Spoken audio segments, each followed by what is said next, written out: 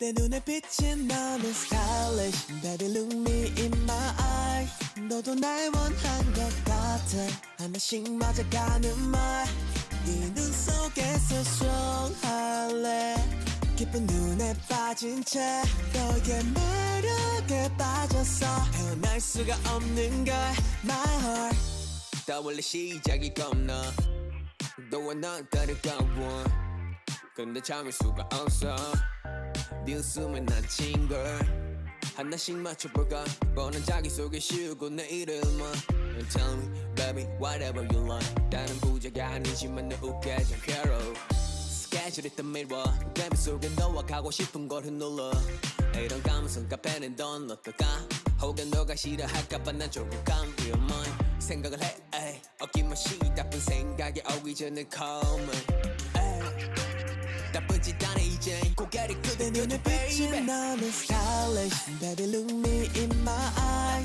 너도 날 원한 것 같아 하나씩 맞아가는 말 이 눈 속에서 strong할래 깊은 눈에 빠진 채 너의 매력에 빠졌어 헤어날 수가 없는 걸 My heart 떠나보자고 이번 주 weekend 너와 있으면 내 하루는 비대 친구들이 말해 너 요즘 왜 이래 바보같이 웃으면서 다닌대 단순해 너란 애한테 빠져버린 나인 걸 어쩔 수 없으니 너를 위해 바치게 네가 가진 모든 것 내 시간생 선물까지 내 눈에 비친 너는 stylish Baby look me in my eye 너도 날 원한 것 같아 하나씩 맞아가는 말 이 눈 속에서 strong할래 깊은 눈에 빠진 채 너의 매력에 빠졌어 헤어날 수가 없는 걸 My heart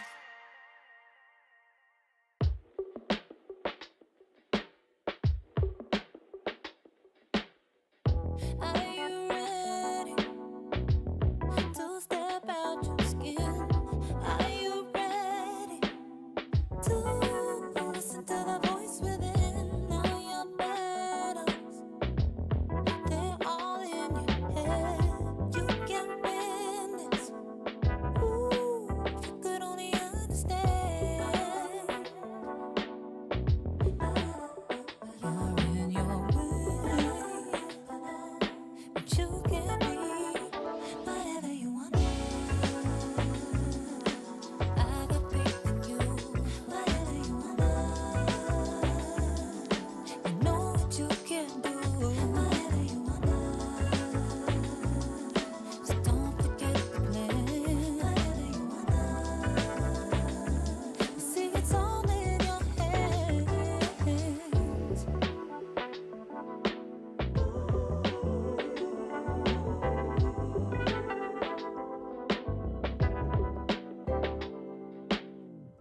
Are you ready to believe in yourself?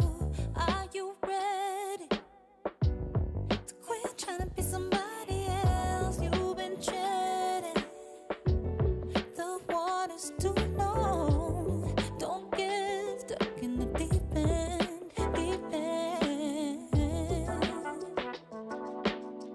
Get out your way, 'cause you can be whatever you want. 'Cause I got faith in you, whatever you want. You know what you can do, whatever you want. So don't forget the plan, whatever you want. See, it's all in your hands.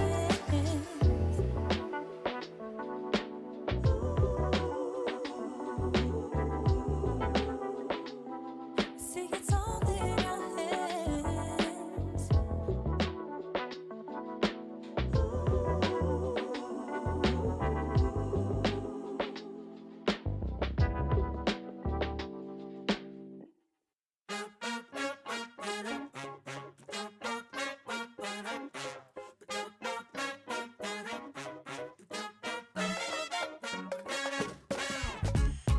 I forgot what it feels like to stop and just do nothing. Like I was waiting for a reason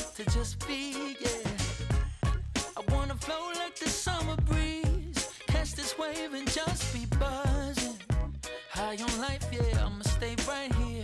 Oh, cause I've been going too hard, always take it too far. Really need to slow down and breathe. Been ignoring the signs, sucked back into the grind till a little birdie flew by and said, relax. Don't worry about it. Don't stress about it. Don't let it get you down. No, no. Oh, oh, relax. Stop running round it. Take a second, slow down, yeah. You will see it's all good in the hood. Oh, oh, oh, oh, oh, oh, oh, oh, oh, oh, oh.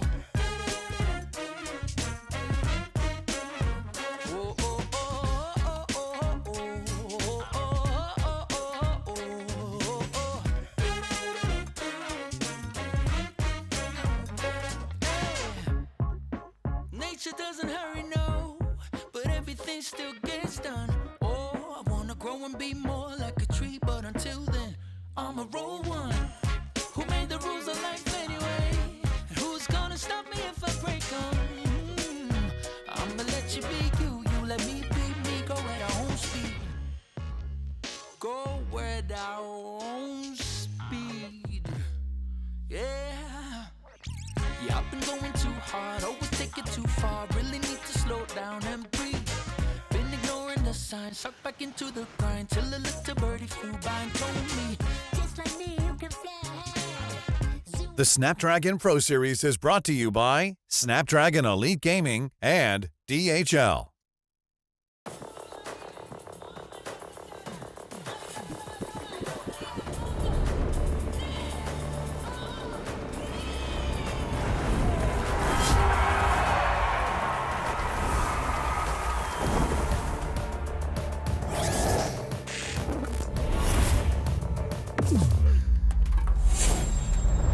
Let the weak melt away. Killing spree. Call Duty, taking the kill back. Prime time, baby.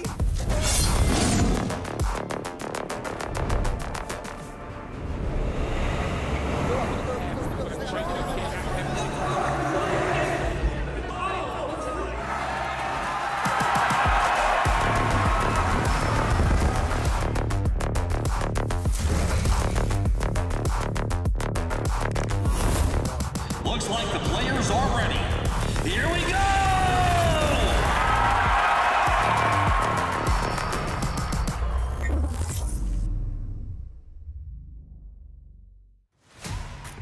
They say certain people deserve a second chance, and sometimes the second chance is all some of these teams need. Welcome, ladies and gentlemen, to the Snapdragon Pro Series Mobile Legends Bang Bang Challenge Season 6. We are on our final day of the challenge season GSL format, and today is the last chance qualifiers where 4 teams vie for 2 slots into the challenge finals to join the 10 titans that have already locked in their spots. My name is Husky alongside Fasha Bunny to kick off 5 amazing best of 3s today. We'll take over the first 3 before we hand it over to our colleagues later on, but either way, we will get to see some pretty interesting matches coming up.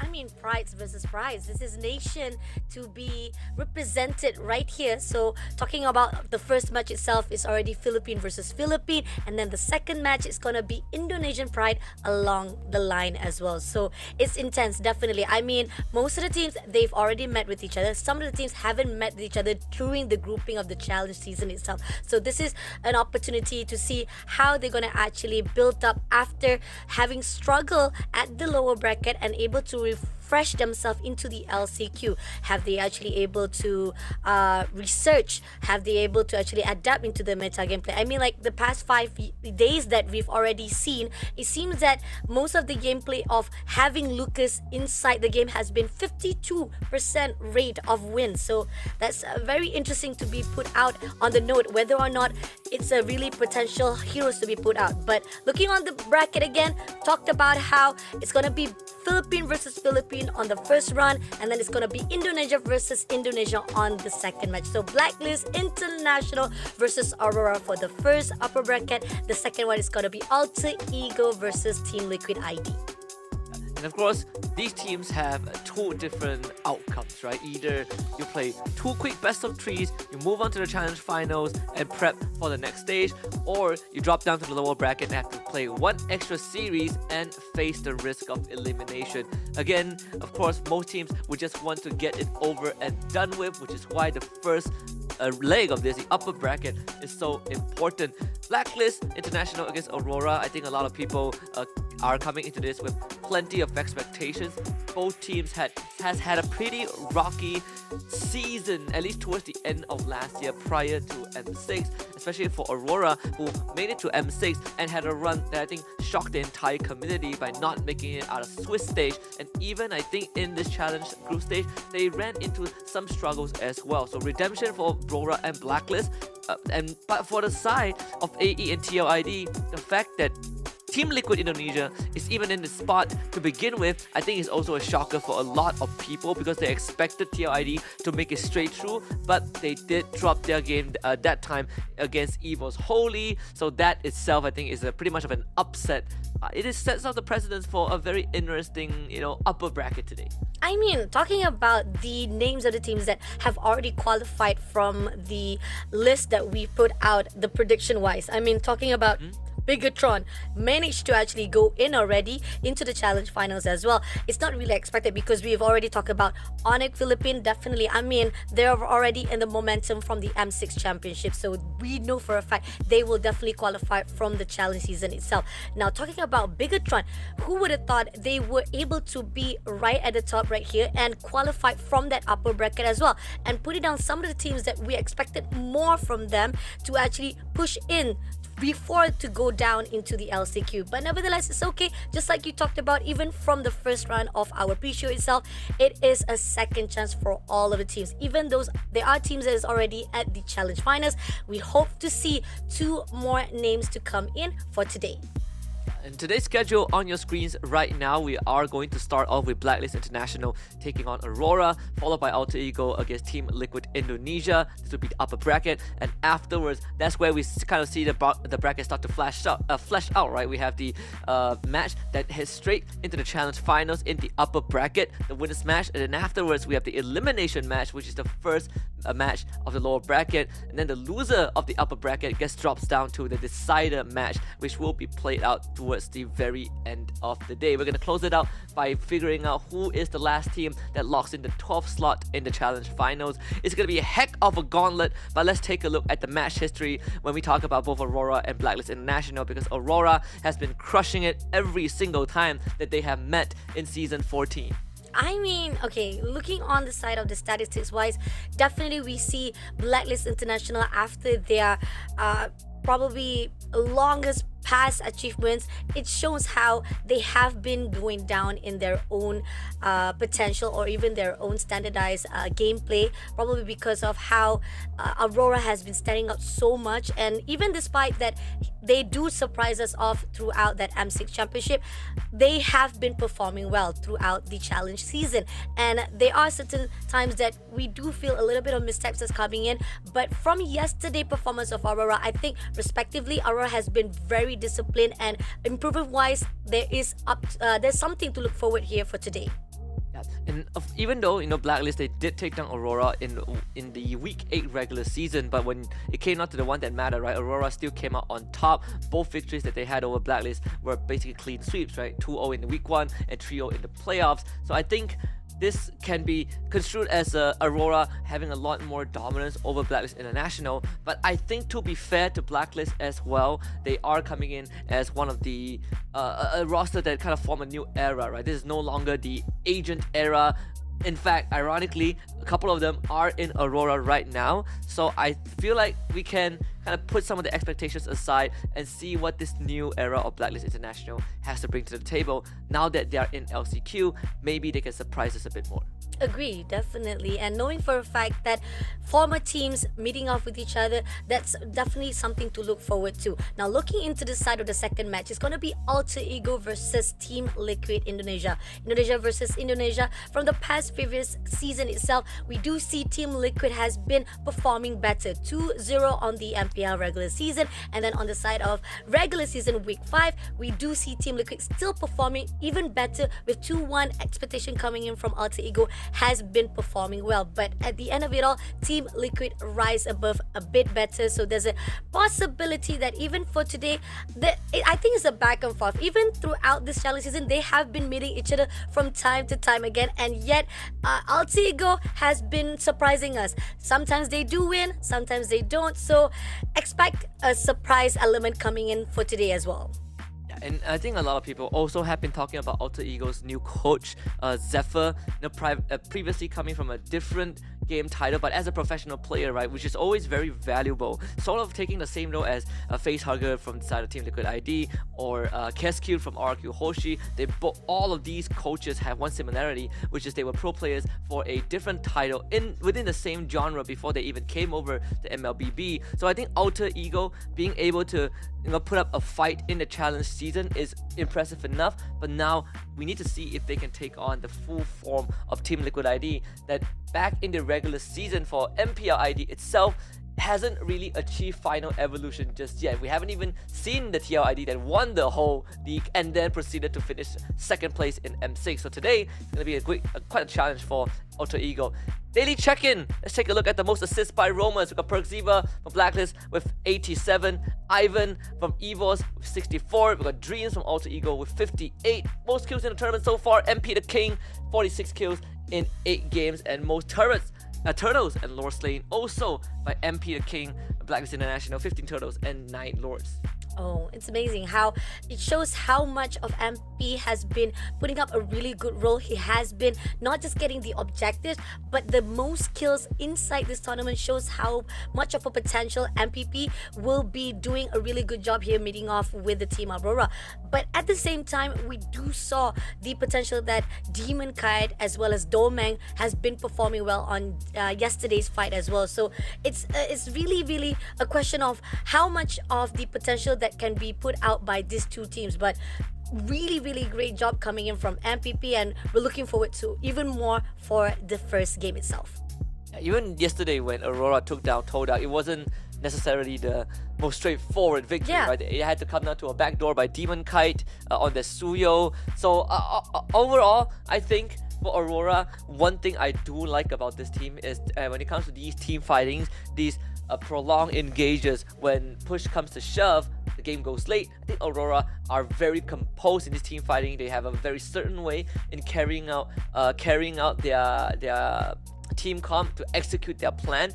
Something that it takes a lot of time for other teams to kind of catch up and get it right. But Aurora always seems to be able to manage themselves and make individual decisions consciously to help the teams in these high stakes moments. So today against Blacklist, the stakes, they don't get any higher than this.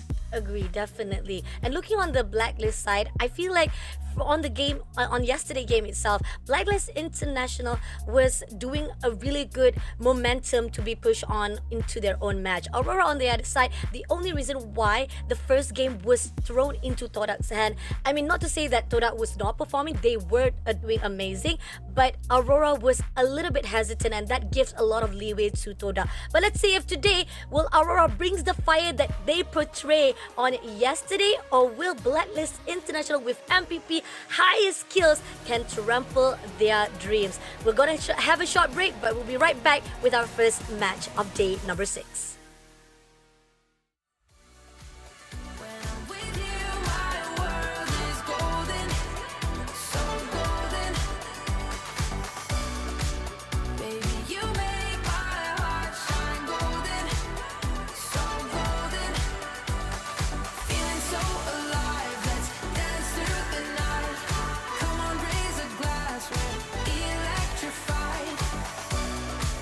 When I'm with you, my world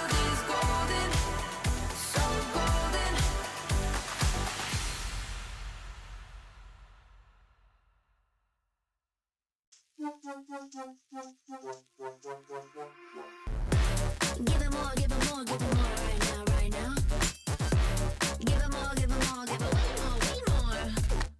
Yeah, we give it all that we got. Measuring what's in our pockets, then we give it a lot. Cause we've been hustling for years, now we up at the top. And no, it's still not enough, so we ain't gonna stop. Cause that's full throttle, zoom, zoom, hop, skip, jump. Gotta eat it up, but the goal is lunch. I'm the big goose, so I never duck, duck. Just keep our head up and yeah, we going up, up, but don't call it good luck, luck.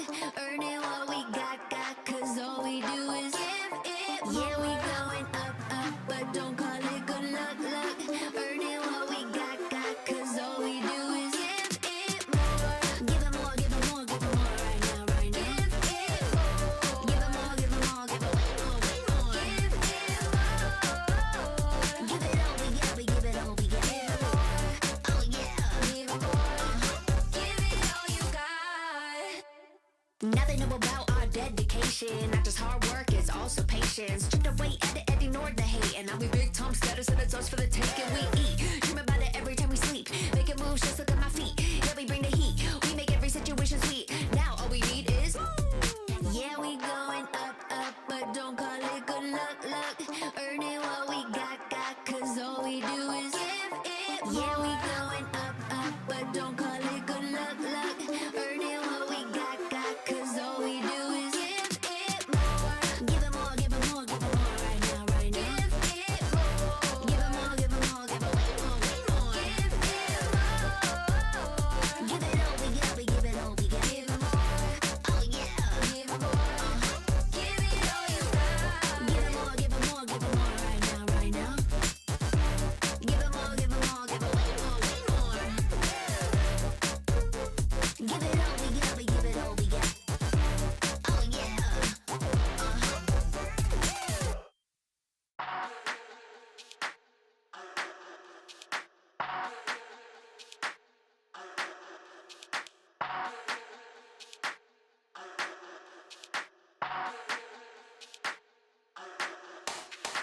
Let's get wave, let's get lit, let's get high, let's come have it.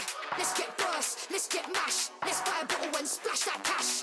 Guess what? It's time for action. You're feeling fine, main attraction. Pure vibes, not satisfaction. Feel the baseline, chemical reaction.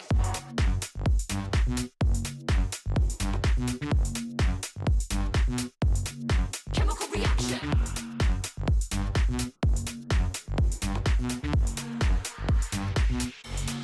Chemical reaction.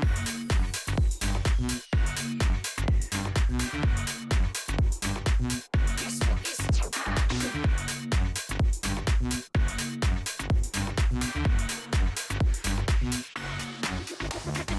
come, let's have it. Bad boy rhythm. Come, let's have it. Bad girl style. Okay, all eyes on you. Come, let's have it. It's time to get wild. Come, let's have it. Bad boy rhythm. Come, let's have it. Bad girl style. Okay, all eyes on you. Come, let's have it. It's time to get wild.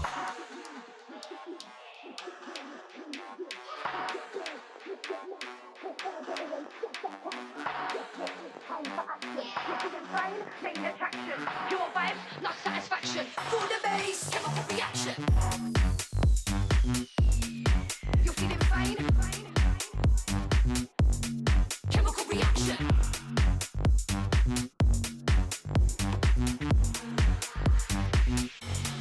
Chemical reaction.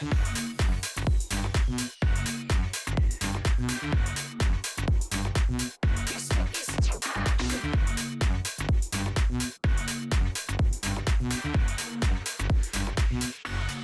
chemical reaction.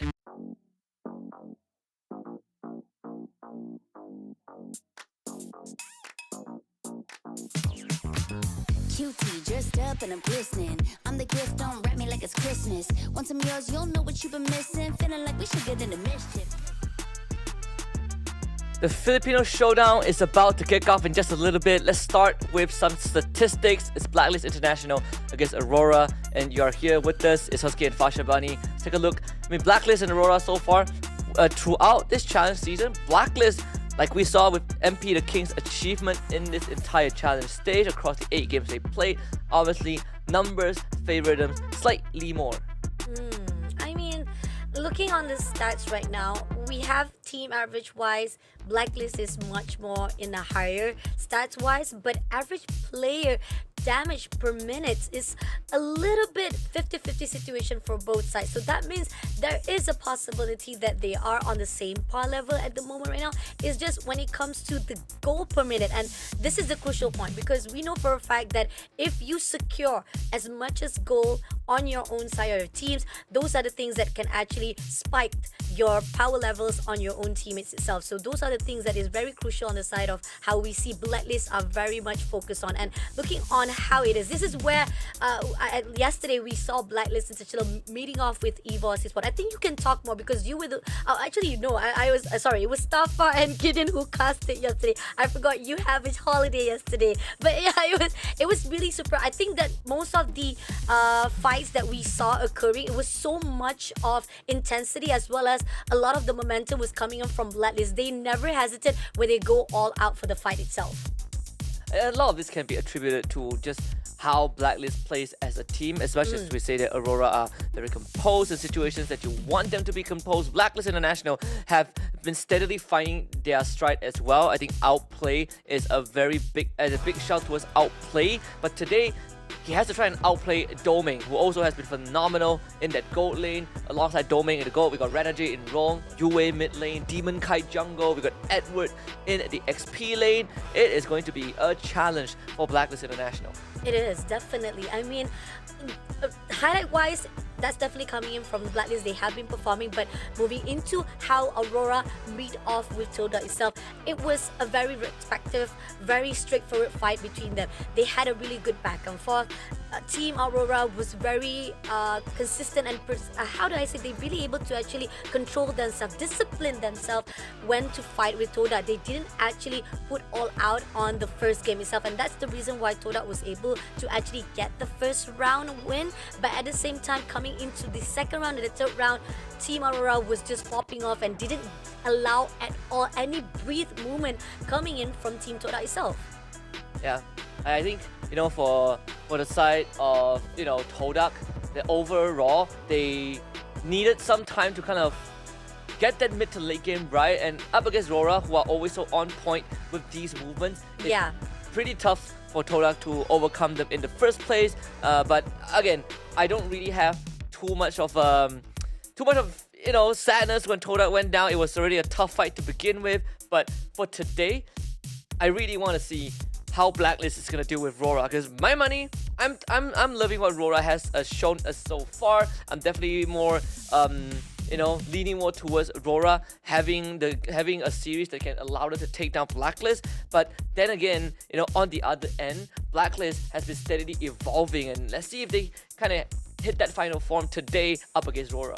Agree, definitely. Again, we're talking about the former teams made up again into this SPS challenge season, and they've already known each other. They've already built up or probably have adapt to each other's gameplay, and they know what they are going to actually face or look forward to. And those are the things that is very crucial on what Blacklist as well as Aurora will actually set up a poll to fight off with them.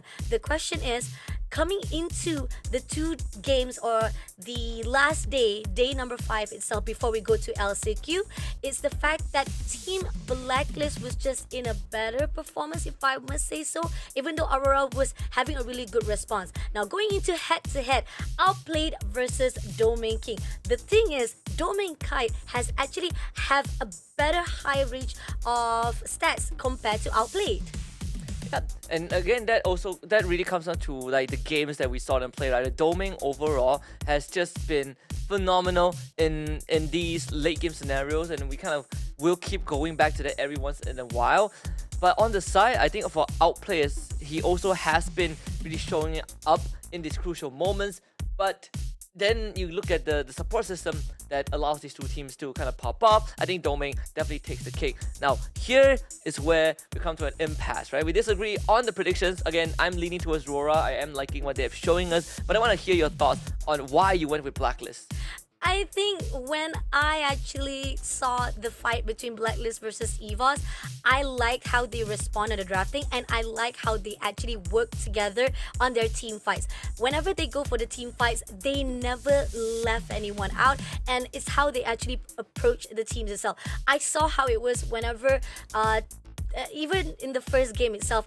Again, I talked about how Aurora was able to adapt Toda, and they were able to bully D. And on the second match itself, they were looking for each target who they can actually outsmart and outstand, and making sure that they will not be able to power up. So I think on a Blacklist wise, when it comes to a gameplay or team fight, they have a better chance. Aurora wise, they like to play with a little bit of risk. They want to see what the opponent is about to do, and then they will respond. Sometimes if you respond too late, it might be a little bit too risky and it might backfire. But I don't know, it's still a 50-50. This is just an opinion. It doesn't mean that it's gonna happen the way how we thought. So let's take a look on the drafting wise here. It's a simple, definitely how do I say, a standardized or a very straightforward ban. Fanny has been banned for a lot of times already. Matilda and Granger been taken out. You've seen how pretty much I think a couple of games yesterday where Matilda was not banned out. It wasn't really necessary, despite they picked up Matilda very early on. They actually prioritized it, yet it wasn't really as powerful or impactful in the gameplay. But Granger wise, it is very necessary. Now going into Aurora wise, they banned out Joy, Loyi, as well as Phobius. Those are the crucial picks that also can actually very gives a lot of effects in the gameplay. So a lot of respect coming in from the ban itself. This is going to be a Harif opening for Blacklist, and I know so far what we've been noticing is teams are starting to kind of switch up how they approach the draft, right? Like, Yeah. we've seen teams starting to gravitate away from the Suyo first pick. Not to say the Suyo first pick isn't good anymore, but they are now alternatives to do with that. And I'm liking kind of the approach to that regard. I think personally, you know, having this Joy, it has been one of Outplay's more proficient heroes, but we also need to talk about how Zusin was led through alongside Suyo, so you got power picks from Rora, and then Haji being able to get that real manipulation, and the Z means that Blacklist International have a pretty solid kind of pretty solid way to create a zone where they have insane magic damage, and also they can keep Aurora away. So if you're Aurora right now, you'll probably be looking for a hero that can start a fight, backline diver. I'm looking at something like a Gatot, I'm looking at something like a Kali, or even a Tigreal that Renajay has been very proficient on, and Blacklist takes initiative, takes the Lucas out. Ooh, okay.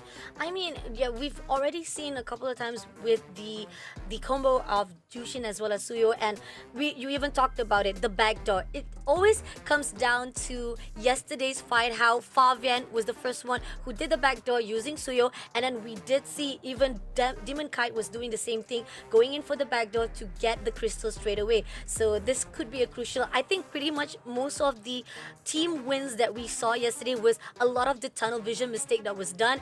Those are the crucial things that has to be aware, and I think hopefully for the side of Blacklist International as well as Aura, they will be having a better map awareness. But now Cho coming along as the pick. You talked about Tigreal, anyone for the backline. Cho is also one of the good heroes to be actually able to pick up with the Ways of Dragon as well. Yeah, I agree. I think this Cho is also one of the Renajay special. No problem with that. You know, he's been very comfortable overall when it comes to using a hero to kind of find these initial picks, right? I mean, Renajay, he has shown so many moments where you give him a Cho, he's gonna find those openings. Obviously, it's also to try and catch out people like the Harif, who there's a high chance that Outplay is gonna run the Purify anyways. I personally do feel like this Cho isn't necessarily the most important pick for Aurora. I feel like they have other options, but we'll see, right? Maybe the second phase is going to give us a better answer, because it can still be a flex pick that Edward can use. Edward himself also uses the Edith a lot. We're going into the jungle ban right now. Aurora trying to clamp down on that jungle pool, so no Hayabusa or Blacklist, and Blacklist taking out the Hilda because they want to make sure that Aurora doesn't get to amp out the pressure now that they already have a Cho. Yeah, this is a respect coming in from the side of Blacklist. I think the fact that Cho, and you talked about how Cho in the hands of Renegade is actually very good performance coming in. Now, Khalid also has been banned out by Aurora. And looking on the side of Blacklist International, I feel like most of their burst damage is actually really good, but they still need something to actually hold their sturdiness, their front line, so that they will not be trampled by Aurora very quickly. So those are the things that are crucial they need to be aware of. Look at the CC also banned out by the side of Blacklist, which means might be looking for a XP laner that generally just wants to, that doesn't get to fight the CC. Like most XP laners right now, you're gonna suffer against CC anyways. It could be a Gatot, it could be a Hylos as well. Actually no, what I'm talking about, you already have the Lucas. Hylos is still up though if they want to go into the roam role. I think for Blacklist, we also have to remember that Perk Ziva has the highest assist in the entire challenge stage. Hylos taken away by Aurora, still an open flex pick, and that means that we could see that Tigreal going over to the side of Blacklist. Oh, okay, interesting. I mean, Tigreal can be a good choice to be picked out here from Blacklist International, and I like how the fact that Aurora taking off a lot of the Cool's choice coming in. But wow! Whoa, is this an Angela? No. It's okay. It's a Gatot. I was thinking of, are they gonna go for the classic, Angela, and then you Angela. Oh yeah, Angela Ling, yeah. But the Gatot, yeah, we talk about the Gatot anyways. I do like this approach of Blacklist. Although you are looking at Gatot as the sole initiator for the team. I know LaFell did mention that Lucas can sort of be one as well, but Gatot is still the one that has more of the crowd control. Yeah. Only problem is you need to be able to land that AOG, and you do have ways to help. You help the Gatot set it up with the real manipulation. We talk about how Blacklist International have the tools to create a vacuum, to create a pocket that they excel in. Look at this entire draft, right? RWM, AOG, Tempest of Blaze, perfect for that environment, for them to kind of pop off once they get Aurora in this choco, in this tight zone.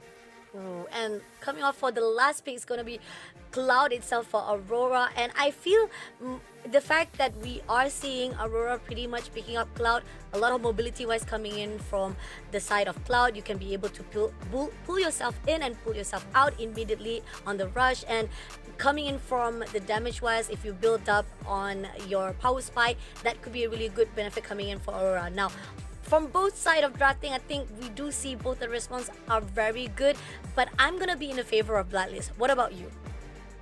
Looking at the draft, I do feel like for Blacklist draft is very straightforward. Again, if we fight in a choke in a tight zone, Blacklist does have all the tools to kind of set up the conditions for victory. Although Aurora's draft also has a pretty, a flexible approach.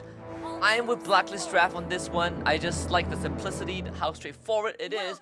But you can't, ignore what Aurora has, right? Late game potential with the Claude is always going to be there.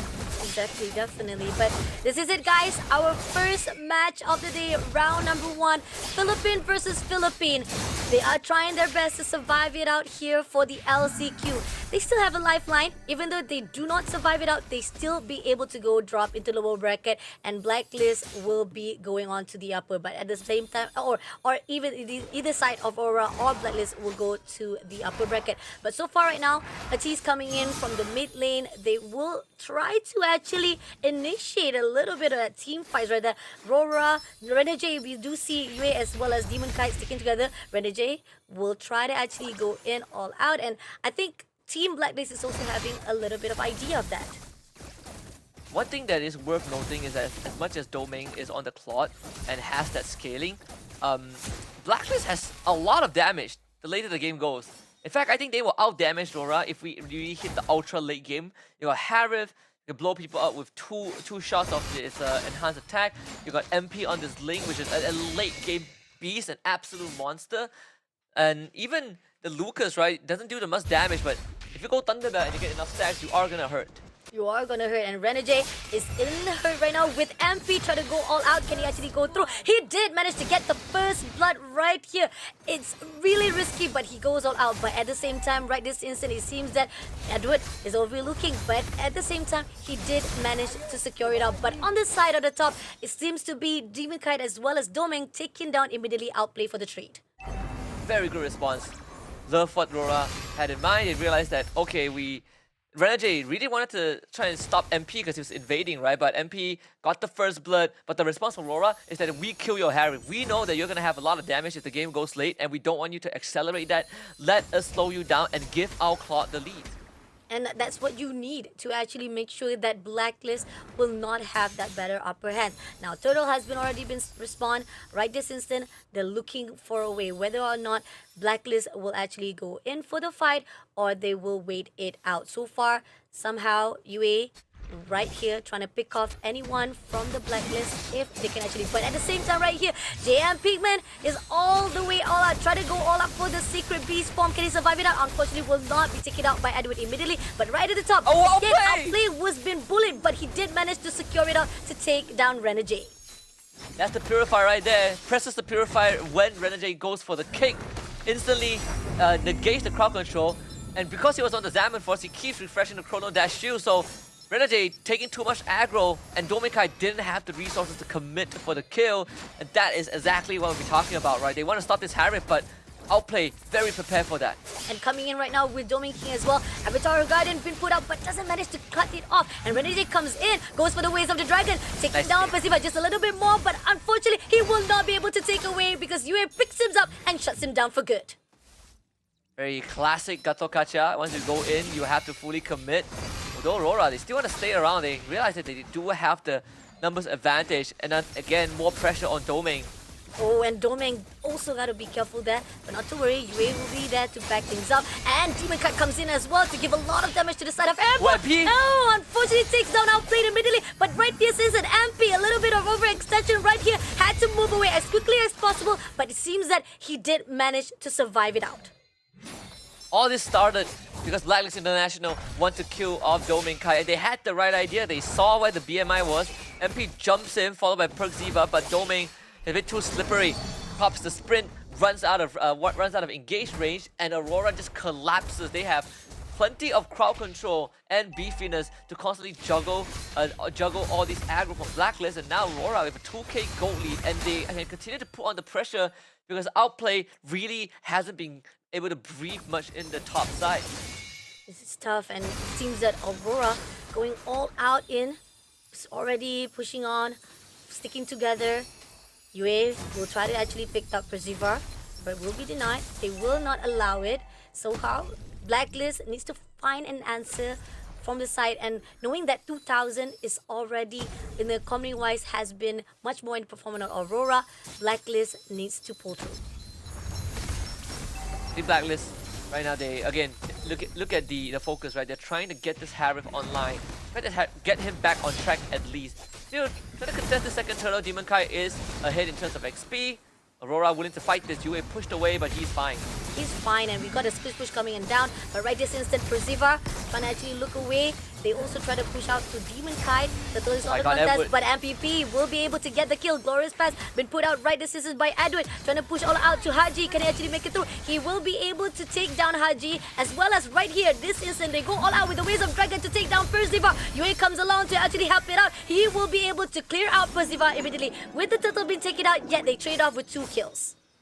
Yeah, they lose the turtle, but they win the fight. They get 3 kills. Edward single-handedly zone away 4 people of Blacklist International. He just stood on top of Haji, and there's nothing that this Yeeve can do. Edward, too durable to die, and does too much damage for Haji to handle. Runs him down instantly, and unfortunately Haji even used the flicker and ends up face planting into a wall. And while that was happening, he had a split push going on. Domain taking down the bottom tier 1, so Aurora extends that goal advantage by another 2,000. This is where we start to see the power of his Dusin. Glorious Pass been put out right this instant. Oh, Ways of the Dragon picking up Percival immediately as well. Zamapo has been put out right this instant. They want to go all out to Edward, but doesn't manage to do so. And at this one, Domain Kai goes all out to shut down with Demon, also taking down JMP. Man, a lot of the overextension been done by Team Blacklist, been punished right away by Aurora. What a dupe from Doming, expecting MP to look for him and just backtracks through the bush, so MP ends up missing out on the kill. Doming knew he, again, successfully outplayed this link. Mid-tier 2 go down. We talk about the Gatot, if you're the only one that's going to go for the engage, you have to full commit to the fight. Into a Jusin, into a Cho, you are asking to get displaced and isolated from the rest of the team. And right now, Persada, there really isn't much that he could do. Once he commits with the AOG, you just have to accept your fate that you are going to die. Yue is going to lift you and toss you around like ragdoll. If Renegade kicks you, you are straight up gone. And Domain, he is just fast forwarding his power spike.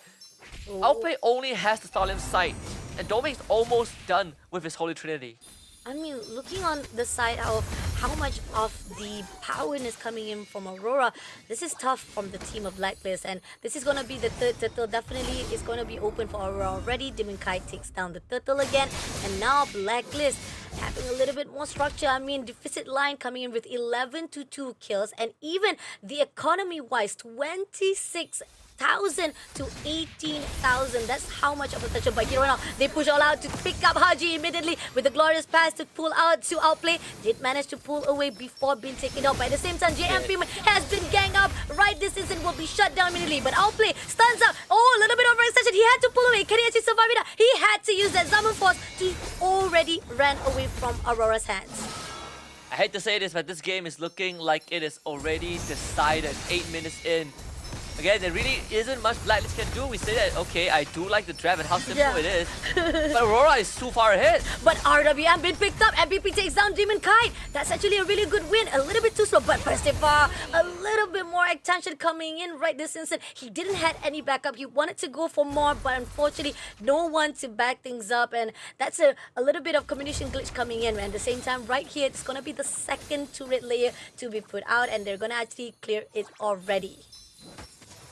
So all things considered, that's a 1k goal swing, right? A massive shutdown. Actually, almost a 2,000 goal swing.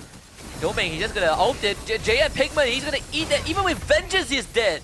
Oh, Spring and MPP takes down Demon Kai as well as Domain. That's double kill going down, but at the same time, Yue takes down MP. And now coming in for a fight with Renegade. Can they actually pick it through? They wanna actually try to finish it up. Yue picks up Persada, but they did not commit. So it's still just pretty much a trade of 2-2-2, but still in the lead for Aurora.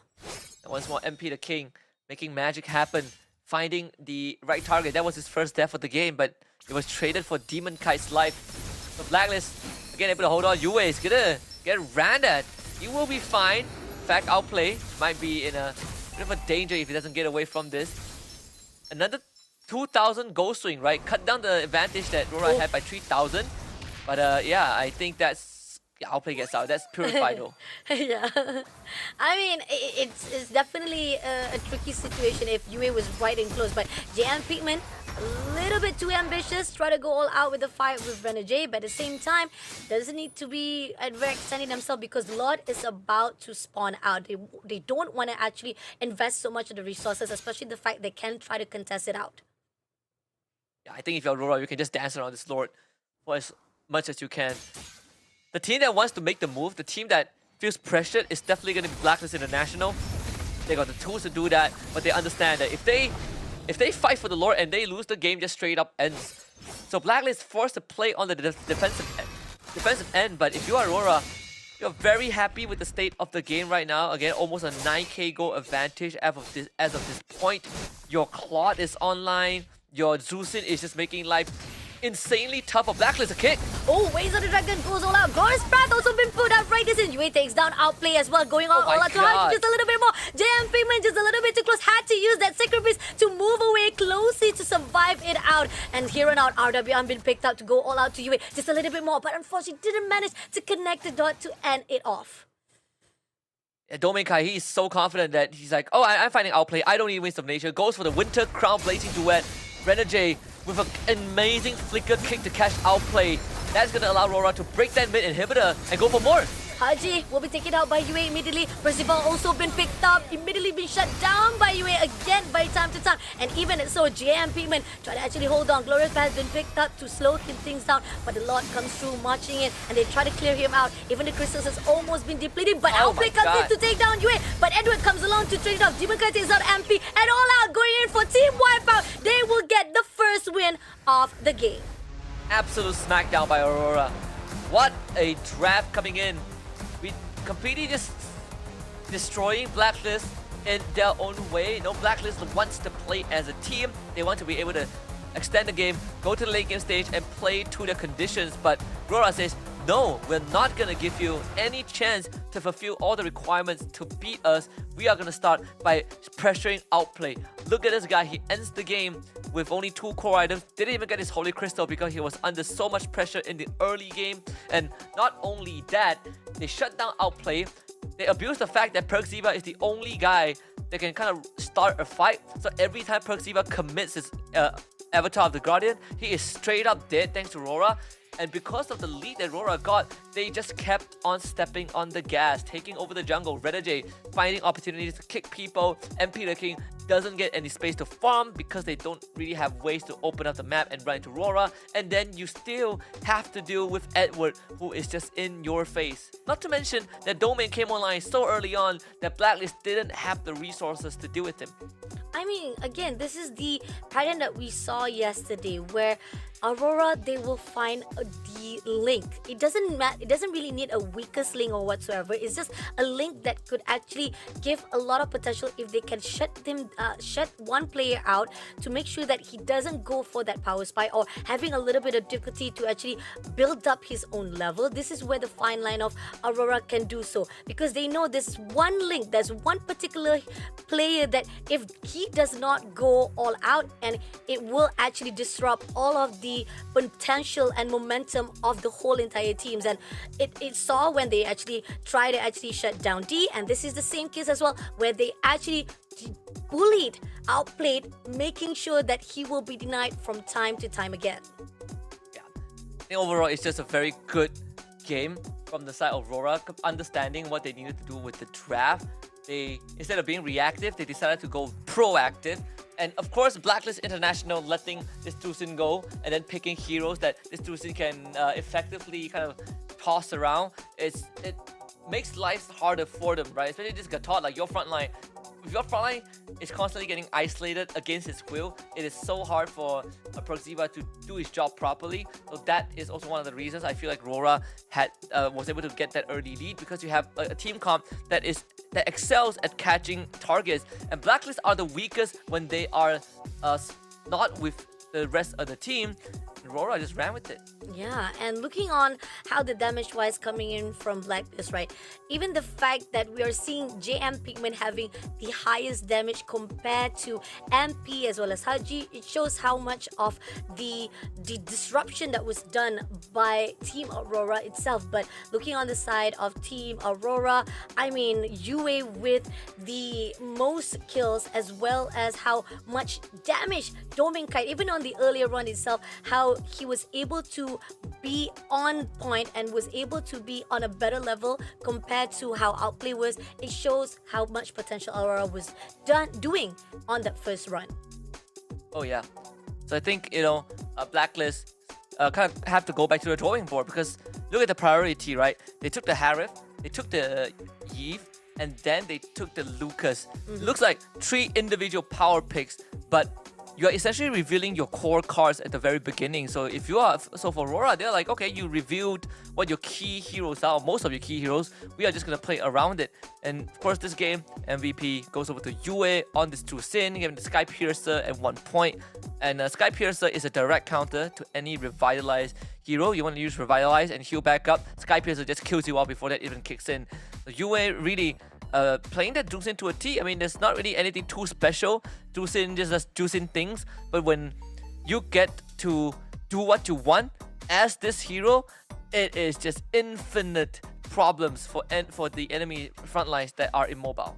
And the fact that I think it was a couple of times, I think more than 3 times, that every time Persada tried to drop the AOTG, it didn't connect. It didn't actually be able to pick up what is needed, and he was punished because of that. If he actually wasn't able to actually connect what is necessary, that's when Renegade comes along with the Waves of Dragon. We got Edward with the Glorious Bat slowing you down, and Yue just coming along with the picks-ups as well, denying any movement. It was just really perfection of how Aurora did it for this first round.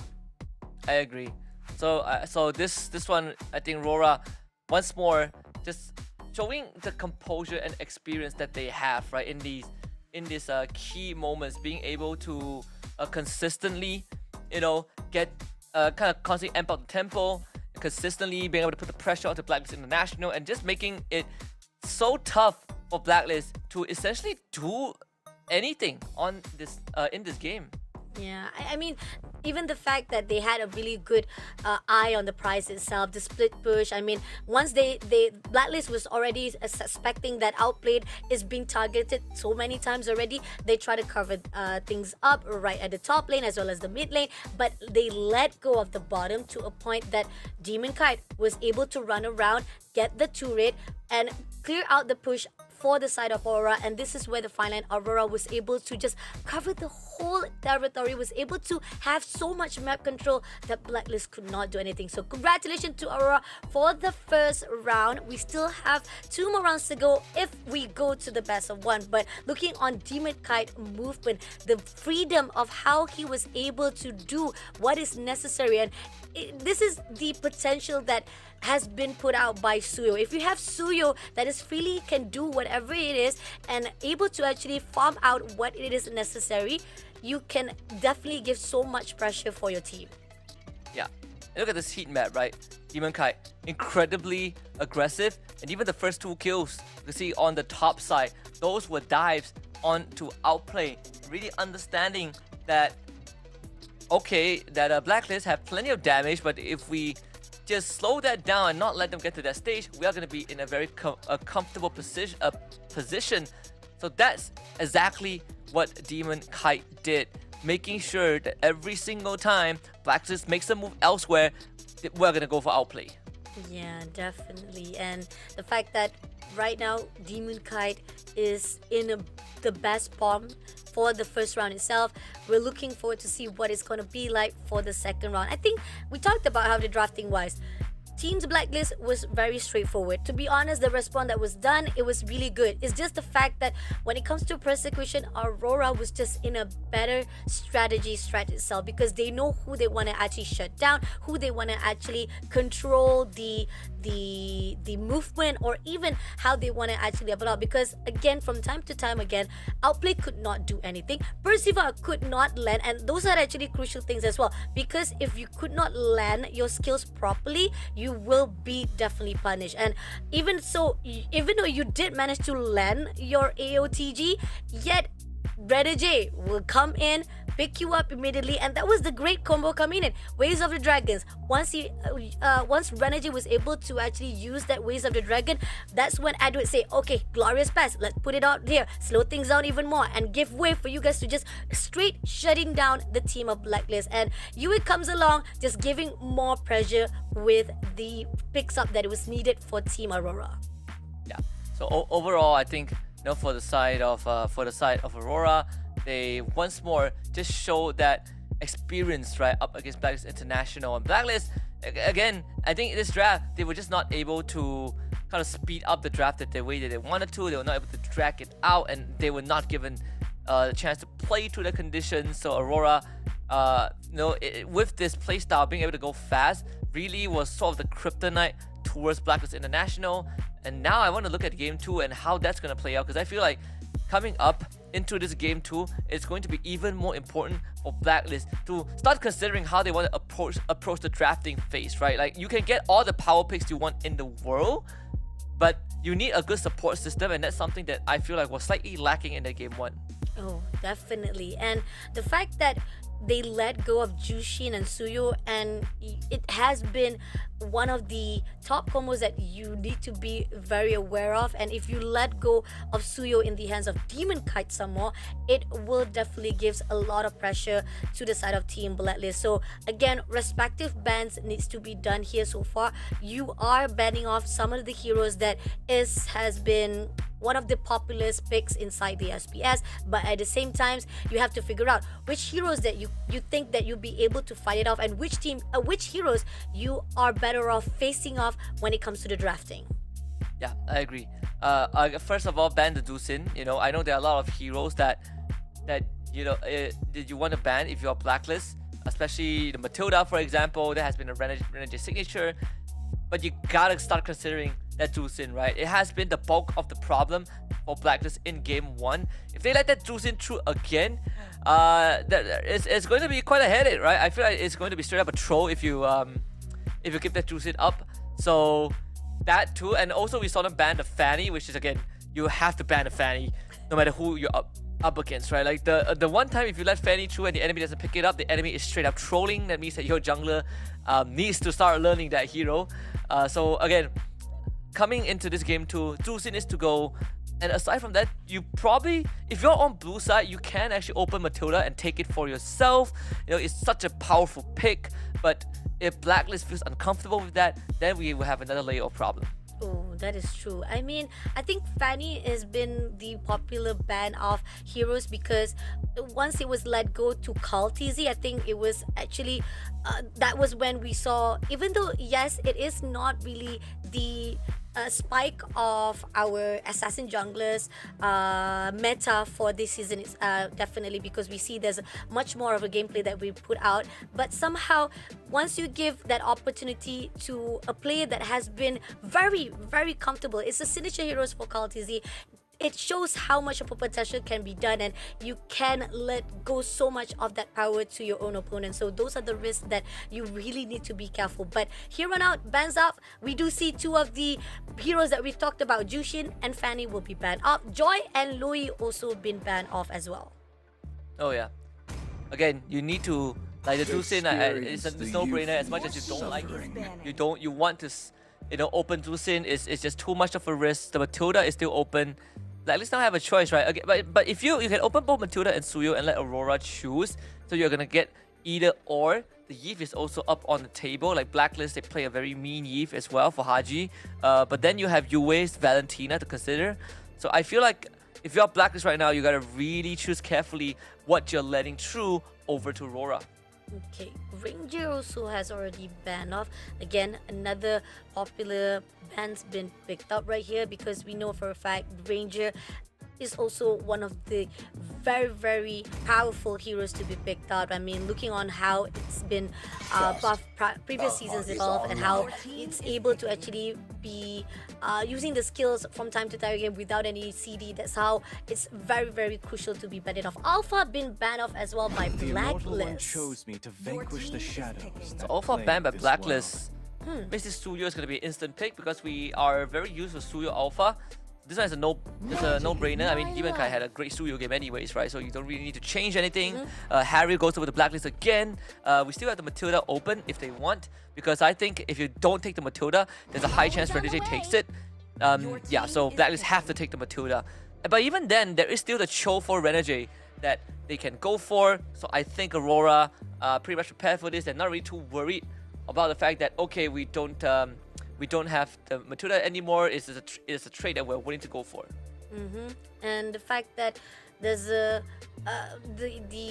prioritize coming in from Aurora, are they going to actually show off a little bit of their cards at the moment right now? Because crucial wise, yes, they still have what it takes to actually respond, because seeing how Blacklist International, they've already picking up Matilda as well as Harriet, are you going to actually allow them to actually go with Hylos as well? So Aurora, know for a fact that are they going to actually pick up again Hylos as well for themselves, because you don't want to actually, there's nothing to fix if there's nothing to be broken off. But so far right now, we do see Phoveus has been given the leeway to be open up as well as Khalid. So Aurora picking up those two heroes. And Renegade straight up revealing that he's going to go for the Khalid. Khalid roam, you got the phobias as well. You want to dash around, well, deal with my phobias, right? Like the phobias is going to constantly be a pain in the butt for any of these heroes that wants mobility. And even then, if you pick a Lucas, phobias are going to be happy. So Blacklist, they're going to switch it up a little bit, go for the Hilda, the Matilda, as I like to call it. Plenty of mobility, a lot of pressure for you to kind of apply along the map. But Aurora, they do have the Khalid to match up with that. Okay, so far mobility-wise, Blacklist has it. Even Aurora also has a good mobility-wise for their own response. The question is, Blacklist, they have Hilda for the front line, also as the initiator, so that they can actually do some of the front lines and gatekeep, or even try to hold off the turf for themselves. The question is, how much of more potential that Blacklist want to put out right this instant? Betting off wise, right here we got Sicilian been banned off by Blacklist International. See, so the Sicilian ban out, you want to prevent any more, late game potential, but also like great pokes that can threaten Blacklist draft. Yi banned up Aurora as well. I do like this approach. The Vexana by Blacklist, very straightforward. I'm looking at Blacklist, the fact that, okay, never mind, they have a Hilda, Matilda, so they can't go for any XP or roam pick anymore. So the mid lane is going to be the focus. Valentina still up on the board. We might go down to something like a Faramis at one point. The Aurora is still available for both teams. I feel like if you're Blacklist, you might be considering the Aurora. Aurora, Faramis, even we see Farsa is also one of the popular picks as well, right here for the SPS. I mean, on the side of Farsa, you do have a lot of damage, but mobility-wise, you can also back off with the Wing by Wings. The question is if it's going to be enough though. But Bane been banned off by Aurora. Now that's an interesting choice. At least they have not picked their jungler yet. So this is very understandable from the side of Aurora. Now that there's no Suyo, no Joy, no Fanny. So the Hayabusa is probably the one left on the field.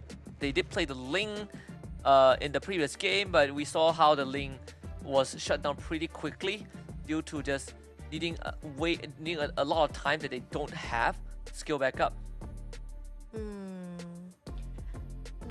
There is possibility that if they are confident they can do it again, they still can be able to pick it up. But again, Hayabusa is actually a really good choice as well, because again, I keep on saying, but no. Wow, they go for the Barat. Wow. We haven't seen this for a while. We have not. The fact that now, this is interesting. So you go for Barats, and this is essentially Blacklist saying that, okay, game one, you went pretty hard on us, you went pretty hard and fast. We now can do the same, right? Barats Matilda is sort of a classic as well. His biggest weakness is that he's just very slow and bulky. But when you have the Matilda, it solves any transportation issues. You are just constantly being able to use the guiding wind to traverse around the map as conveniently as possible. The Claude it becomes a choice again for Aurora. Hard to catch, even if you're Blacklist International. Good scaling, and the Veil as the final answer for Aurora. Yue, I do like this approach. If Blacklist wants to fight together, they want to run in your face. The wind blow basically kind of denies that, right? Easy crowd control, and Blacklist doubles, triples down with the Alice. Wow. Okay, again, we are seeing Blacklist wise, they are looking forward to more of the mobility. They are really looking forward to how they be able to actually stack up, how they can actually move from one place to another within their own reach. And I like the fact that they are most probably it's not really the orthodox way of you facing off, but it is a surprise element. But let's see, Aurora versus Team Blacklist International. Which drafting do you actually favor right now? You know what? I like Aurora's draft, but I also, when we first saw Blacklist play at the start of the challenge stage, when she got to talk to Coach Bonchan, about his approach to drafting, and this Hilda mid is something that only he has shown so far in this challenge season. I like Aurora's draft, but I think Blacklist, they're onto something, right? This Alice jungle also. So Blacklist, they not only can go fast, but they have so much sustain. Matilda Alice, Barat, Hilda, Harith. I think they are gonna be looking to overwhelm Rora before Rora gets their core items. But once we hit that late game stage where Rora is farmed up, then the script completely flips. Because then Domain can just shred through everyone. But before that, Blacklist are just so durable.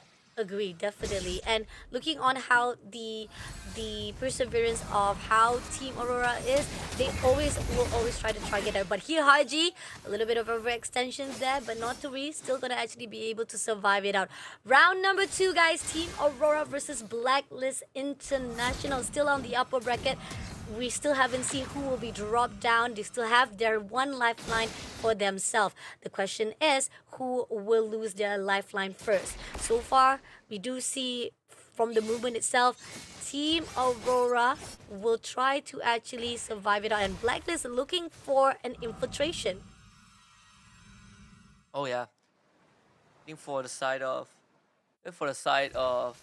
Blacklist, as much as they have that idea, wonder if they can pull it off, right? Because you do have someone like a Suyo Khalid who has incredible base damage.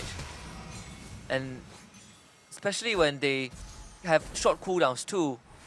So not to mention, and Renegade, he's just putting so much pressure. He's gonna die here. Oh, too much commitment coming in. I mean, like, I know you wanted Haji very badly, and it's going to be a first blood coming in for Team Blacklist. Overextension, but not too much of the bear coming in from Team Aurora. And on the other note, right here, it seems that they will try to actually have it off right at the turtle spawn. Blacklist taking control now. Renegade shows up because he died. He's not going to have level 4, but he has damage. Oh my god, MP! Oh, Renegade comes in, but still, MP managed to survive it out, managed to move away as quickly as possible. But Percival, oh, a little bit too close, but Haji did manage to be able to help it out and able to take down, but he's also been traded off by the side of Team Aurora. But comes along, Edward takes down Percival with a double kill, and at this moment they go for the MP. Right, this isn't 2 more plays to go. MP had to pull away straight away for the flickers and JMP, but they still want to go all out. MP just a little bit more, but Haji comes along to finish it off, takes down Edward at the same time. Yeah, and Haji's gonna keep on going. Renegade back to life again. Saves Demon Kite. Alongside Yue. I mean, JM did so much work in that fight. Renegade still recommits, but Demon Kite is under pressure. Oh, Demon Kite will be taken out immediately. At the same time, Renegade is holding off right this instant. It seems that Blacklist, they want to go all out aggression. Can they see they can actually do it? Nope, they're going to actually pull away. They say that let's just focus on Turtle right now. And Renegade is looking for more with Edward. And they actually go all out. They're looking for the opportunity. But Turtle just a little bit more. Can they actually steal it? Nope, MP will be able to get the Turtle. And with the overextension that was done by Edward himself, he will be slain immediately. Yeah, I'm not really sure why Rora kept on going. I felt like at that point you just called it quits. But they definitely gave away a lot more than they should have. So Blacklist International very happy with that development. Getting a decent goal lead. JM, Hickman. Again, we talk about how fast that they can move with this Blacklist grab and how tanky they are. Domeng, he's dead. Oh, Percival takes down Domeng, and Renegade did manage to take down Oakley, but that's gonna be a really trade-off. Haji still overlooking to the side of Renegade. Let's see if Haji will deny it and immediately still stick to his own target. With MP on the side right here, they're going all out. Renegade having a lot of pressure will be shut down by MPP. Now, Domin and Demon is also coming in as well, trying to actually back things up and trade it up. Gonna go all out to stun off Haji, but doesn't get the kill or even the necessity to have that lifeline.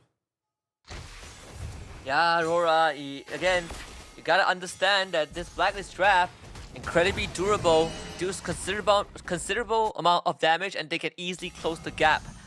And they're just gonna try and keep this snowball going. I think Aurora finally realizes that the predicament they're in, just try to stem the bleeding, but Blacklist they're not stopping.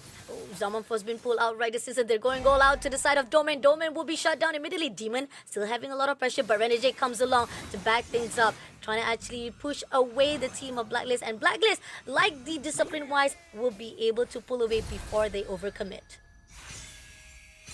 And this is such a good situation for Blacklist right now because Aurora gave them essentially, you know, what they wanted.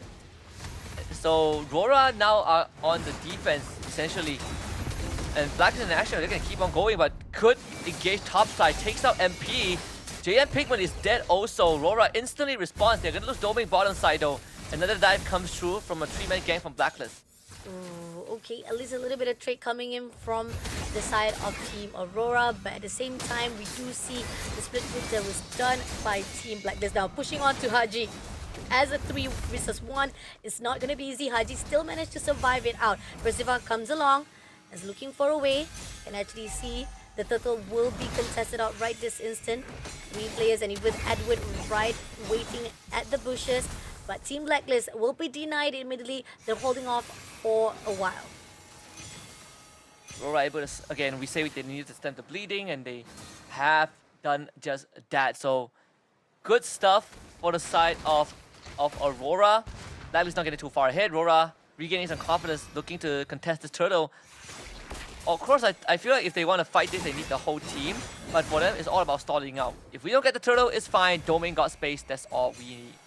Yeah, and the fact that they are already split pushing right at the top, I mean, that's the turrets already, and right this instant, they are going all out for the turret. And Haji is already sacrificing himself, just try to be the one to actually have the barrier, to make sure that the connection will be done by MP himself to get the turtle. So at least at the meantime, even though the turret has been let go, they get the turtle. But so far for the economy wise, it's just 2,000 beyond for the side of Team Blacklist International. They're looking for Doming just now, but they can't get him just yet. So Doming able to retreat, and Aurora just like that have slowed down this momentum of Blacklist, and allowing their cores to start getting farmed. Even in the jungle, you know, Demon Kite catching up. Doming also doing pretty well. All things considered, he did get destroyed 3 times in a row. But still, Aurora now being able to buy space. And it's going to be tough for Haji too, right? Because you're going to skill off eventually as a Hilda. Yeah, and the fact that they are already aware of what Haji is doing. They are always on guard. They always put their eyes on him. So this is a crucial point. But at the same time, they will be able to push the top turret as well. And Domain will also be given a freely for the bottom lane. So far right now, the first lot itself is gonna actually respawn, and this is where the fine line of whether or not they're actually gonna go all out for it. So far, we do see some of the scrims coming in. Renegade looking for a way. Who is actually gonna go all out? Haji spotted out Renegade first of all, gonna go fight for a while, and we do see at the buff side as well, they would try to actually contest, but right this instant, we do see MP takes down UA first of all. Renegade also having a lot of pressure right here, go all out by outplay itself, but at the same time, Edward had to flicker away to survive it out. Zamafo has been put out right this instant. Nope, it's gonna be a chrono dash comes through, and at the same time, right this instant, the one and only to be surviving out from that fight is gonna be Demon, who had to pull away. What did we say, right? Blacklist, they can go hard and fast. They can keep on going as long as the situation lets them, and that's exactly what they do. They kept on going, and there really wasn't much Aurora could have done in that situation. They just have to give Blacklist the respect the Blacklist deserves. They need a lot more time to come online, but they want to contest. They want to contest for the Lord right this instant. RG right at the side, and they do able to pick up the Zivar. Persada had to pull away with the circle. MP takes down UA immediately. Now pushing off with the Zaman Force, takes down Renegade by outplay itself. And Aurora says, sorry, we'll back off and we'll give that Lord to you. What a comfortable position to be in if you're Blacklist International. This draft definitely paying off already. Aurora still needs time, and they don't really have the space to do that because outplay is scaling out of his mind, thanks to the lead that Blacklist have gotten for him at the very beginning. And the fact that we keep on seeing that Team Blacklist are doing well now. JM Pigman is looking for Demon Kite, and it seems that they're going all out. 4 players straight away chasing after Demon Kite across the map itself, and they're overlooking. MP is already also at the side, clearing out straight away Demon Kite right at the spot. I think he was caught off guard, not realizing that Team Blacklist was chasing after him, and Lot is marching off already into that last turret of layer for top. Yeah, really nothing much that Demon Kite didn't have cooldowns. Not to mention with the Lord coming in, this is going to be a tough defense for Aurora. They don't have the best wave clear aside from Yue. Let's see if they can actually hold this down for a while. Ibla is coming in already, and at the same time, right this instant. They do try to push into JM, but at the same time, Persada try to actually pull away someone, but Team Aurora is also having a really good discipline, not overextending, waiting for the lot to just come in until they have the time to actually invest the resources. Persada as well as JM Payment overlooking. They do some of the damage right at the top, but at the same time, they're pushing all out to JM. JM had to pull away before, but at the same time, Edward takes down JM Payment. Now the lot will be cleared out by Aurora. 4 players to be surviving out. Haji, a little bit ambitious, try to go all out to the turret, and that impression will be sacrificial for the side of Team Blacklist. And now Persada try to go all out to Domain. Can he actually survive it out? No, Domain pulls away from the side, and at the same time, MP is on the lookout to the side of Demon Kite. Will be able to trade it off. It's not going to be easy though, and they want to go to Domain, but it's not gonna be the case as he managed to go away, but they want to push it out. Renegade going out to outplay, can actually push through. Zamapo's been put out, not gonna be able to stuck anyone. Aurora still maintain a good defense. I gotta say, Aurora did, I think, way better than what you know, a lot of people expected, because that fight, it was slightly weird that Haji decided to just run it down. Like, he gave his life up, but the juggling from Aurora was great. First of all, starting with both Edward trading his life for JM. You take this Barras away, suddenly this front line from Blacklist International is just gone, and you're allowing Aurora to fight a lot more comfortable. Domain, off of that, gets his golden staff, so finally hitting the triple item. He's probably going to think about taking the Winter Crown after this. But at least Aurora now have a better fighting chance despite being 5k behind. 5k behind, 10 kills, also a deficit coming in from their own points. But at the same time, we do see Team Blacklist, they are in anxious mode. They want to go all out. Lot is already been spawned out. MP is already in the scene, and we do see Demon Kite is along the line as well. MP, it seems that he's going to actually go all out for the push. Let's see if they can actually do so. MP still goes all out, and it seems that they did manage to pull away or push away Demon Kite along the side, and at the same time, they're going to go for the contest of the Lord. Now, Renegade looking forward. Airborne strike to the Haji. Haji will be the target first of all. Had to pull away from the fight itself, and we do see monster kill coming in from MP set to take down Domain, and as well as that, right decision, Zama will be put out. Renegade being shut down, and they had to pull away from becoming another casualty. So it's going to be an opening for that lot to be taken by Team Blacklist, but it seems that they want more. And they play so fast. This game might not get to the stage where Aurora can recover. They need to do it this wave first. Again, they got Yue to clear out minions, but means that the Lord is going to be taken by Blacklist International again. Lord is already open up. This is the second Lord. They are right on their own last lifeline of the inhibitors.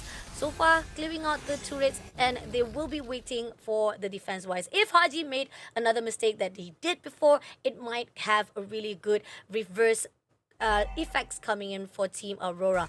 Now, they got the buff they needed. Renegade gets the info. We're waiting for the time as the Lord march in. It's going to be tough for Aurora to deal with. Like, I wonder what items Yue has at this point. Definitely not enough to one-shot anyone, even though you have a lot of burst damage, but the shields of the regions from Blacklist is just too much. They gotta try and cut some losses. Blacklist have been able to dive the backline constantly, even though Domain has purified. Here they go. Circling Eagles comes in, try to go all out to the side of Domain Kite first of all. Now pushing on to Edward as well. Zemaphor's been put out, right decision to Falcon, but they're not going to be able to do so. Edward will be shut down by Outplay, but at the same time, right decision Demon Kite try to survive it out to fight out with MPP, but MP still survived it out. Now pushing all out at the Crystal Turret, but MP pull away, and at the same time, they do have their target to the side of Renegade. Renegade will shut down by Outplay and getting the Crystal immediately for the first win in the hands of Blacklist. So we're gonna go to the best of one here for our match one. So fast, the way that they move. We talk about this trap. Coach Bonchan, he didn't mention that they like to switch it up. This entire idea of running the Hilda mid, and you pair it with a Matilda, is so oppressive. And most of the times people would just stop there, but not Blacklist. They doubled down with the Harif, then they tripled down with the Barrage, and then they threw in the curveball of this Alice jungle which basically sealed the deal. There really wasn't much that Aurora could do because they have so much shields. The amount of dives that Blacklist could pull off with this draft and not having to worry about dying to a turret is just insane. And not to mention, they keep catching out Domain. Domain actually didn't get to play the game because Persada kept looking for him and getting him. Definitely. The backline that was been put out by the side of Team Blacklist, how they actually go in to shut him down. That's the reason why Blacklist was just in a better form to fight it off for this round number 2. And Aurora tried their best. They did try to actually turn things around, but those are the turnover that was done by Team Aurora that was actually advantage given by Team Blacklist itself. Again, a lot of the overextension was done, and those are the crucial state that Team Aurora was able to reverse itself for them to actually have a little bit of breathing moment for Team Aurora to catch it up with Team Blacklist. But at the end of it all, it comes down to Team Blacklist to hold it off and shut it down. Yeah, and of course, special mentions to MP the King, the MVP on this Alice jungle, completely just unstoppable. There's no way for Aurora to kill him. And Blacklist understood, as long as Domain dies, there literally is no one from Aurora that could threaten them in a team fight. That's why they kept diving Domain and they kept getting him time and time again. So really well done. Of course, honorable mention is going to be Persada on this Matilda. This impressive Matilda play. That's why we said that Matilda is such a strong roamer right now, and we literally just witnessed Blacklist taking this to its limits.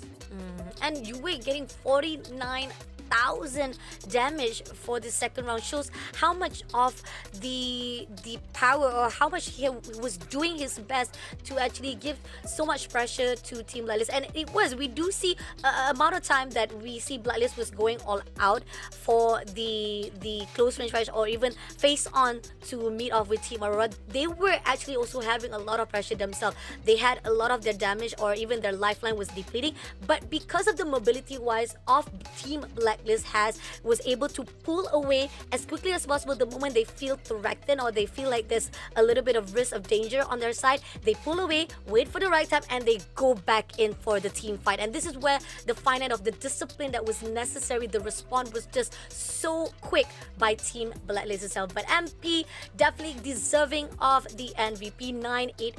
918 KDA with 774 GPM, quite average of our GPM we've seen so far throughout the SPS, with 77% kill participation. Very well executed by MP the King and the rest of the team. Just going Clock of Destiny, Dharmize, instantly go for an Oracle for the extra shooting you get for the Matilda. Absolutely unstoppable.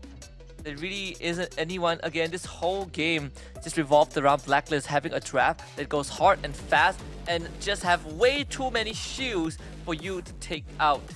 And it worked out. It worked out perfectly. Obviously, Aurora, I feel like there are a couple of moments where they didn't need to fight, and yet they overcommit, and they ended up, giving Blacklist more lead than they should have.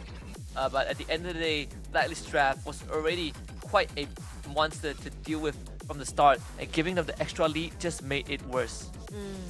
And at the point of where every time Team Aurora tried to actually hold things out, it ended up in the favor of Team Blacklist itself. And this is the fine line. They were trying to contest for the first slot, and then at the end of it all, because of how Haji was so on point, he was always on the line, was already on the eyes of what Aurora was doing and where the positioning of the players are, and he gets the info that is needed. That's when they actually say, let go of Lot for a while, let's take a look on the game as well, because they're pushing away. That's where the final of Blacklist was doing really good response. The communication wise was just on point. Yeah, really on point. That's why I think for the side of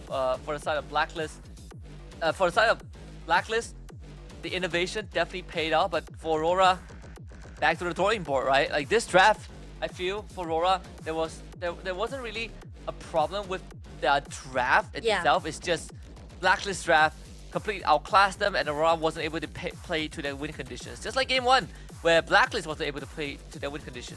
Yeah, and it was great. It was definitely great to see a different kind of gameplay coming in from Team Blacklist. This is a surprise element that we've already talked about, and congratulations to Blacklist for their first match or first round win. So we're tied to 1-1. Now we're gonna go for the tiebreaker of this first match LCQ.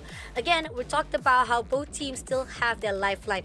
They even though they are dropped here for the first bracket itself, they will be dropped at the lower bracket and still survive it out. On the side of those who win this round, they will still have to survive it out for the upper bracket. So there's a lot of things to be done. We have 5 matches, so they need to be not just aware of the situation they are right now, but they need to persevere and be very consistent of what they are controlling here to survive it out to the challenge finals. I agree.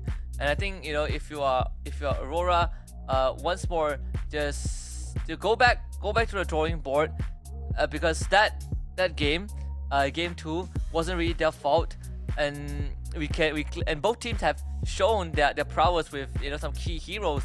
So for Aurora, it's not too big of a loss in that game 2. I personally think that, you know, Blacklist just played better, but for game 3, maybe that's where the cheeses will start to come out, right? Because this is the most important game. You want to be in the upper bracket finals. So we're going to head for a short break. Let the teams prepare for the next game, and we'll come back for game 3 between Aurora and Blacklist International.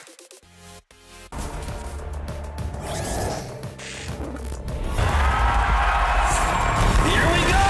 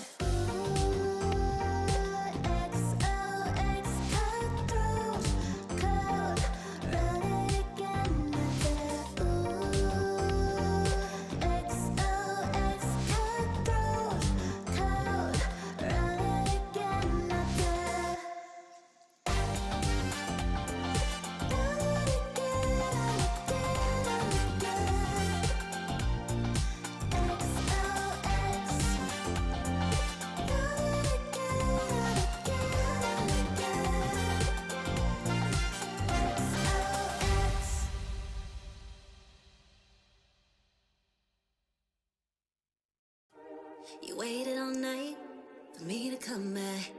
Why'd you think that it's not alright? Told you that I'm not that type. Didn't mean to get you so excited. Tried to tell you not to fall in love. Why you always hit me uninvited? Was hoping you would get the picture. I've had enough. Now it's time for me to turn around. Thought you knew what this was. Yeah, I am superstar. You were never the one for me. Never should have fell for me. Take back your heart. Why don't you take it back? You never had a chance. I'm gonna take back the one. Savage love, just till I had enough of us. I'm good, babe, I'm on my own. This ain't a phase, just let me go. Told you that I'm not that type. Don't wanna waste and ride. Welcome back to the Snapdragon Pro Series Last Chance Qualifiers for MLBB Season 6. We are still in the first series, in the first bracket between Blacklist International and Aurora. Game 3 coming up in just a little bit. It's been quite back and forth so far. My name is Husky, alongside Fasha Bunny. To close out this series and see which of these two teams will be the first one to enter that upper bracket decider match for the Challenge Finals. It's been tough, seriously. I mean, I already expected it. Definitely, we've talked about the achievements, past achievements that was done by Blacklist. They're well known for their champions on their LPR, even on Season 8 as well. But coming into this year, or last year itself, 2024, whereby they lost to Aurora as well. And Aurora was able to go into the M6, but they were also having not the best time of themselves as well. So this is a redemption for the SPS, especially with the new year coming off. We want to see how these two teams able to redeem themselves after what has happened on 2024. Now, ban-off wise, we do see the typical ban-off. Fanny, Matilda finally been banned off. We do see the respect coming off because we saw how it was when Percival was just superbly amazing with the Matilda. Now, Jushin is open because of the fact that Granger, Loyi, as well as Joy, as well as Cho has been banned off. So Blacklist is allowing that to, is being given an opportunity to be picked up. But because of that, Aurora also picked up the necessity of Harith as well as Suyo. Wow, letting the Jusin through again. Very interesting. Aurora is the one that did it this time. So instant Hayabusa and the Khalid ban. I think Blacklist is feeling really good about that previous game and what has happened. Right now, this Jusin Khalid Hayabusa looks pretty nasty, right? Like again, we said no Matilda for the side of Aurora, unfortunately. The Cho is also banned out, so Blacklist shutting down Renegades hero pool at the very beginning. Aurora, they could look for the XP or flex pick right now first, and then you keep the mid lane for the second phase. Yeah, definitely. I mean, you can still pick up the highlights if you want it right now. But they knew. They picked up Zaz first of all. I mean, we saw it yesterday. It was very unorthodox that was picked up by, I think it was also Aurora who picked up. Yeah, Aurora was the one who picked up Zaz yesterday. And they lost to Toda, which, again, I'm not sure why they're picking up Zaz again. Possibly there's something up their sleeve for that, you know? Yeah, I agree. I think Aurora, they definitely are cooking something with this Zaz pick. It is good though against the Hayabusa. First of all, against a lot of hard dives, you can just go into your Demonic Ascension and then you'll be safe for now. And even if the Jusin lives you, it's not too big of a problem per se, as long as you are safe inside your ultimate. I guess my only question is that Aurora, you have a plethora of magic damage. They don't have the best wave clear, so that could be something that they need to watch out for, because the lack of what physical damage, the lack of crowd control might hurt them, right? Because they want to catch people like the Khalid and the Hayabusa. But at the same time, we do see CC as well as Gatot Kacha been banned off. I mean, Blacklist International, a lot of the two main heroes that they are putting out right now is pretty much more on the mobility wise. You can back off as easily. We have Hayabusa for the back line. So crucial wise, coming off from the Blacklist International, they are in a better per se positioning wise when it comes to any kind of team fights itself. But Eritzel been picked out by Aurora. They're just trying to try to deplete at least some of the EXP coming in for the pools of heroes of choices for Blacklist International itself. So no Irithel to threaten the Harith, and again, because they don't have crowd control, the Irithel is going to be a big problem for them. They don't want to deal with it. I like this approach from the side of Aurora.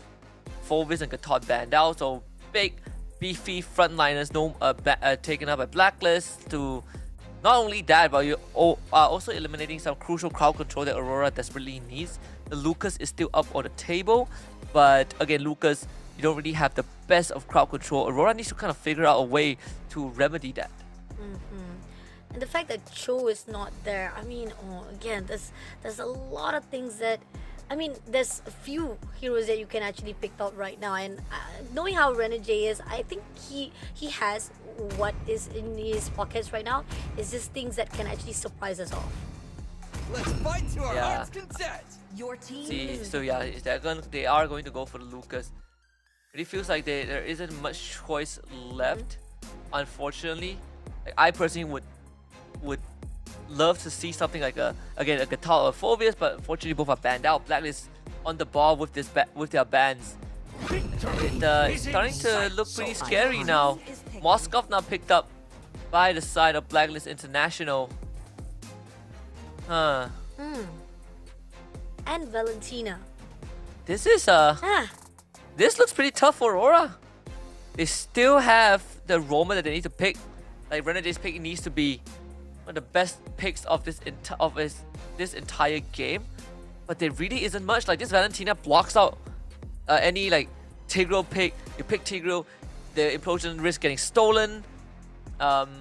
So I think Blacklist might have just won straight out from the draft itself, right? Aurora, they're put in such a tough spot. it is, definitely. I mean, again, but they do have jaw heads. Now, I mean, yeah, you will be able to pick it off. You'll be able to separate Blacklist International from those team fights. I mean, it is a good respawn-wise, but again, it goes down to how they want to actually again respond to how the persecution is going to be like, because Blacklist, again, from the drafting wise, power wise, I love it, and how they are very easy with the mobility wise. I mean, talking about Hayabusa as well as Khalid, and then you have Valentina, they can just stole you away. So I mean, on the side of IAU, Jawhead, pretty much what they can do, what they've done already on the first round itself, they always try to gang up and try to bully one player off, and that could be something that we might actually have a deja vu here for round number 3. Hopefully, hopefully for the side of Aurora, they are able to find a way back into this game, or at least in the series, right? Like Blacklist, again, they definitely have the momentum already, and this draft is really looking good. Like I'm liking Blacklist draft a lot more compared to what Aurora has. So let's see if Aurora can prove us wrong. Let's go, and they've already trying to pick off UA right off the bat. But it's okay. It's just a little bit of teasing as well. They're not gonna do anything pretty much on their early rounds. We have at least Percival just to roam around, gets the input they needed, but they are going out to Renegade just a little bit more further on.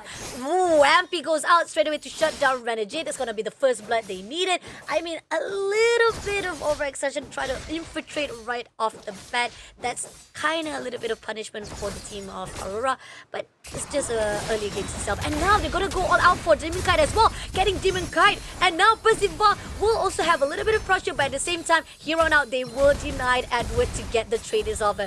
Now Edward having a little bit of pressure, but they will not be able to pick it off. But no! They're going all out! Just a little bit more! No! Wasn't able to do so. Was almost close enough, but Edward managed to pull away.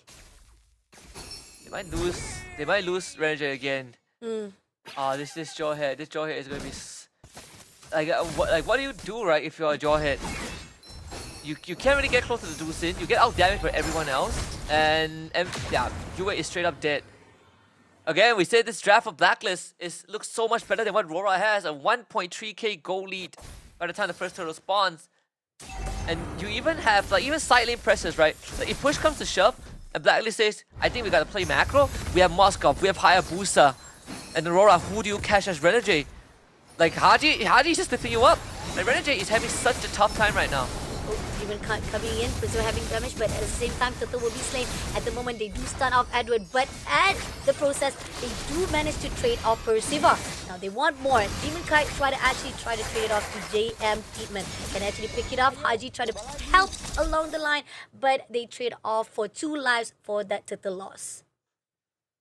Great, getting JM Pinkman on this Valentina. I just realized it's a Valentina XP lane. Right, we didn't get to talk about this much because they already have the juice in. This Valentina XP does serve. It's another innovative pick for Bonchan. Bergziva should be fine for now. Ooh, nope, Yue takes down immediately, but here Shadow Kill comes along, will get Renegade as well as giving a lot of pressure, but they picked up as well. Demon Kite denying an entrance, even with the Zaman Force will not be able to help out. So Blacklist getting the 2 kills they needed to actually get more points. Yeah. Again, we talk about this Valentina XP. Valentina is good into melee matchup because of the Terrify, so it's very hard for Lucas to catch up to him. But of course, you also get to steal some ultimates, right? But the downside to that is the fact that you now don't really have the secondary front line that most drafts are used to. You only have the Khalid to do so. Doesn't seem like it's going to be too big of a problem for Blacklist. They have a lot of utility. They have a lot of utilities. They have a lot of the pull in and pull out that they needed to.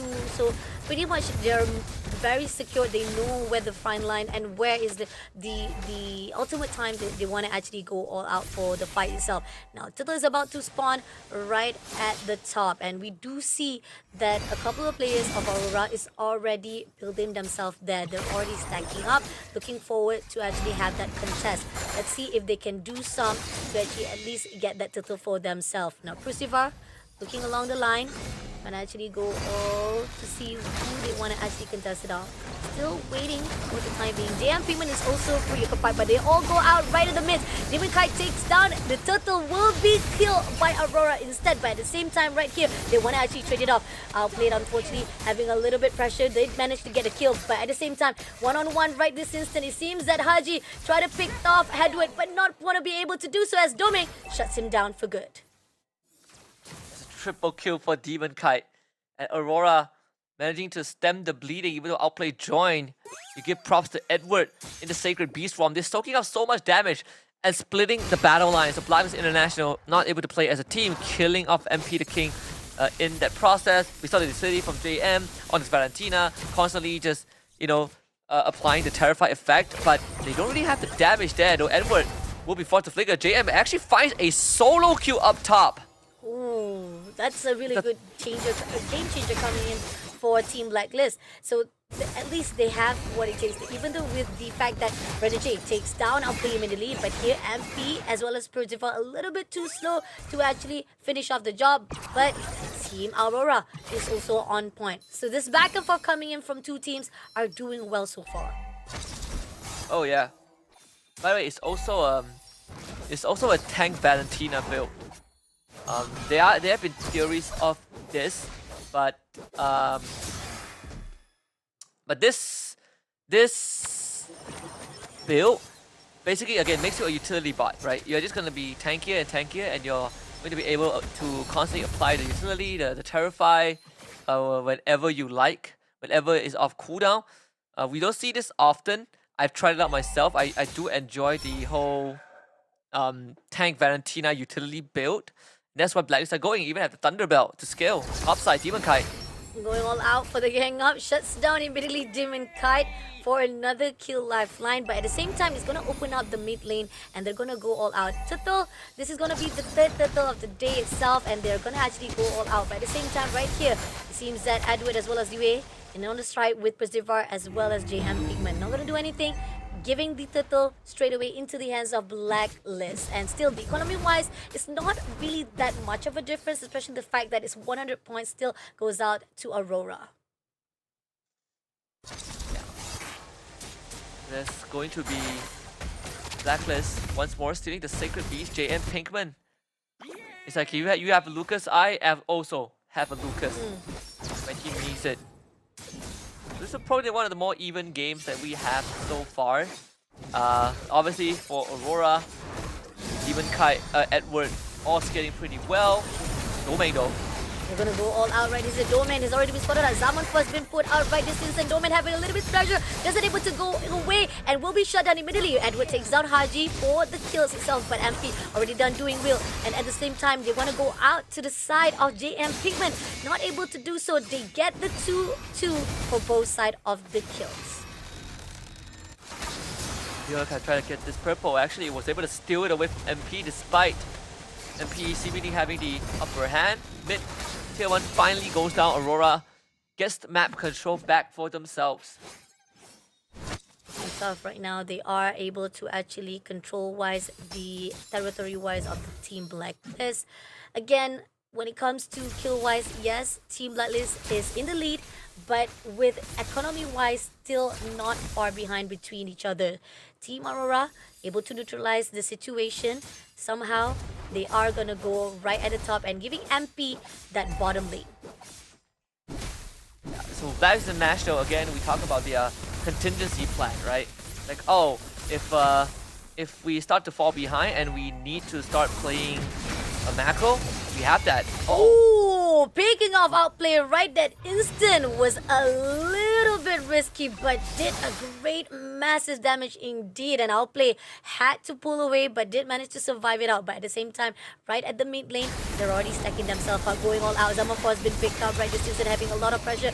Domain will be taken out. Remjay takes down outplay at the south for the trade. Yue takes down Percival, but Renegade shuts down JM Pigment. So that's already a 3-1 kill. Aurora making a lot of huge changes right here. Losing Domain is definitely unlucky, but still, they should be able to work down the Lord.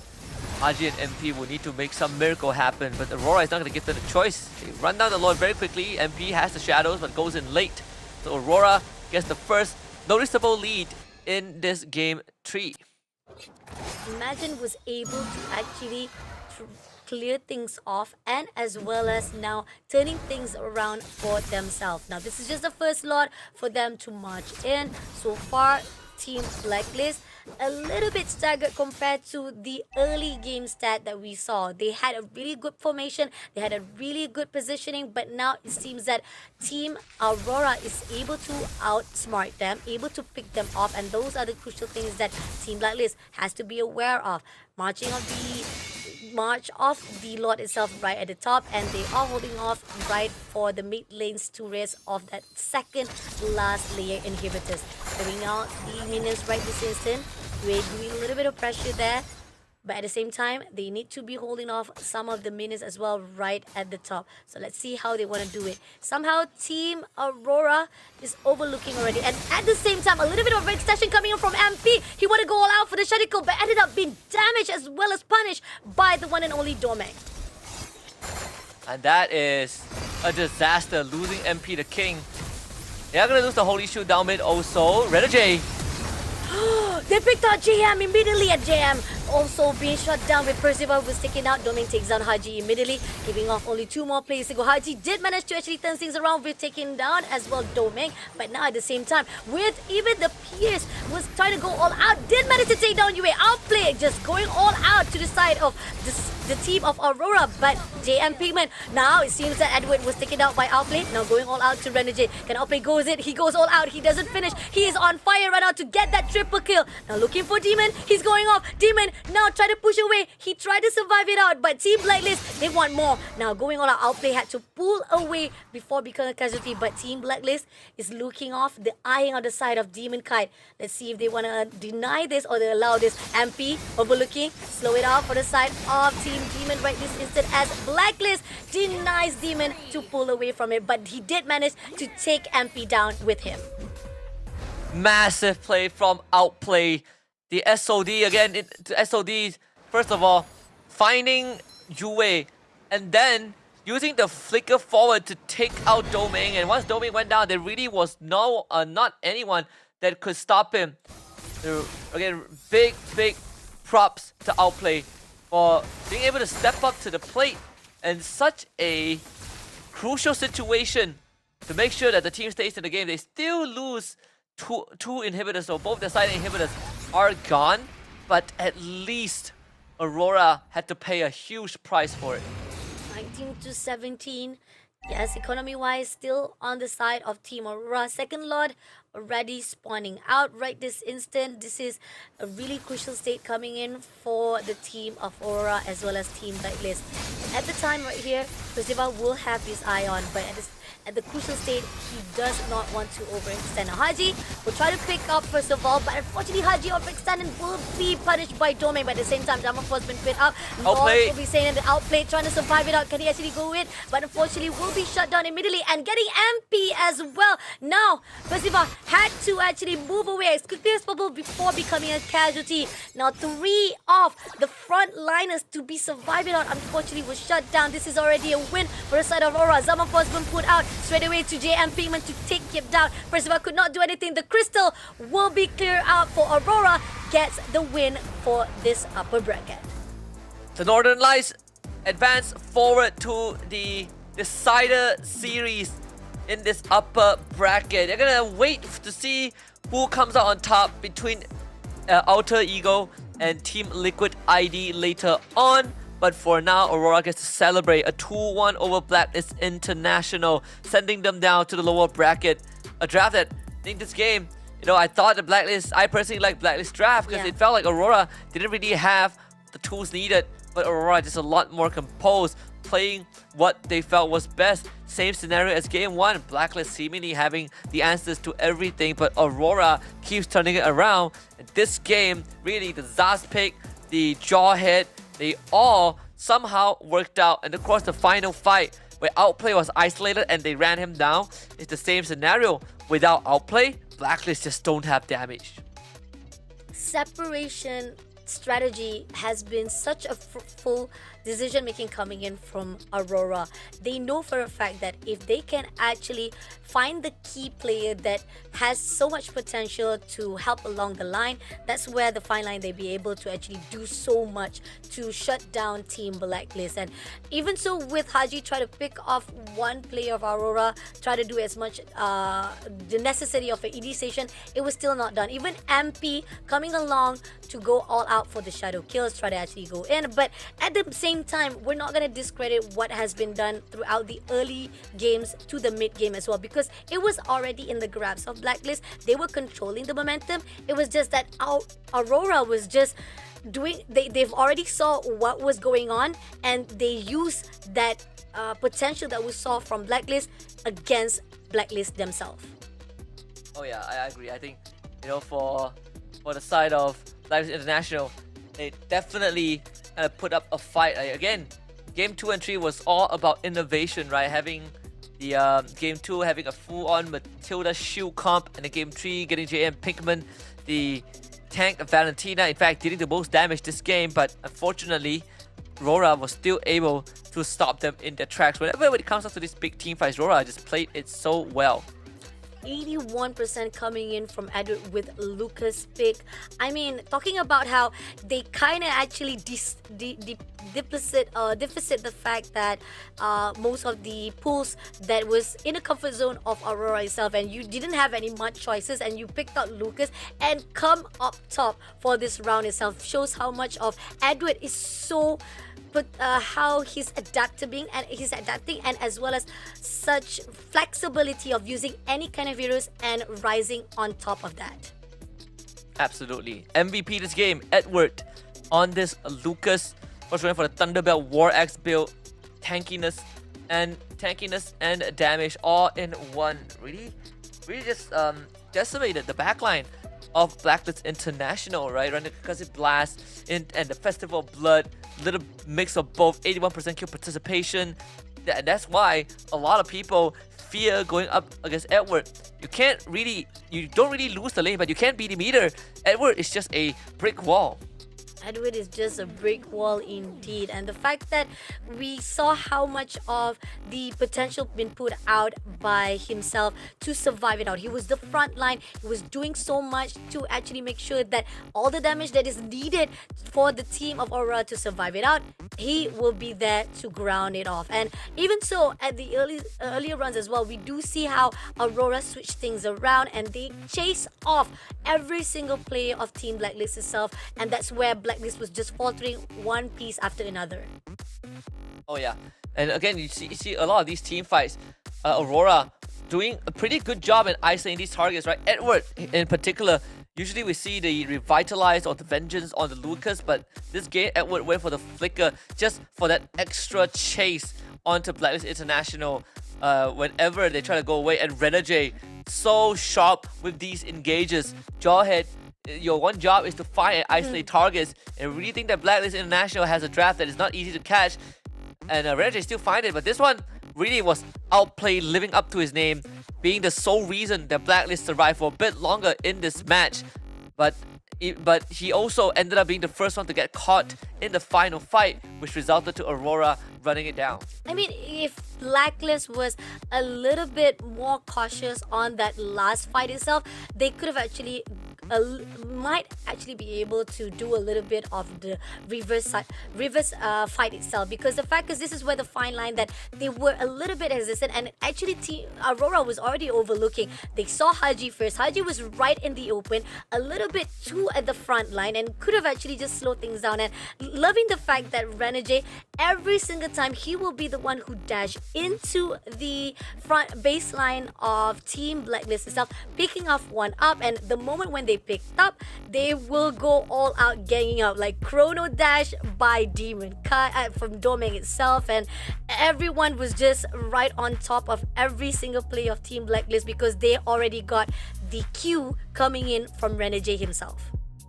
Oh yeah, absolutely. So I think overall it's just good games from both teams. Unfortunately for Blacklist International, they will have to admit defeat one more time in the hands of the Northern Lights. Aurora, they're still not in the challenge finals just yet, but they sure as heck are one step closer. But for Blacklist International, they're now going to be in the perils of the lower bracket, and that is just the beginning of the LCQ, right? Today we're going to go through the entire Last Chance qualifiers to find out which two teams will make it to the challenge finals, and Aurora are one step closer. It's tough. I mean, like, I expected more coming in from Blacklist International because we keep on saying, drafting wise, 3 rounds in a row, Blacklist has the better idea. But then persecution wise, not in the best formation. They were, most of the time, they were too ambitious, too overconfident, and there was positioning wise that was not in the favor of Team Blacklist itself. So hopefully that's not gonna be the case here for our next matchup, because Indonesia Pride is on the line right here. It's gonna be Alter Ego versus Team Liquid. These are the two teams that we saw how amazing they are throughout the challenge season itself. But on the stats wise, Team Liquid was a little bit in a better stats. Is it gonna be the same case here for day number 6? We'll see you guys right after the break to actually see what's gonna be like. The Snapdragon Pro Series is brought to you by Snapdragon Elite Gaming and DHL.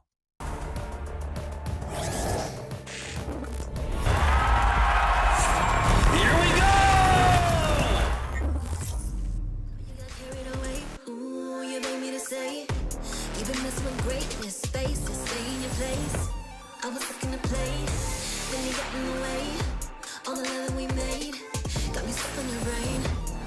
Got no time to stay here and say goodbye. Yeah, I am superstar. You were never the one for me. Never should have fell for me. Take back your heart. Why don't you take it back?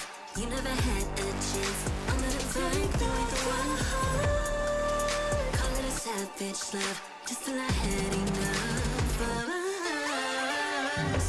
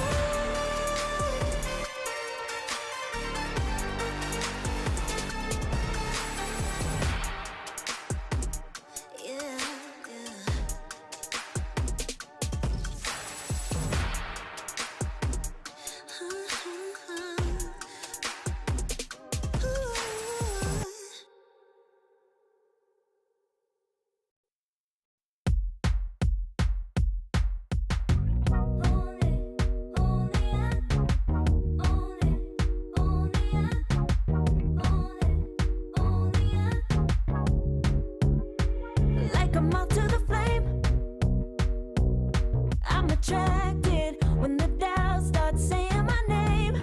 I can go there easily, and it's hard to maintain, 'cause I know it's not the world I know, it's me.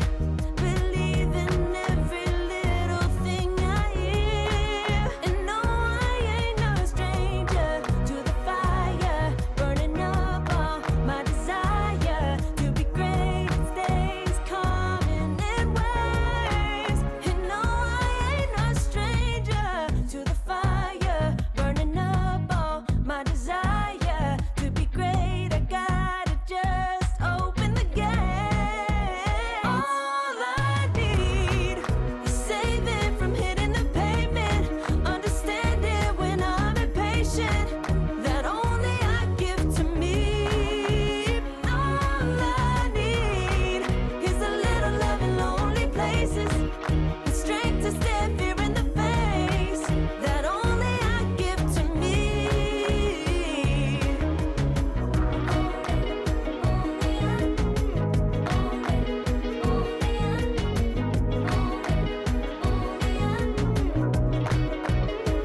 Now I'm running this race, yeah. Stallions couldn't catch up to me. I'm running till I get first place.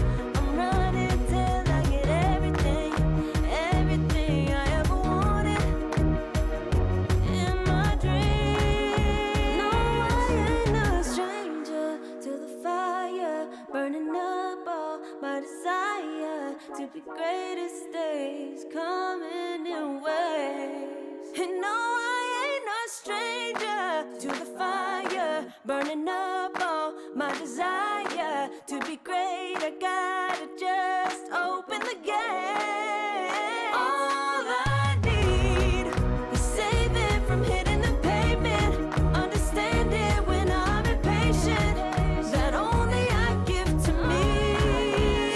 All I need is a little love in lonely places, the strength to stand fear in the face, that only I give to me.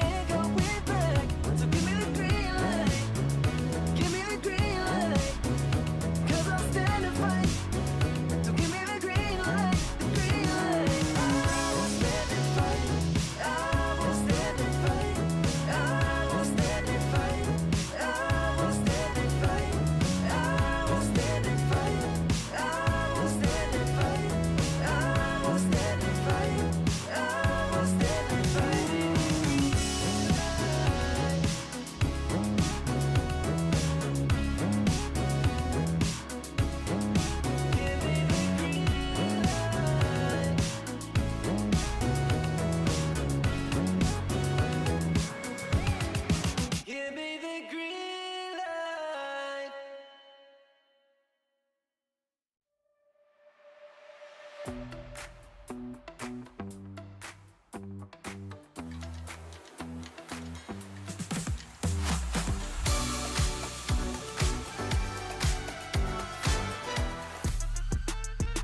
back, ladies and gentlemen, to the Snapdragon Pro Series. We are in the last chance qualifiers, just done with Blacklist International against Aurora, where Aurora won 2-1. Now moving on to the second upper bracket series of the day, Alter Ego against Team Liquid ID. Winner face off against Aurora in the upper bracket finals. Loser takes on Blacklist International for an elimination match. It's Husky and Fasha Blani on the mic once more for the second BO3. Let's take a look at some numbers. Alter Ego seemingly having average better stats than Team Liquid ID, except for team average GPM. I mean, it's really showing off at this instance right now that Alter Ego is in a better of engagement wise, because they go all out, making sure that they got the kills that he needed. They also make sure that they have the potential to actually have a really good fight itself.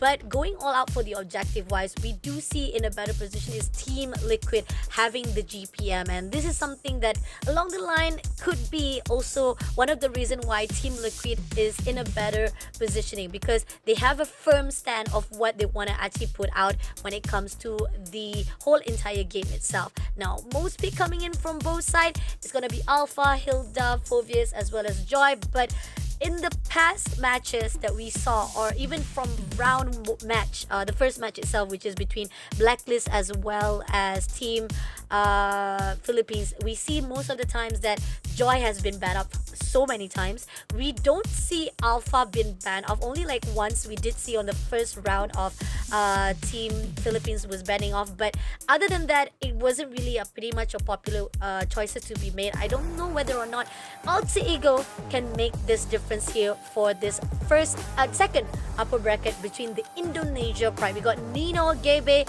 Roundel, Streams, as well as Heist.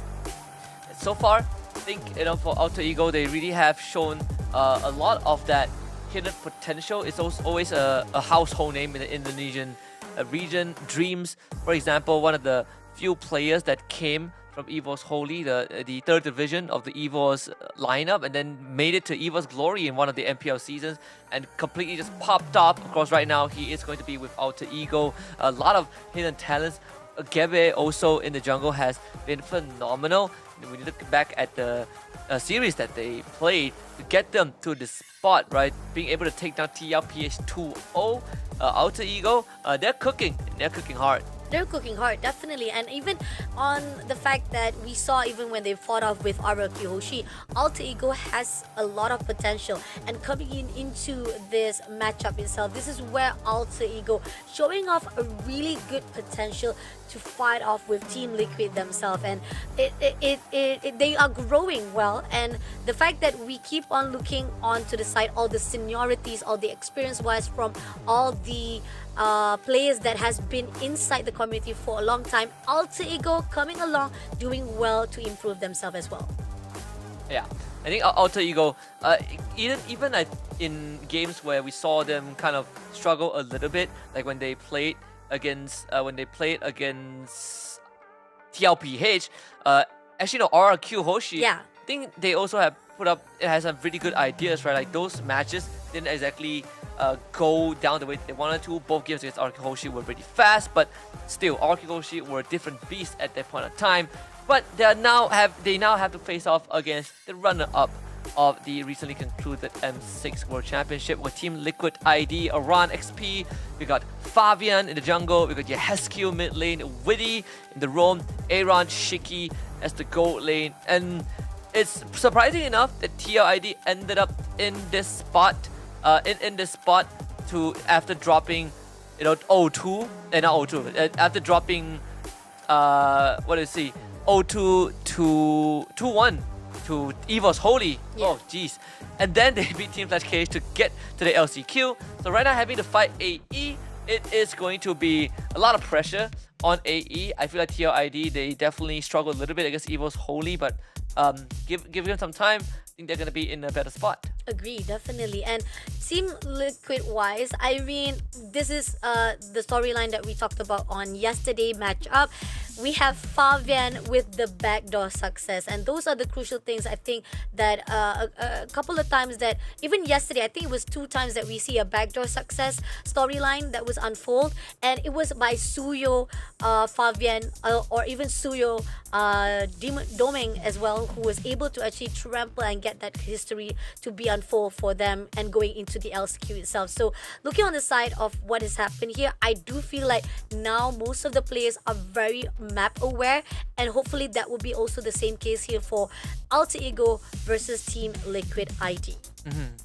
Yeah, I think coming into this series, I personally am looking to see how TLID is going to kind of readjust after the series against Evil's Holy earlier this week. We got the head-to-head, we got Roundel against the HQ in the mid lane. Obviously, a lot of talk is going around about your HQ not only being they call him the ghost of Jakarta. He's always there, he's always making those plays, but Roundel on his Valentina has been phenomenal in finding these important moments. And now you're up against the silver medalist of a world champions. You gotta buckle up, right? Bring that A game. You gotta bring that A game, because again, that momentum has still been fruitful so far. I mean, yes, you talked about how it was a little bit surprised they had to actually go down here for the LCQ, especially the fact that they had a really good run on M6 as well. But not every day is a Sunday, so that's shown off how Team Liquid ID needs a lot of improvement coming into SPS. But going into our prediction wise, we have an eye and eye together. Yeah, this one I think is easier to agree on. TLID over Alter Ego. It's always tough to predict matches like this. You can't please everyone. The Alter Ego fans will be like, "Oh, do you not have faith in the boys?"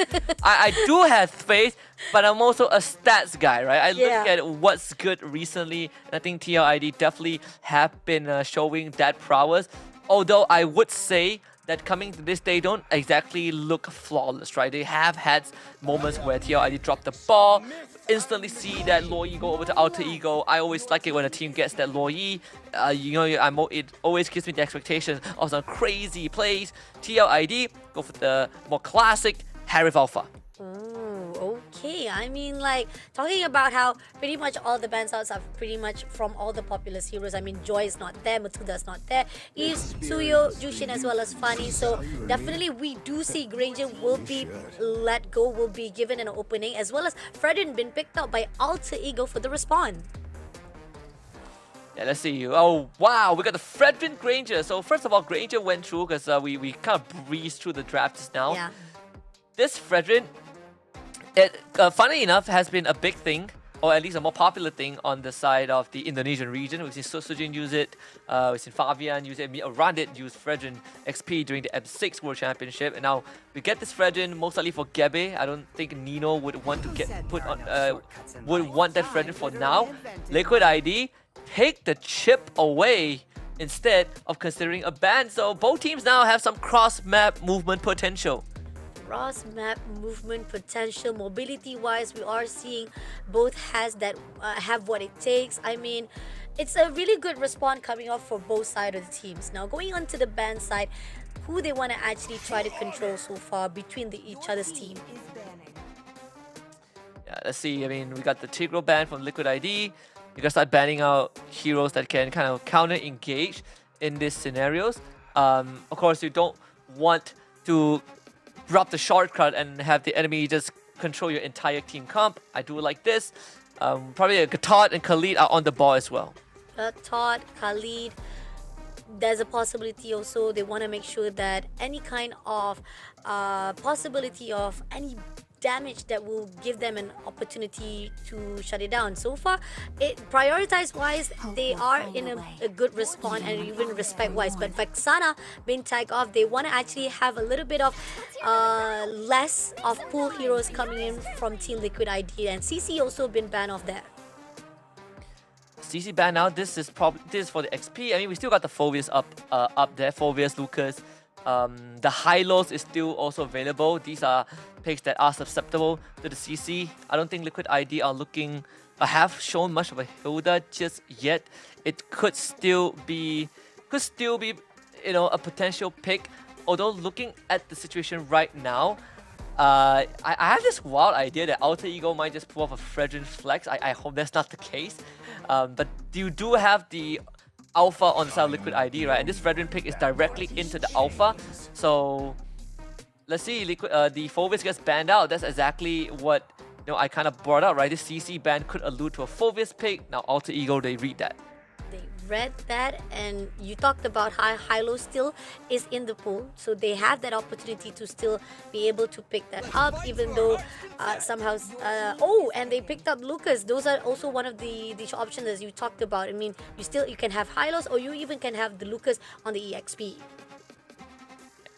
We kind of talked about this, right? Lucas, Phovius, Hylos, a couple of these picks that that the CC generally does well into.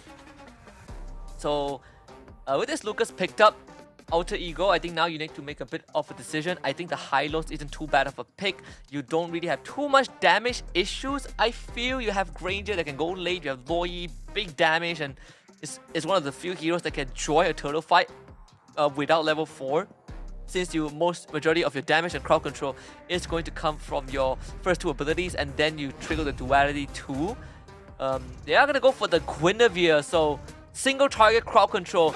This I think is quite a genius pick. The Hilda goes over as well. First of all, you have a lot of brawling potential. Guinevere, one of the longest single target crowd control in the entire game. He catches you, it's just straight out lights out. Oh, Alter Ego liking the respawn wise. I mean, again, when you're talking about how the mobility wise, how they're going to actually be able to control the map itself is in a better formation. But Team Liquid ID picking up Farsa for the last pick itself. I mean, they want to go all out for the long range as well. The question is, can it be fruitful here to meet off with Team Alter Ego that can be able to move very easily and very quickly from one end to another? And I mean, Alter Ego on the drafting wise, I think is much of a really good stronghold compared to Team Liquid ID for now.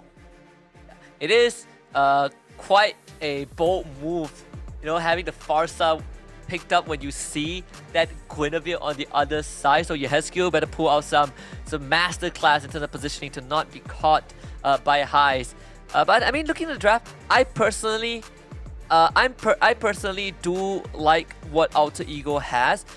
This Loi can be quite a headache because it still, despite not getting something like a Tigreal, the duality can still proc on chip if you all just flood through the shortcut, right? So Alter Ego, if they can get some off-tempo play going with the Guinevere and the Hilda, it can cause a lot of problems for Team Liquid ID. Oh, definitely. But let's see. We have our second match of the day. It's gonna be the team of Alter Ego versus Team Liquid ID.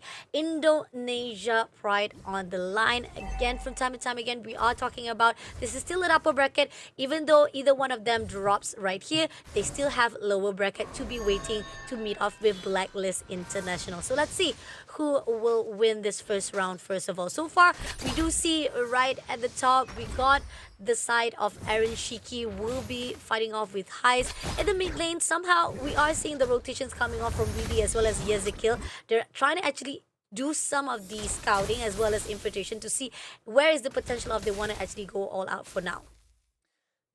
The one thing about a chip is that he's just not as durable as he previously was, right? So thank goodness, he went through a couple of adjustments. But of course, the way that you approach Chip right now is more of a backline diver, right? You like running straight at the enemy isn't going to work 100% anymore. He gets blown up faster, but still, the shortcut has always been a way to kind of play that macro game.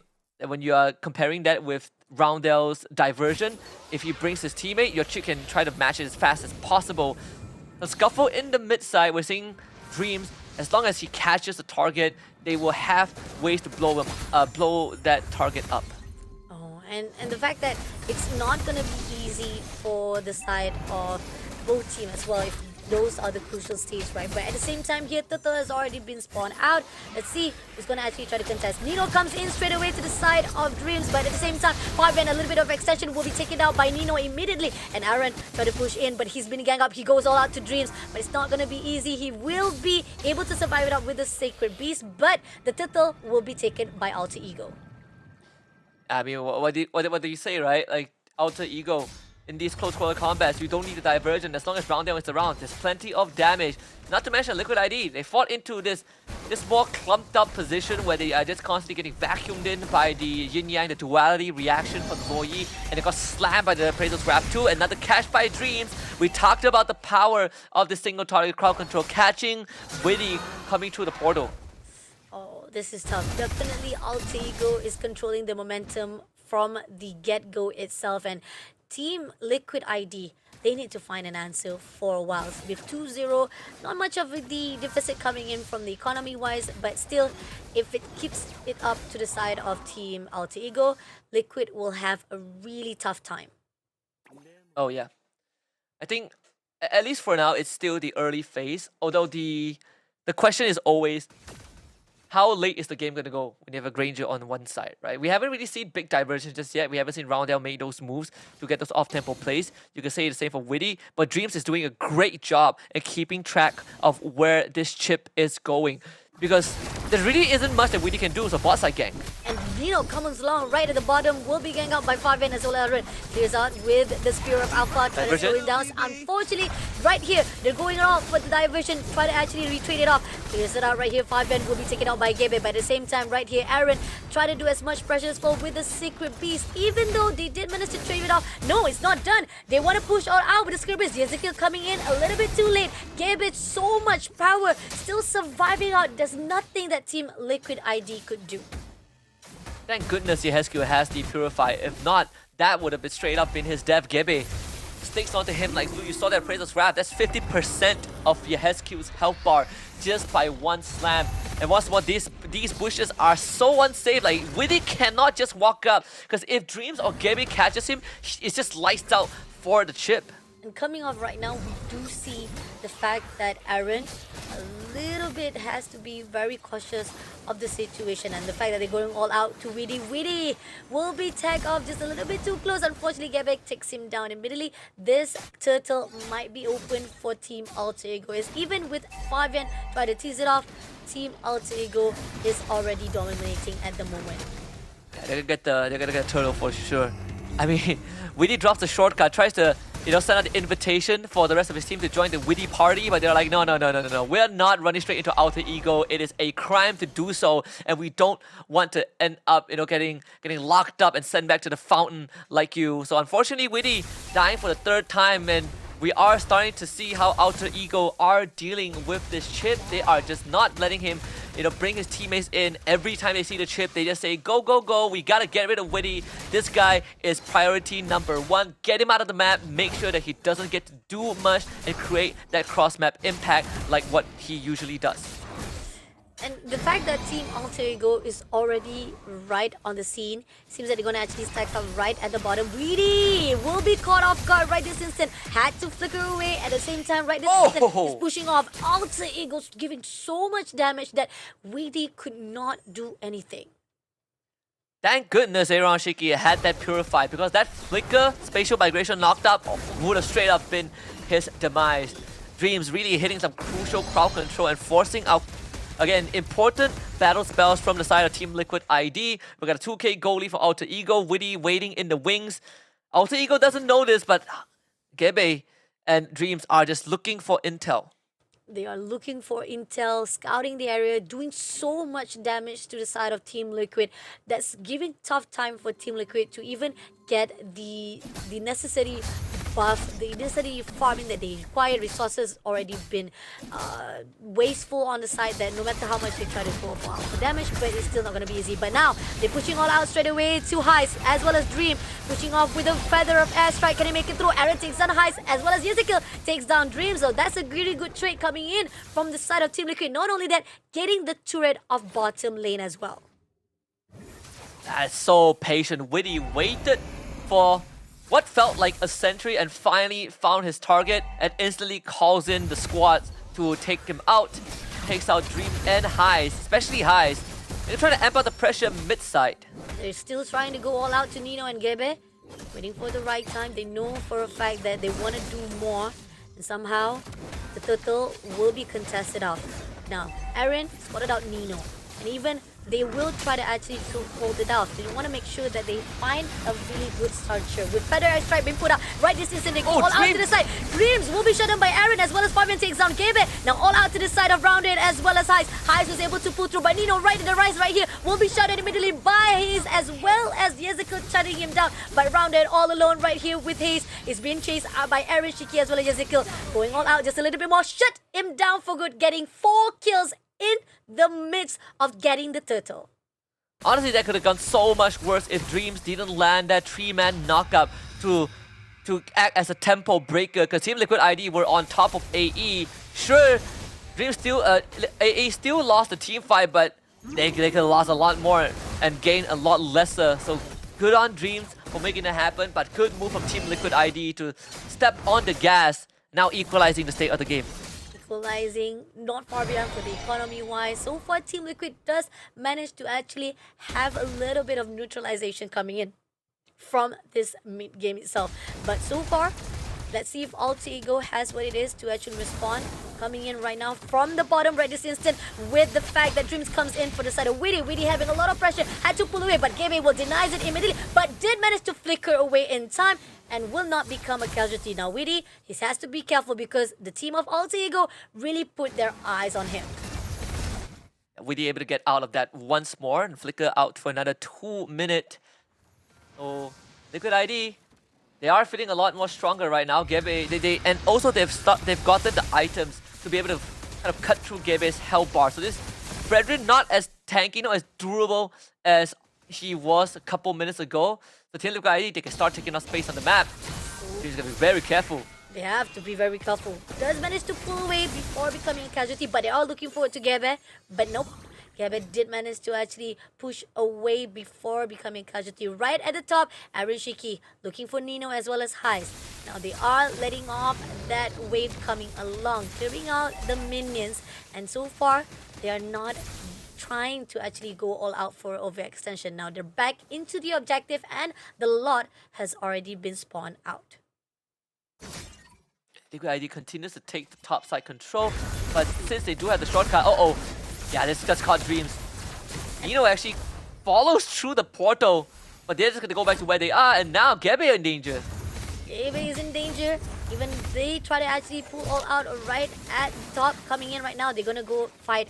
Aaron had to pull with the Sacred Beast. Feather Airstrike coming along. Does manage to actually do some damage here, but the team of Alter Ego will pull it away from those sides. But they want to actually try to contest for the Lord.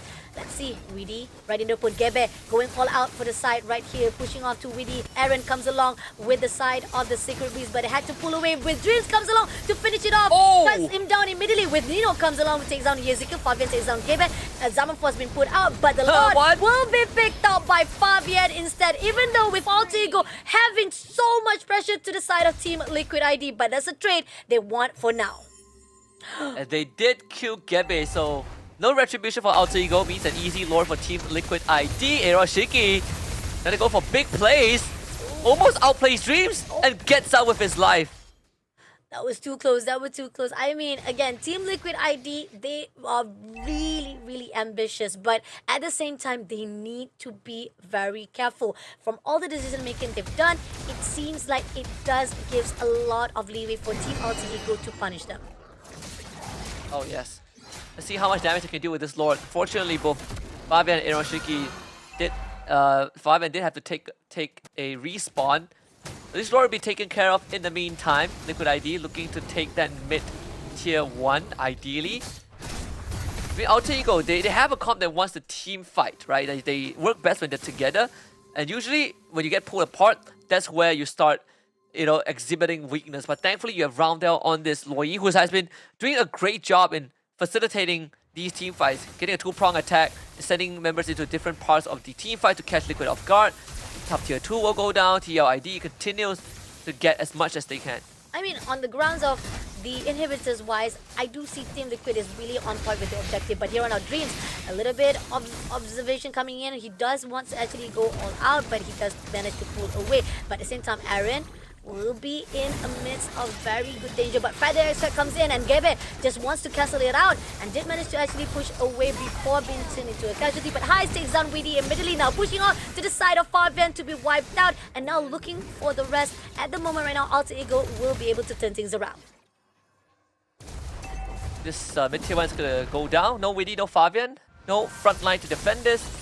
Alter Ego, they have these long-range siege comp thanks to Heist. Oh, Gebe. Gebe comes along, Zaman Force been pulled out. Iron Shiki having a little bit of pressure right this instant will be able to neutralize the situation before becoming a casualty right in the hands of Nino as well as Gebe.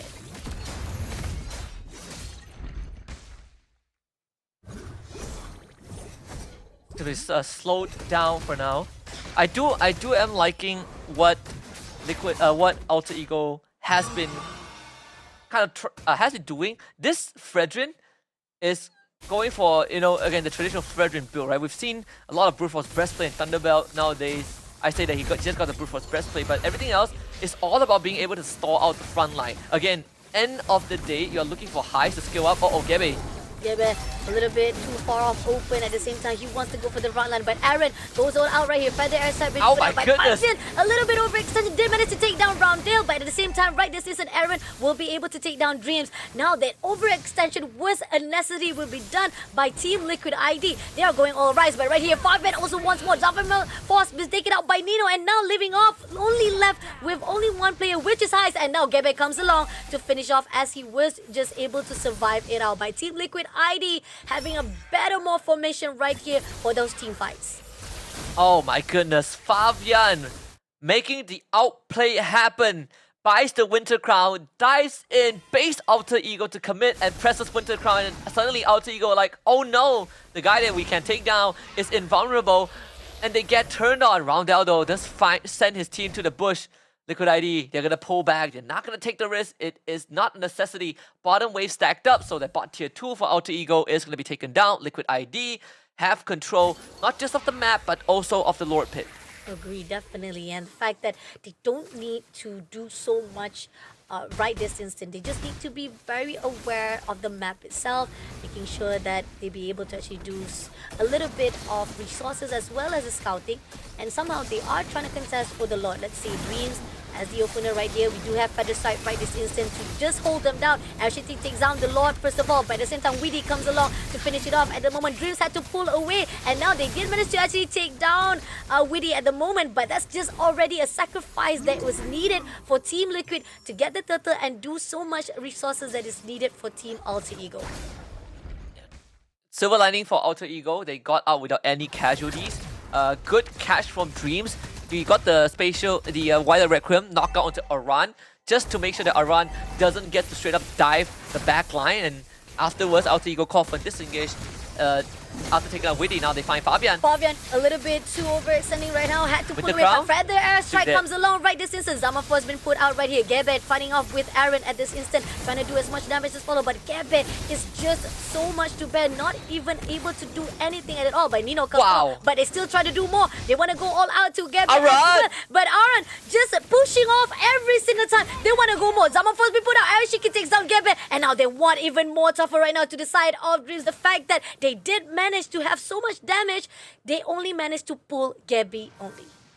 That is madness. First of all, Gebe survived for the longest of times, but Aran, unkillable. He does have the immortality just now, which he popped.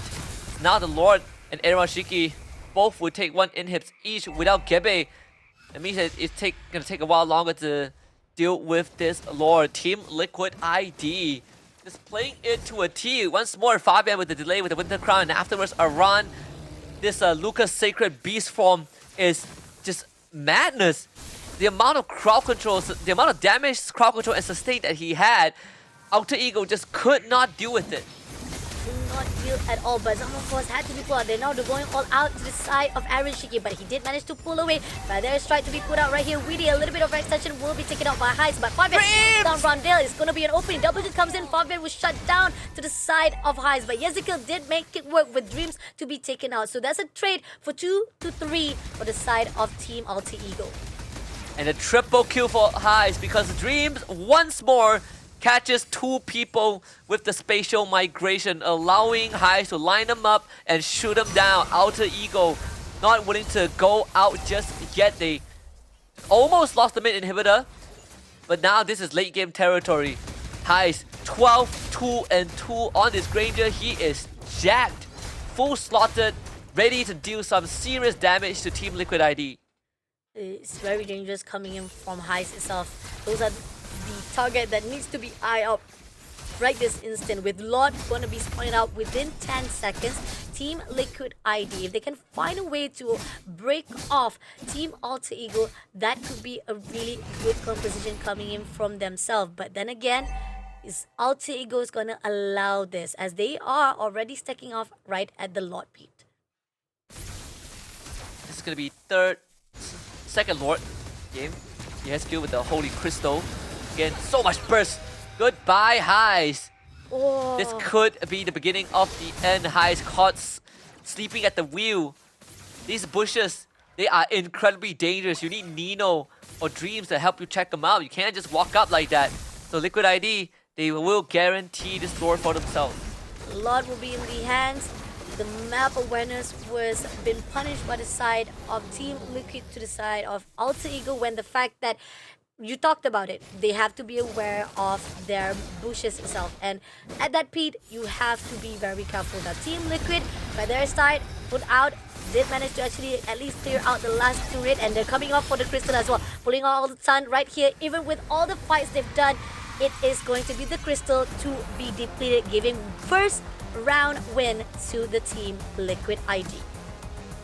Team Liquid really waiting for their item spikes, waiting for the right moments, and just making sure that as long as Alter Ego they don't get out of control, this Granger is not going to be a big problem. Obviously, Alter Ego played the best that they could, but the catch towards the very end, Liquid ID, the fact that Yehescu, the moment he got the Holy Crystal, they instantly blasted Highs, who had a near flawless game, but it was just unfortunate that his death ended up causing the team the game. And Liquid ID, they're gonna walk away with the first game, put themselves one step closer to that upper bracket decider match against Aurora later on. But still, I mean, so far both teams showing a lot of promises, a lot of good ideas. I like what TLID did, despite Widdy being shut down early on. He knows that as long as the team gets space, eventually they're going to be able to overpower AE. I mean, I would say that at the crucial timing of the momentum that was the most, or a majority wise of the momentum of the first round itself, it was actually being controlled by Alter Ego. It was just a mishap coming in from the side of Highs. He wasn't actually been guarded up by anyone at that time. You saw it how it was when Team Liquid ID saw an opportunity, because Highs was just a bit far away from the teams, from his own teammates, and that's the fine line of Team Liquid say, if you find an opportunity to see anyone all alone, you'll be able to tag off. And once Highs was not in the picture anymore, that's the fine line that they were able to just shut down Team Alter Ego for good. And look how much damage Highs has done. 112,774 damage. That's the highest we've seen throughout 6 days of us casting for the challenge season itself. And the potential that been put up by Highs, how much of work he was investing for this round number 1, unfortunately comes down to where you position yourself at that late game.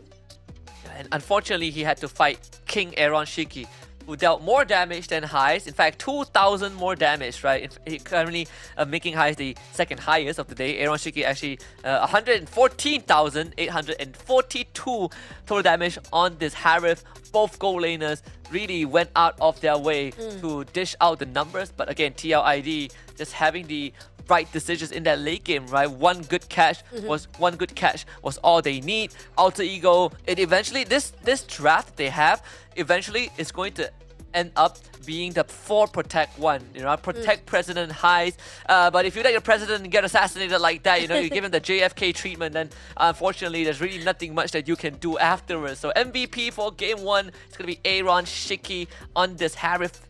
Flawless 4-0-8. Oh, flawless, definitely. Highest damage-wise, 408 KDA, 840 GPM, and 71% kill participation.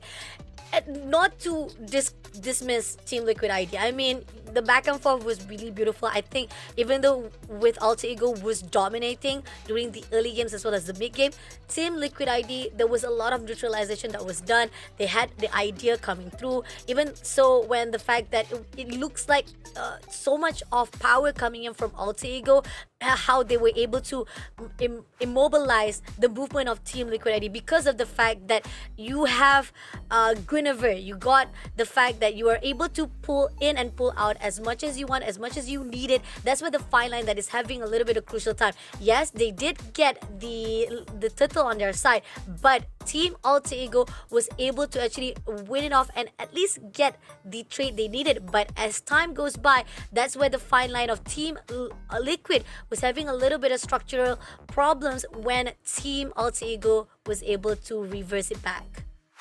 Oh yeah. I think when we look at the highlight reels, it's also Alter Ego.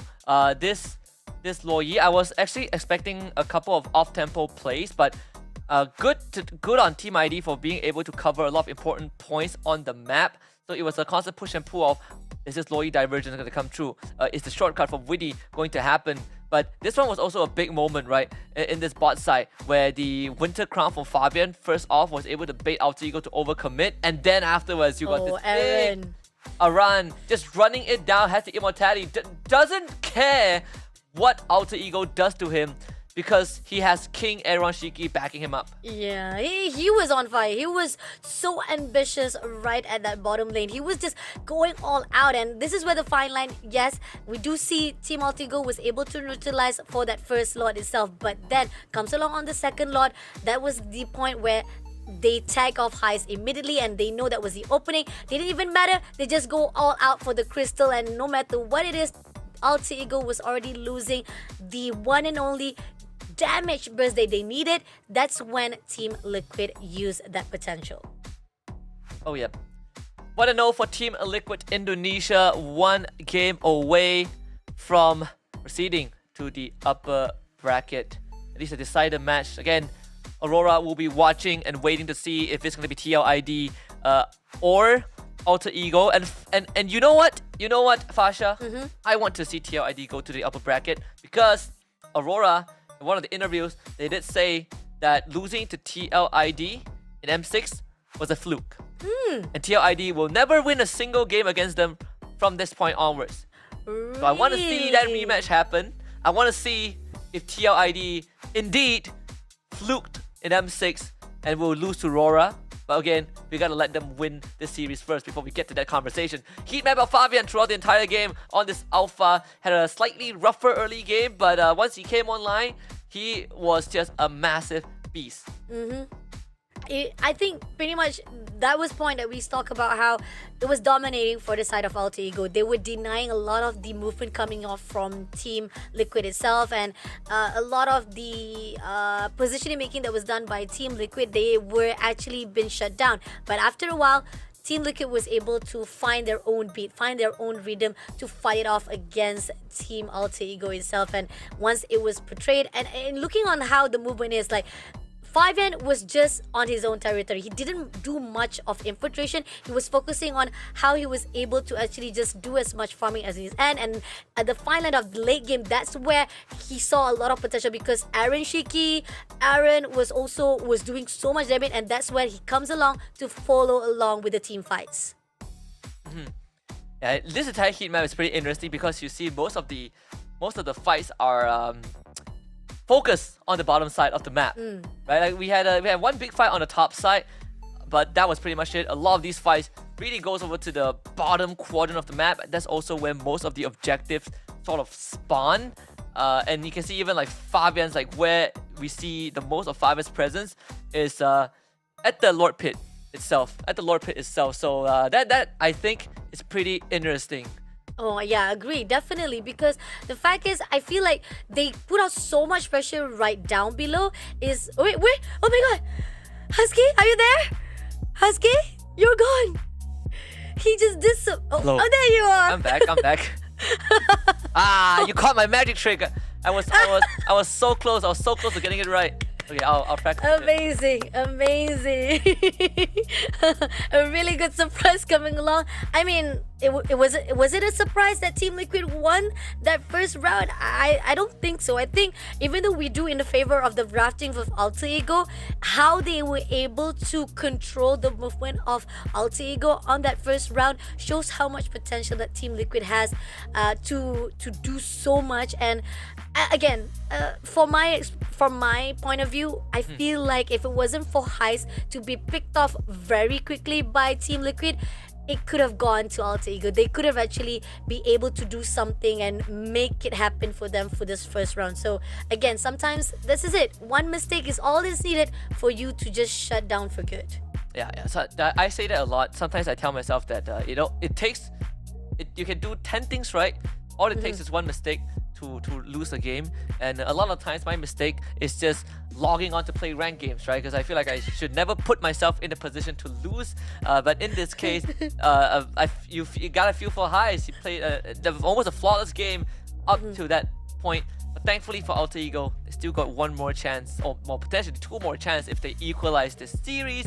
Momentum is on TLID's side, but after game 1, I do feel like Alter Ego got some very good ideas. Now we need to see them punch back at TLID. Yeah, definitely. And the fact that Team Alter Ego, looking on the side of the drafting wise, they were really focusing more all the popular heroes itself. I mean, going into how we talked about, I mean, we did saw on the drafting wise or even on the stats wise, Alpha is usually one of the picks from the side of Alter Ego, and Team Liquid ID taking away that Alpha was also a really good idea composition coming in from them. They actually use most of the signature zeros that Alter Ego usually use throughout this SPS. So question to be made of, if Alter Ego have that opportunity, will they be picking off that Alpha, or will Team Liquid actually deny it? So far, I feel like most of the priorities have done. Joy is out. We do see Suyo Jushin as well as Fanny. We haven't seen that yet. Loi been given that opportunity, a free chance for Team Alter Ego to take off, even no matter how much divergence you put out, yet it was still not enough to fight off with Team Liquid. Let's see if this is going to be any different in the Draft 4 game number 2, because we're going to head into the drafting phase right now between Alter Ego and Team Liquid ID. Right off the bat, Matilda, Loi out of the picture. We don't want to deal with it anymore. We've given AE their chance. They took their shot. They missed. TLID now on blue side. Okay, now we see Team Liquid respecting the Loi will be banning it off. Matilda also been banned off. Jushin as well as Fanny will be banned off. The question is, are they going to actually ban off Suyo as well? Are they going to actually give that leeway? Or are they going to actually ban off Alpha? Or even Harith along the line, because we see how much potential Granger and Harith was very, very damaging. And it seems that Harith will be banned off. Team Liquid will deny it as well. Now, Alter Ego, what is your response? See, I mean, the Joy still up. The Joy, you got the Suyo, you got the Yves. Granger too. We've seen Team Liquid ID take out the Granger just now, but Aaron plays a mean Granger. You giving Granger, I think, is a recipe of disaster. Alter Ego might have to actually consider banning out the Granger and then get yourself like a Suyo Joy matchup. And that is going to favor Joy eventually. Like Fabian, when he first played Joy in the challenge season, he instantly got a Savage. That's how good he is. And Alter Ego knows it, so they rather take their chances with a potential Granger pick. Okay, so now Suyo will be picked up and Alter Ego will definitely pick up the Granger for themselves. And we did saw how amazing Highs was, so that could be a potential priorities coming off from Alter Ego. Let's see. So the Ranger is gonna go to AE again, just like last game. Valentina instantly gets picked up as the Yves is still up on the table. Plenty of mages that the Valentina can steal ultimates from. Liquid ID, they still have the Lucas, right? We see them play Lucas in game 1. They also had the idea of going for Phoveus at one point. That was banned up by Alter Ego. Okay, so let's see who are they gonna actually favor more right here. So far, the respawn wise, I feel like definitely they had a really good potential with the Yves is in fact, and it's actually a really good choice to be major. But Cho been picked up right this instant, and they want to actually hold off for a while. I mean, yes, you could pick up the Lucas, but then they ended up pick up the Choi and Alpha being picked up by Alter Ego instead. So they still go for the Yves Cho. So they are going for the whole idea of let's just overload the Valentina, right? Give her choices. I heard that some people, when given too much choices, they're gonna start seeing stars. They're gonna panic. So give Valentina as much choices as possible on the market and overwhelm Roundel. So Irritel ban, a direct answer to the Granger taken out. Now that there's no Harif, it does start cornering Aaron Shiki's hero pool. I think Alter Ego, they might look for a Moskov ban after this. There's a high chance it's a Moskov ban. Although, Liquid ID, you still have something like a 1-1 you could go for, like a Beatrix, the Claw that we have seen twice this day. So I don't think that worried. But if you are Liquid ID, you might be looking to get your XP laner a decent matchup. Agree, definitely. And the fact that they want to make sure that at least that pool will not be the heroes of pools is not being deficit to a point that you don't have much choice. It's actually very crucial. But Trigger will be banned off by Team Liquid. Now Alter Ego, they have an opportunity. They want to actually deficit even more. They want to deplete more of the choices that is here for the side of Team Liquid ID. Taking out Tigro. Tigro is at this stage of the game an almost guaranteed ban in the second phase. Like most teams just ban Tigro. He's such a good hero, right? So we did see Dreams play the Guinevere in the previous game. And also I just remembered there's another pick that you can go for Aaron, which is the Bruno. The Bruno Granger matchup was also a big thing during M6. But yeah, Moscow ban now. We kind of saw this coming. So Bruno left on the table for Aaron Shiki. Most likely it's going to be that unless they have other plans. It's either Bruno or Cloud. We did saw a lot of potential coming in from those two heroes itself. Now going to Team Liquid, they're gonna actually ban off CC. Now Alter Ego, what are they going to do? Is this another Phoveus, a potential Phoveus? I mean, surely, CC ban again. It could be for the Lucas again. It could be the Lucas that they are looking for. It's either Lucas or Phoveus. Alter Ego, I feel like you might consider taking the Phoveus this game. It does decent into the Lucas overall, and you can have this have good backline dives. That's how I see it. I mean, they do have Gatot Kacha. That could also be a good composition making from the Alter Ego itself if they want someone to just jump off, find an opportunity. But yep, Phoveus will be picked up right here from Alter Ego side. Team Liquid ID, the question is how are they going to actually respond? Because so far right now, you got Suyo, you got Cho, you do have Yves on the side. Now, moving on along, again, the question is which potential heroes they want to actually put up. Is it Bruno, a really good matchup with Granger? Would they want to go for Cloud? They want to have a mobility-wise to actually pull in, even though it is a little bit of late game if you want to actually pick out Cloud. This could be a Lucas still, I think, for TLID. I've been waiting. Not much gonna change it. Wow, carry of Carry! And the high lows. Okay, a very different approach. Phoveus in the high lows is not too big of a problem for the Phoveus, but Liquid ID really switching it up. And I suppose it's not too bad of a thing, right? If Phoveus, the Alpha dives the backline, they are gonna get absolutely shredded by this carry. Yeah, I mean, like, Carry melting the guards off with a very good rates coming in from the damage as well. So it's a really good idea coming in from Team Liquid ID. Again, a lot of surprise elements for today's matchup as well. Alter Ego, they just need one more heroes picks right here for them to close off the drafting phase. Looking for the roam roll, the Akai roam. Can we forget about that? You want to be able to fight together, you want to be able to run at us straight. Oh, I'm just gonna knock you all the way. You know, we're gonna knock you all the way, we can pin you to the wall.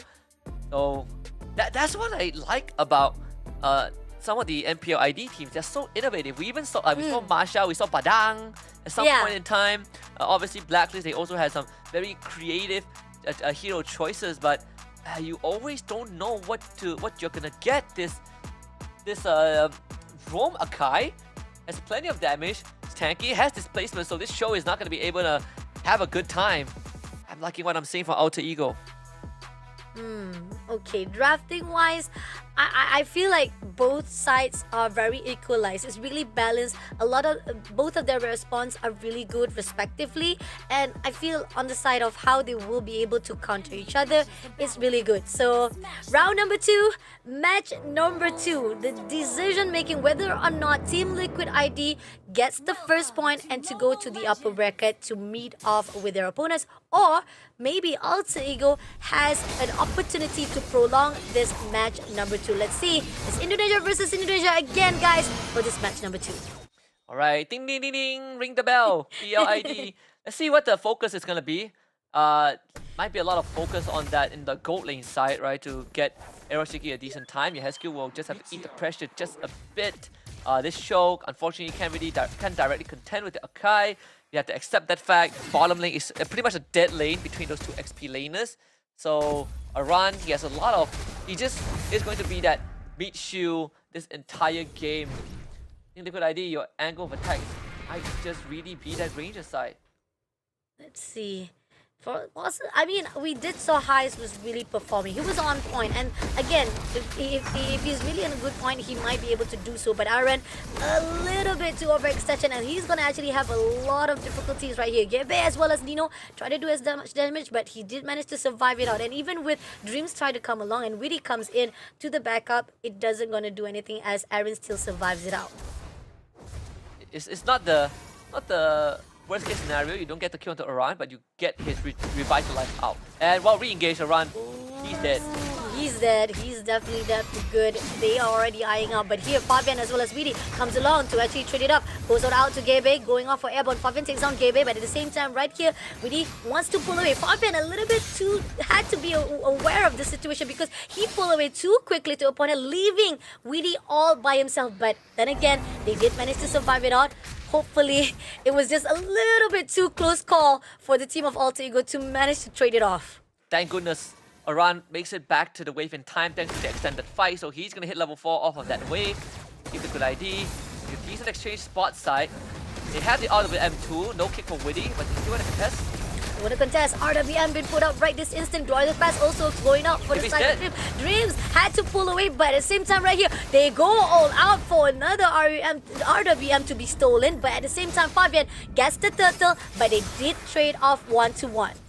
And you trade a roamer for the enemy jungler, and the turtle is a win for TLID all day long. Of course, Nino did get the kill onto Witty early on. If you're TLID, I think you're really happy with the development. Alter Ego, they were so split up because of the RWM that it allowed Liquid ID to just come in and pick them off.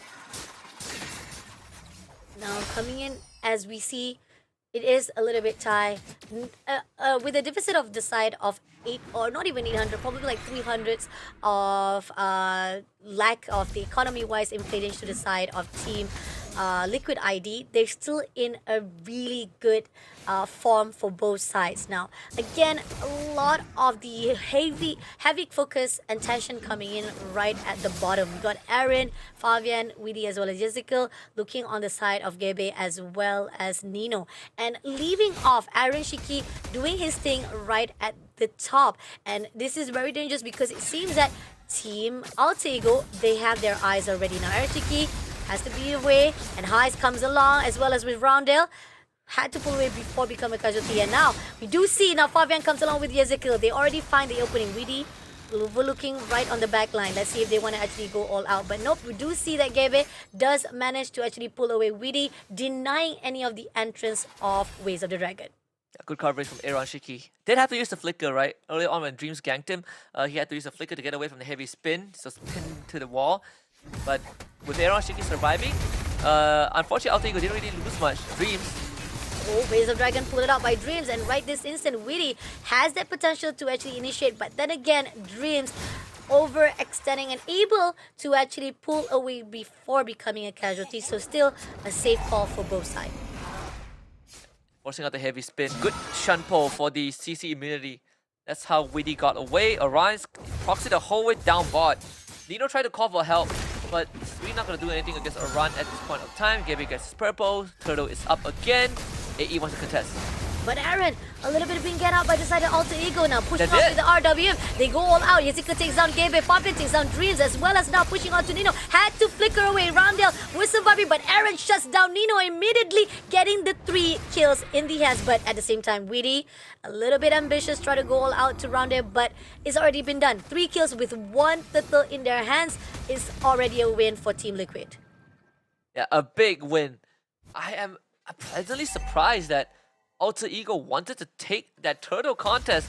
Gabe was 2 levels behind Fabian. There was no way they were going to get the contest, and they ran straight into an engage. But here they go out, spinning off to Fabian. He shut him down for good, right pinning off at the wall, making them at least trade off 1 lifeline into Alter Ego's hand. Good pick off onto Fabian. Again, the heavy spin is going to consistently be quite an annoying threat. Aaron gone on. Witty, what a kick. Lodge is quite been picked up right there. But at the same time, right here, around it, a little bit overextension. Aaron tried to pull away, but no, around it will be shut down by Aaron Shiki. But at the same time, right here, Witty had to pull away before becoming casualty. But Aaron, so much pressure has been done. Heist shuts him down for good. And at the same time, at least it is a 1-to-1 trade. And RWM been picked up right this instant to pull out together just a little bit more. But Fabian goes out to Dreams, doesn't spot out Gabe inside. But Yezikiel did manage to take down Gabe. Now Dreams just a little bit more closer to going all out. Yezikiel shuts him down for good. No! Team Liquid ID, they did manage to turn things around, but Nino comes along to finish the job with Fabian shuts down. Yeah, Fabian dies again, but at least Yeheski was able to pick up 2 massive kills. Aaron Shiki surviving that topside fight again, goes to the bottom, starts getting off farm. See the golden staff and the corrosion sight already done, going for the 3rd item, the DHS for the Holy Trinity. Team Liquid ID, they were in a pretty comfortable spot. The 3rd turtle spawning in just 20 seconds. But Yeheski doing mad work this game.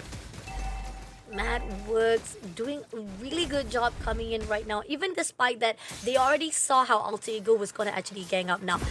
The last turtle is about to spawn within 6 seconds, and they know for a fact they need to stack up already. They want to contest if off and decide that Team Liquid ID, they have the input. They know for a fact the location-wise of Alter Ego. Fine line-wise right here, it seems that Team Alter Ego, no matter how much they try to actually mirror off or even try to actually get the backline, it's been denied from time to time again by Team Liquid. Now Witty is in the bushes. He's going to actually try to spot out. He knows for a fact if he can pick up anyone, it would be a good opening coming in. Fabian going all out. Growl's with path has already been put out right on the lane. And here Witty, right with the side of Roundel, he was actually going to be pushed out by Nino as well as Heist. But at the same time, it's going to give a lot of opportunity for Team Liquid, not just to get the turtle, but they have a separation split that was done for themselves. Yeah, Alter Ego took so long, they actually got nothing. Lost the turtle, didn't get any kills. Witty got out, and they lost the mid-tier 2 because Aaron Shiki was just running it down. That, again, is going to extend Liquid ID's lead by a bit more. Aaron Shiki finally gets his Holy Trinity. The DHS completed. Gang topside. Again, topside, career will be triggered out. Glorious Path been put up by Dreams. Not gonna get anything, but at the same time, RWM been put up by both sides right here. Dreams What a a lot knockout. of pressure, but at the same time, goal all out. Heist takes down Witty, and Aaron Shiki trades it off with Dreams as well. Now they are done with the job, but they are not gonna overcommit. And again, Liquid ID, they essentially win. You think it's a 1-for-1, but Yeah. no Roma for Roma, but they just got the bottom lane tier 2. So Team Liquid ID always getting more whenever they get into an exchange with Alter Ego. I mean, this is what we saw from the stats, even from the first show itself, the first beginning of the show. We talked about Alter Ego. When it comes to kill-wise, yes, they are on a higher stat, just a little bit. But when it comes to damage per minute, as well as for the goal per minute as well, Team Liquid is just in a better position. This is where we find line that Team Liquid, they very focused on objective. They know how to cover. The map's covering, the map control is what is much more important. But RWM been picked up right there, straight away giving a lot of pressure to Alter Ego to pull away. And at the same time, Gaby overextension right here will be punished by Aaron. Aaron Shiki takes down Gaby immediately and now pushing on right away. Weedy also trying to be pulled away, but he has been spin and been shut down for good. But a double kill comes in from Aaron Shiki to take down Nino. Gets a really good trade to 2-1.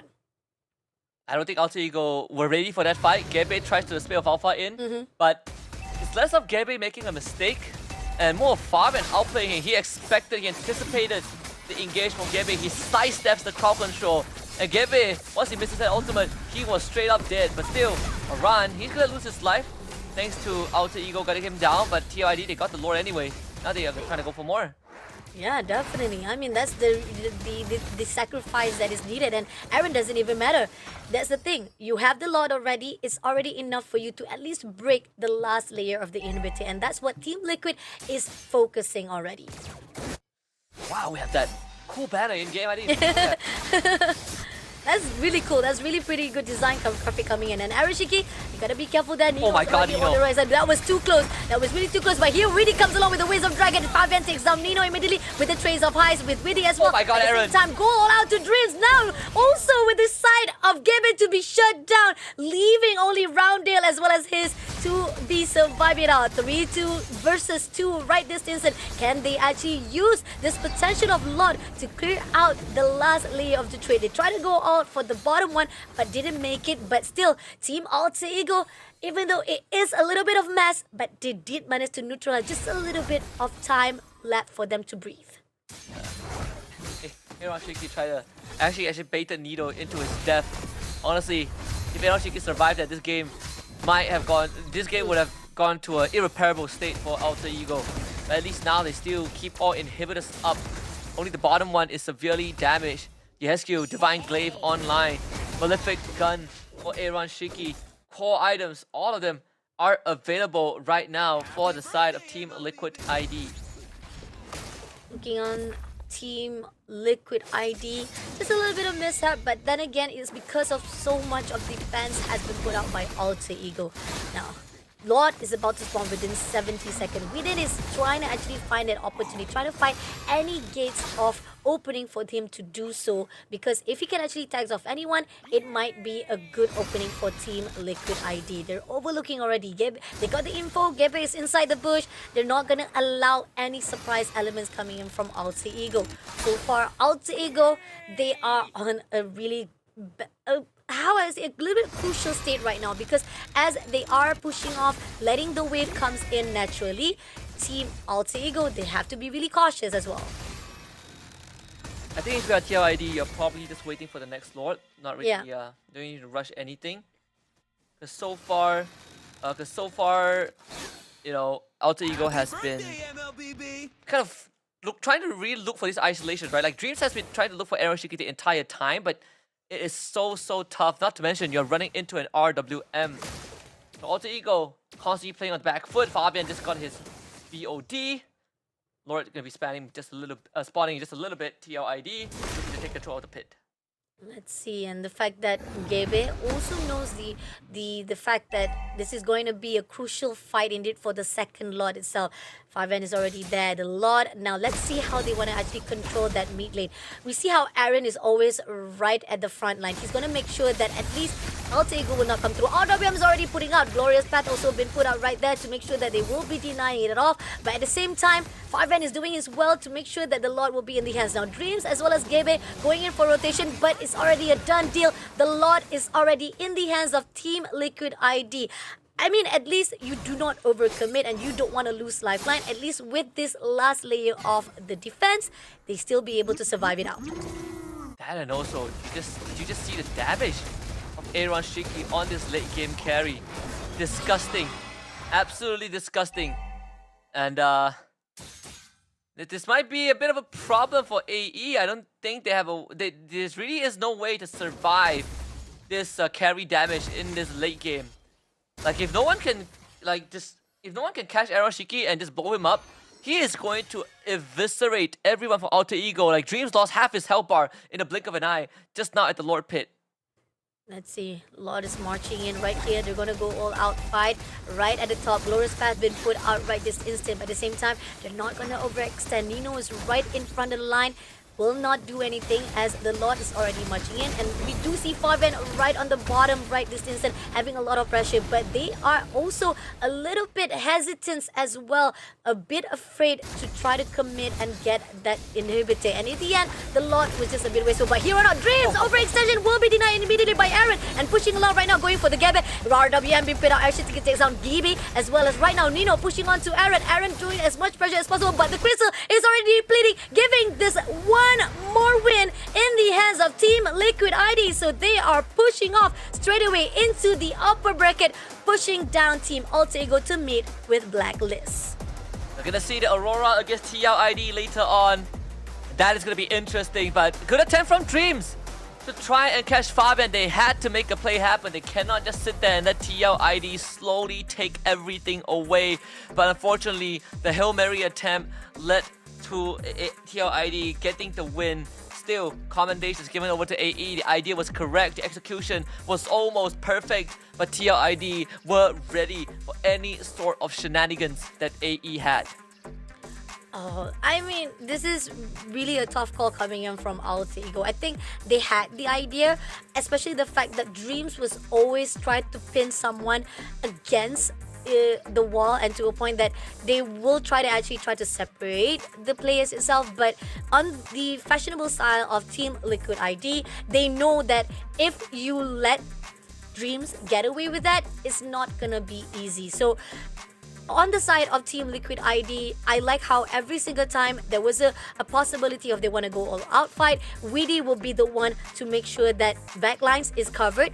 We have Aaron making sure that he survives on the front line. He has the Glory Path, either way to slow things down for Team Alter Ego, or even for a gateway for Team Liquid ID to move as quickly as possible before it turns ugly. And this carry pick really worked magic. Like at one point there really isn't anything you can do to the carry except killing her, and if you don't kill her, you just lose the game. That is essentially what happened in this game. Like Aroshiki given way too much space. Like it's Alter Ego, you see plenty of times that they really wanted to shut down Aroshiki early on, but the responses from TLID have always been so on point that Aroshiki was essentially getting the best possible game you could get for a carry. Getting all the space you need to farm, being able to split push, and eventually carry your team to victory. Pun intended indeed. With 55,000 damage coming in from Aroshiki, but the MVP wise is by Gabby with 2 kills.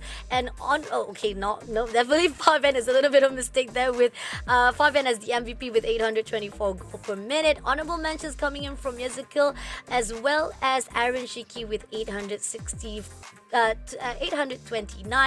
MVP wise, 81% coming from Fabian, 75 from Ezekiel, and Aroshiki with 62%. Oh yeah, I mean this entire game really came down to Aroshiki and Fabian. I mean, Yahezki also did mad work, right? And as much as I say that, okay, Widdy is going to have a pretty rough time, and he did have some challenges, you know, every time he engages, he's going to get controlled to oblivion. But he knows that, again, sometimes your job is to die, but before you die, you're going to sow chaos in the enemy lines. And Widdy, he got some pretty good multi-target Jikundo knockups to buy space for the team, and that's really all they needed. MVP for this game, Fabian, 528 on the Suyo. Yeah, not a backdoor success story like yesterday, and I think this is where Team Liquid is much more better off, because seeing how their faces were when they won yesterday, I think this is much more satisfying to see, and I think Team Liquid is definitely happy going off into the upper bracket itself. And the fact that we talked about Aaron Shiki, we talked about even Ezekiel with that RWM. Every time Ezekiel dropped that RWM, that's where Alter Ego was a bit intimidated to go in for a fight. They were pushing away or pulling away from those team fight because they don't want to be caught off into that R-Dome because so much damage has been put out. So that gave a lot of opportunity for Team Liquid to do whatever they want freely throughout that map. And yeah, you can see that these early fights also Liquid ID there's so much control over the battleground, and not to mention that Aaron Shiki was joining these fights so early on, and even then, because of the recent buffs to her, even though it sounds minor, it made her a bit stronger, especially the changes to the ultimate. Right now, she doesn't need to fully rely on hitting the now she has a lot more damage output essentially when she pops that ultimate. That's why when Aaron Shiki joined the fight in like what 4 or 5 minutes, he is still shredding through health bars.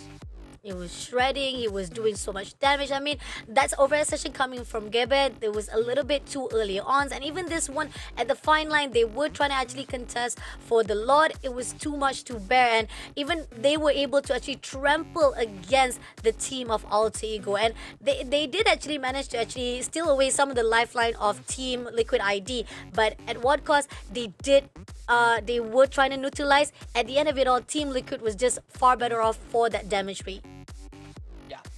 I mean, the endgame scenario, it really started with Dreams wanting to get the engage off. Didn't happen. Very unlucky. But yeah, congratulations to Team Liquid Indonesia. They move on to the decider match in the upper bracket, which will be coming up in right after this. So Aurora got some time to prep against them, but for TLID, it is full steam ahead, right? You gotta keep on playing.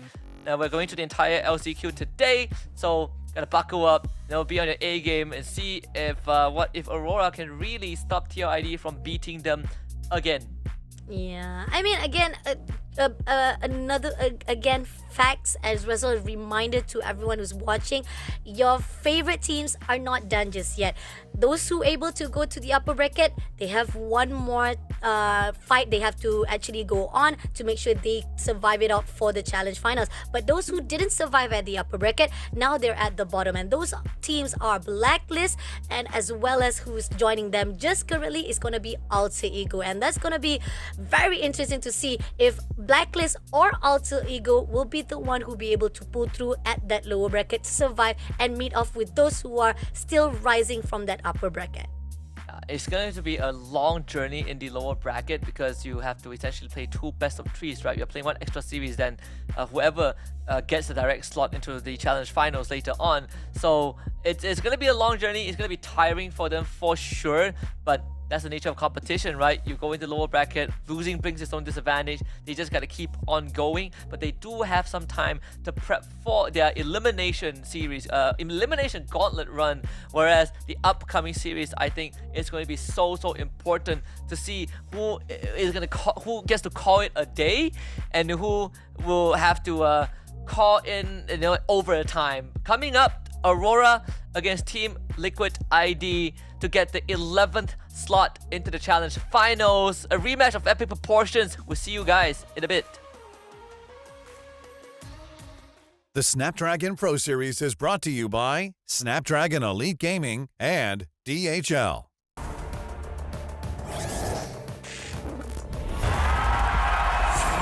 Here we go!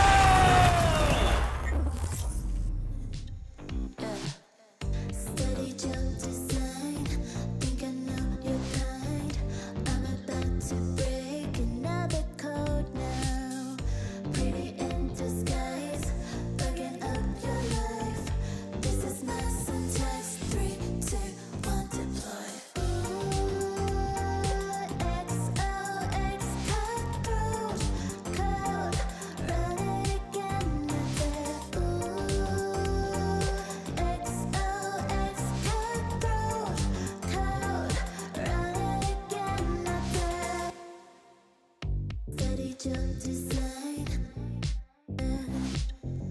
think I know your kind. Steady jump design,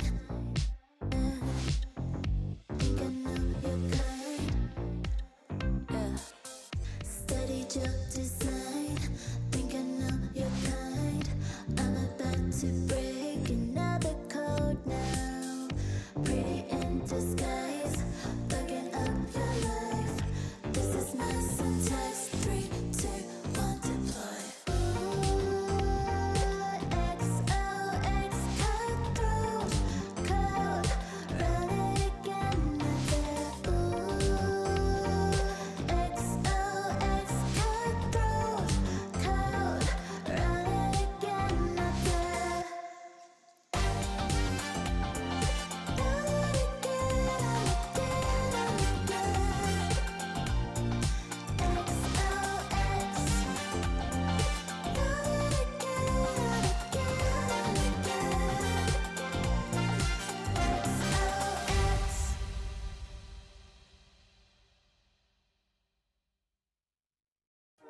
You waited all night for me to come back. Oh, why'd you think that it's not alright? Told you that I'm not that type. Didn't mean to get you so excited. Tried to tell you not to fall in love. Why you always hit me uninvited? Was hoping you would get the picture. I've had enough. Now it's time for me to turn around. Thought you knew what this was. Yeah, I am superstar. You were never the one for me. Never should have fell for me. Take back your heart. Why don't you take it back? You never had a chance. I'm gonna take back the one heart. Call it a savage love, just till I had enough of us. I'm good, babe. I'm on my own. This ain't a phase. Just let me go. Told you that I'm not that type. Don't bother wasting breath. Begging for one more chance. Yeah, know you got carried away. Ooh, you made me to say. You've been messing with greatness, faces, stay in your place. I was looking to play, then you got in the way. All the love that we made got me stuck on your brain. Got no time to stay here and say goodbye. Yeah, I am superstar. You were never the one for me. Never should have fell for me. Take back your heart. Why don't you take it back? You never had a chance. I'm gonna take back the one heart. Call it a savage love, just till I had enough of us.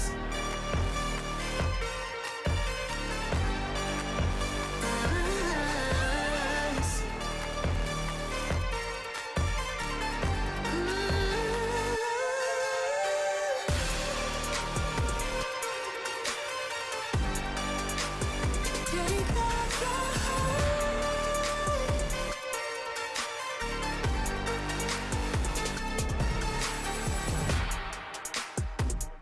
Yeah.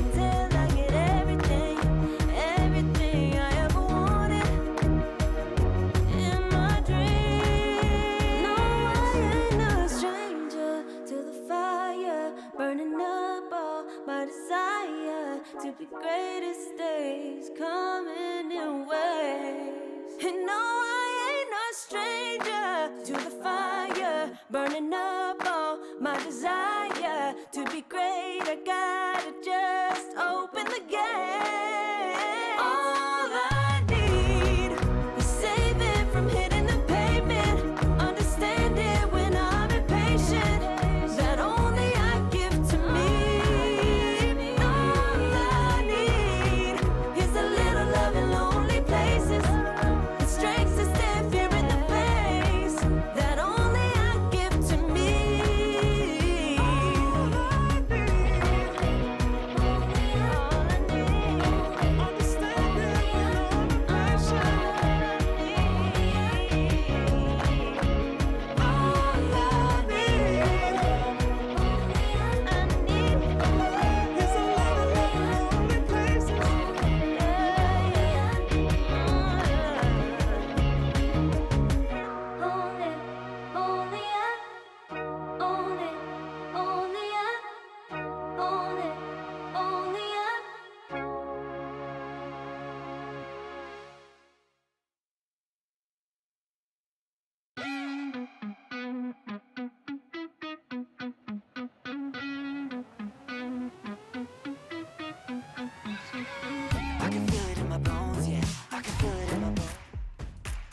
Welcome back, ladies and gentlemen, to the Snapdragon Pro Series Challenge Season LCQ Season 6. We got Aurora against Team Liquid ID coming up next in this crazy best of 3. Two teams have faced each other multiple times in the past month or two, and every single time Liquid ID seems to have gotten the upper hand, and Aurora wants to stop that cap. It's Husky and Fasha Bunny on the mic for one last series before we pass it onwards, and we got one of the best ones to happen just yet. Yes, sir. Lafel and Giddle is just waiting on the sideline to join us later on for the last two matches at the end of it all. But before we get to that, we have to start off with our upper bracket first of all. I mean, looking on the statistics wise, yes, Aurora is in a better form when it comes to the kill wise, but from again, I keep on repeating this because it's the truth. Team Liquid ID, when it comes to objective wise, they're pretty much more focus oriented. They always get it done with the DPM. They always make sure they have that goal per minute that they needed to hold on. The question is, no matter how much you go in for your objective wise, Aurora has this thing that they love. They love to make sure that you will not able to do what is necessary, because we've seen so far throughout when they fought off with Toda and even when they fought off with Blacklist as well, they make sure they find one key player they can bully out and denies you any of the power spike it is necessary for you to do it. So Edward, Demon Kite, Yue, Renegade as well as Domain Kite, they have to be watching out for these 5 players. Yeah, they have to bring that not just an A game but an A plus S tier game, because when they faced off against Team Liquid ID in M6, they lost the first Swiss round to them, the BO1, and afterwards they lost the elimination series in the 1-2 bracket against Liquid ID again. So happy with finding success from M6 itself. TLID went on to not only knock Aurora out of the tournament, but eventually finished second in the World Championship. Got Aran, Fabian, Yehescu, Widdy, and Aaron Shaky, and ready to do it again in the Snapdragon Pro Series and send Aurora to the lower bracket. Let's see, because again, they still have a lifeline. This is the upper bracket where they did manage to actually get the success rate that they needed, but again, I feel like going into the SPS wise, when we talked about the past achievement, a lot of involvement has already been seen throughout the SPS challenge season, and itself is been portrayed not just because of the gameplay, not just because of the play style, not even because of the fact that the success rate is been portrayed as well. It's because of the switch of the metas itself. And I feel like when it comes to Aurora wise, we know how Philippines are. They're very straightforward when it comes to their drafting. They know who to actually respond, what are the heroes that are required to actually be able to shut down the teams itself that they see when the heroes say, oh, okay, we can, if you have that heroes, we can able to counter with this one. So those are the crucial things. And not only that, they know who to actually gang up against so that they can actually shut you down for good. When it comes to Team Liquid ID, and you talked about it, they're not very unorthodox. They always bring that surprise element, which make it even more interesting coming up into this upper bracket. Yeah. This is a destined rematch, right? They meet again after TLID crushed the dreams of Aurora in a M6 World Championship. Again, they didn't make it out of Swiss stage. Let's take a look at the head-to-head. Both Harif users, Harif aficionados in the bottom side on the gold lane, Domain Kite and Aaron Shiki. And it's safe to say that Aaron Shiki has been putting up big numbers. Yeah, I mean like 114,000 damage just by the fight with the opponent side previously. It was just a really good form coming in from himself. And the fact that going in up against to Domain Kite, not to actually put him down, because on the side that they have been performing has been actually been tough on the side of Aurora. So that's the reason why we see that strats a little bit inflated on the side of Team Liquid. But going into the prediction wise, it's also a little bit imbalanced between both of us. You're much on the favor of Team Liquid ID, whereas I'm much in the favor of Aurora. Do you want to actually go first with your own opinion? Yeah, actually, you know what? I forgot to key in my prediction, but I'm glad everyone else read my mind. I was gonna go Liquid ID anyways, but I'm gonna amp it up. I'm gonna say Liquid ID 2-0 Aurora. Right? Liquid ID. Yeah, look, they read my mind. Liquid ID. I'm gonna say they 2-0 Aurora. I think history will repeat itself again. I am ready to be proven wrong by Aurora, of course. But I just feel like Liquid ID, they got it on lockdown, right? They got it on lockdown. They're looking so much cleaner. Aurora has some great moments. You know, I think Demon Kite and Domain has been really showing off. I want to see how this game one plays out. Matilda for Aurora. Now, Liquid ID, they have the tendency to give away your power picks and then beat you anyways. Granger is now open. I'm waiting to see if Aaron Shiki is going to take it. Yep, I'm going to take the Granger. There's no Joy or Suyo this game, so we're looking at Alpha, we're looking at Hayabusa, but you know ID teams, they are going to go for the Alpha, even though they have played Fredrin before, but not this game. Yeah, and the fact that Eves is already out from the pool as well. You still have Valentina, you still have Cho to be picked up if you want to actually go for that first of all. It depends on what Aurora actually expecting more of what they want to actually go out for the gameplay itself. I mean, we do saw when it comes to how Yue goes all out with the fight itself. He has a potential to do so much damage. He can actually do portray and give a lot of help for Team Aurora to push on through. So looking on the priorities, let's see what Aurora will actually pick off right here. See, if you're Aurora, you probably are looking for...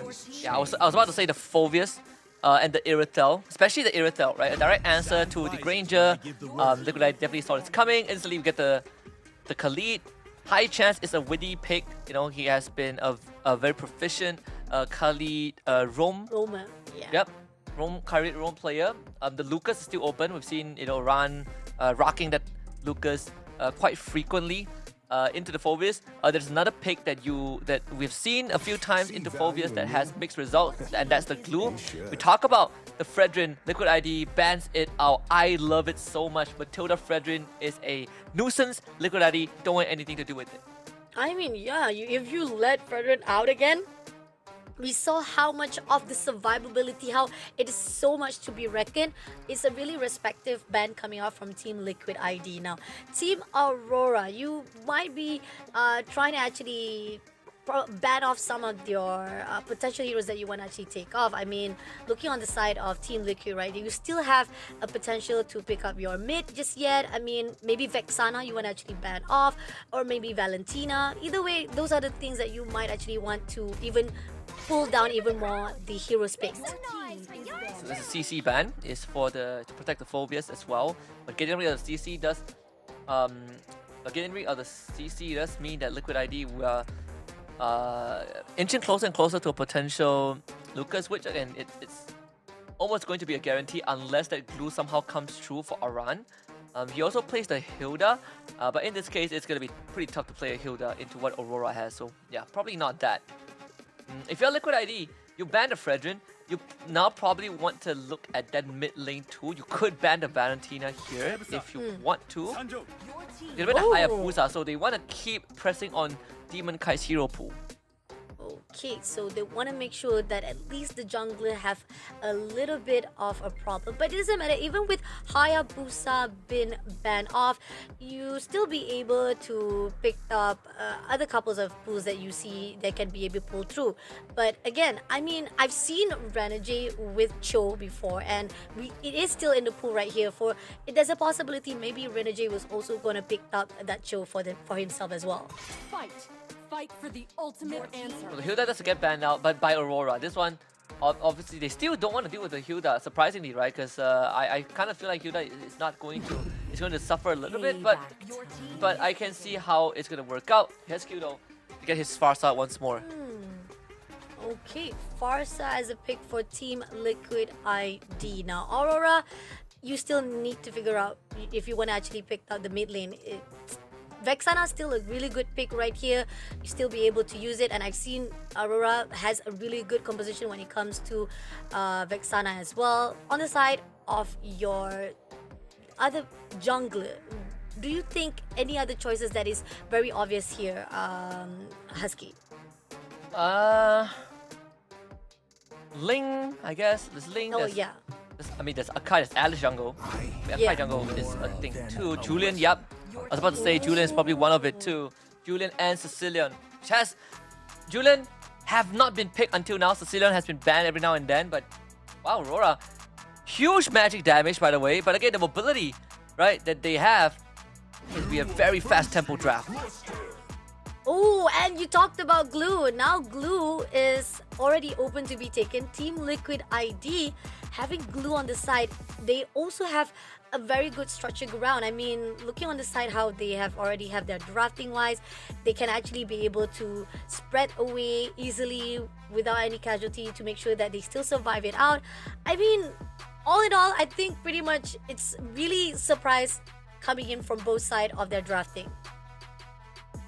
I like Liquid ID's draft a bit more. I think that despite there's the Matilda for Aurora, it's their signature pick. I think Liquid ID just overall have a more robust draft. You have a XP lane that essentially by default should win. No Glue into Phobius. You got Granger. Obviously, the Cecilia being taken away, the Cecilia being picked up. It's also you don't want that to be like a double scaling. Not that TLID cared about it anyways. They did take the Farsa for the extra utility to get that insane burst instead of having to wait for the scaling. Let's head to game one. Let's see how this is going to pan out. Let's see. This is match number 3 for the upper bracket. They won against their opponent. Now they have both lifeline for themselves. The question is, who will still survive and be able to go straight away to the challenge finals, and those who have to go drop down to make sure they meet up with those who are at the lower bracket. So for Liquid ID, again, even though you are a Matilda, you have to always respect the Khalid. This insane burst damage at level 1 in these kind of duels. And you don't really have too much of a shield yet, even as a Matilda, right? So these early space is going to be a chance to control. By the way, Julian also rocking the Hunter collab skin. They got Kurapika, the first time. The only one that we probably won't get to see is Gone, because that's Dyrov, and no one plays Dyrov nowadays. But yeah, I think Liquid ID pretty, and also the Glue in that lane not only can find Edward, but at the same time he essentially is just moving first, right? Like you can see that Aran is constantly hovering around this mid side. He's hovering, and then the fact that Weedy, a little bit of overextension, has his potential to be taken out, but it's okay. He will be able to move away as quickly as possible, as he is very mobility-wise, and the fact that we are seeing most of the confrontational will be done right at the mid lane, and as the turtle is about to be spawned out, they are pretty much trying to find a break right this instant. Yeah. Of course, not about clearing that midway to hit 4. Fabian will be on the case very quickly, hitting level 5. Demon Kite already late in that regard. So this turtle should go over to Team Liquid ID. Don't think Aurora can do much. They will try. Oh, but they're going all out right here. Distance and Feather Extra has been pulled out right at the top, but at the same time, Ezekiel takes down Edward immediately. Now Aaron, once more, he goes all out to Demon Kite, but Demon Kite was able to pull away before becoming it off. So first blood comes in from Team Liquid ID. I think that, again, Aurora, I'm surprised that they wanted to try that. It really felt like there was no chance to even contest. They don't need to do that. So they give first blood over to Yescu as he blows up Edward, who was far away from home. Domain is going to receive a bit of pressure down bot. Liquid ID wants to free up Aaron Shiki, who is actually a full level ahead of Domain. And the fact that right now, they're having so much pressure being put off them, and Ezekiel getting the info required with the Feather Edge Strike, just doing what is necessary to actually scout the areas or even the information for the location of the players itself. So Team Liquid ID, they already have the idea, and Team Aurora, if they can actually hold off just for a little while, not allowing to actually get into the bait itself, they might actually potentially do something about it, because the fact is, right in the early bets, Team Liquid might be in a better power position. Was Witty doing the usual check push thing? Gonna be fine from that. First item most likely is gonna be Athena or Radiant. In this case, you'd probably go for Radiant armor or Witty. Demon Kite, Domain. Hot, he's dead. Oh. Or do a clip right on the edge by display of Alpha, pop spread, and still dies. That is exactly what Liquid ID wants. Team Liquid ID, very aggressive earlier on, and this is where Aurora, they're having a little bit of struggle to actually pull through. And they know for a fact that they don't want to actually mess around and they don't want to actually mess up things. But somehow, with 1 second on the clock, right here, Turtle, they're all going to try to contest it off. Renegade looking forward to Ezekiel as well as Widdy. Now Edward is right on the front line. He wants to go all out to Widdy first. Feather Edge Strike been put out, but it's been castled away, and they're going to go a little bit more further on the line. Aaron also pushing it right in the mid, going all out to Ezekiel, but at the same time, right this instant, having a lot of pressure. They did manage to take this Turtle right into the hands of Fabian, but Team Liquid, they want more. Fabian managed to take down, getting double kills right this instant, and also triple kill. Started down Yue, and Renegade has to run away, and Edward all alone will be immediately shut down with the Spear of Alpha. Fabian once more shows up big time with a Maniac on his Alpha. And can I just say, the Aurora, they try to get the whole squad out with the guiding wind, you know, the Renegade 5-star Cab Express, but Aran was able to stick himself onto Domain. So it really doesn't matter how far you fly, Aran's gonna stick onto you. And Team Liquid, just like that, ballooned that goal lead to 5k. And this entire jungle is now under threat. There is no way for Aurora to just walk in without risking any death. Fabian, he's ready for more. Oh, they want more right this instant. They also try to actually steal the buff. Aurora is just overlooking and couldn't do anything at all to slow things down. Now at the mid, they are already marching in the minions, but it's not going to do anything. And we do see split push coming in from Fabian right at the top. Feather X Strike, just try to hold on every movement that Aurora comes in. So it's already open. Fabian knows what he has to do. He just has to actually clear out some of this point, and that turret will be in the hands of Team Liquid ID. And Demon Kai essentially doesn't get to play the game much anymore from this point onwards. Needs to be able to find space, and that space is not in the jungle. The jungle belongs to Team Liquid ID. And no one from Aurora now can just walk out into the lane without risk getting ganked. Even with a Matilda, you can only cover so much. Renegade, he's more preoccupied in defending the rest of his cores. So even, look at that, 3 Feather Airstrike and Renegade is down to less than 20%. And then you have Aran walking around in your jungle jungle camps are constantly getting taken. Shiki is just outclassing Domain Kite, and no way, even out-leveling him. Team Liquid are in full control. Team Liquid are in full control, and the fact that here Aurora, they're being pushed to the corners, not able to do so. Another turret been taken by Team Liquid ID. So that's already the first level. Feather X Strike doing some damage to Demon Kite, and as well as turning off UA as well. Now UA tried to pull into Widdy, but it's not going to do anything. It's just try to push Team Liquid. And there you go, having another layer of turret to be taken off, and with the turtle open up straight away to Team Liquid, they're not just gaining the objective, they're getting all the economies in their hands. And Imran Shiki, he's untouchable. Not really sure how you're gonna get on top of him unless you commit like a flicker or Renegade brings someone in. Aurora needs a lot more time. Team Liquid ID, they got almost a 9k goal advantage in under 7.5 minutes. The top tier 2 goes down. Thor hasn't even spawned yet. Demon Kai, he's been stuck at level 8 for the longest of times, and Fabian is 5 levels ahead of him. Aaron Shiki, Sky Piercer online. This game is close to being over. Yeah, and Willy just finding a way to try to go into the backline. Aaron, we spotted out, they're gonna go all out for the spin, but at the same time, Willy comes all through, but they're not gonna do anything because they will not overcommit. So a good call coming in from Aurora, but still, it's not enough. So much damage been put out. Even Aaron Shiki doing so much pressure, but that's gonna be the second last layer turret of the mid. So now it's up to the last inhibitors. I bet you on Mirko's watch party right now, one person is gonna be happy, which is obviously Mirko. Then Wolf is gonna be in despair watching how this game is going down because Team Liquid ID are just demolishing Aurora. We saw them back in M6, of course, when Team Liquid ID won. It was sort of a beatdown as well, but it really seems like, you know, the locks the locks hasn't changed yet. It's still Team Liquid ID putting Aurora on a vice grip, right? You feel like you feel so helpless. And the thing is, Demon Kite needs money, Domain Kite needs money, and Liquid is not giving them anything.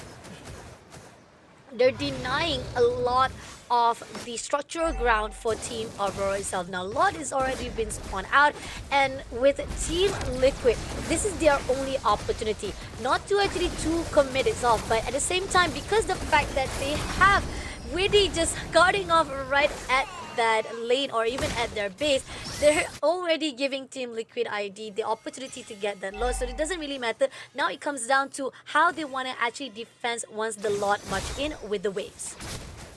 Oh yeah, and look at this, the first Lord down middle lane, Demon Kite once more, it's gonna be poked. Ooh, gotta get out from that. Sky Pierce on Eroshiki is merciless. It was so much damage to portray, but at the same time right here, as the Lord marches in, let's see who they want to actually target. Fabian, try to actually figure out its way, and even Weedy waiting for the backline to be opened up from the top turret as well. So they're going to focus on. We do see that they are going to close in right at the bottom lane as well as at the mid lane. Now Lord is also closing in, but the turret has already been done deal. Now Weedy is already inside the base, and it seems that Team Liquid ID, they are very, very respective. They don't really push too much. They're not really too aggressive. They're just waiting for the right time. Now the second wave coming in for the side of the mid lane. Now pushing out right now, Fabian a little bit too ambitious, but at the same time, he's going to go out with Edward. Can he pushing in? Arashiki takes down Demon Kite first of all, but at the same time right here, it seems that they go all out to Edward, and Arashiki takes down Edward immediately with Renegade try to survive it out. They did manage to take down though Yezikel at that spot, but it's only for 2-1 at this instant, and Aaron still want more. It seems that they're going to go all out, waiting for the next wave comes in for the crystal as well. Now Widdy comes along, going all out to Domain, as well as the side of Arashiki takes down Domain, and pushing all out for the crystal. It's going to be the first win in the hands of Team Liquid ID. Not even breaking a sweat in that game one. Team Liquid ID absolutely destroyed Aurora in this game one. Of course, Aurora getting a couple of their power picks, right? The Renegade Matilda Express getting the direct, quote-unquote, on paper answer to the Granger, which was Iratel, getting the Cecilion, even Edward getting his hands on the 4 wins, but it really didn't matter. Team Liquid ID were just leaps and bounds ahead. Again, we talk about this draft, the pressure that the glue and the Khalid provides, and the fact that Aurora tried to take on early fights that they clearly could have avoided, just ended up getting Liquid ID this snowball that was unstoppable. Early on even on the early games itself, on the early stages of the game itself, we know for a fact that Team Liquid ID as a group itself, they're not someone that you want to actually mess around too early on, and they have so much power within themselves. They're easily be able to break off, especially Aaron. If you want to actually go all out for him, he'll still be able to actually pull away as quickly as possible. He'll be able to survive whatever you actually throw to him. And at the same time, we see how much of potential that Yezekiel pulled out with that Farsa. The moment he opens up with the Feather X, right, doing so much damage to Renegade, he had to pull away, not able to do anything. One of the fastest game today as well. 10 minutes and 40 seconds. And look, Fasha, a 13.7k gold lead. Oof. It is madness. This is whack. What can you do, right? You just gotta accept the beating. This is a royal beatdown, 9-1 in terms of kills. And Fabian, I gotta say, man, level 15 before 9 minutes. Of course, you gotta give him the MVP. Definitely deserving of the MVP. And this is the fine line that we see. Team Liquid ID, great map control, great objective wise, from one end to another end. They clear out the turrets, they get the lords, they even make sure that after not just the lord, the turtles as well. Once they get the turtles, they'll be able to also give so much pressure to Team Aurora. They could not do anything, but here on out we do see there is a lot of damage that's been put out by UA, 28,000. But on the side of the rest of the players, they could not do anything. They keep on being caught off guard, they keep on trying, being given so much pressure, they had to pull away before becoming a casualty. And this is the fine line that Aurora was just a little bit too intimidated by Team Liquid itself. And you know what they say, Fabian ate and left no crumbs. This man hitting a nice 60 GPM and just an MVP worthy performance. That's why he is King Kong's #1 rival, even though King Kong has won almost every single time they met. But still, you know, big respect to this man on this alpha. Funny enough, you know, 5-0-3, and 4 of them were from the Maniac streak that we saw very early on. We thought that, you know, Team Liquid ID, they got off to a slightly slower start in the beginning, and they also did drop down to this LCQ because losing the Evil's Holy. But right now, this is the Liquid ID that everyone knows and loves and remembers from M6. It is really amazing to see the best form coming in from Team Liquid ID. I think the fact that we saw how Fabian was definitely controlling most of the momentum coming off for this first round itself. And looking at this, even though, yes, Aurora was the one who managed to actually get a lot of the initiation picks first of all, but then Team Liquid turns things around and they got the first blood. And no matter how much they try to contest with the turtle, yet Team Liquid ID was shutting it down. This is where 5N getting double kill takes down Doming, as well as going all out to UA and shutting down Renegade for that Maniac. I bet Liquid ID took the interview pretty personal. You know, Aurora saying that they were never going to win a game ever again against them, that they were just lucky during M6, and Liquid ID was like, are you sure about that? We play a best of 1, we beat you. We play a best of 3, we beat you too. And you really think we got lucky? Okay, how about we give you again? We beat you again, 10 minutes, 40 seconds. Right, let Fabian show you how it's done. 1-0 for TLID, 1 game away from knocking Rora to that lower bracket decider, and they themselves locking in the tickets straight to the challenge finals to join RRQ Hoshi. One more match to go for our upper bracket. I mean, it's really amazing. And looking on the heat map itself, Fabian's movement, the freedom of him farming off what it is necessary. He started off from the top itself, and then he getting all the buff he's needed. And then this is where the fine line, once you got the turtle, he goes all out for the fight right at the bottom. He's getting all the kills is necessary to shut down the team of Aurora. This let me look at Fabian, right? Look at the 5 kills bottom lane. All 5 kills that Fabian got was bottom side. This is the freest game that Fabian has ever had to play in his life. Like, he goes everywhere he wants. He's a boss. Right? Like Fabian coming through, you just gotta give way. Whenever he shows up, it's death follows, as they say. So pretty straightforward heat map for Fabian, of course facilitated by the rest of TLID. We said that even in the XP lane, a run into Edward, a run is going to have that priority. He's not going to be worried about Edward, and he's always moving first to help his teammate. He's looking around the river to see if any movements come up from Rora. Renegade can't really do much to because of Witty. He's just constantly on him. So at the end of the day, TLID's draft does have a lot more perks and advantage over what Rora has. That's how they kind of won game 1. Not to mention that all these decisions that TLID made were just better. Yep, definitely. I agree on that. And the fact that Aurora, they were just not just outplayed, outsmart, and the fact that they were also having a lot of struggle to find a way to shut down Team Liquid ID. The fine line, no matter how much Renajay was going all out for the backline, it will be denied immediately by Ezekiel. And with Fabian, with so much power to shut everyone off with the Spear of Alpha, that's where Team Aurora was just not in a better position. But again, this is it. This is just the first round. We still have one more round to go. If Team Aurora does drop here, they have that lower bracket to survive it out. So not to worry much. This is just the opportunity to see who will go to that challenge finals earlier on compared to those who have to be dropped at the lower bracket. Oh yeah. Also, this officially is the fastest game of the season so far. I did say that it's the fastest game today, and now it's the fastest game of the season. 10 minutes and 40 seconds. Quite an insane performance overall. But Aurora, they still have a chance to bounce back, right? This series is not done and dusted just yet. No, we've seen teams come back from worse openings, with TLID just looking like a machine, just a well-oiled machine in this game one. Aurora gotta switch it up because they were gifted their power picks by TLID, and TLID said it doesn't matter. It doesn't matter what you get, we're gonna beat you anyways.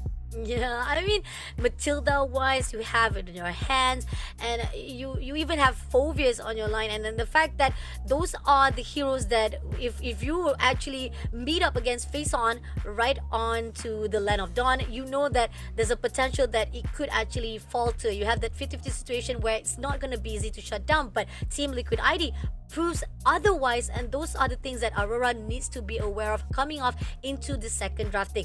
It really doesn't matter whether who you actually pick, is how you actually execute and how you actually find the potential to just break off Team Liquid idea and very good strategy to fight off on the gameplay. Absolutely. So I mean, with that being said, I want to see what Aurora has in store for game 2. We've seen like Renajay.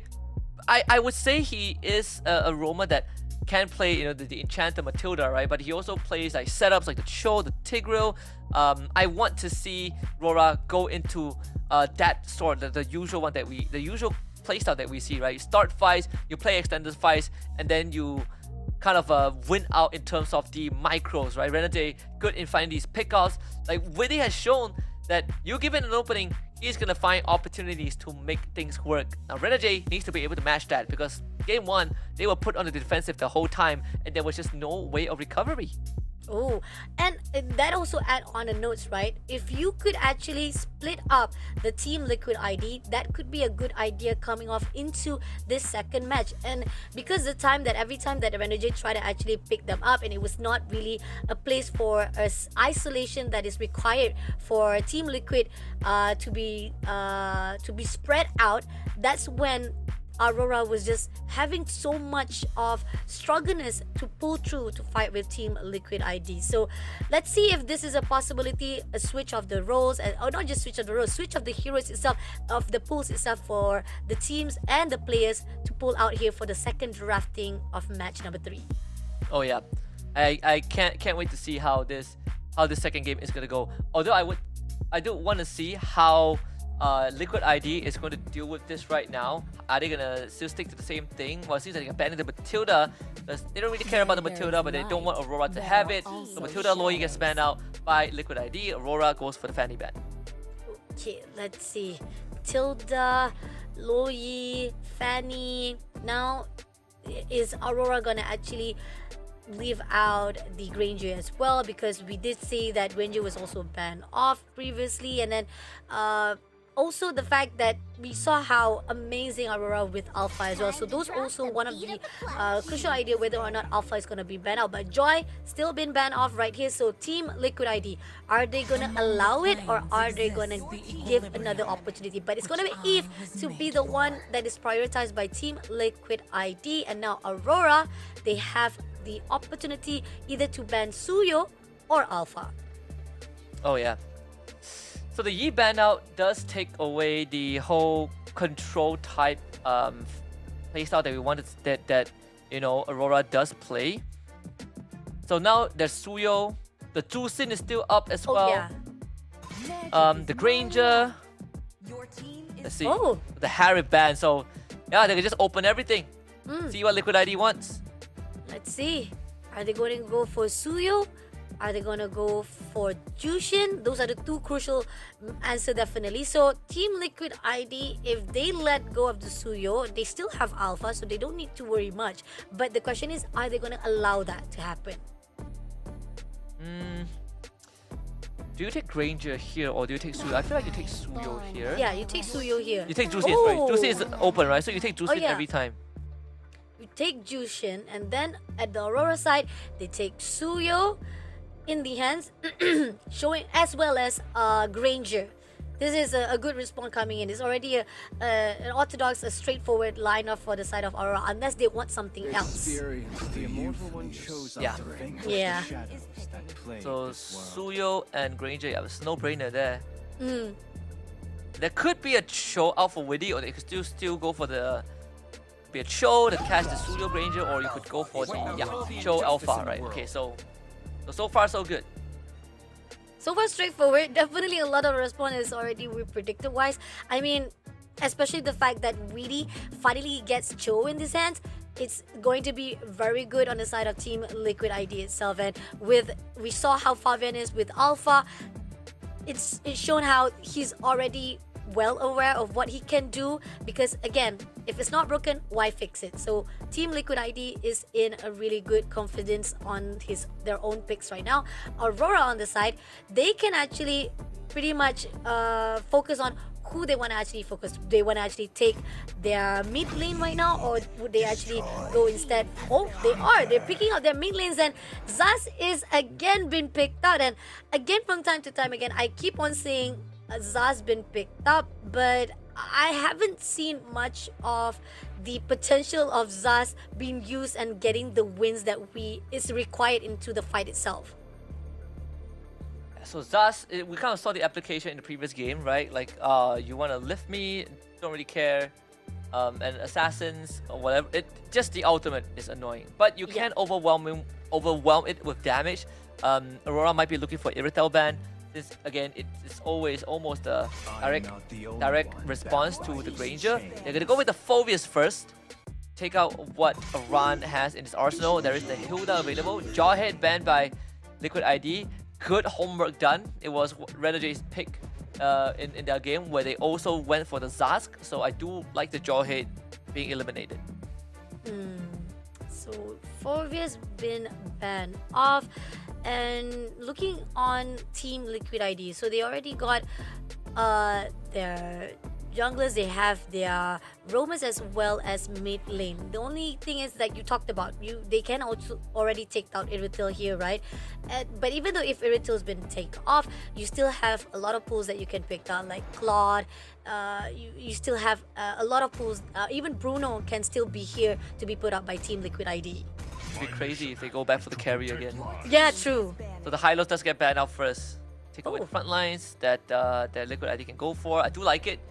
No, they're basically just targeting a run right now. Lucas banned out by Liquid ID. Good stuff. There's still the CC available. CC, Gatot, Khalid. I think the CC is not too bad of a pick for Aurora if they want to go for it. So let's see. I do think the CC isn't too bad for Aurora.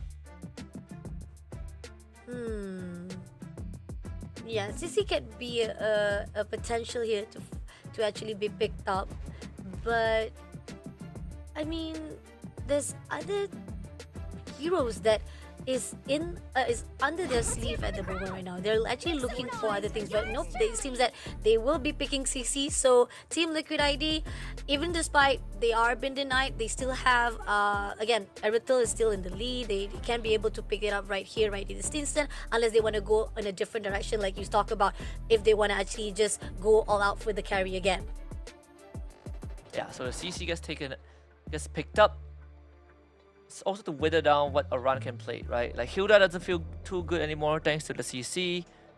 I want to say Glue isn't too bad still. Aurora can't really pick. Yeah, the Aurora already has mid lane, so Faramis is not a worry anymore. But they still go for the Hilda. Hilda Moscow still. They still want to keep it fast. You want to keep it fast, and Moscow's. I mean, yeah, we know for a fact that it is actually really good to be used as well. So Team Liquid ID, in the Hilda wise, I do feel like it's a little bit more on the front lines, how the survival wise, and Fabian will be able to actually able to do so much damage on the front line as well with the Spear of Alpha.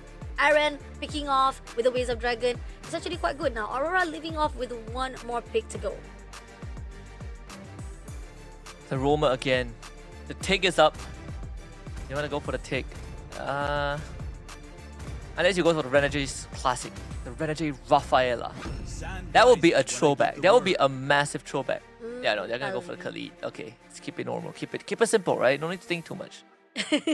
No need to think too much. So again, both sides when it comes to response wise, I feel like this is really good. It's a really good response, straightforward wise, coming off even from the get-go itself. You got Jushin, and then respawn wise by Granger and Suyo's combo itself.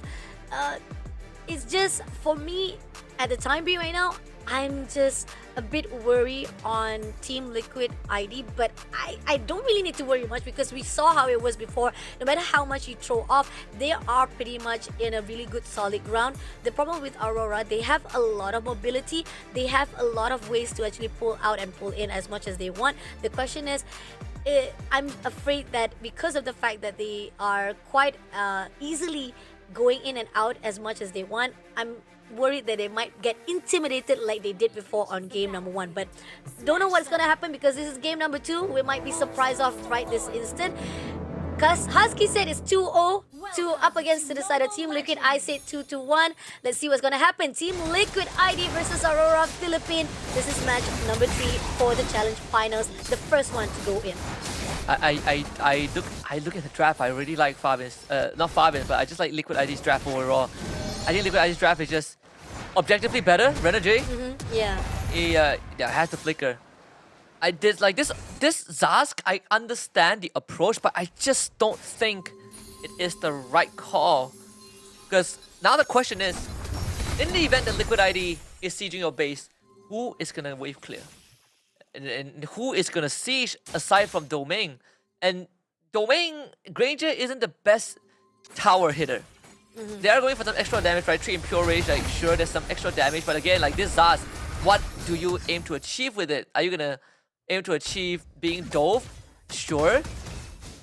Then that's pretty much it. And Rashiki should be safe here. Renege even almost dying in the process. I mean, again, another part, the fact that I keep on seeing the players picking off the Zaz itself. They need to know that Zaz is pretty much one single tunnel vision itself, just one vision for them to actually control wise. So you don't get much of the CC, the AoE that you require to actually fight off whenever it's a team fight.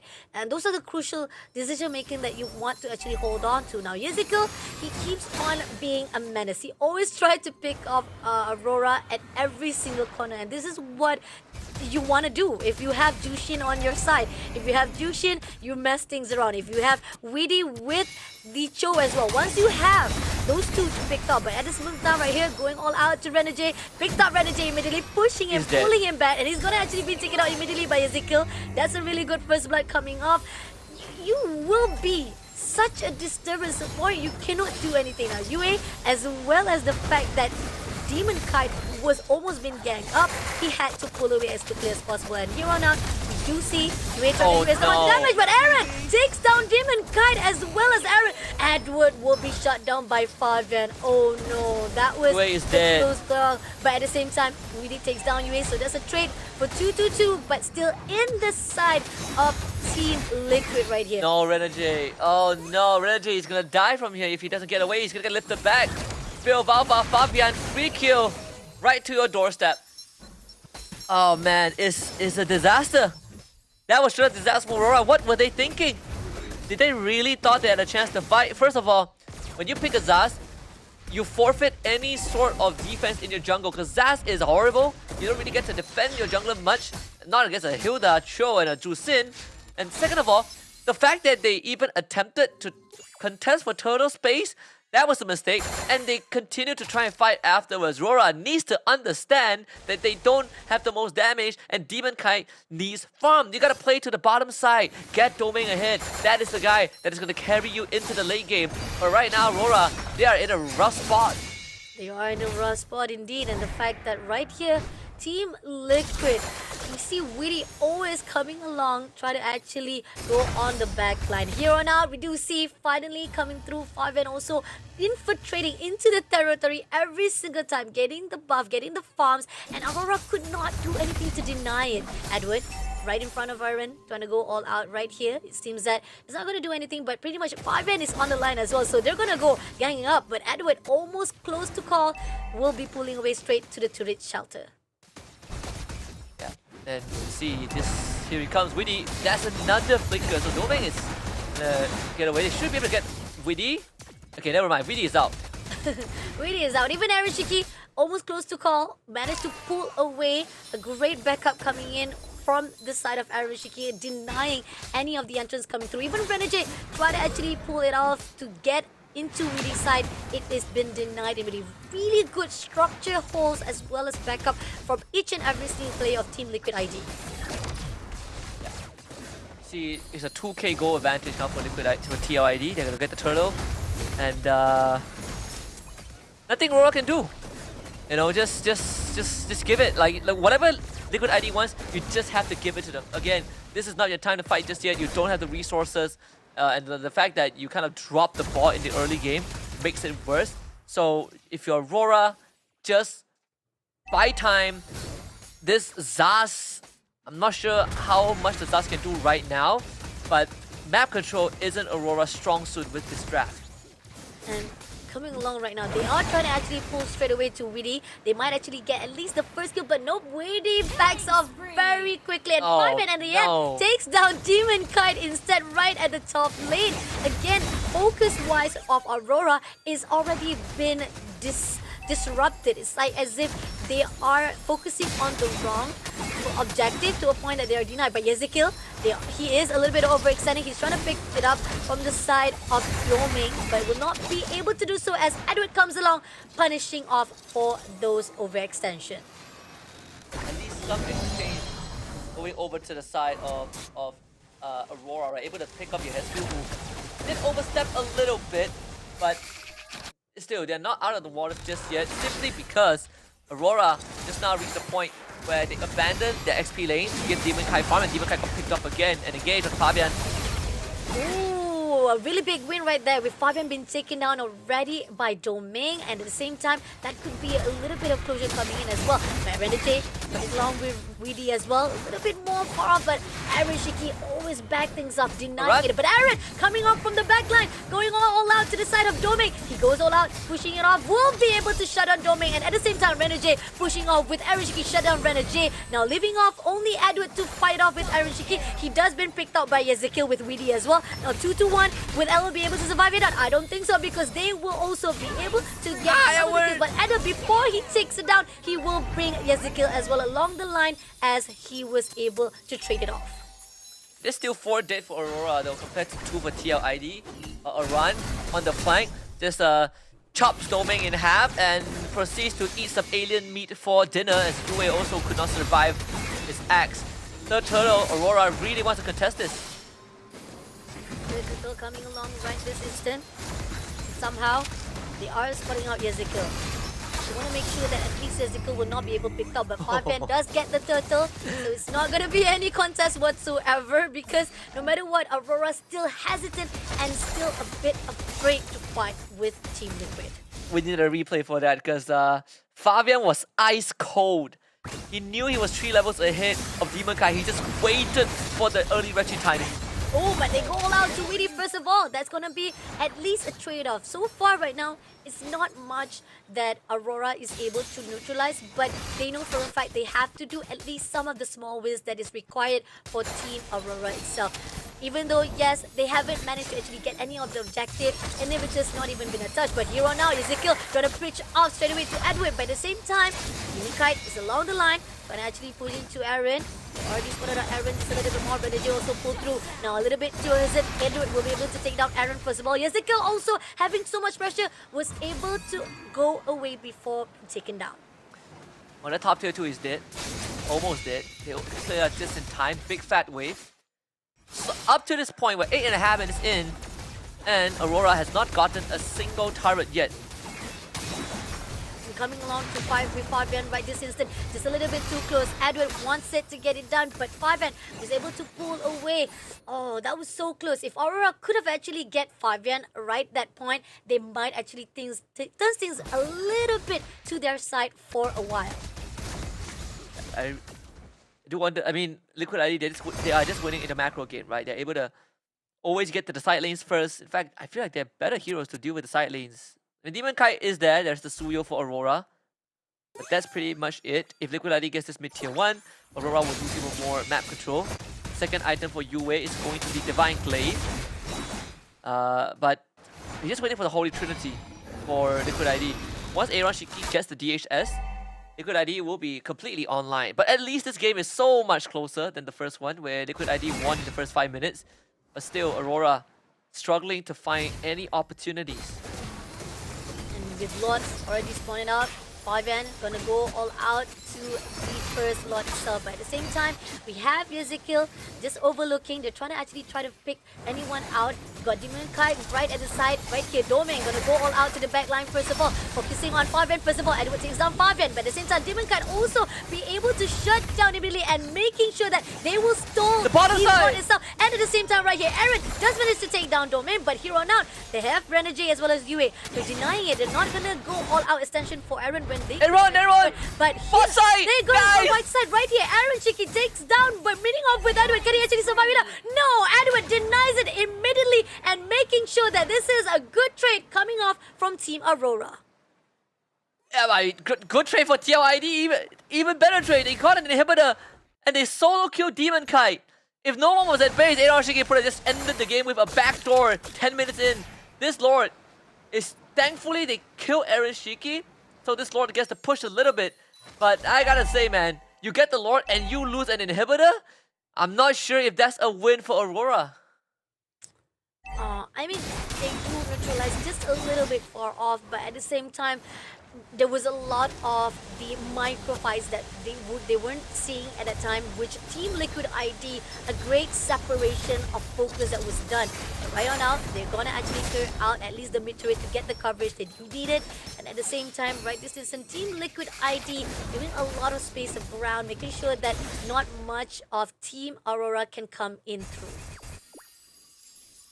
Well, good news is that they did equalize the goal advantage, the net worth, but bad news is they lost an inhibitor, and they were the ones who got the Lord. You know what, again, you want to talk about split push comp, you want to talk about playing side lanes, Moskov is always going to be a prime candidate to do so. Now Aurora will have to constantly grapple with the fact that bottom wave is always going to push in. Good news is the next Lord is spawning bottom side, so they don't have to worry about that too much. But Aaron Shiki can just keep on pushing. He's just going to be on the side lanes, and every time they need him for a fight, he just joins with the SOD, that's all. This is really tough coming in from Aurora. Yes, there's a really good defense mechanism coming in from them. There's a really good respawn as well, but it's not easy, especially the fact that we are seeing that no matter how much they try to go for the back line, they will be able to easily trample now. Here on out, Aaron Shiki is just overlooking from the bushes itself. Not going to allow any of the waves comes through. At the same time, with 30 seconds on the clock for the second Lord, they are actually trying to go push all out. And Aaron Shiki just a little bit far off, but will be taken out by Yue. There's going to be an opening. Aaron Shiki takes down Weedy as well. Fabian right in the open. A little bit overextension will be punished immediately. They're not going to allow it. So 3 kills come through from Aurora's side because of the fact of the hold off, or even that pause coming in from Team Liquid ID gives an opening for Aurora. Very well done by Aurora. That's exactly what they need. Yue chasing down Aaron Shiki. Aaron Shiki used everything but still ends up dying. So right now, Aurora finally gets to take a Lord and use it to try and crack an inhibitor. Liquid ID dropping the ball a little bit. So this is the first lead that Aurora has gotten for themselves in a long time, in the entire series, may I say. It is tough. It's definitely tough because all the way from the start, definitely Team Liquid was grasping the momentum of what is going to happen for this game itself. Aurora could not do anything, but once they finally break the pattern of Team Liquid, and not only that, even so with the fact that Inhibitors was actually having a problem, they were actually having a split push themselves at the end of it all because of the fact that Team Liquid was actually overstaying their infiltration. That's where Team Aurora takes advantage of the situation now. Yes, they finally breaks into the second layer of that turret, but the question is they still need to be aware right at the bottom as well before they come in for a fight right here at the baseline of Team Liquid ID. Now pushing on right away to the Aaron side, going all out for the turret, finally breaks in. So now it's going to be equalized for both sides, having that first layer of turrets itself been denied immediately. But at the same time right here, Aurora going in for rotation right to the mid lane. Not going to overextend because they know they've already got what they needed. They just need to buy some time out. Both sides losing a side lane inhibitor. The next lord spawning bottom side again. So it benefits Aurora once more. Slight luck on their side, at least in the spawn location for sure. Now Aurora confident to fight. Yue is stacked up. Fabian jumped on. Jumped on straight away, and at the same time right here, Weedy go all out straight away to fight it off with the Waves of Dragon, but doesn't manage to Can't do fight so the kick. anything. He will be able to be taken out by Yue, but at the same time right here, going all out to the side of Aaron. Yue! Oh, but Yue managed to take down Fabian as well for the double kill. Aaron, a little bit overextension, will be punished by Edwin immediately now, leaving off only Ezekiel all by himself. Now, Team Aurora, they can finish it off already here. Now, even with Ezekiel trying to survive it out, they will be able to get the crystal and making this a 1-1. Actually too close for comfort, but a few too many mistakes from TLID gave Aurora just enough time and space to get back into the game. Talked about how Aurora, whatever TLID needs, give it to them. You just need time for your cores to come online. And when that time came, Aurora just ran TLID down. Again, they got a bit, a bit angsty in that early game, trying to keep on fighting and not being able to fight Liquid ID. But you know what? My personal MVP for this game is Yue, for sure. Yue constantly being able to fight Aaron Shiki and kill him off before he could do anything was a big part of why TLID could not fight these team fights, because they do not have the Moskov with them. Oh, I mean, yeah, talking about at the earlier rounds, it was a bit tough because we keep on saying Ezekiel always come for Yue, but at the same time, it's a possibility because they saw how much of Yue was not doing the pressure, so Ezekiel was actually much focusing on Edward, was also trying to pick off Renegade as well as Doming at the time, but Yue making it possible to actually shut down every possibility, even with Weedy coming along at that last game, right, at the last fight, team fight, he was trying to go all out with the Waves of Dragon, didn't manage to lock onto anyone. At the end of it all, it was a win for Team Aurora. Yeah. Then we're gonna extend this to a game 3, and Aurora at least putting up a fight against TLID. Part of me was worried that this is gonna end in a 2-0. The dream is still alive for Aurora, but it did take them a while to readjust. I also did say that instead of playing something like a Matilda, maybe Aurora should kind of look at taking the fight straight to TLID. Renegade also doing a fantastic job. A lot of great catches with the Raging Sandstorm onto people like Fabian, onto Aran. Really stopped them from doing too much. So Aurora really doing well. This Zaz pick somehow worked out because it was given enough time and space. Is it a pick that I personally like? No, not really, but I can see in specific situations the idea for Aurora to make it work finally came to fruition. 57,000 damage coming in from Arish. He started out really good for him. I mean, definitely he was really on par, and we saw how he was almost to actually melt every single inhibitors on that bottom lane itself. But then coming off to Aurora's side, once the moment that UA was able to find an opportunity, again, it comes down to the fact that Team Liquid again made a little bit of mistakes that was able to give that opportunity for Aurora to take them down. That's when they managed to switch things around. So good job coming in from Aurora, deserving of the MVP wise with 88% of kill percentage, Demon Kite also with 50% and UA with 76%. In this game, of course, hidden MVP is also Edward. Oh, in this game, my hidden MVP is Yue, Edward being the MVP overall. The CC, actually quite a nightmare. We did say the CC into Hilda, eventually the Hilda isn't going to be able to stand up to Edward at all. And we saw that, right? The game goes late. Every time Orion walks up, Edward just shreds his health bar.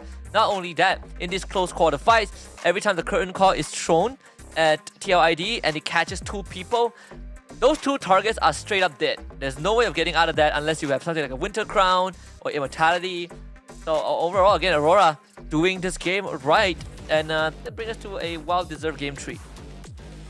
Oh, it is a tough call indeed. I mean, we expected it would be more to the side of Team Liquid because they have a better drafting wise compared to what we see on Aurora. And even at the beginning of round, they were the one who actually really control the flow of what was happening for this round number 2 itself. And even so, no matter how much Team Liquid ID was been initiated so many times, it has been denied, and Aurora was not able to actually do anything. No matter how much it is, they want to actually have a little bit of aggression too early on, and add it up goes to the side of Team Liquid ID. But this is where the front line, where they want to actually try to contest for the lot, and they gave an opportunity for Team Aurora to turn things around. And even so, with right at that back door, Aaron Shiki was already been spotted out. As quickly as possible, Edward straight away respawn and recall. Yeah, I would say Aaron Shiki actually created quite a macro advantage for Aurora. Obviously, the Lord spawn location also was a big factor. The fact that Aurora lost their bottom in here, but Lord keeps spawning bottom side did help them manage that a little bit.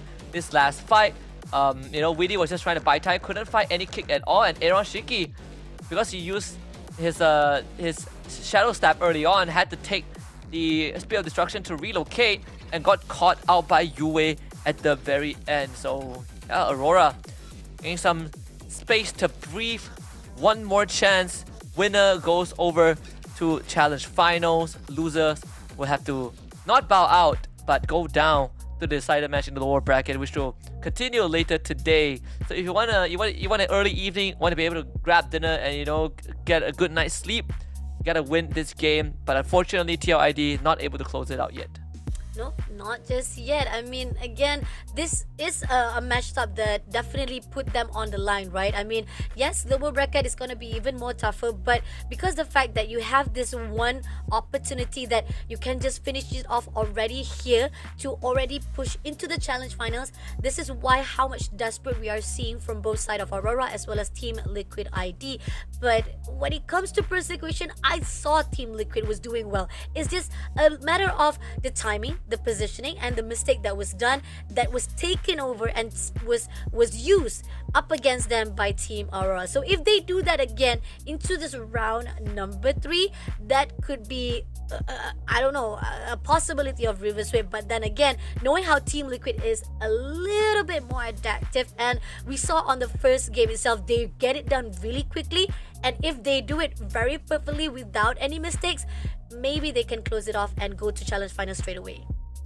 I would say so far TLID has been having solid early to mid game. Yeah. In both games, right? They've been solid early to mid. Aurora, if they can work on that, maybe it'll be a bit closer, because getting the early game control is so crucial for allowing TLID to take the lead and win the game. We're gonna head for a short break. When we return, the final game between Aurora and Team Liquid Indonesia will happen, and we'll see who locks in slot number 11 for Challenge Finals. Be right back.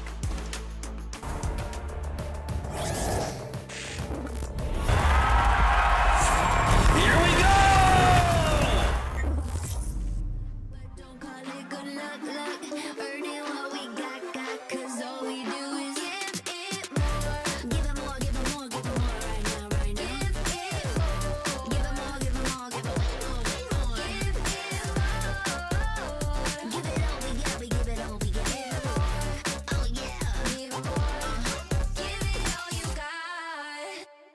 Now they know about our dedication. Not just hard work, it's also patience. Stripped away, edit, ignored the hate. And now we big Tom status and it's us for the taking. We eat, dream about it every time we sleep. Making moves, just look at my feet. Yeah, we bring the heat. We make every situation sweet. Now all we need is, yeah, we going up, but don't call it good luck. Earning what we got, cause all we do is give it more. Yeah, we going up, but don't call it good luck. Earning what we got, cause all we do is give it more. Give it more, give it more, give it more right now. Give it more. Give it more, give it more, give it way more. Give it more. Give it all, we got, we give it all, we got. Give it more. Oh yeah. Give it more. Give it all you got. Give it more, give it more, give it more right now. Give it more, give it more, give it way more. Give it all, we got, we give it all, we got. Oh yeah.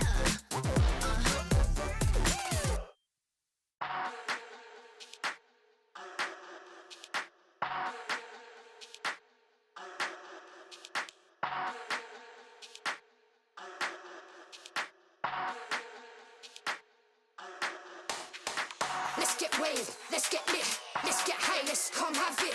Let's get burst, let's get mash, let's buy a bottle and splash that cash. Guess what? It's time for action. You're feeling fine, main attraction. Pure vibes, not satisfaction. Feel the baseline, chemical reaction.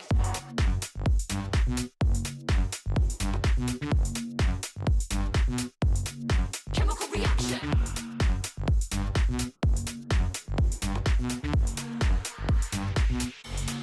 Chemical reaction.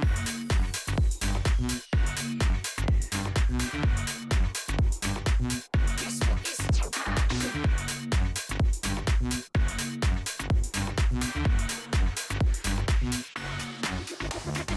Come, let's have it. Bad boy rhythm. Come, let's have it. Bad girl style. Okay, all eyes on you. Come, let's have it. It's time to get wild. Come, let's have it. Bad boy rhythm. Come, let's have it. Bad girl style. Okay, all eyes on you. Come, let's have it. It's time to get wild.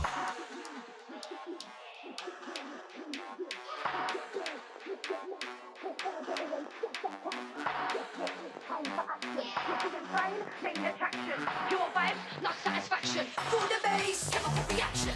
Sir, what's your Welcome back to Game 3 between Aurora and Team Liquid ID. Game 3 draft underway. Want to get this over and done with because winner goes over to the challenge finals, loser drops down to lower bracket. And Aurora now back on blue side, Team Liquid ID on red.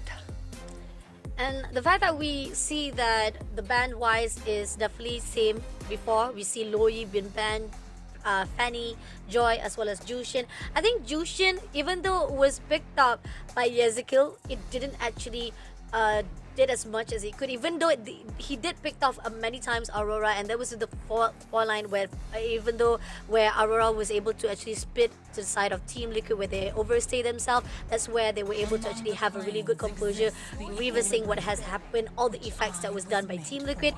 It shows that they just don't want any of these particular heroes just drop into Aurora's hands. So drop, or even Suya been banned off as well as Eve. So now it's up to Aurora whether they want to actually pick up the Granger first of all. Sounds like it could be a Granger. Yeah, it's most likely a Granger angle. There we go. Granger for Aurora, or for TLID. The what else is available? We got the Alpha left. Matilda is there. Yeah, Matilda Alpha. Yep. So far the draft very straightforward. Let's see what the second, third is gonna be, right? We did have the Zaz, which has been a decent answer to short range marksman. We saw that the Moscow even with Malefic Gun could escape Yue's Zaz, and now the Granger is taken away. This could be a Zaz approach, but they will go for Hayabusa Cho first for the cash and iframe potential. Okay, Manager gets Cho, and we know for a fact that's actually a really good pick coming in from him. And on the side of Team Liquid, because of Phoveus is open, they're picking up Phoveus and banning off high lows, making sure that they're denying any of opportunity for Aurora to actually have a really good frontliners on their side. So actually really quite a good choice to be banned off. Phoveus get picked up. So the high lows ban, you could see a CC ban here by TLID. I think the glue as always is always going to be a consideration, but I feel like CC ban would make a lot more sense, right? It would cause a lot of problem, and you don't want that CC for Aurora if you're if you're at Liquid ID right now. Okay, let's see. CC will be banned, but they picked up Harith instead. So Team Liquid ID, are they gonna actually also deny even more of the mid lanes on the side of Aurora because they saw how Zaz was, or are they thinking like Zaz is not really that important, so they're just gonna focus on other heroes instead? Oh, Yeah, so it's a glue ban, right? We did say the glue is always going to be a consideration. So glue ban comes out from the TLID just to protect its Phoveus. check the Phoveus, so glue has been banned off. So now Aurora, they still have to figure out who they want to actually ban off, at least in the consideration of Team Liquid ID.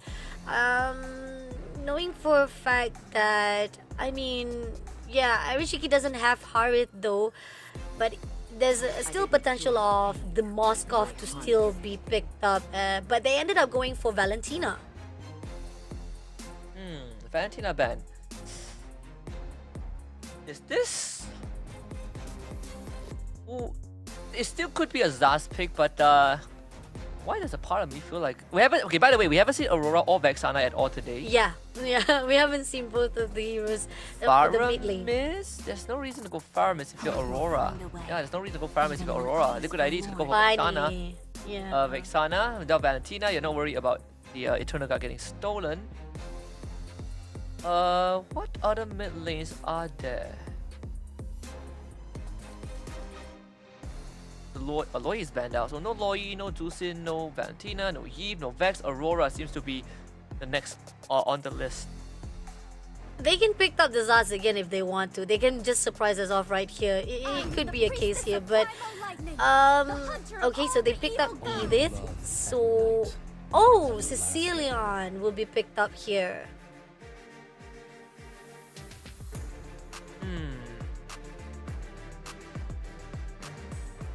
Yeah, it's okay. I mean, you again, Sicilian and Granger, right? Two heroes that scale to infinity, and they just get stronger and stronger. Yeah, a lot of long range damage, a lot of sieging potential. Moskov once more, one last time for Aaron Shiki in this game. I would say that at least you're not dealing with, you know, the Zaz, but if the game goes late, like 1-2 bad impacts could just blow you up if you're in Moskov. We'll see how they navigate with Weedy's Matilda. It definitely gives you a way to get to the back line. This Edith and the Phoveus is a classic matchup. Edith doesn't really care too much about the Phoveus. Both teams having a decent draft, but I personally am leaning towards TLID's draft still. You know, I think they have a draft that is, you know, that is balanced overall. Whereas for Aurora, again, you give them enough time, the game goes late enough, they are gonna prevail. Oh, again, Team Liquid ID, when it comes to their drafting choices, the fact that they know in the early games they have that much more potential. But let's see if Team Aurora has other things to say right here for our last match. The tiebreaker right here for match number 3. Those who wins here will go to challenge final straight away, and those who lose still have one more lifeline to go, going down to the lower bracket to meet off with either Blacklist or even meet off with Alter Ego. So let's see who could that be between the two teams of Aurora versus Team Liquid. Right off the bat, Renajay trying to look for some info, but yeah, really nothing much you can do against Witty. Matilda actually does quite a considerable amount of damage as a Matilda. Like, you don't really think about it until it starts hurting first. On the side, Domain against Aaron Shiki is the same matchup for the previous game. But I feel like if you are Aaron Shiki, you gotta be a bit more careful because there's a higher booster on the enemy team. And Aurora, if they can find the opportunity to speed up bot side, it could be detrimental to TID. And it seems that we do see Phoveus is also overlooking on all the territories coming in from Aurora, so he gets the info that is needed. But somehow, Team Liquid ID, very respectful coming in, getting all the info is needed, not going to actually get up too early on. giving a little bit of pressure here for the EXP lane, taking off that gold crab for themselves. So it's just pretty much pressure for the top lane itself, and just looking to see how it's gonna be like once they actually try to contest for the turtle. Now looking on the side of Renegade, it's a little bit overextension, had to pull away before becoming the equation, but Witty is not gonna allow it. But Edward comes along for the backup, so he's still safe for now. Thank goodness that's not a first blood. Although that means that they lose control of the turtle, and TLID is going to get it again. I mean, they had some... TLID overall objective secure rate has been close to flawless, right? They've had a high average turtle and lord secure rate. And even when you just look at Fabian's leveling speed, it has been, on average, slightly faster than Demon Kite this entire series. The fact that right now they're gonna push all out to Witty as well.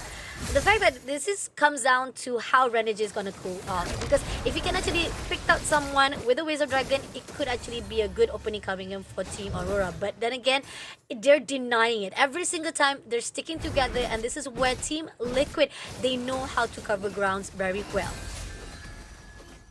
I want to see how fast Fabian... Look at how fast he moves. Goodness. He just finished his purple buff. Now he's going to show up at Demon's Kite's jungle. Around onto him, here comes the engage. They're going to miss it, but looks like Witty is still going to try. They just try to pick off as one. Here on out, we do see Renegade coming in right Good cancel. here. Ooh, almost close call. And even with the Spirit of Destruction, doesn't manage to actually get anyone, but we are gonna go out for a technical pause. I mean, again, the back and forth between Team Liquid ID as well as Team Aurora, very, very intense. It could have gone either way. There was a lot of potential, even with the picks that coming off from Renegade. It was been cancelled out immediately. Yeah, actually, Renegade, he was fishing for a kick, but good response from the head skill, dropping the Eternal Guardian to cancel the follow-up. If not, it could have been a kick. So again, TLID doing a good job in terms of just stopping the follow-up engage from Aurora.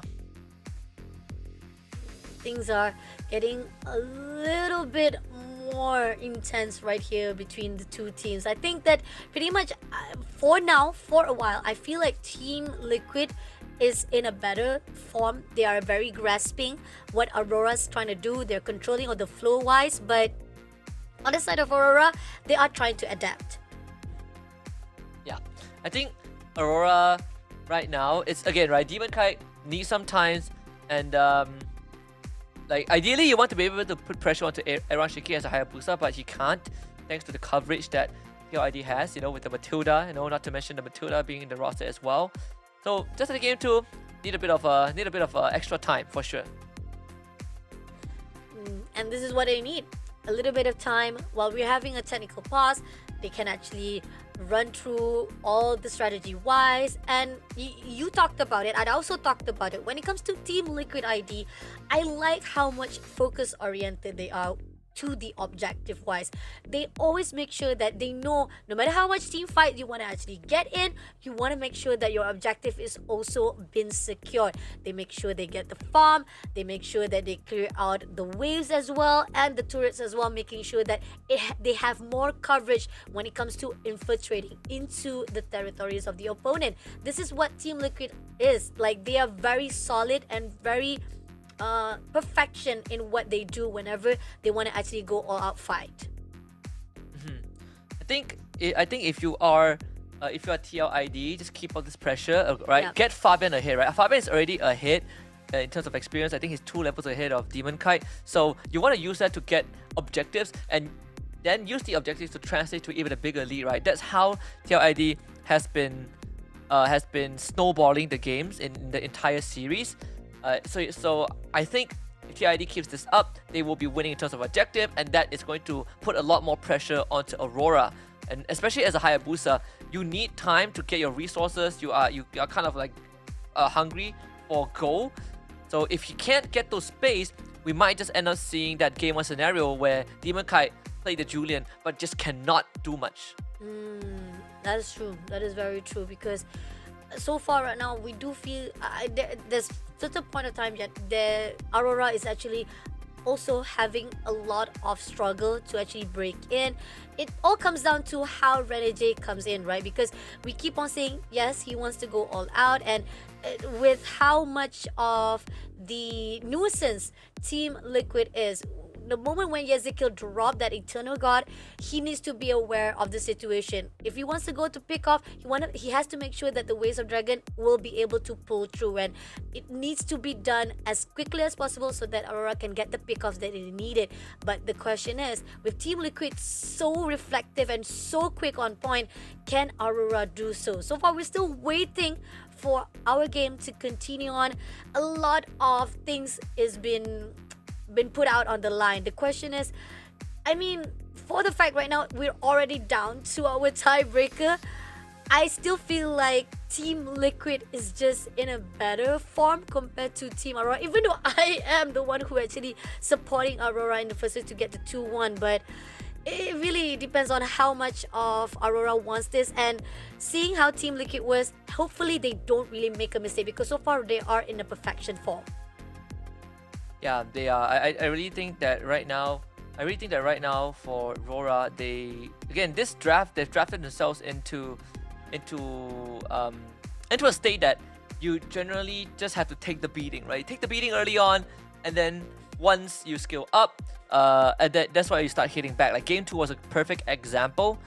So this game, well, I think we're gonna fall into the same scenario again. Although TLID, they haven't gotten this massive lead yet, and it's still a game that is within controls.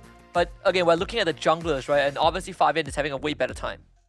Oh, Fabian, he's also really, really quick. And you even talked about it, right? How his movement and speed was just something that need to be mentioned of and needs to be aware as well. And if they let Fabian to be freely surrounding, and it shows how potential he is, because we saw how the heat map when it comes to Fabian's movement, you don't want to allow that freedom too much to the side of Fabian. But here on out, we do see Edward as well as Renegade having a half line been depleted already. They're going all out for the fight. Still, we see the first turtle is in the hands of Team Liquid ID. Team Aurora still having a little bit struggle, none whatsoever, both of them having none whatsoever kills on both sides. Yep. Looking good for Aurora, obviously. At least in the way of just not giving any leeway to Liquid ID. They're doing a good job. Another purple was stolen. Just have to deal with it. You know, if you're Demon Kite, you really feel helpless. You just gotta try and find as much space as possible on the map. Coming off right now, we do see that they are targeting again right to the top. They see Edward all by himself, but it's not going to do anything because they're just trying to set up for the turtle, right? This is going to be the second turtle. He's already going out already to the half line of the turtle, but at the same time right now they're gonna all out to the push to the side of Aaron. Does pick him off, but he does manage to actually pull away. He does so much damage, but can he actually run just a little bit off? He does. Will be able to take it out by Edward. At the same time right here, Dimika takes down 5 and denying of the turtle, and Renegade takes down Weedy immediately. Now this is a turnover for the side of Aurora. Yeah, there's the Spear of Destruction miss from Aaron Shiki, because I feel like if Aaron Shiki connected that Spear of Destruction, he's probably going to take it and get a kill or two for himself. So slightly unfortunate for TLID, they ended up losing the turtle, but Aaron Shiki in return was able to get almost the entire gold plating down in the bottom tier 1. For that goal, Aran just got the Thunder Belt too.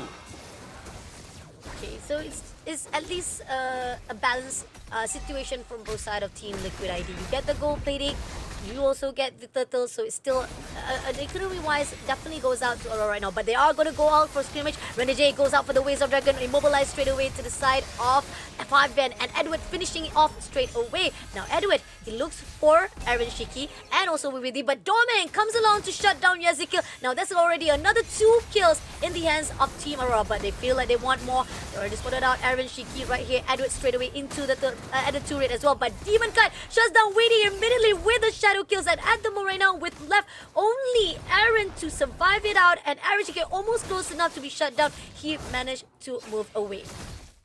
And that's the scenario that Demon Kite wants to be in. Sneak to the back line, kill off the important targets, be untouchable. And suddenly Aurora have amassed a 3k gold lead. We say they needed time, but that one turtle fight and this jungle skirmish have fast-tracked that power spike. Another kick. Another kick coming in, picking up straight away to Fabian. Now they are opening for the bottom turret as well. Now Aaron comes along, going into the front line. Denies it immediately, but Yue also pushing a lot of pressure. He goes all out for the point and denying a little bit of the lead, but they are also pulling away before becoming a casualty as well. So now they're stopping that motion for a while. I'm starting to think that this Granger pick, you know, the fact that Liquid ID, I know they beat the Granger pick earlier on against AE before, but still Granger is a strong pick. And right now Granger isn't even the main problem, right? The main problem is everyone else on Aurora. And Domain getting the freest game of his life right now. 2 straight Taras in the bottom lane. 2 straight Taurus, and even so right here, Aaron Shiki comes along, will be denied instantly by Edwin. And they got the third turtle as well in their hands. So Aurora making a really good game changer right here and making the control to be in their hands instead. After seeing how Team Liquid was the one who controls so much of the momentum, but 7-0 kills, Aurora is making a lot of changes. Again, Renegade actively finding these picks, and even there's the Matilda. You can't really escape with the guiding wind if you just get bursted down, you know. So Aurora having enough damage to carry out these bursts, these maneuvers, and is Liquid ID getting a taste of their own medicine, being trapped in their own jungle.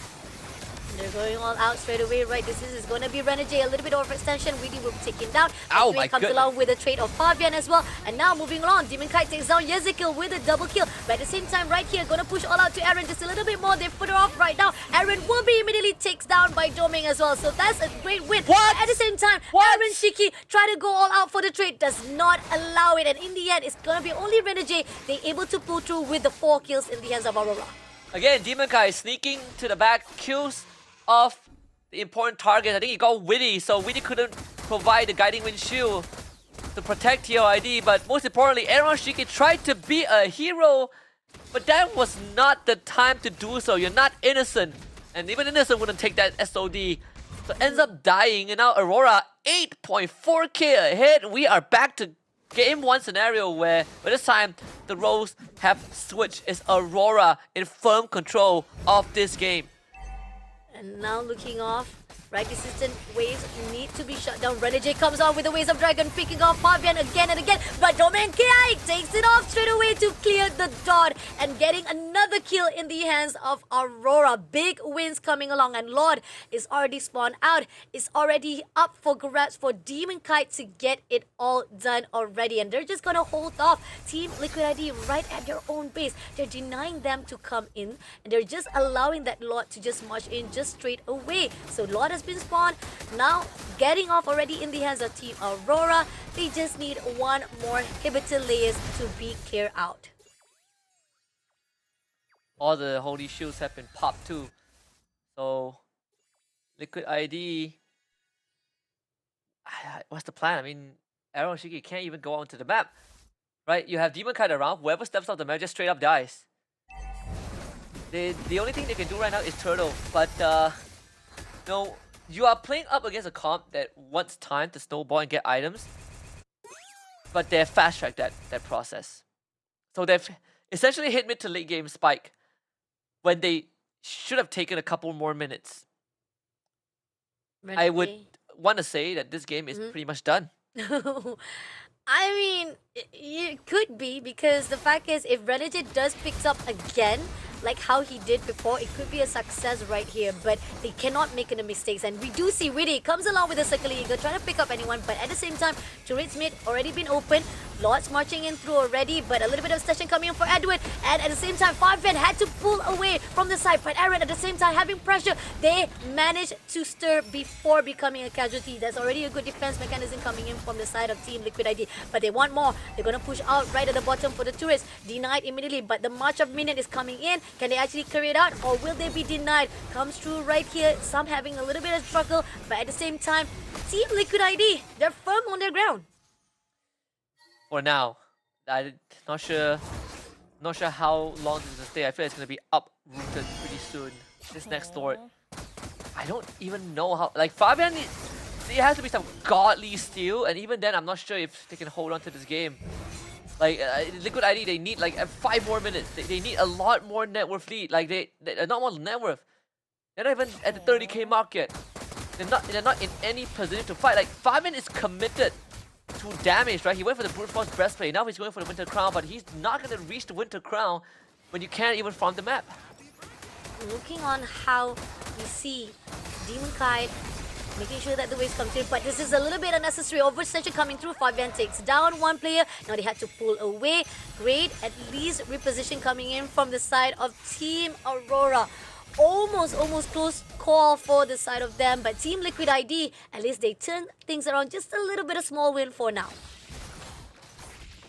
Yeah, I think right now, if you are TLID, I would like to say you send Aaron Shiku to split push like Moskov always do, but you have a higher booster to contend with. You are just unsafe. Liquid ID, they really want to make something happen. But even if they get it engaged off, you are just going to lose out because your net worth is significantly lower. Like Fabian, he's one bad impact away from dying. Oh, there's a lot, and even Demon Kite right here, pushing in one after another. And we do have Aaron right overtaking right here on the spot. They want to actually get the lot first of all, and they're actually doing a lot of good split pushing. But at the same time, right here, Demon Kite coming in, right, instant going in. Can he go in? Yue takes down Aaron first of all. Domain takes down Fabian, but at the same time, we do see Lord comes through right here, and Domain takes down Aaron Shiki with the lot already been picked up by Aurora. They get the things get done with the team wiped out. Aurora reverse whip with 2-1 in their hands right here with the Lord marching in. They can just shut this down already with the crystal. It is done and dusted. Aurora finally able to deliver their promise. Perhaps M6 was just a fluke because TLID will have to bow down to the Northern Lights. Aurora advances into the challenge finals, taking the 11th slot to the upper bracket. And for TLID, if they ever want any shot of revenge and redemption, they gotta get through that lower bracket run first. So, what a comeback, a reverse sweep by the Filipino Giants. A road to redemption that is still going on. This game was perfection from Aurora. Perfection indeed. I mean, yeah, it was tough, but it was a great discipline coming in from both sides. I like how much respect from both sides, how much they were very cautious with one another, how they know that no matter what, you don't want to slip out. Even by the time that it was almost close call to 5 minutes already, we do see there was not much of engagement was done. They were denied immediately, but the moment when Aurora was able to pop off that first blood, it was more and more bloods or even more bodies that was dropped by Aurora himself that they were able to actually turn things around. And even with Team Liquid tried to actually do a little bit of neutralization, it was still not enough because solid grounds was coming up from Team Aurora themselves. And looking how much of the goal leads, I mean, like 9,000 in the hands of Aurora. That's how much of potential that even though with Team Liquid has so much focus oriented, Aurora was just in a better form for this last round. Yeah, in the best possible, coming online in the best possible time as well. TLID, I mean, they stuck to what's comfortable to them, right? It's something that has been working for them, throughout the entire challenge season, or at least for the span of today. But unfortunately, it's just not this last game. Aurora found a way to shut it down. The early turtle fight really became a snowball that got out of control. TLID had no way back into the game. It was the exact scenario as game 1, where Matilda was given to a team, but it was shut down very quickly, and Aurora gave TLID a taste of their own medicine. And the fact that Renegade just have that one item, which is the Winter Crown, pretty much shows how much of Aurora, even though we know for a fact that Renegade was the one who will be going right on front, goes in for the Waves of Dragon, and there was a couple of times Ezekiel was actually cancelling it out, he still pulls through, and it was because of the fact that you talked about it. Demon Kite was a menace. He goes in and out from time to time again, doing so much damage that Team Liquid was not expecting it. When 71% KP coming in from Demon Kite, 88% to Domain Kite, as well as Wave with 65%. And Demon Kite Despite having a slightly rough early game, getting ran at by Fabian and getting a stiff arm, Fabian just in his face telling him that he's not going to get anything. Demon Kai still persevered, and a few good kills did the job. And I mean, Doming, right? 972 GPM, Demon Kai 905 GPM, Yue 616. It's just a flawless game. There really wasn't much that TLID can do, and I think because of the early deficit that they suffered, they couldn't carry out the game plan of just running at Aurora, and not only that, the Edward Edith was also a great pick because you not only have crowd control, you have plenty of damage to fight if TLID gets in your face. Yeah, I think solid drafting wise coming in from Team Aura for this round number 3 that made it really possible. Great positioning. They were really on point with all their focus that is required, but give it up to Domenkite as the MVP right here with 817 KDA, 972 GPM. That's really high with 88% of kill participation. Oh yeah, this is again an almost flawless game for Domain. It really is no contest. Really nothing that you can do to him, right? Even in lane, he is comfortable with the matchup. You see like Liquid ID trying to take this fight, it's never gonna work out. The fact that it was a 4v5 to begin with is already a big red flag for TLID. And you talked about how the Spears was not able to actually go in for the last hit of the turtle. They could have actually do something, but it didn't, but ended up in the favor. And as it goes on, Team Liquid ID was just not in a good shape, and that there was a part where they were a little bit overstaying. They didn't really necessarily need to go all out for the fight, but they did anyway. They ended up in the favor of Team Aurora, and this is where the fine line that if you actually hold on too long or you actually expected a fight, Team Aurora will bring it off to you. Yeah. I again at one point when I said that the game is pretty much over, it really was over. Like this one, they got a decent engage. I mean, they killed Domain, sure, Yeah. but when a full team fight blows up, you just lose because you don't have the items, right? It's the pure definition of people just throwing money in your face, and it's more than enough to take you down. That's how far ahead Aurora was in this game. So congratulations to Aurora. They will stay alive in the challenge season. In fact, they will now make it to the challenge finals and join the rest of the competitors there. So they're the 11th team, which means we got one more slot left. One more slot, but 3 teams that vie for it. We still got Alter Ego, we still got Blacklist International, and then we got TLID. Good news for TLID, they get to take a bit of a break before they have to play the decider match. But for Alter Ego and Blacklist International, that one's coming up. And after that, one team will have to say goodbye to their SPS run. Still 2 more matches to go for our LCQ. It's been a really good run. I mean, for the fact that it could have gone either ways. I think that Team Liquid ID pretty much solid gameplay has already been shown from round number 1 to round number 2. The question is, going into the lower bracket, can they actually do the same case as well once they meet off with the rest of the 2 teams, which is Blacklist International? This is gonna be another redemption making, because we've already saw Team Liquid ID meeting off with Alter Ego yesterday and how they were able to pull through. And these 2 teams, either one who is about to meet with Team Liquid ID, it's a really story to be told, and that will only be continued by Lafel as well as Gideon right after this. So it's been a really good run. Any notes from you, Husky, as we trying to go end in for at least have before we go for the short break, after we're gonna join in for the next 4th match? Any notes? Aurora played fantastic today, right? I think Aurora really exceeded expectations. I came into this as confident as I was, that TLID is gonna win. I also, you look back at Aurora's performance throughout the entire run, they have shown a lot of great moments. So I'm happy that they won, that I'm proven wrong.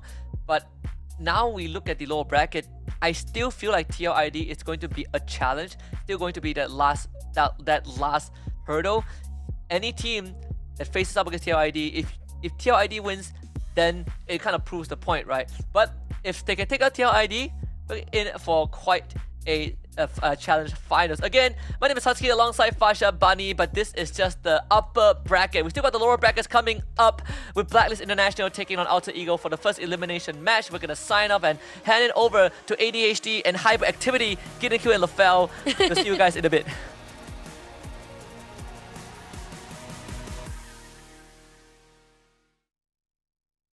The Snapdragon Pro Series is brought to you by Snapdragon Elite Gaming and DHL.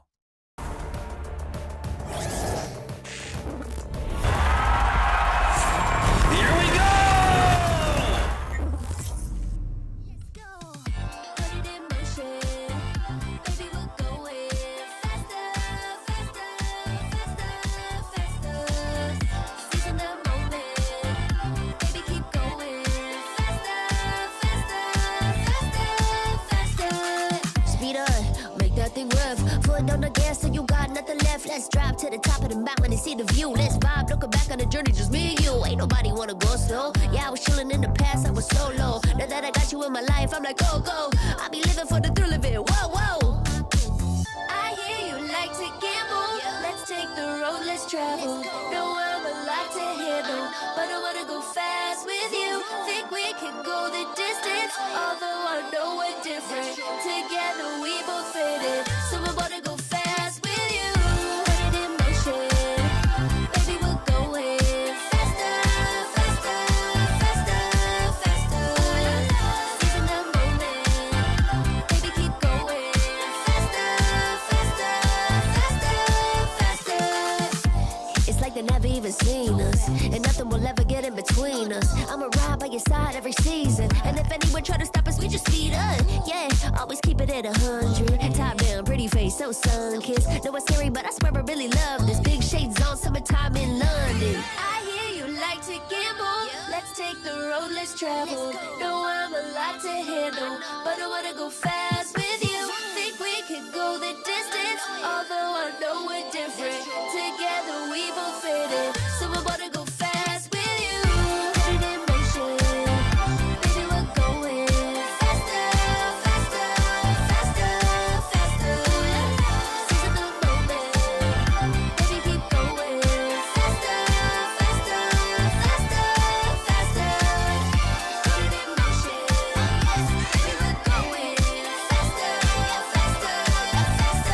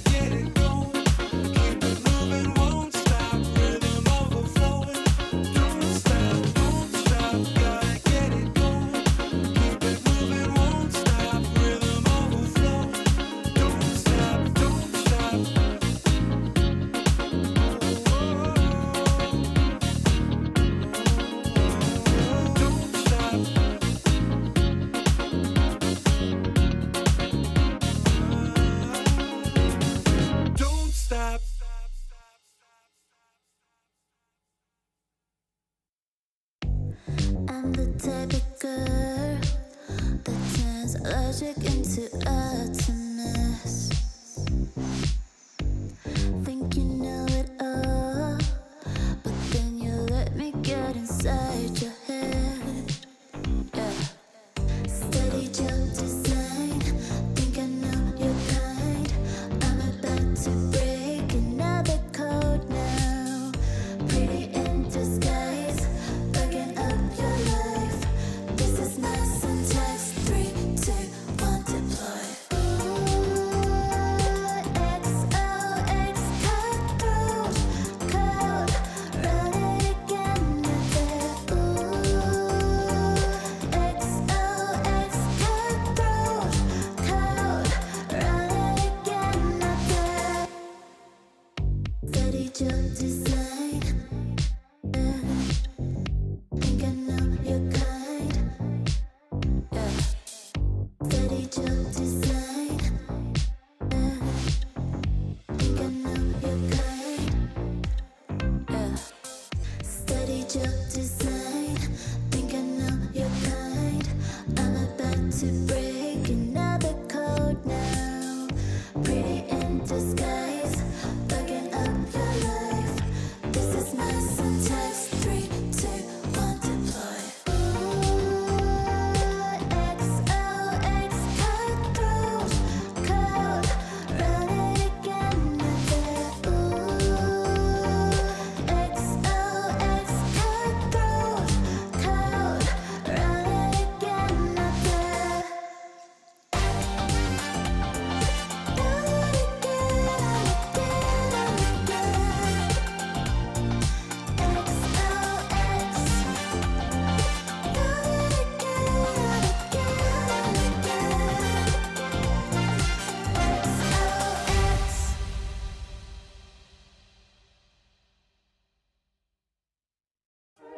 You waited all night for me to come back.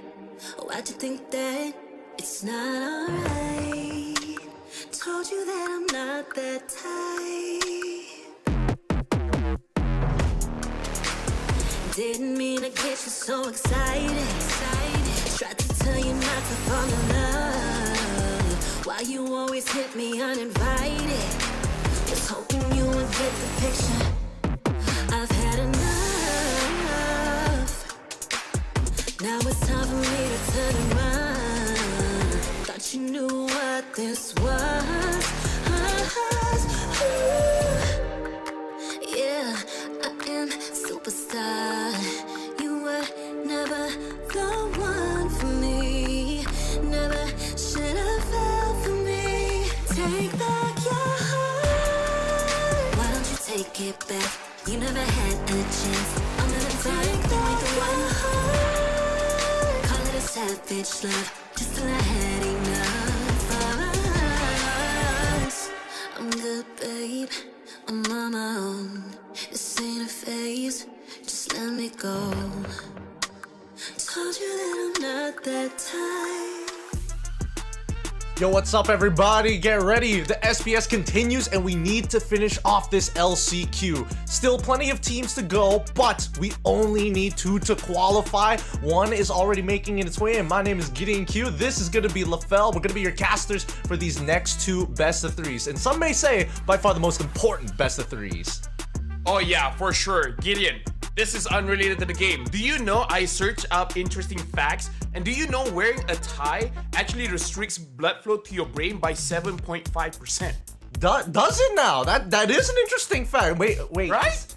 Hold on. Is that why I've been getting more migraines than usual? Hey, that could just be me, or maybe my tie could be just a little too tight, but the fact that we're coming in means we're going to be using 100% of our brains for these upcoming matches.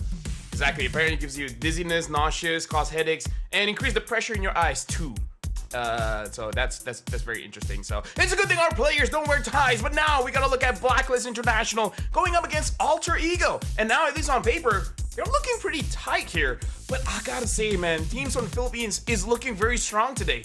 Oh yeah, no, they absolutely are. It definitely feels like they're bringing out their A game, especially when push comes to shove. They start whipping out some of the more traditional drafts, although they have some pretty interesting ideas on how to actually approach red side, second pick, or whether looking to make sure that the meta sticks to their side on blue. Looking at the team head-to-heads, I have to admit, Blacklist International seems to be the more free-flowing team compared to Alter Ego, who likes to play the default standard.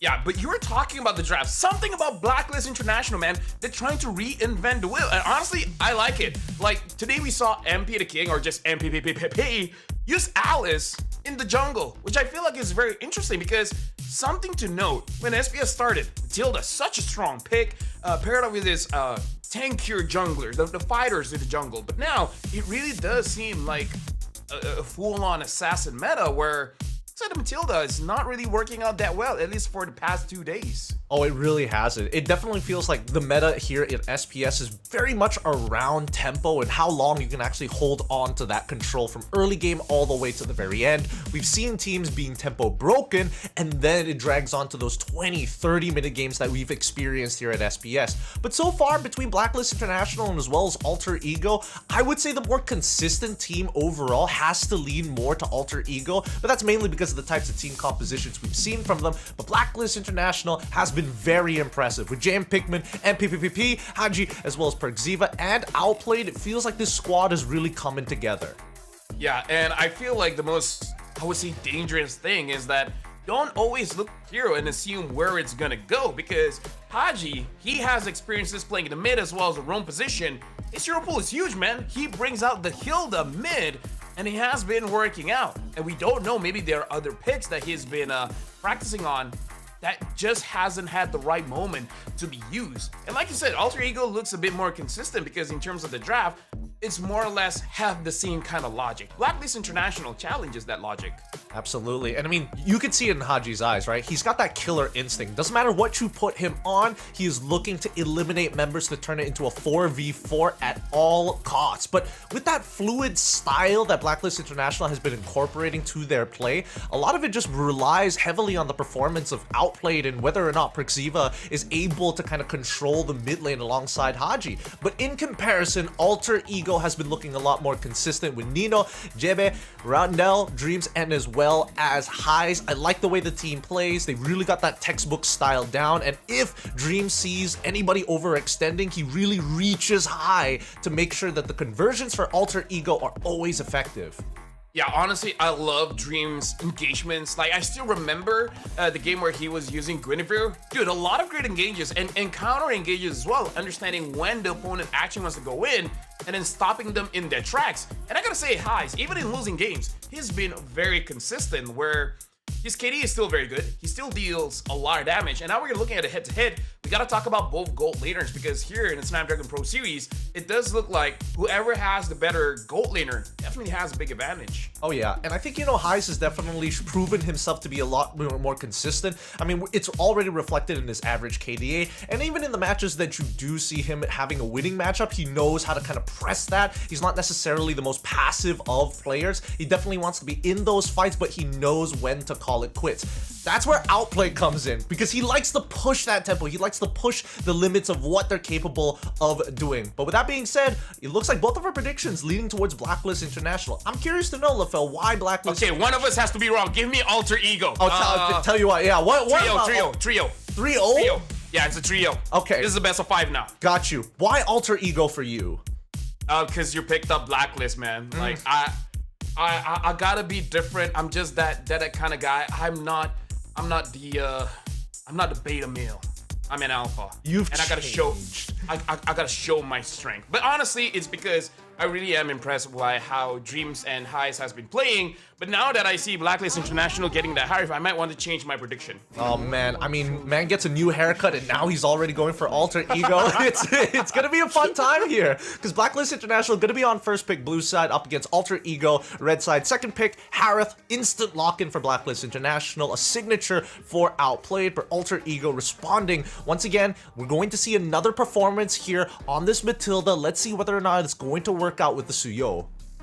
you have to slow down the game enough for Matilda to really feel strong.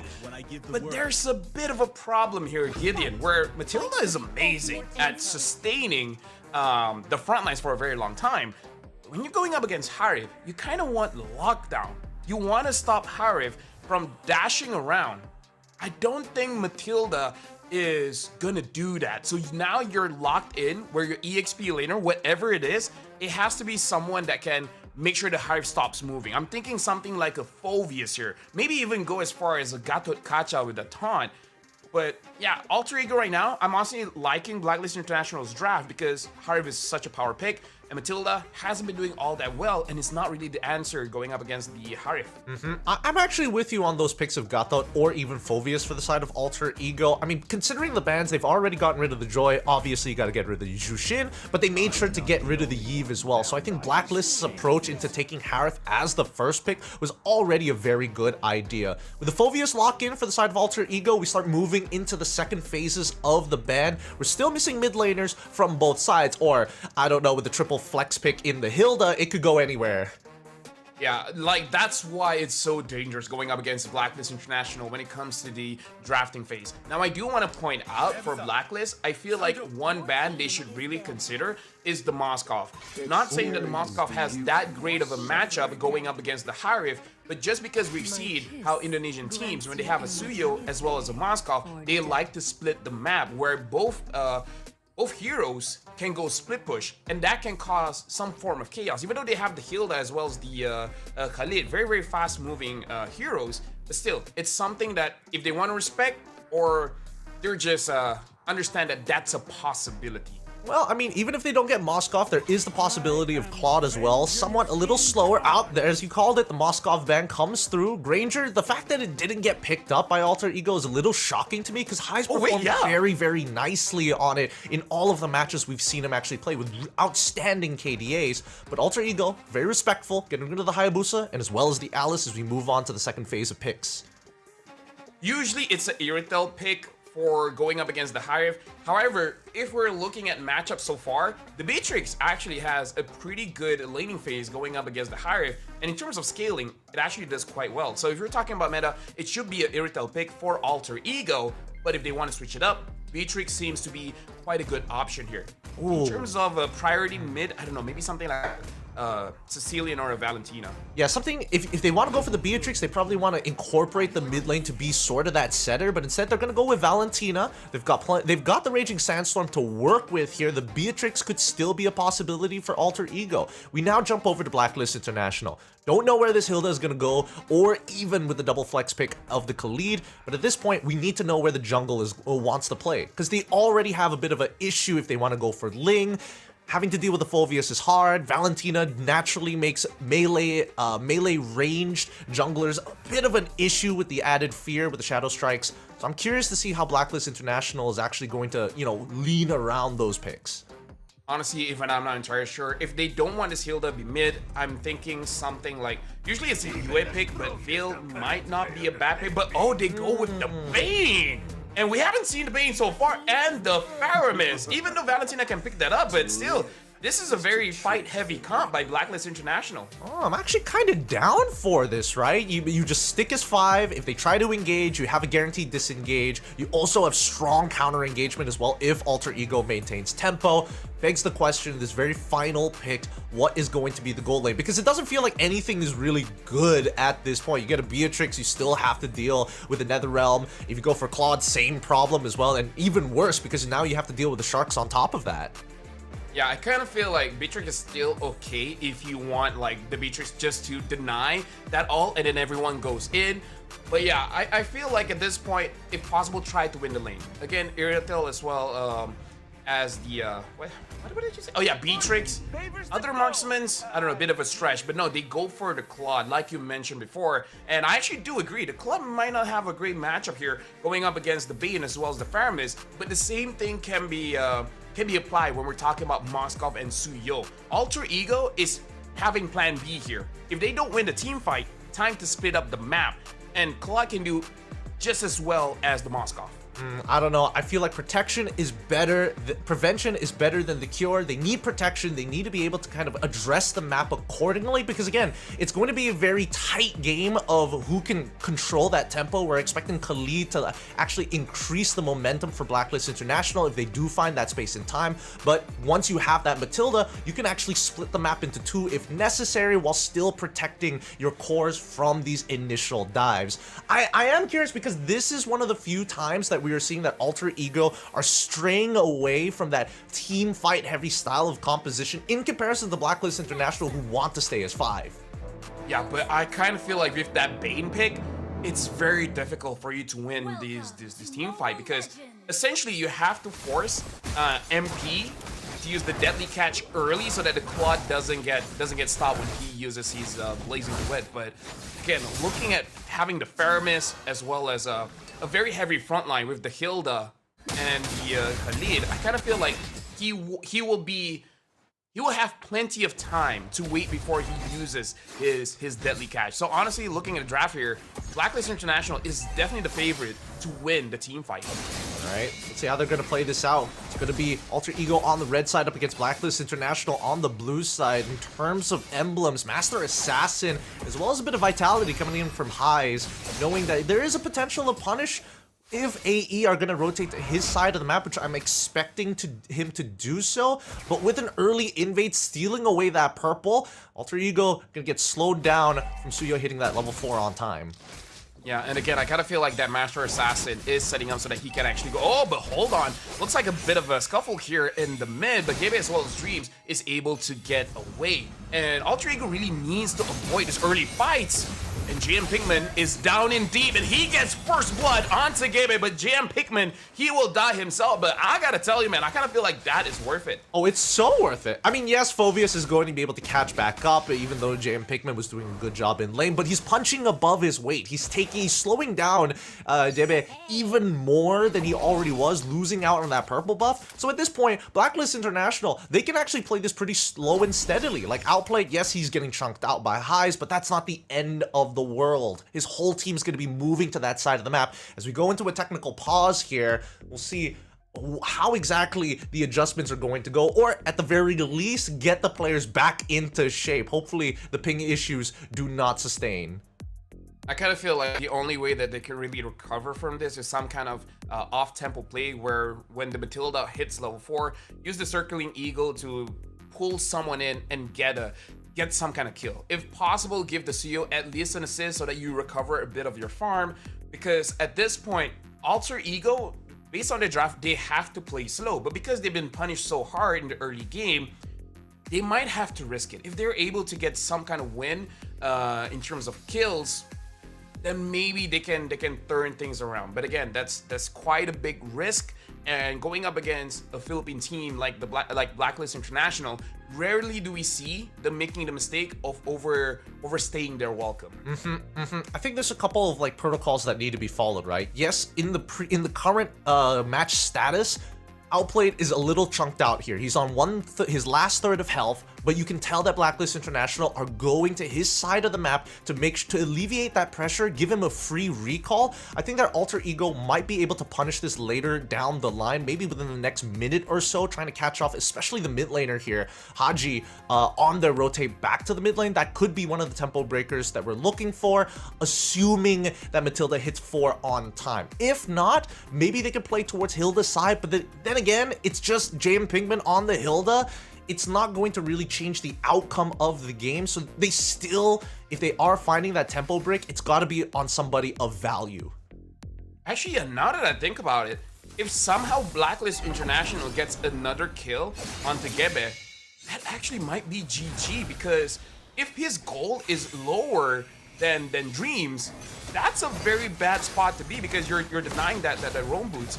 And speaking of which, Alter Ego, they're forcing this turtle, and they really need to get this, and then they're able to get it. So that's one way they're recovering a bit of the farm. And I mean, it's totally fine, because Blacklist International, with or without the turtle, isn't that big of a deal, right? JB is still level 4. MP has been power farming the top side of the map and even alleviated pressure for Outplayed. He's down again, 2 levels ahead of JB as the next clear is coming through.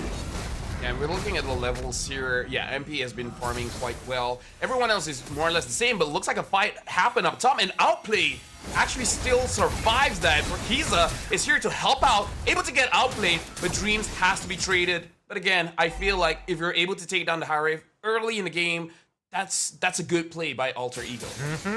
They found their tempo breaker here. At the very least, you know, neutral objectives still pretty uncontestable at this point of time. Let's see how MP is going to play around it, because at this point it's a bit of a recovery period as Alter Ego do take the lead back from Blacklist International, and you can see that the mid trio is going to be a very important proponent of it. Keep in mind, they did lose 2 battle spells, 2 flickers for the cost of Outplayed, and I mean, Outplayed is more than happy to just sit in lane for the next 5 minutes. Yeah, and now honestly, MP, he has a choice. Whether he wants to save his deadly catch for a big fight, or he'll just visit a lane, throw it out to chunk down the turret a little bit, and then continuously farm. Because this is the advantage that he has as a Bane, where Alter Ego, they themselves want to farm a little bit onto Dream. So he can choose. He doesn't have to save it. He can use it for turrets, or if they're playing a fight, then just save it. Okay, they've got priority, and JM, he's running up the river. There could be a potential fight that could happen here, but in the next 13 seconds or so, looks like Blacklist International don't find the right conditions just yet. They just want to hit level 8, and then move on towards Turtle side and look to potentially punish Alter Ego if they want to take a fight with a man down. Yeah, right now, it looks like both teams do want to contest the Turtle. I kind of feel like Blacklist International, they can force a fight. It looks like Alter Ego, they want this. Well, they're going to start off the Raging Sandstorm with the Netherrealm. Nobody is able to be killed. Nothing they could do. And they even bring in Outplayed for this team fight as well to kind of boost him up with another kill and an assist underneath his belt. It's a very clean take from Blacklist International for the Turtle as they swap the lane so that Outplay can actually farm up the turret plane and they catch back up the highs. And this is where we start to see the strength of the draft Blacklist International has, because again, this is a very strong team fighting comp, and there's a lot of utility in that previous fight. It looks like up top, looks like they want to engage on GM Pikmin, but it looks like he's able to get away. Highs has to use the Blazing Duet, but just to clear the minion wave. In terms of the goal, with one fight, Blacklist International is way ahead. 1.7k ahead, in fact. Now, we gotta keep in mind the shape of how these fights need to look like. For Alter Ego, they definitely want to break the battle lines. Oh, Gibby, that probably wasn't the Blazer you were looking for. He gets bailed out by Dreams. Very dangerous movements here. He's gotta make sure that his ability, his cooldowns for mobility options are still available if ever he wants to instigate a fight. And now it looks like they want to continue on to highs. Blacklist International want to keep up the pressure. They're looking at this top lane, and all 5 members are here. I kind of feel like Alter Ego, they gotta let it go. Circling Eagle is used, but looks like they're just gonna retreat. They're not gonna fight head on with Blacklist International. Gabe is going mid. Looks like he's not able to get much advantages there. They're slowing down that mid rotation. I definitely think there was a point of contention where maybe Gebe could have looked to actually crack open that tier 1, but instead he's focusing on that farm, leaving Nino out for now. Dreams, he needs to pull him back, but unfortunately Nino is left out to die. Vengeance being popped at the same time, and even the Deadly Catch being thrown towards Dreams' side. Blacklist International are just bulldozing through the line of Alter Ego. You will not slow us down. We will take what we want. Oh, and Highs in the backline looks like he is safe with the BMI, but Blacklist International, they're just pushing because they know they're strong and they move in. They got Gebe and Roundel, even though he got the farm, is all his going down. Killing spree for Haji, and at this point, Alter Ego, they want to fight back, but now the Netherrealm has been popped. Alter Ego does not have enough damage to deal with Blacklist International. Blacklist International, I was wondering about their chemistry for the longest time here at SPS, but it has been steadily growing, and it's getting better and better. With the movements that we're seeing with the Shadow Stampede coming in from Haji, pulling them into Perkziva, who bothered to even throw out his Raging Sandstorm in the first place, Blacklist International maintains such good pressure, and they're going to keep on doing this, right? They've got the tempo, they've got pressure as well, and unfortunately for Alter Ego, they're getting stat checked. This is the kind of advantage when you have a player like Haji that can play amazing as a mid laner as well as a roamer, where he can choose here that can do both. Just like a Faramis, you can help out your team in terms of like making sure that they don't die with the NetherRealm. But at the same time, if you want some kind of engage, he can do that. Blacklist International, he got a big buff with Haji playing this Paramis. Oh yeah, and he's apparently he's got the biggest difference compared to his opposing laner Roundel. At this point, Blacklist International are just making sure playing 4-1 even, just to keep their eyes available, because Penguin's never gonna die to Gebe at this point, or even to Dreams, and as long as they have vision over both of them, Blacklist International will continue to punish the other three who are just trying to clear the wave. And now we can see the speed that Blacklist International can move around the map with both the Hilda as well as the Khalid. It does look like they understand that Alter Ego, they want to split up the map, so they pick both these picks very, very early so that in case anything happens, one of them can go and slow them down or potentially stop them dead in their tracks. And Pikmin looks like he's going to get picked off, use the flicker to get away, and we can see the difference of gold here really hurting Alter Ego, where 4 members is unable to pick off 1 member of Blacklist International. This game is looking really unplayable, right? Because again, Blacklist International aren't just focused on the waves and gaining priority, but they're also keeping in mind the rotational pass for the jungle clear, right? As soon as that orange buff comes back up, they're moving towards that side of the map to push Suyo out of there. If Gebe is unable to find any farm, then these neutral objectives are so free for Blacklist International, and they can basically just sit on top of the Lord Pit, right? They want Alter Ego to actually come into them. My worry here is that they might not have enough damage from Alter Ego to really deal with Blacklist International. Zaman Force has been used by Outplay just to zone them away, letting MP get this Lord for free. This is such a tough game. Such a tough game. Endless battle already being finished up by MP as he's about to hit max level as well on the next 2 clears. This is not looking great for Alter Ego, because even so, the people who I'm hoping have enough items to tempo break, like Kai's or maybe even Nino, they're kinda underfarmed. Oh! Looks like Dreams and Gaby are able to get away, but that's all they can do. But they want to fight. Now they have advantage in the turret, but Haji with the NetherRealm is able to survive for now. Nino goes in, Highs goes in, shut down onto Haji, and now they find MP. Can they actually get him? Gaby will try to move forward. MP is able to get out of that bad situation, but Outplay here looking for an opportunity. Going with the Zaman Force, trying to chase after them, but looks like he's not going to force it out. They're just going to get this turret. Dreams bailing them out of some pretty tough situations, but unfortunately for Jame Pikmin, oh, so close! But AE don't want to go further to finish off that kill. At this point, it's all about the defense, and despite everything, I think that was their best attempt from Alter Ego to try and pull this game back into their control. Golden Staff finally finished by Highs, and even the Radiant Armor is done for Nino. But I don't think it's going to be enough just yet. The next item, Power Spikes for the side of Blacklist International, should be coming up in about, I'd say give or take 6,000 for Outplayed specifically, because he hasn't stopped farming. He's been finding kills on the map as well. He's very supercharged and very accelerated this game.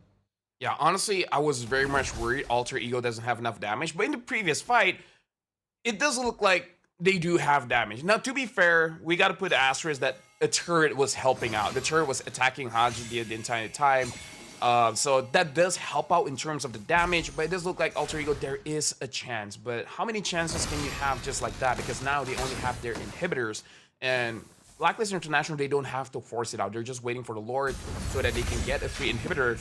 Now Jame Pikmin is just zoning them away. Yeah, and now that he's spot out too, they're all rotating for this, and Jame Pikmin, he doesn't mind taking the damage for now. If it causes a reaction, Xiva might be able to see the rest of them. He spots out 3, but really, they care more about the Lord than anything else. And you're right, Blacklist International don't have to force these fights out. And honestly, at this point of the game, with a 5k gold lead, as we move on to the 12th minute and the second Lord, I think that Blacklist International are the ones who have to give that free pass over to Alter Ego. It's their decision whether or not they will give Alter Ego that chance. Yeah, at this point, I'm not so sure what's the window for Alter Ego. Like, what will have to happen for them to say, we can take this fight? Like, the most obvious one, I guess, is that Haji accidentally misclicks his ult, and then using the NetherRealm early, and then maybe you can go in for a fight, but what are the chances of that actually happening? It's pretty low, honestly. Pretty low unless, you know, you can bait Haji with a low member. I think that's the only way. Just, you know, trigger those killer instincts. Let's see how they play out this Lord fight. At this point, Blacklist International, as you mentioned, don't need to force it out. And every time Alter Ego come to take space, Blacklist International happily gives it to them. They've got priority down on bot side. A wave is building up there. So Blacklist International are not inclined to do anything at this point. Yeah, it's very smart by JM Pinkman. He was actually setting up that slow push by just killing out the front minions, making it so that slowly but surely they're building this wave. And the bottom lane, it's really built up. And now JM Pinkman, he's controlling the top as well. So he's really doing a lot for the macro of Blacklist International. And now they even get the Lord. Ziva, he's gonna Raging Sandstorm out of there. Manages to survive still. They even had the insurance, health insurance of the Deadly Catch as well. Oh wait, no, they want to continue fighting even further. With the Netherrealm already popped on the opposite head, Ives is able to get into the back line, and Nino is able to cut him off. JM Pinkman goes down to Jebe, and 2 members at the cost of nothing for the side of Alter Ego. Despite the health insurance, it doesn't cover everything. Now, Gideon, we just talked about it. What's the green light for Alter Ego is when Haji just used his Netherrealm early. And you said someone, you know, gets very low in it and he has to use it. And I was like, okay, that happened. But that is like, there's no way Blacklist International stays for the fight. But yeah, did they make that mistake? They really did. And right now, Dreams really far out of position, taking so much damage as Haji is going to chase after him. But in the meantime, Alter Ego will take full control, right? They won that team fight. They're looking for their spoils of war, and that's going to be the mid-tier 1 to open up this map a little bit more. Remember, He's already got 4 items in the bag. He's been consistently farming, hasn't lagged behind Outplayed, who at this moment is looking for that 3rd item. He needs to get, he needs to eventually, actually, no, he doesn't need a defensive item. If he wants to be greedy, he can, but JM Pinkman, once again, opening up this map very nicely for Blacklist. Gideon, honestly, this is very impressive. Look at the goal difference. It's not that much. In the mid lane, there's a lot, but now even Heis is actually having a bit of an advantage over Outplayed. Now, this is very impressive. Heis is really showing up, and now that the Wishing Lantern has been built by Roundel, a lot more ways that they can handle the front line of Blacklist International. If Blacklist waits a bit longer and the Divine Glaive gets built up by Alter Ego as well, JM Pinkman, MP, as well as Perxiva, they're not going to be all that tanky, and Dream Shield and Heal will be, I would say, superior compared to their tankiness. Well, I mean, Alter Ego, they've equalized very nicely against Blacklist International. Now reducing the gold lead to 1.5k. It's not going to be as easy for Blacklist International to kind of bulldoze their way through ever since the mid-game. But now looking at the damage leaderboard, Rondella has been doing a pretty good job as well, right? He's been finding a lot of value from his Shadow Strikes. And even for JM Pinkman, as much as he likes opening up the map, as you mentioned, with that Wishing Lantern, he probably won't be able to do that as often now. Yeah, like, again, looking at the damage that Heis is able to deal out against JM Pinkman, I feel like Blacklist International, they need to start respecting the damage coming in from Alter Ego, because, yeah, now looks like they can definitely do it. Speaking of which, Heis so far has very good discipline in making sure that he doesn't overcommit with his Blazing Duet, because so far, 0-0 and 3, he hasn't made a mistake that really cost Alter Ego the game. Sure, Nino, Roundel, and Dreams have been caught out a little bit, but as the main damage dealer, Heis is doing very well. Okay. JM Pinkman taking a good amount of damage here, doesn't lose his battle spell, and now Alter Ego's plan is in full effect. Rondell getting chunked out, Outplayed, finds him with the help of the Zaman Force, finding his resets and maintaining perfect distance. Good footsies from Blacklist International, and with Rondell down, they know for a fact that their Cult Altar or their Netherrealm is not going to be stolen away to be used by their opponents. They're going to take this Lord very easily, unless Perxiva is willing to give another kill on over. Doesn't seem to be the case. With another Zaman Force and a Deadly Catch, they take that Lord. They're looking to reset and push in for the end. Yeah, that was actually quite good that the Alter Ego was able to, I would say, push Perxiva away, because I kind of feel like if Perxiva has a little bit more HP, he might even commit a Raging Sandstorm to get one member of Alter Ego. But looking at the wave clear here, honestly, is not the best coming in from Alter Ego. I still feel like they can defend for sure, but they probably will have to sacrifice one inhibitor, especially with the charge that Blacklist International have with the Raging Sandstorm as well as the Zaman Force. Well, Pinkman getting chunked out heavily here. The help of Haji deters the rest of the members, but the Lord, as well as the empowered minions, are going to be moving together at this point of time. Now, interestingly enough, Blacklist International, if they do want to guarantee at least one of those inhibitor turrets, it's from the Lord side. But if they want more than that, they can commit a couple... Oh, interesting. MP, early Winter Crown here. Not going to... Bit of a mistake. Yeah, he's not going to have it for the upcoming fight. I mean, regardless, they still get at least one inhibitor, right? Yeah, Roundel also made a mistake where I feel like he wanted the Nether Realm, but he accidentally take away the Zaman Force. So unfortunately, Alter Ego will not have an ult coming in from Roundel. Well, he gets chunked to 50% here. He got it. As soon as they're holding it, it gets bit back up. Outplay getting chunked down still, and he gets out going. Nino finds him, and now they're jumping straight into the back line. The Netherrealm is not going to do it enough as the Deadly Catch only finds 2, but it doesn't matter to Highs. He's gunning them down one by one. Oh man, the consistency of this marksman. Dude, I gotta say, if Alter Ego wins this one, it's because of Highs, man. He's playing this so well. But yeah, now we can start to see Matilda is pretty weak in the early mid-game, but once she has 2 items, look at the amount of utility she provides for Alter Ego. Like, she just makes sure that Highs and Roundel is able to dish out the damage, and Highs especially is dealing a lot of damage. MP's Crab Claw cannon isn't doing much now, right? All the pokes just kind of don't matter once they once this Matilda has come on a line. Oh man, they even have the Divine Glaive as well. Yep. You can see that E are getting extremely confident. Look at them walking up. Yep, now that the Divine Glaive is there, Roundel can deal significant amount of damage. Alter Ego, they gotta be careful because again, the counter engage coming in from Blacklist is still very, very strong because if they're caught lacking, they might be caught in the Deadly Catch, and afterwards it's gonna be GG. But Alter Ego, they won the previous fight because they immediately popped Outplay. If they can do that again, then yeah, Alter Ego has a very big chance of actually winning this game. They just gotta take out Outplay, which again is easier said than done. My eyes are on Nino right now, right? If he's able to get that initial knockup, because keep in mind, Outplayed is not running Purify, he's running Flicker, so he's confident he's not going to get locked down anytime soon, unless he gets, you know, pulled in by Rundell, he hits by a knockup, or even gets feared. That's when the problems start to occur. Yeah, we can start to see Roundel with one combo forces Prixiva half HP. That's how much damage that you can have with the Divine Glaive as well as the Wishing Lantern. And now Alter Ego, they're really going for this Lord. They gotta be careful because I gotta feel like Blacklist is better here. Jam Pigman already chunked down very, very low by Alter Ego. And now the Lord has been reset. Alter Ego is waiting for that opportunity, but the same can be said by Blacklist International. They're just baiting out ults here. They're trying to see how many resources they can get out. Rundell put down to 1/3. Oh, with the Winter Crown and the Blazing Duet here. Oh no, the timing is perfect coming in for Prixiva. He still manages to get out with the help of his Purify. MP takes out Highs with the Crab Claw Cannon as they're looking for the counter engage. I don't think they have enough damage here, but J-Man looks straight for the back line towards Outplayed. Saved by the Netherrealm once more, and Nino, he's still alive. He's able to kind of hold that front line with the help and peel from Dreams and Rundell, but that's a devastating fight. More value coming in from Blacklist International. Oh, MP is so low. Alter Ego, they so want to go in and kill him off. But the support was there. They make sure that MP was able to take that Lord cleanly. The only dev that Highs had so far, that's game-changing, where it was a good idea, but man, the risk, that was so risky, and Blacklist International was so ready to counter that play. Oh yeah, he was.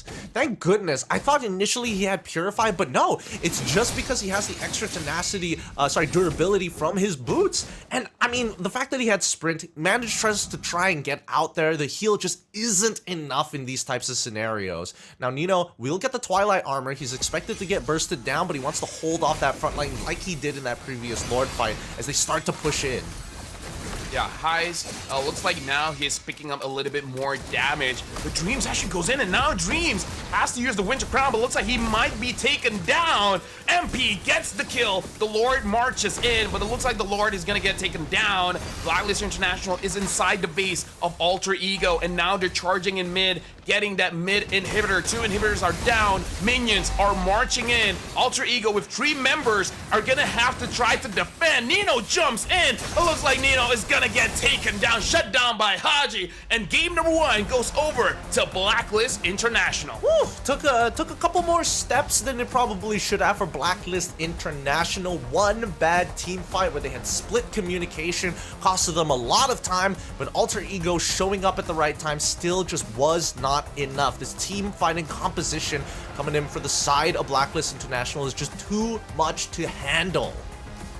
Yeah, we talked about how Blacklist has the superior team fight composition, but honestly, that wasn't the big reason of how they were able to take this game. Alter Ego, despite having such a bad early game and arguably bad mid game as well, they're able to recover, they're able to get the farm and actually fight back, and it's all because of Highs. So the moment Highs was taken care of, when he was the first to die in that fight around the Lord, of all the plays in the game, that was the one that's gonna get a lot of attention.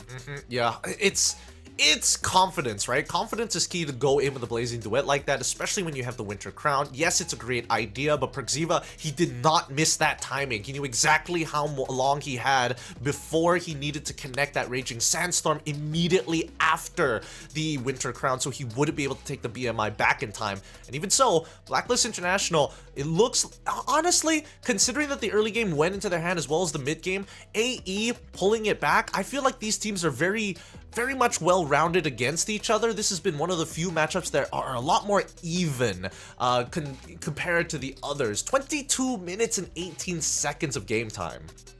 I gotta say, out of everyone from Alter Ego, of course everyone played very well, but it does feel like Roundel doesn't get to have that big of an impact in the game. And we gotta talk about how Perxiva as well as Haj always making sure that they're able to deal some form of damage onto Roundel, as well as outplay. Just one hit from the basic attack or enhanced base attack coming in from Harif, and it's basically half HP, making it so that Roundel isn't able to contribute too much, especially when you look at the build, putting a lot of damage instead of going for a Bloodwing. So he's really tunnel visioning on doing a lot of damage, which if you're looking at numbers, he did a lot of damage, but maybe he needed some sustain to actually stay in the fight. Honestly, I think there's good arguments to be made for both directions, right? But at the end of the day, it's just how much AoE do you have to kind of get through? Because even if Rondell wanted to steal a different ult, yes, he probably could have looked towards to get the Deadly Catch, but I don't think he would have gotten as much value, only because since MP was building pure attack damage, hey, you drop your Netherrealm, you touch a single one of my sharks, you instantly lose your temp HP.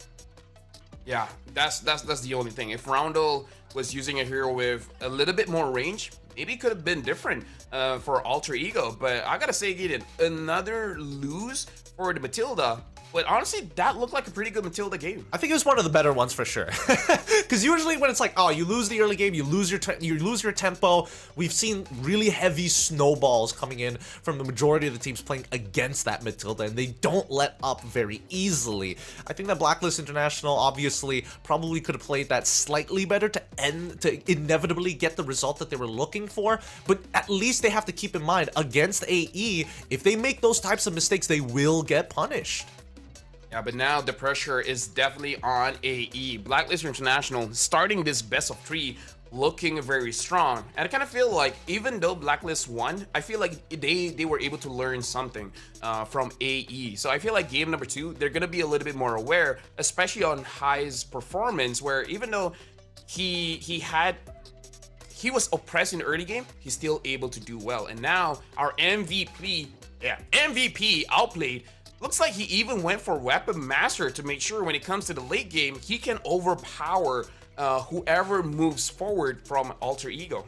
Athena Shield, not that big of a deal, just means I have to auto attack him one more time.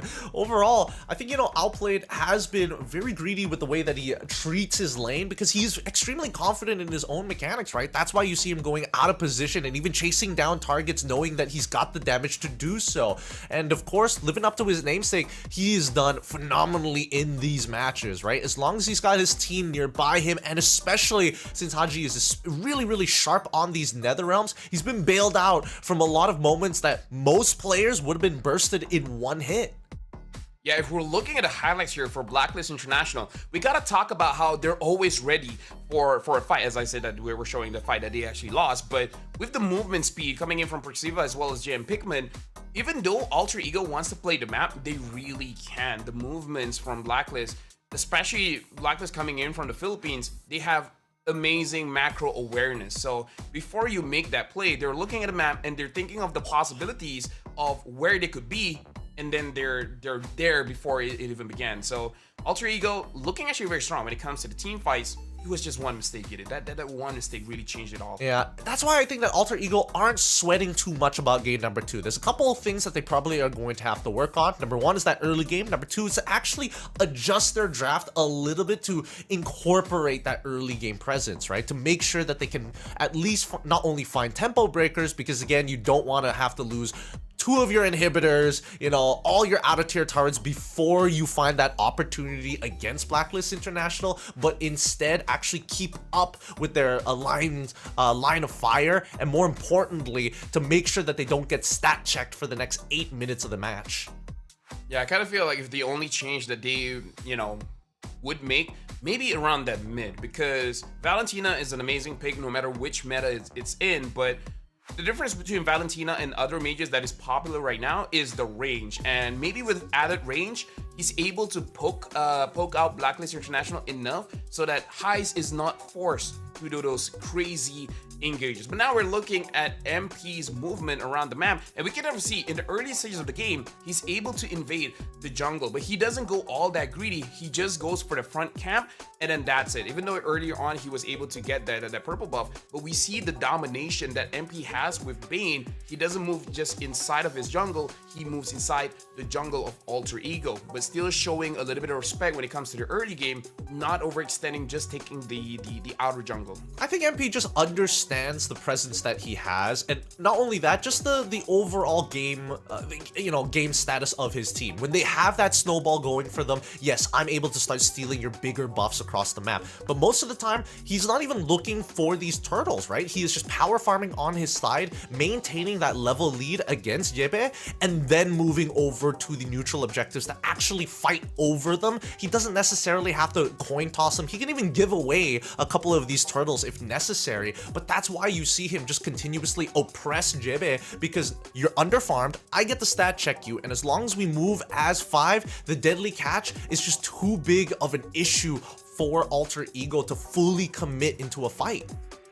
Yeah, I feel like this is his assassin instincts, where we know him using assassins like the Ling, where you want to outfarm your opposing jungler, and even though he's using a fighter, he's still using the same base strategy, which we definitely see work out earlier, but because of the turtles able to secure by Gebe, and then I think he got an assist at top, made it so that he's able to fight back or contest the levels. But overall, we can definitely see MP has that mentality. I want to outfarm you, I want to out level you, and then basically he wants an unfair fight, right? He wants that advantage to make sure that he will always win either the neutral contest or just team fights. Yep, just a little strong here, but now thinking about game number 2 here, Alter Ego, a couple of adjustments you've already mentioned about Rundell, like switching it up, maybe going into some of the traditional counters too, but if, the Farmist does get shown again by Haji, maybe considering the Farsa,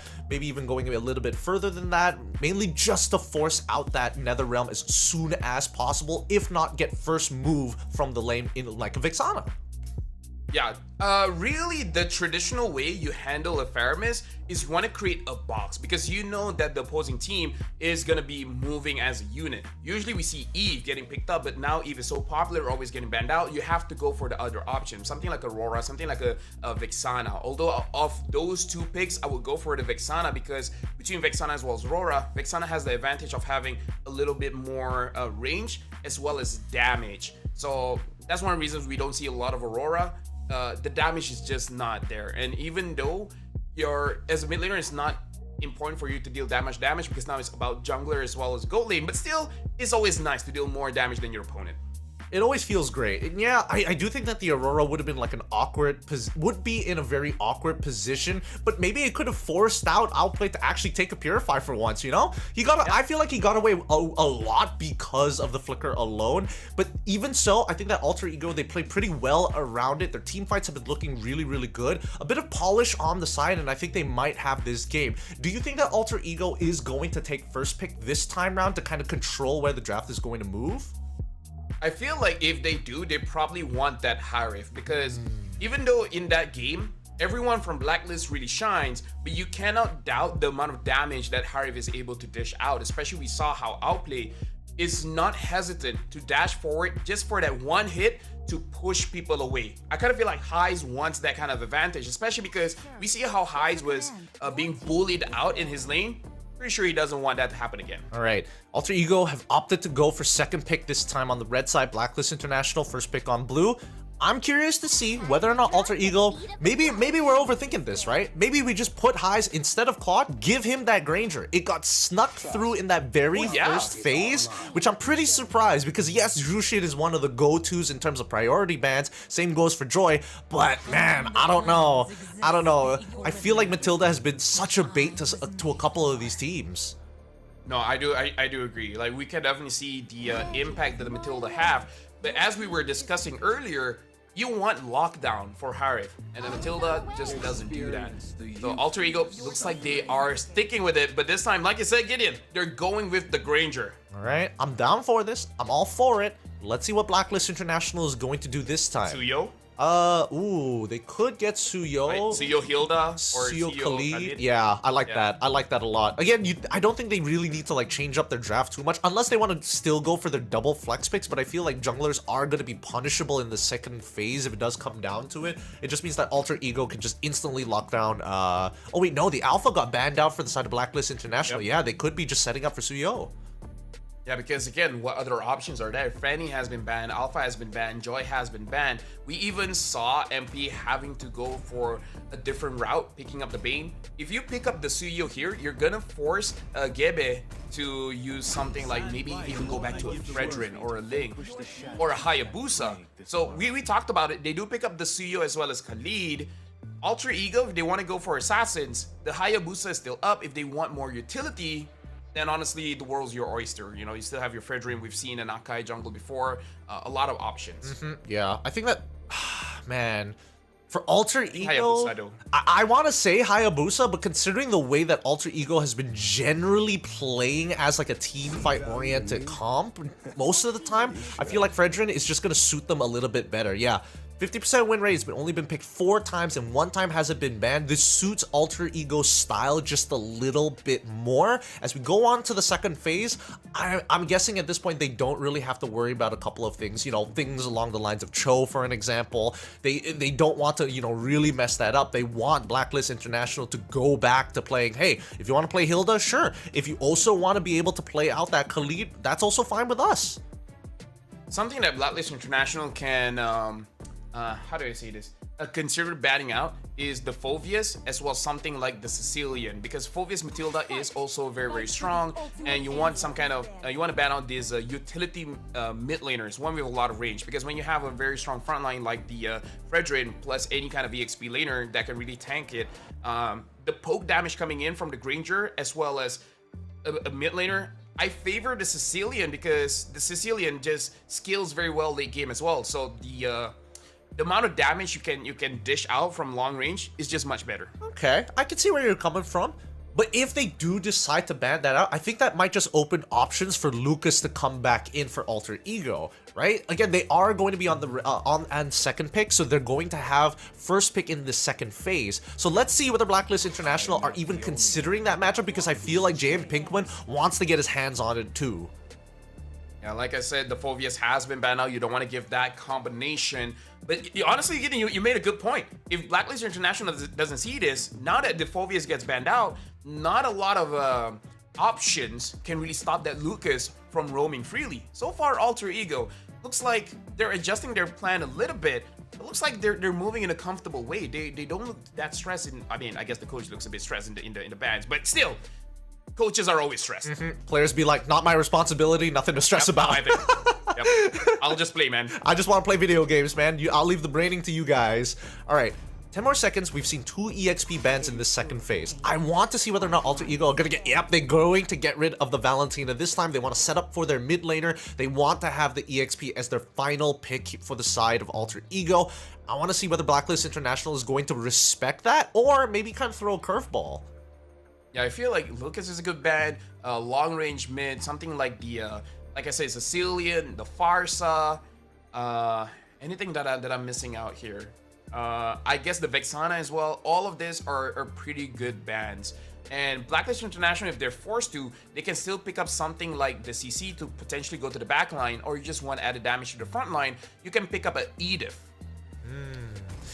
I guess it really comes down to what is JM Pinkman okay with, right? If the... Oh, they ban out the Lucas instead. All right, never mind. That line of conversation is done as Alter Ego does get the first pick in the second phase. Now that the Lucas is gone, as well as the Phoveus, picking up their mid laner doesn't seem like a bad idea, mainly to allow JB on his... Redrin to make sure that he can kind of like sit down in place. If they steal away Vexana here, at least it opens up possibilities to kind of just stand still. Oh, they're gonna wait for it.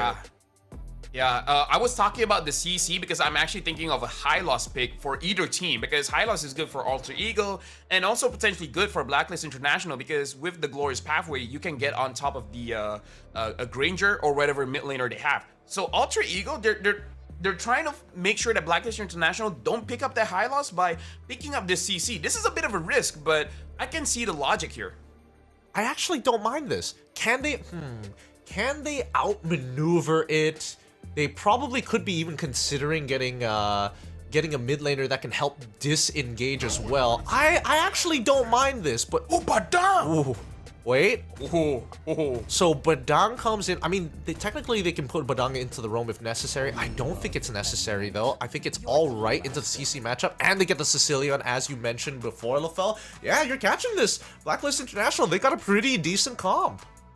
Yeah, Sicilian is better for Alter Ego, so Blacklist International understand that and they pick it up. If they want something scaling, something like the Xavier does do well. If they want more team fighty, then you can pick up something like a Veil. If not, just something safe, a Vexana. Vexana is incredible safe, where you can deal with Blacklist International. A lot of options are good here for Alter Ego. Just something with a little bit more range so that you don't get caught out, especially by this Harif. Yeah, it's gonna be tough. It's gonna be really, really tough though. Ideally, they would have liked to pick up Yves, but they're the ones who banned it out in the very first phase itself. At this point, yeah, even grouping up together if they want to play, even if they wanted to play Farmers for themselves, it feels like a bit of a troll, especially with the amount of AoE and not to mention the fist crack coming in from this Badang. So they're gonna go with the Farsa. This will be an interesting matchup. I mean, from EXP side, it's pretty volatile from either Badang or even CC, and I think that Gebe is going to have a slightly more comfortable time, but even so, Blacklist International, they can force out priority pretty quick in the early game. We might see a bit of a repeat of game number 1.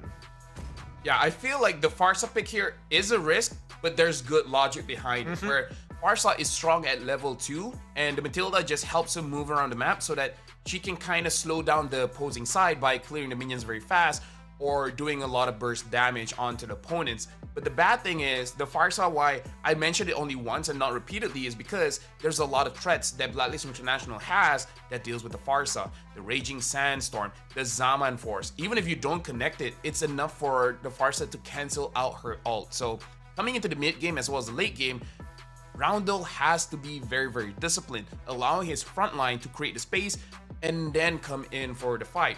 But if the front line dies very, very fast, then Roundel won't contribute too much to the fight. Yeah, probably will get zoned out pretty fast. I mean, keep in mind, there's Badang from the side of Blacklist International as well. Even that's quite a bit of a threat, right? Able to cancel out the Feather Airstrike super easily as well. I'm curious to see how they're going to play this out, especially when it comes down to the jungle starts, right? Because at that point, it's what is the clear path and where do they want to end up as soon as they hit level 4. I'm going to assume that they want to keep towards outplayed side because that's the Blacklist MO, but now with the possibilities of actually moving out to JM Pinkman's side of the map, this could be a interesting back and forth here in game number 2. something that we have to consider as well. What is the build coming in for Badang? It looks like we're going in for a pause here, so now we can start to talk about the build because never mind, we're not pausing.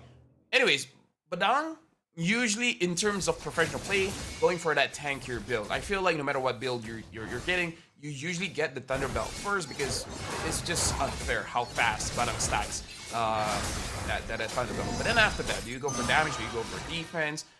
Usually, professionally, people go for defense, though. Yeah, I think it would make sense. If he wants to go for damage, that means Persada might have to think about what he wants to build as a second item. I mean, he's already working with very few resources to begin with. But at this point, Dom Ice is the real big question here. Let's look at the emblems real quick. He goes for tenacity. He's not looking to win out that lane too much. He basically just wants to farm, support emblems as well. I mean, that's the atypical way of building Badang nowadays. But even so, anything else that catches your eye? No, honestly, looking at the build here, this does look like the cooldown build for Badang, where you're just trying to be as disruptive as you can. So first item is going to be that Thunderbelt, but then afterwards, you go for cooldown items. We're talking about Dominance Ice as well as Oracle, and even going for cooldown boots. So what this does is just you're gonna interrupt the front line, mainly Gabe as well as Nino, so that even though they want to stay in the front line for as long as they can, now they're gonna get punished. So I feel like this is the idea for Blacklist International, letting JM Pikmin actually deal with the front line and then giving some space for both MP and maybe even Persada to go directly to the back line. Another thing I noticed is that Heist has been consistently, both on Claude and even with his Granger, he likes to actually pick up a bit of vitality for himself, right? He's not thinking about like having added penetration or even movement speed at that point. He just wants to survive the lane and knows that he will scale. But here comes the first interaction, first potential big team fight here from both AE and Blacklist International as they fight for the space and are positioning against each other. But it looks like Black is going to just let this through. MP is nowhere close, and AE running forward for Persada. Even got the curtain call, jumps a little too far forward. Appraiser's Wrath does come out, but Haji is getting so much value as the fist crack keeps Gebe in place. Pinkman might be trading his life for hire here as MP is not bothered by this whatsoever, wants to develop an EXP lead for himself first before anything else. Yeah, definitely a mistake by Alter Ego. Considering that you already got a turtle. Roundel was able to get out. That was close, Gideon. That was too close. Way too close. But do go on, because at this point, with this EXP lead that we see from MP, I'm feeling like it's happening all over again. Blacklist International, you know, sacrifice the first neutral objective. So what? The next couple is going to be really brutal. It looks like they got a kill onto Haji. That's amazing, especially because he goes over to Highs. So now they're recovering a little bit. My concern was that Ultra Ego, after getting the turtle, they really don't have to go for that fight. And we got to talk about what were the consequences. The consequences was Gabe died, and between a Fredrin and a Suyo, the Suyo farms so much faster compared to a Fredrin. And this we can see in terms of the differences in terms of level. Gabe now recovering a little bit, he's level 6, but MP is level 7. So it's just something that you have to consider. You do want to fight, but you don't want to fight that aggressively. Well, speaking about fighting, the Zama Force has been popped out. Same goes for the Circling Eagle, forcing Outplayed in deeper into his turret side, but that being said, Alter Ego, look at Highs, right? He's got that level lead onto Outplayed. I can only assume that he also has a gold lead as well. I think now Alter Ego pivoting their plan a little bit more. It was all around Highs in the first place, but now they're going to double up his farm, giving him double waves from both mid and bot side. Yeah, honestly, this is a very good rotation coming in from Alter Ego. Rotating towards gold lane. You don't have to get a kill. You just have to clear the minion so fast that he can get out of the lane and then get mid. This is a very good idea coming in from Alter Ego. Roundel not getting maximum value in terms of his gold, but still, as a Farsa, you can do enough damage even without items. And not to mention that Nino has been leaving the lane first. And Haji with the, he is locked out. He can't do anything. He even tries to flicker him out, but the curtain call says no. At the same time, the turtle is currently being taken, but Persada is able to zone out enough for the turtle to be stolen by MP. At this point, who's winning off on these trades? As much as the turtle goes down, more battle spells were being blown by Blacklist International.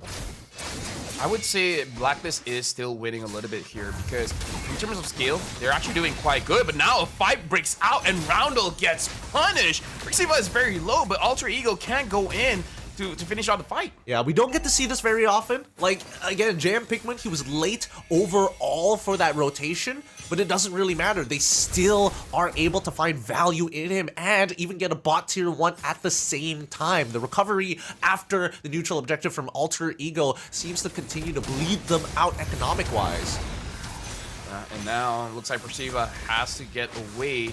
But actually, I want to entertain your question a little bit because Blacklist International, in terms of damage, they actually scale quite well. But Alter Ego, oh, hold on, MP goes on to Nino. Nino still able to survive. Haji maybe want to try to get a kill onto Nino here. Even JM Pikmin, looks like they are going to go away. Turn call being used just to give extra damage onto JM Pikmin. Oh. But they actually want to continue this. I mean, they're trying to press the advantage underneath the tier 1 without the minions. They were getting Highs pretty close because, again, they've swapped the lanes at this point of time. Highs wants to be on this top side. He wants to actually participate in these fights. At this point, I think that even for Alter Ego, the big thing is whether or not Haji actually lands the Sanguine Claw. That's why he wants to participate in these fights. He's got a Sky Piercer already complete. Oh yeah, that, like, if he's able to get 3 stacks, that would be GG, because Alter Ego, their draft here, Ronaldo really wants MP, but MP looks like he's able to get away.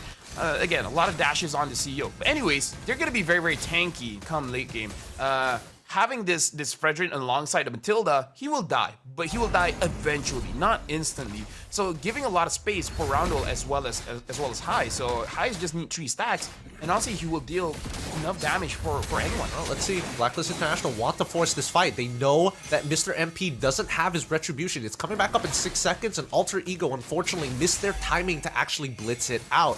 It's 3-level difference between Gebe and as well as MP as they fight for mid prio. Circling Eagle is to come on through. Feathered Airstrike has done good damage to Perxivan as well as outplayed, but even so, this back and forth just means that Alter Ego is trying to out-sustain them by outputting more damage and still living off of the sustain from Dreams. Raging Sandstorm lands onto 3 with a fist crack as well. It's going to be a save from the Vengeance as outplay even flickering forward with the help of the Zaman Force, getting the damage down, but Jebe can eat shots for days. Oh yeah, actually it's very impressive that Gebe is actually able to tank the damage coming in from a Harib, even though yes, not a lot of items yet on the Harib, but still, that's very, very impressive. But we can see Alter Ego now losing quite a bit going up against Blacklist International, where they're always aware against the movement, especially coming in from the Badang, because we saw him always trying to catch out Alter Ego, because that's basically the go sign for Blacklist International to go for fight. But once JM Pikmin doesn't get it, then it's on Perxiva. So a lot of ways to engage the fight makes it so that Blacklist International has the better opening to actually engage onto Alter Ego, where Alter Ego, they're just waiting on Gebe. I think Rondell was probably pretty convinced after the first time he got flickered on by JM Pikmin. He's like, nah, never again. I don't want this situation to happen to anybody else. We have to be aware of when Mr. JM Pikmin decides to rotate off of this map, because so far, Nino has been doing a pretty good job in general, moving out of the lane first, forcing priority, and even locking down the correct targets, high priority targets like Haji in the middle, pre-building up to the fights. This is very impressive, where the game is 8 minutes long, only 2 kills each, but Blacklist International is almost 3,000 gold ahead.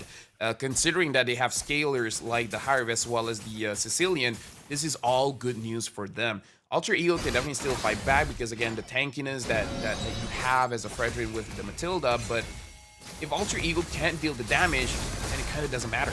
Oh, here we go. The next fight actually finding Gebe is able to lock down 2, but they need to find the finisher here. Finally breaking the quicksand guard. Mr. Pikmin is going to take the damage from the curtain call, but outplayed. He needs to target just one person at a time. MP late to the fight, but the damage has been done, and it is going to sting as Alter Ego are able to claw their way back in. And I mean, while these fights, these picks are going through, MP maintains such a huge level lead against Gebe. Oh yeah, he definitely needs it because he needs to find a way to kill Highs, because Highs right now has 2 stacks on that, or I guess 20 stacks, but you know, you understand. 2 stacks on that Sky Piercer, 1 more stack, and it's gonna be very, very difficult for Blacklist to handle this, but Hope is cracked onto the team of Alter Ego, and Gebe still gets the Lord, but still shut down. MP gets onto Highs. Alter Ego has to leave, but Nino taking a lot of damage, outplay, finally getting that kill, even though JM Pinkman died there, but able to get Nino. But more importantly, they got high. Oh, what a play. What a play coming in from Pinkman. He's getting so much value from this Badang. And I mean, unfortunately for Highs, he tried to go for the big outplay, flickering in the opposite direction, trying to throw them off guard and then taking the guiding winds coming in from Dreams. But still, Blacklist International not dropping the beat just yet. They've got their eyes on Highs, and they gotta make sure that they can continue to punish and make sure those stacks are very, very low. They do lose out on this Lord, however, but still, I do believe that Blacklist International could potentially at least win this next upcoming fight. But we can definitely see the instincts that MP has as an assassin player. The way that he flanks, he finds a way to get onto the marksman. And now Nino is 1v1ing against Outplay. Nino is actually doing quite well outside of the Power Force. And Nino is solo, but Outplay finally gets the kill. But Alter Ego, they're not stopping. They want to get this mid turret. They're able to get it. And now the Badang gets chunked down. Roundel gets the kill. Haji has to flicker back because he almost got taken down by Gebe. Yep, MP cannot find any value in these fights. If he goes for these engages alongside Mr. JM Pinkman, he might just be another casualty of war. So they're just waiting for the right times. If they can catch Highs, that'd be ideal. If he's not caught, he's not going in. And AE just pumping up the gas here off of this Lord. I definitely thought that maybe Blacklist International could have looked for a potential fight down by the bottom side of the map, but they didn't want to take that angle. And now Alter Ego finally trying to claw their way back into the game, getting more map presence with the help of these tower falls. They get at least a foothold in the game.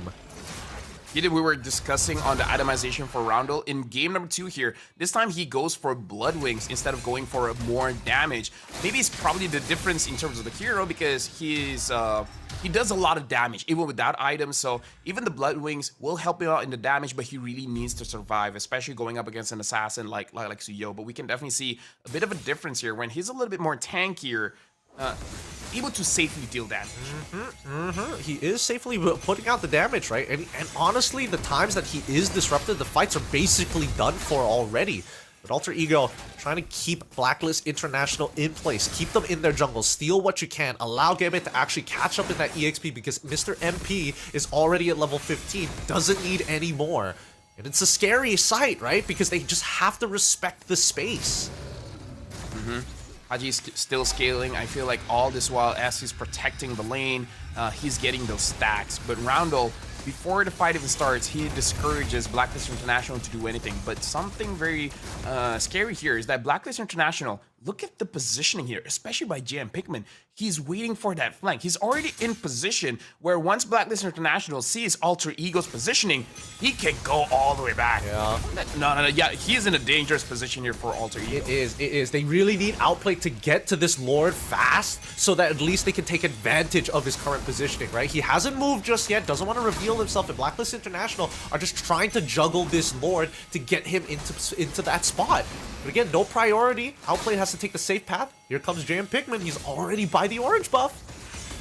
Yeah, we can see Highs moving quite forward here. JM Pinkman is just waiting for the opportunity, and now it looks like he's gonna go in. Fist break onto the back, fist crack onto 2, but looks like they're able to get out of there. Haji gets taken down by Highs, and Gabe takes down JM Pinkman. MP secures the Lord, but now Alter Ego, they just want to go for the fight. Nino is chasing after Persiva. MP is solo, he has to get out. Alter Ego, even though they were surprised, they were able to survive. You know, hats off to Dream. That was a clutch circling Eagle, knocking up the follow-up from the side of Blacklist International. Both MP and Outplayed got hit by it. Were they able to close the distance? They could have potentially punished Highs or maybe even stopped Rondell from actually getting more shots from that feathered airstrike. Even so, with this being said, at least they were able to take the Lord away from Alter Ego so they can at least extend the game and maybe have another opportunity to fight. Yeah, that must be very discouraging where your game plan actually succeeded, but you still failed. Looks like even with the fist crack, somehow Highs as well as Dreams was able to get out of it. But now the Lord marching in, going for the mid lane. Alter Ego, they're the one that has to defend this. And with the better airstrike used, already pushing Blacklist International away, and now the Lord has been taken care of. Yep. It goes back to a very neutral state of the game. 5-8 is the current kill score. What used to be 2-2. Both sides refuse to just give up just yet. Oh, hold on. Ziva is getting chunked down here with the energy eruption already coming through. He has to use the Raging Sandstorm to bail back out. But now, honestly, now that we've come to the later stages of the game, it's tough to say who really scales harder. I would like to believe that Alter Ego's composition is better when it comes down to like just the raw scaling, and not to mention that they are playing with you know, the Fredrin as the main tank. That should be all right for them. But at the same time, the Badang kind of tips the balance just a little bit, and not to forget about Haji playing on Sicilian. Honestly, Eden, that's a very good question. Who scales harder? And unfortunately, the answer cannot be a straight A or B, right? It has to be a little bit dynamic, because you would imagine the Sicilian with the infinite scaling is going to be much better in the late game. However, we see somehow High is able to kill him off in the middle of a fight. So if he dies off early, then whatever advantage that he have is basically gone. Roundel as well, being able to chunk them out so low before the fight even starts, does make it so that it's very much skewed towards Alter Ego's favor. Now, another thing is that the Badang looks like is going for a full defense build, which is the most popular build. But this is why I personally would like maybe just one damage item, just one Demon Hunter Sword, so that even without a follow-up, you would deal significant amount of damage. But yeah, just to answer you in terms of who has the better late game here, on paper it should be Blacklist. But I feel like the range advantage makes it look like Alter Ego has the better late game. Oh wait, hold on. They're right on top of Haji here. They use the Circling Eagle and even pop the Feathered Airstrike as well to deter them. Alter Ego with 2 big ults already down. Probably don't want to take the Lord just yet. They're looking for position and they want to correct their waves. Nino gonna be on that top side, probably wants to correct that wave as well. But Blacklist International, I want to see how they want to approach this fight. They don't have the JM Pinkman flank anymore. Oh yeah. Looks like there is a slow push. Nah, it looks like the bottom lane is going to be pretty even here. Persiva already very low, having to flicker out. And Gideon, you just said they already used the Feather Airstrike. In just a few seconds, it's back up. So Alter Ego, yes, they use their skills, but it looks like it's in such low cooldown that it's not that punishing. Yep, they can just keep throwing it out time and time again. And luckily for Gebe, he can just keep sustaining. No, they're taking position here. Even with the conceal, Pinkman doesn't really want to go on top of Nino. It's just not worth his time. Coin flip, it's getting closer and closer here.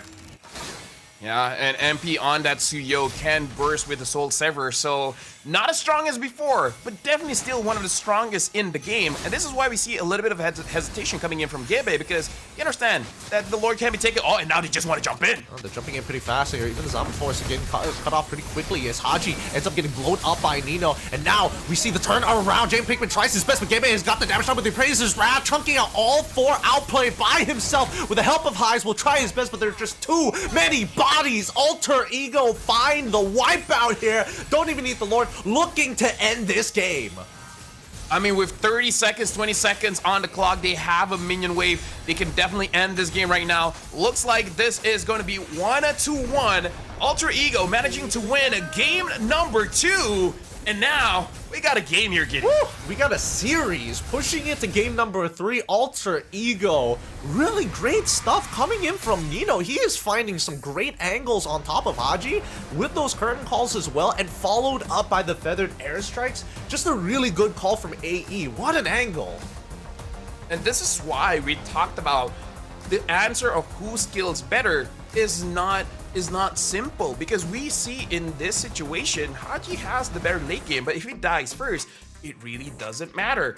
And that's what AE did. He managed to get Haji first. So honestly, like you said, props to Nino, props to Dreams, and props to Highs as well. Even from a long range, he's able to get Sicilian. He's got some great battlefield awareness. He's making sure that he's able to apply pressure with those Death Sonatas without necessarily having to put himself in danger. And that's how you really want to use that Granger. You're technically a part of every single fight as long as it's within the Death Sonata range, and as long as Blacklist International are not blocking his line of sight.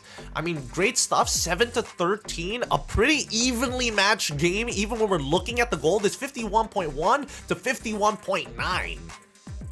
Yeah, and big difference here, huh, Gideon, when Alter Ego actually picks up that Granger. Maybe in game number 1, they just forgot. They're just like, oh, there's no way we're gonna get Granger, right? And it's like, wait, what have we done? Didn't pick up Granger. What have we done? What have we done? Yeah, the MVP now, Dreams, really impacting the game. But this is where the Matilda really shines. When you have a tank jungler, fighter jungles do well too, but a pure tank, forget about it. So sustainable. Like, Gabe was down so many levels against MP, but he always still maintained relevance because of the amount of CC he brings to the table. And even if he decides to overextend that lead, Dreams is able to pull him back out of those tight spots. But I think the big difference maker compared to the other Matilda players is the usage of the circling eagle. How many times have we seen Dreams knock up 2 to 3 players in the middle of a crucial team fight, allowing the space for both Nino and as well as Highs to apply their damage? Oh yeah, that was a calm moment right there. But yeah, honestly, amazing drafting coming in from Alter Ego. And honestly, the same can be said from Blacklist International, because they read the draft and they're able to take picks away from Alter Ego. It's just that it looks like they're more prepared, where they understand that there's a risk that the Sicilian can get picked up, but they're always ready to fight back. JM Pikmin using the Badang, using the cooldown build, it's not really his fault. It's more on Alter Ego, always ready for the fist break, always dodging it, and 100% kill participation for Dreams, definitely deserving of the MVP. Yep, I think definitely well deserved as well. Oh my goodness. How many times has he saved people? Really great stuff coming in from Dreams, really shining here in Alter Ego. And I think that's something that, at the very least, for Blacklist International need to keep into consideration. Is it worth banning out this Matilda? Is it worth first picking this Harith over the Granger? I feel like the Harith, sure, it's still good because we see how strong Blacklist is when they have that pick. The Matilda is an interesting one because is it an overreaction of banning out the Matilda? This is very strong, but if we're looking at numbers, if you're a numbers kind of guy, only 1 win for the Matilda out of the many different losses, but it can be said that even in loses, the Matilda looks very, very strong. It's that 2-item power spike that you were talking about, right? You're basically, a delivery service for the earlier stages of the game, but then once you start getting those items, once you have your tanks in position, it just becomes such a hard game to play. It just feels like no matter how much damage you apply, nothing really sticks on such a tight team fight and composition coming out from the side of Alter Ego. And again, this is the general style we've been seeing throughout the tournament of SPS from Alter Ego. Actually, you know what? As I'm looking at the highlights here, there is a good argument for you to ban out that Matilda, because now that we know Gabe can use Fredrin very, very well, you know that you can only really use the Fredrin that well is if you have a Matilda. If you ban out the Matilda, you kind of ban out a lot of different jungle options as well. So maybe instead of banning out the Alpha, you just ban out the Matilda, and then you make MP have a winning fight, because MP can't really burst anyone when they have the Matilda. So actually thinking about it now, banning one hero actually bans quite a lot of options for Alter Ego. So it actually might be a very good good strategy just to ban it out. I don't know, because Gabe has been playing a pretty mean alpha in the past couple of games as well, and I feel like if they do decide to ban out the Matilda on blue side once again and open up that alpha, it makes Suyo less valuable as an overall option for Blacklist International. I think that Alter Ego is posing a lot of problems with their overall strong style and tight team fighting that I think that Blacklist International might have to get a little wild with it, I mean, the Joy hasn't been let through for a number of games, and I don't think Alter Ego is going to let that happen, so maybe they can open up a different pick on the blue side. I mean, if they want to force fights, we see how the Alice was really impactful at actually forcing those fights. But at this point, yeah, I feel like if you just want to be safe, you don't want to overcomplicate things, just ban out the Granger, because highs, even without the Granger, is very, very strong. Like, Claude is not S tier compared to all the previous seasons before, and he's performing that well. And now you're giving him an amazing marksman like Granger. That might not have been a mistake. Look, the last chance qualifiers here for the Snapdragon Pro Series is still going on here, and both of these teams do not want to get eliminated just yet. But before then, we're gonna go on a short break, and when we come back, it's gonna be Game 3 between Blacklist International versus Alter Ego.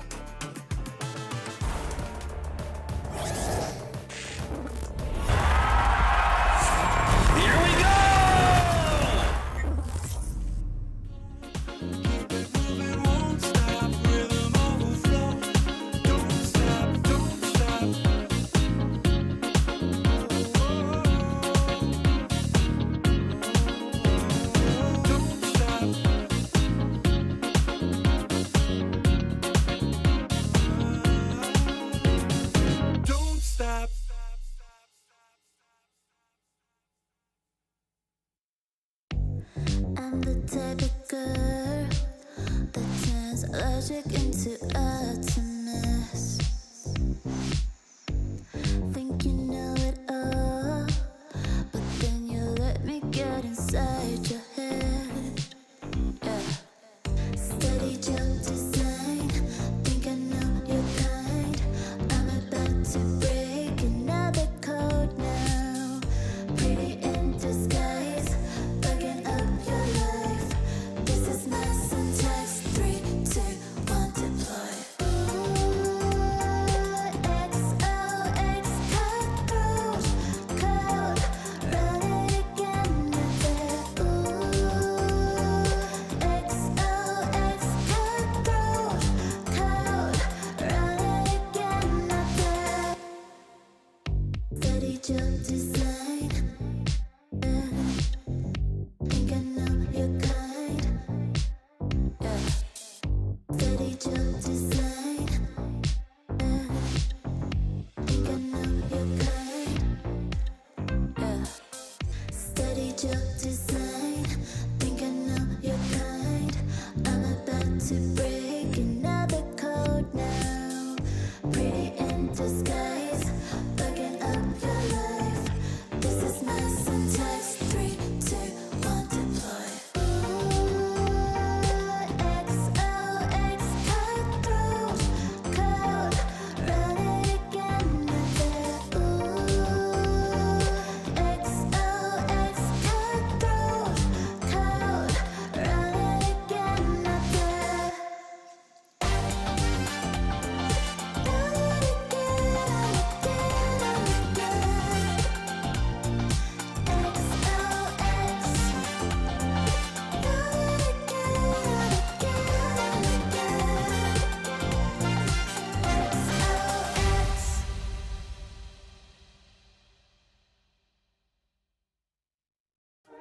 You waited all night for me to come back.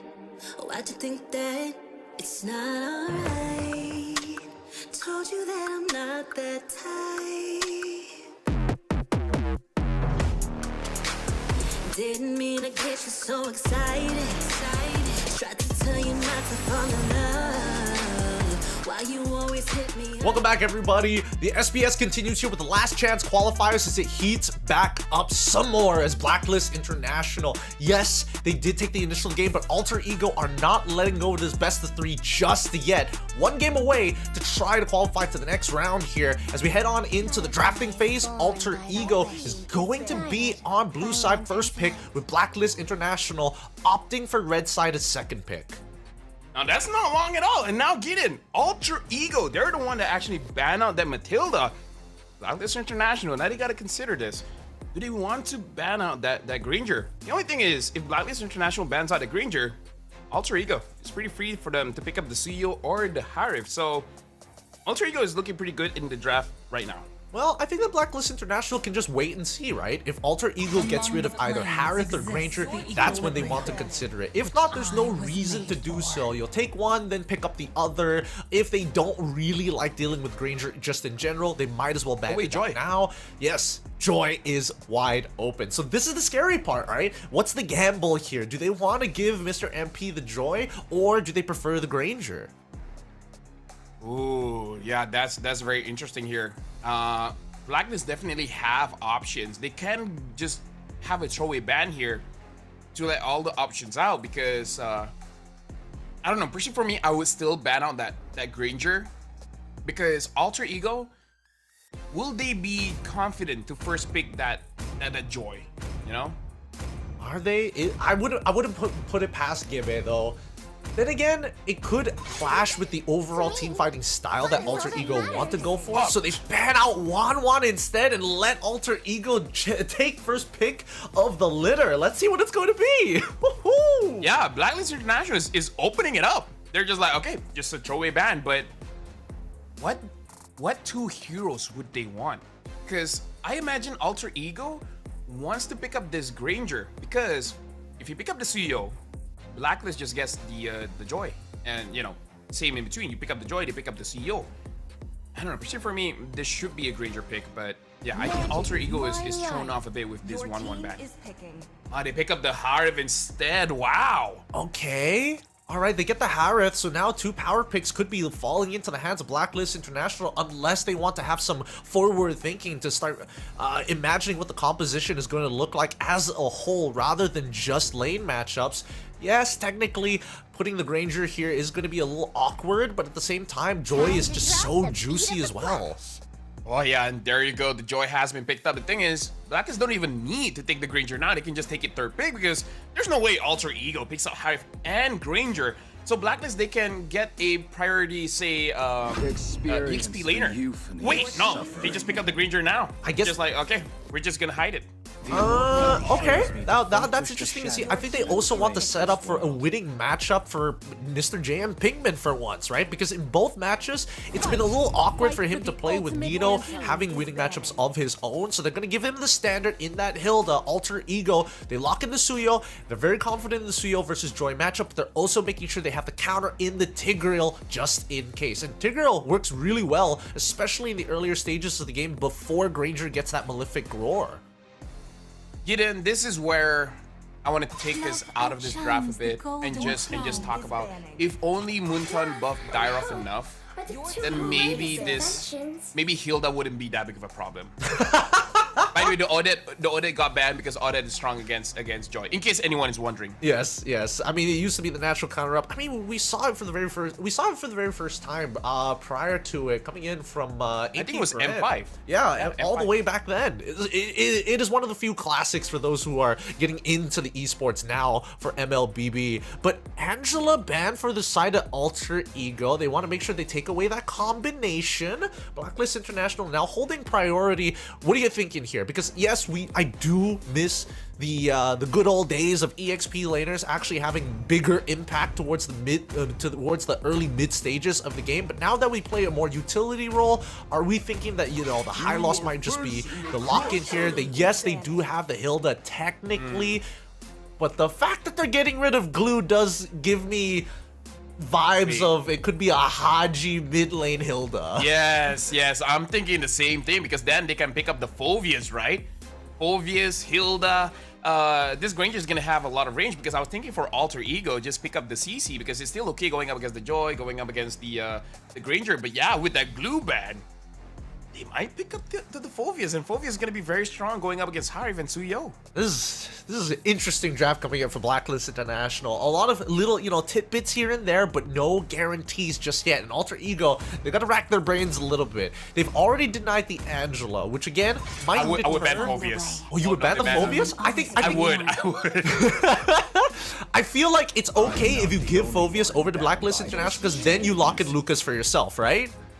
Oh wait, no, and then it's still a losing matchup. You're right. It's a losing matchup. It's a losing matchup because Lucas is strong against Joy, but not strong against Phovias.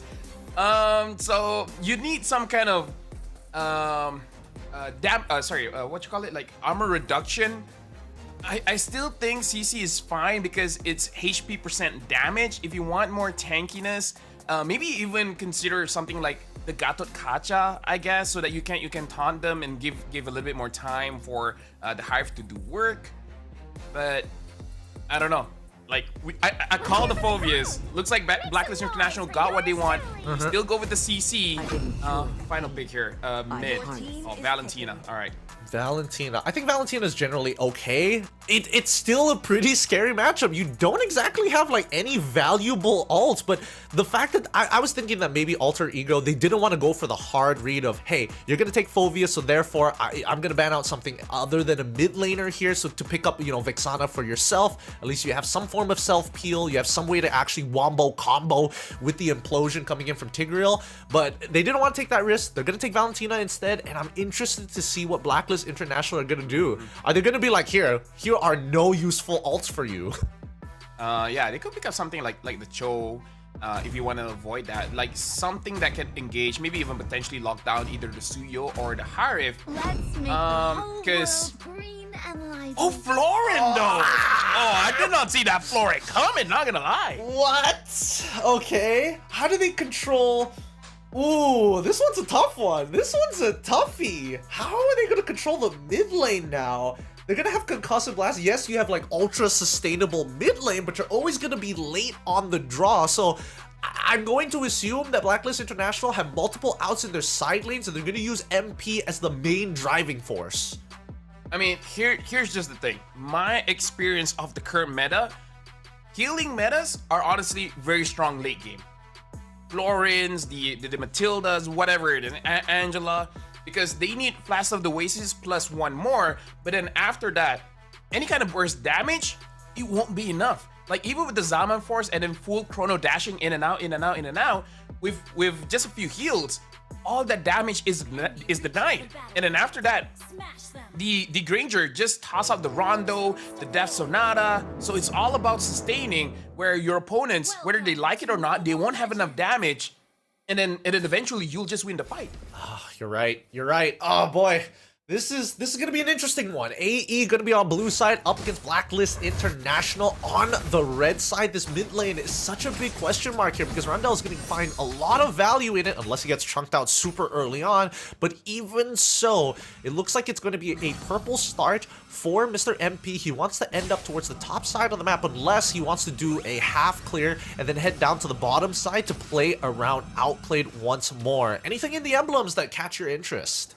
A little bit. So we see that Granger, they have two options. Either go for the Assassin Emblem or the Fighter Emblem. With the Fighter Emblem, you know he's just going to be poking out a lot. But it looks like Outplay goes for the Assassin Emblem, understanding that he's going to be the majority of the damage. So he goes for the Assassin Emblem. So if Outplay gets taken down, then higher chance for Alter Ego to win the fight. But Blacklist International, they just got to take the chance, pick up the Assassin Emblem, so it's something for Alter Ego to take note of. I do think it is interesting that he's also going for Festival of Blood. Again, it's one of those choices where it feels like he wants to either think about building into War Axe, because I don't think he's worried about... Actually, no. I think he has to actually go for Sky Piercer, right? They don't have strong finishers unless MP gets like a huge lead. Yeah, and honestly right now, Alter Ego, they have a very limited time to win the game, but they can't really win any kind of pokes because in mid, having this Hilda actually wins you a lot of trades. And now look at Alter Ego, they're waiting for someone, and Haji, he just heals up.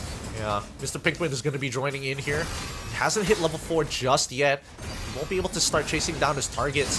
This is the big problem we were initially worried about. Now, forcing out the Vengeance early on. It looks like MP is trying his best with the electrifying beats. Initially was on the turtle, but instead had to turn and divert his attention away because his team is just not prepared for this neutral take just yet. Mr. Pinkman, he's already level 4, jumps in, straight in for Nino and finds it, gets pushed away, but even so, Haji is able to find a trade back, a 2-for-1 in favor of Blacklist. Dude, that's so tanky. Roundel now goes in, maybe trying to get a triple kill here. Also low, MP gets taken down. Haji sure secures the turtle, but now Roundel has a lot of options. He wants Haji, but Haji is so fast. Roundel still wants to go for it and still doesn't get it. Okay, Roundel made the smart choice. He decided to use the dash to get out rather than to go in further to try and go for a reset.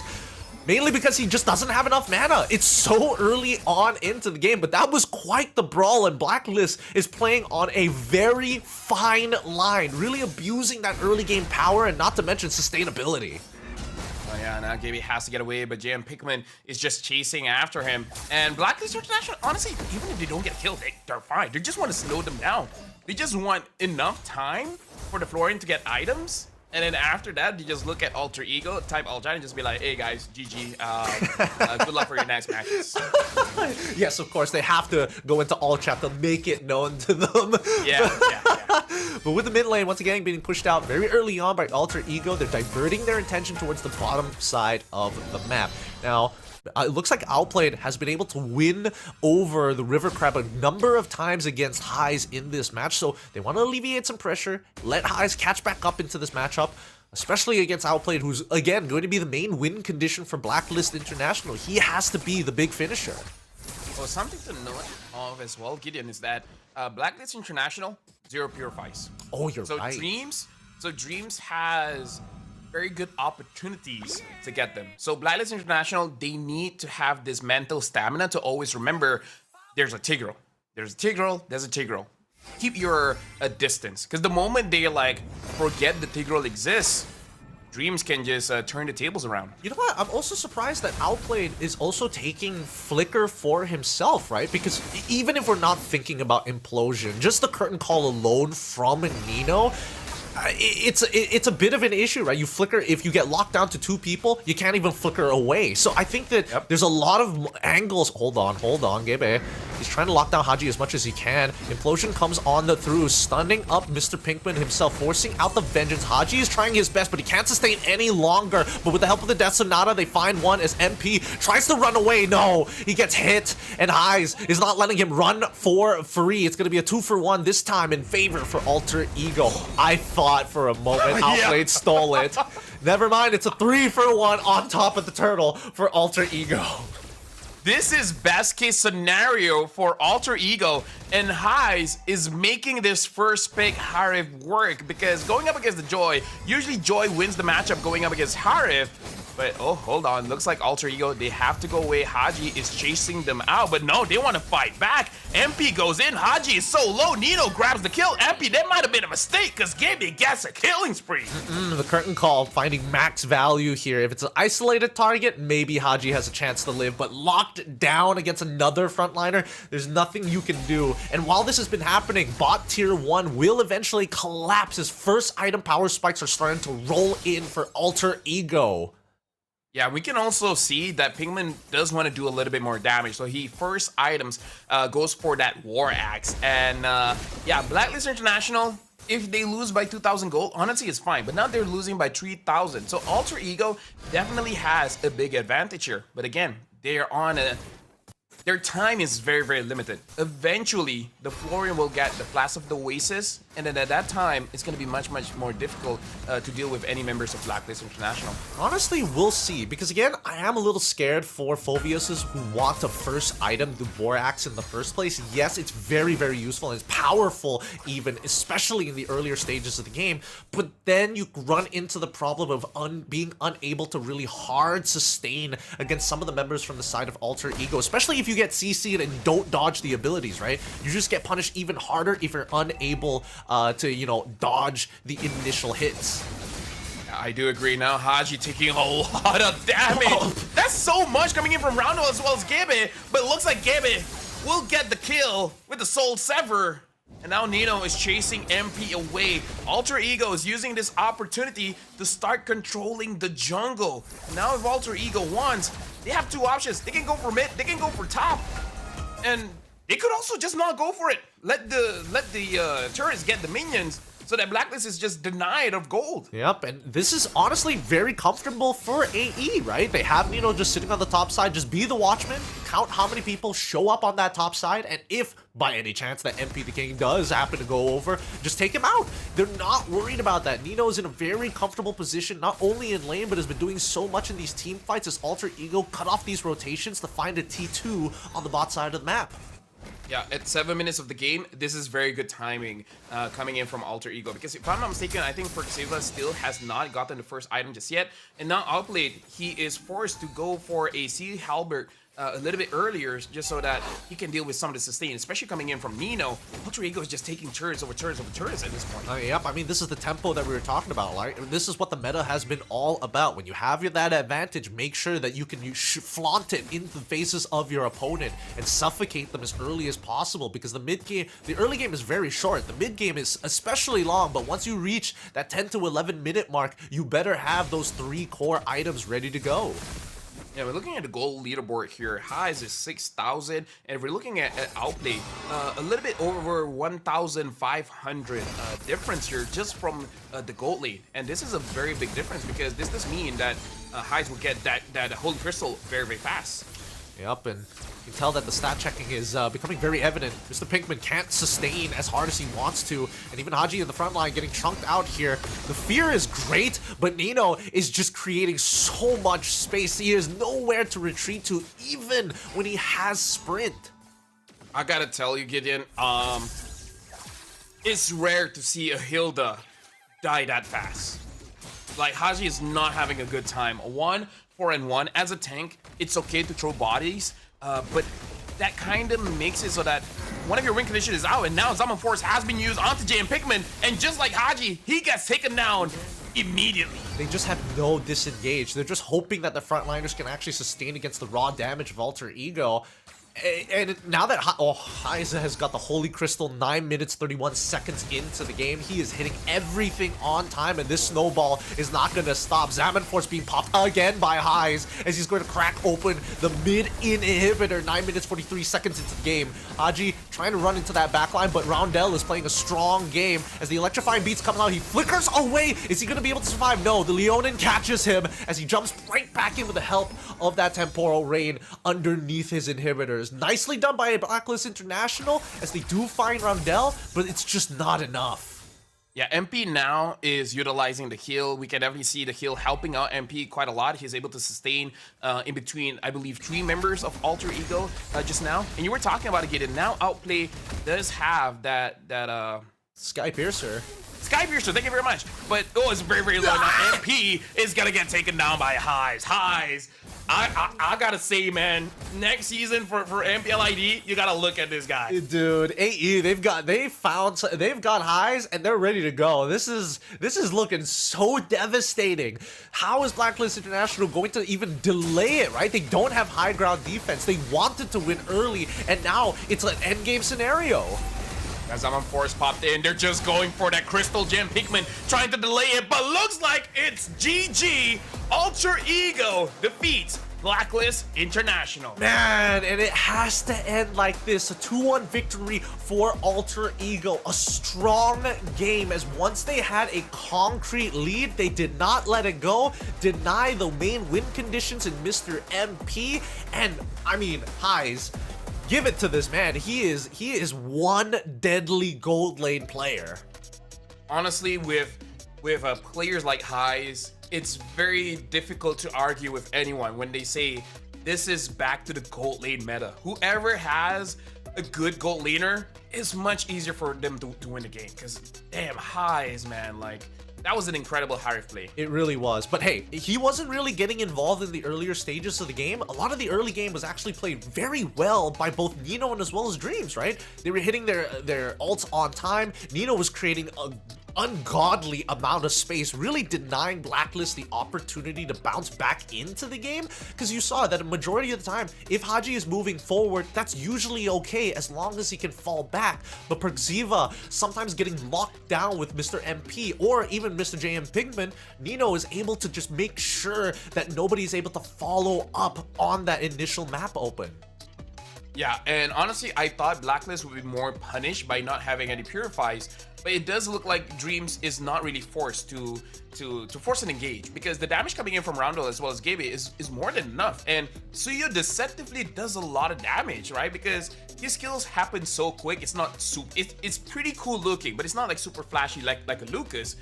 But damn, the damage out of Suyo is just too much. It's just way too much. I think, they played through the right avenues at the right times. Make sure that, the main damage dealers, especially when it comes down to the early game, Mr. Pinkman, unfortunately, just couldn't beat Nino in lane, especially once he got that War Axe. Nino still played a strong spatial game against him. Bottom side, Highs was having an okay time against Outplay because of these early engagements around the mid lane. Dreams, as you mentioned, didn't have to forcefully use his ult. He just had to kind of stand still, block the shots, and if they move up too far, maybe then consider going for the implosion against MP. It's like, if I feel like it, I'll do it. But you guys are not giving any chance for me to do it. They're killing off Haji so fast, and that's a very rare sight to see. But we gotta talk about what happens now, because Alter Ego defeating Blacklist International is giving them the opportunity for a revenge match going up against TLID. Oh, I mean, we saw TLID against AE.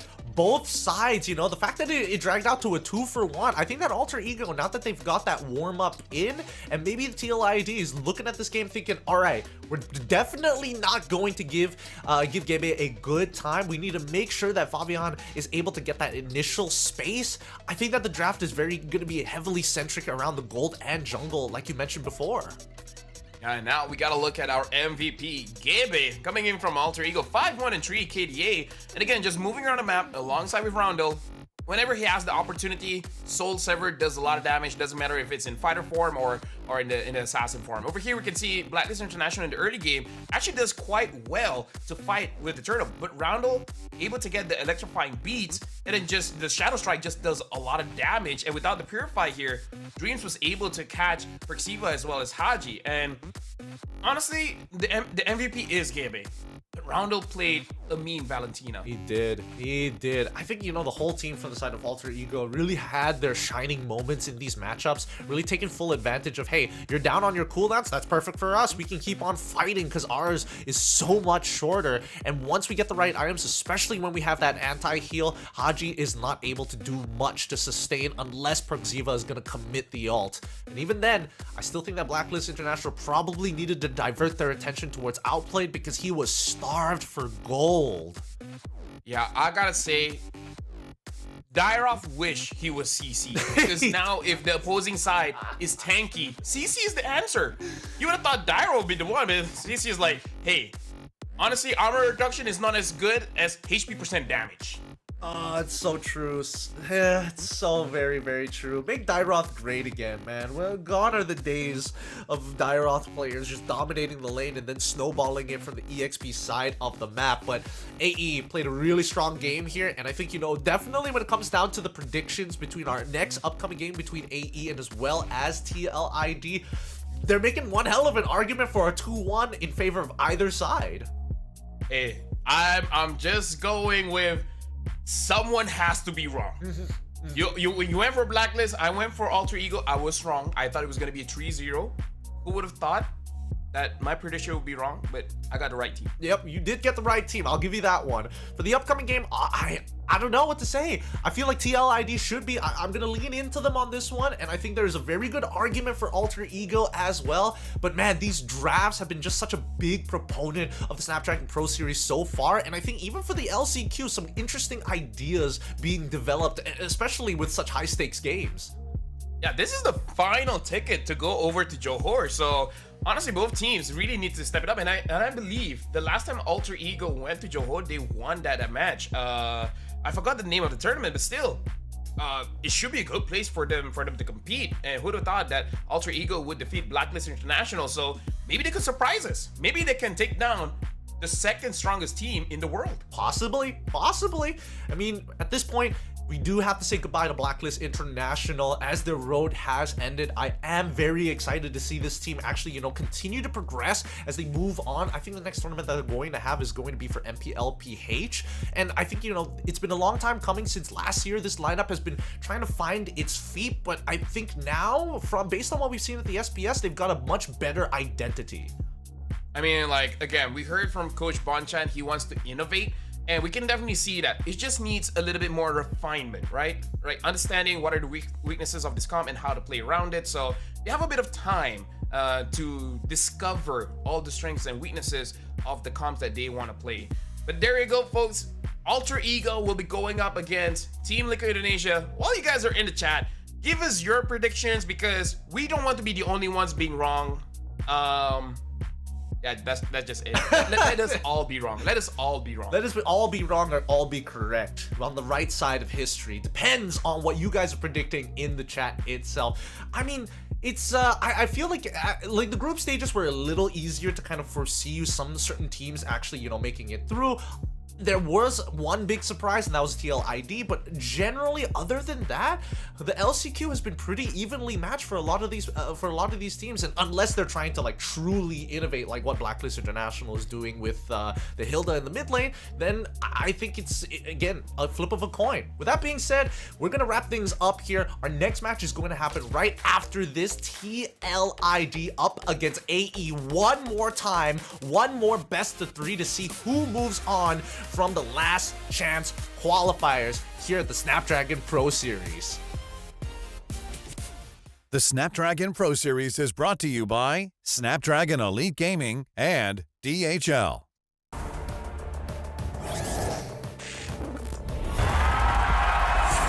Here we go!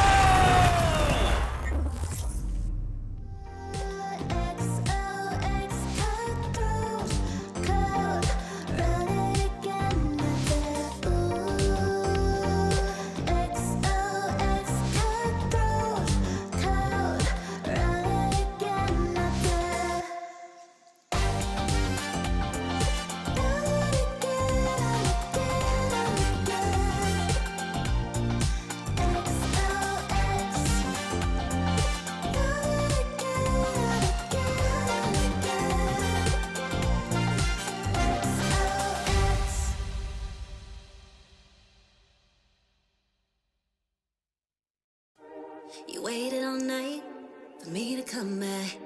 Why'd you think that it's not alright?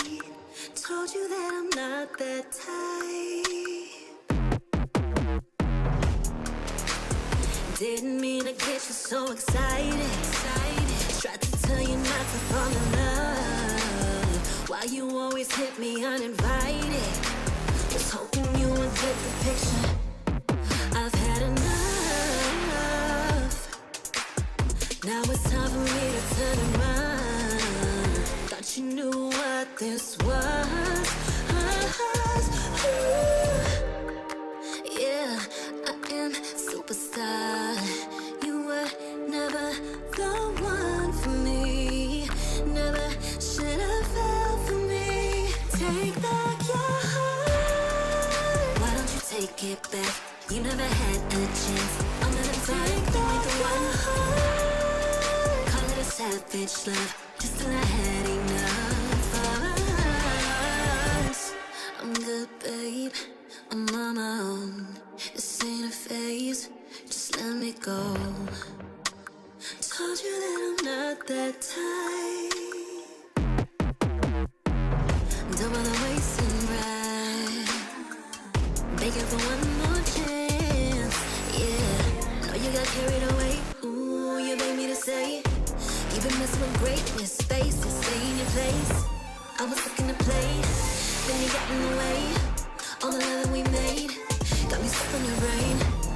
Got no time to stay here and say goodbye. Yeah, I am superstar. You were never the one for me. Never should have fell for me. Take back your heart. Why don't you take it back? You never had a chance. I'm gonna take back the one heart. Call it a savage love, just till I had enough of us.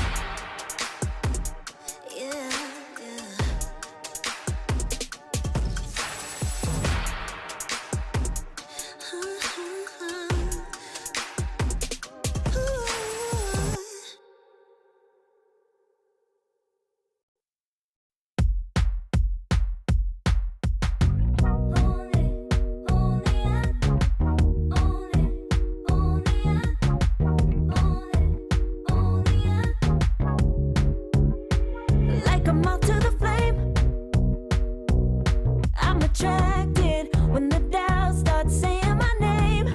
I can go there easily, and it's hard to maintain, 'cause I know it's not the world I know, it's me. Believe in every little thing I hear, and no, I ain't no stranger to the fire, burning up all my desire to be great. It stays coming in waves, and no, I ain't no stranger to the fire, burning up all my desire to be great. I gotta just open the gate. All I need is saving from hitting the pavement, understanding when I'm impatient, that only I give to me. All I need is a little love in lonely places, the strength to stare fear in the face, that only I give to me.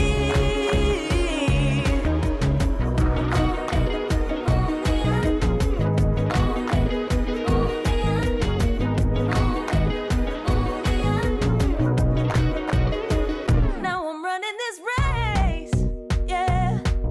Stallions couldn't catch up to me. I'm running till I get first place. I'm running till I get everything, everything I ever wanted in my dream. No, I ain't no stranger to the fire, burning up all my desire to be greatest days coming in waves. And no, I ain't no stranger to the fire, burning up all my desire to be great. I gotta just open the gate. All I need is saving from hitting the pavement, understanding when I'm impatient, that only I give to me. All I need is a little love in lonely places, the strength to stand fear in the face, that only I give to me. All I need, understanding when I'm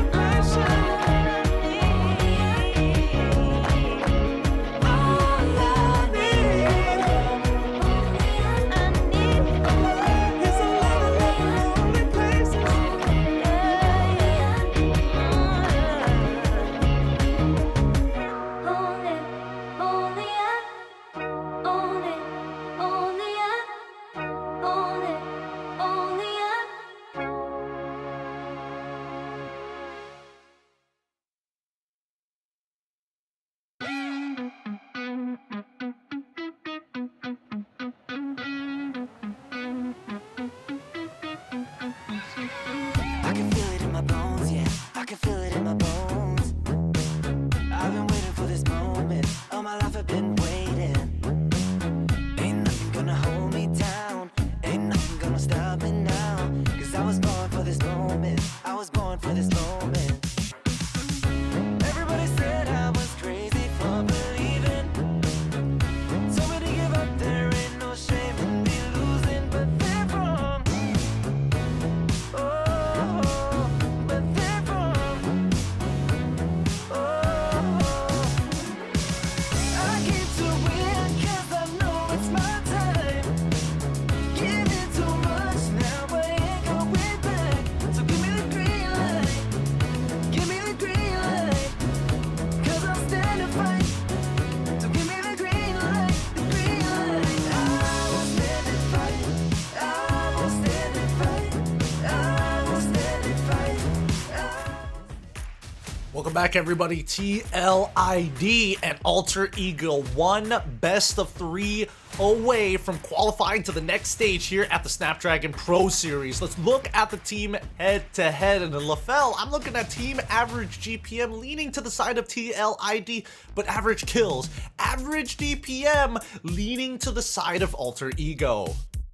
Yeah, I kind of feel like between Team Liquid ID and Alter Ego, very different styles actually, where TLID we know them to be very strong in terms of team fight, but here in the SPS we see a lot of movements coming in from Fabian where he solos a lane, getting the turrets and then letting his team just to avoid the team fight. So honestly, TLID looking to be like the team that is more macro oriented compared to Alter Ego, where we just saw them going up against Blacklist International. Even when Blacklist has a strong team fight composition, they go for the team fight anyway. So this is, they're both coming in from the same regions, but so far they've been playing a little bit differently. Oh yeah, for sure. I feel like, I don't know, something about TLID facing off against like Indonesian squads that they have a bit of a change of face, right? At certain points of time, there's a lot more respect rather than like testing the waters. They're either all in or all out. Very clear-cut decision-making coming in from this squad. But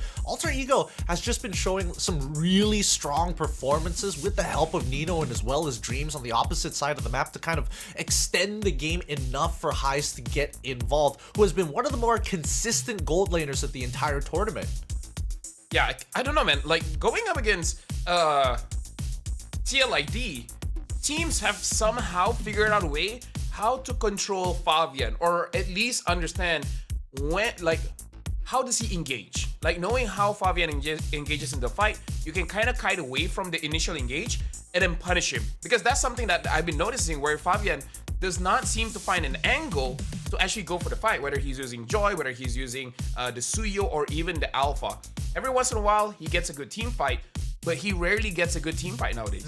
Yeah, he's definitely been a little hesitant to jump on in. I think more and more teams, after seeing TLID's success during M6 as one of the grand finalists, they probably took a couple of notes. They're like, okay, this is going to be a team that's going to be a problem during MPLID, so we might as well try and look for these bigger punishes. And if they do show on other internationals, at least we have the checklist to follow. And I gotta say, the gold lane is gonna be quite a matchup as well, because Aaron Shiki going up against Highs. Highs have already shown he can go up against the best of the best and he can do well.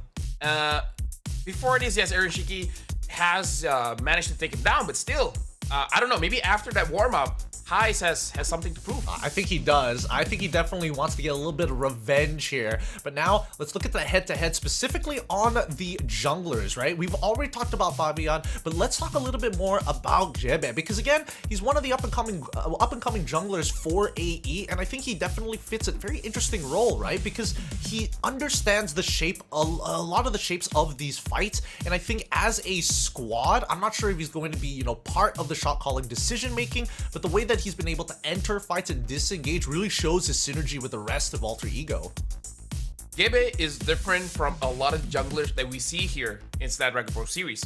One very big difference. Most of the other junglers, their pathing is towards getting farm. Gebe's pathing is actually to follow something up. Right? That's a big difference, where you don't see any kill participation because Fabian is higher than Gebe, but if you think about his game with the Fredrin, with the Alpha, with the Suyo, if there's a fight about to break out, he wants to be there to participate in it. Where other junglers, they're like, okay, how can I enter the opposing jungle, get their farm, increasing my level ahead? You know, like how MP played earlier. So Gebe is slightly different compared to all the other junglers. That's why his average gold per minute is actually lower than Fabian, where Fabian is very good at looking for gold. I think another big difference that we've seen is that Jebe is actually pretty comfortable playing from behind compared to Fabian, right? Because we've seen a lot of teams like put a lot of focus on like if Fabian doesn't have a good time, therefore we're able to start punishing the other areas of the map pretty easily now that Fabian is kind of out of that picture. Yeah, for sure. Especially because Gebe is very, I don't know, he plays for his team. He plays for his team probably because they have the understanding that he's not the main win condition.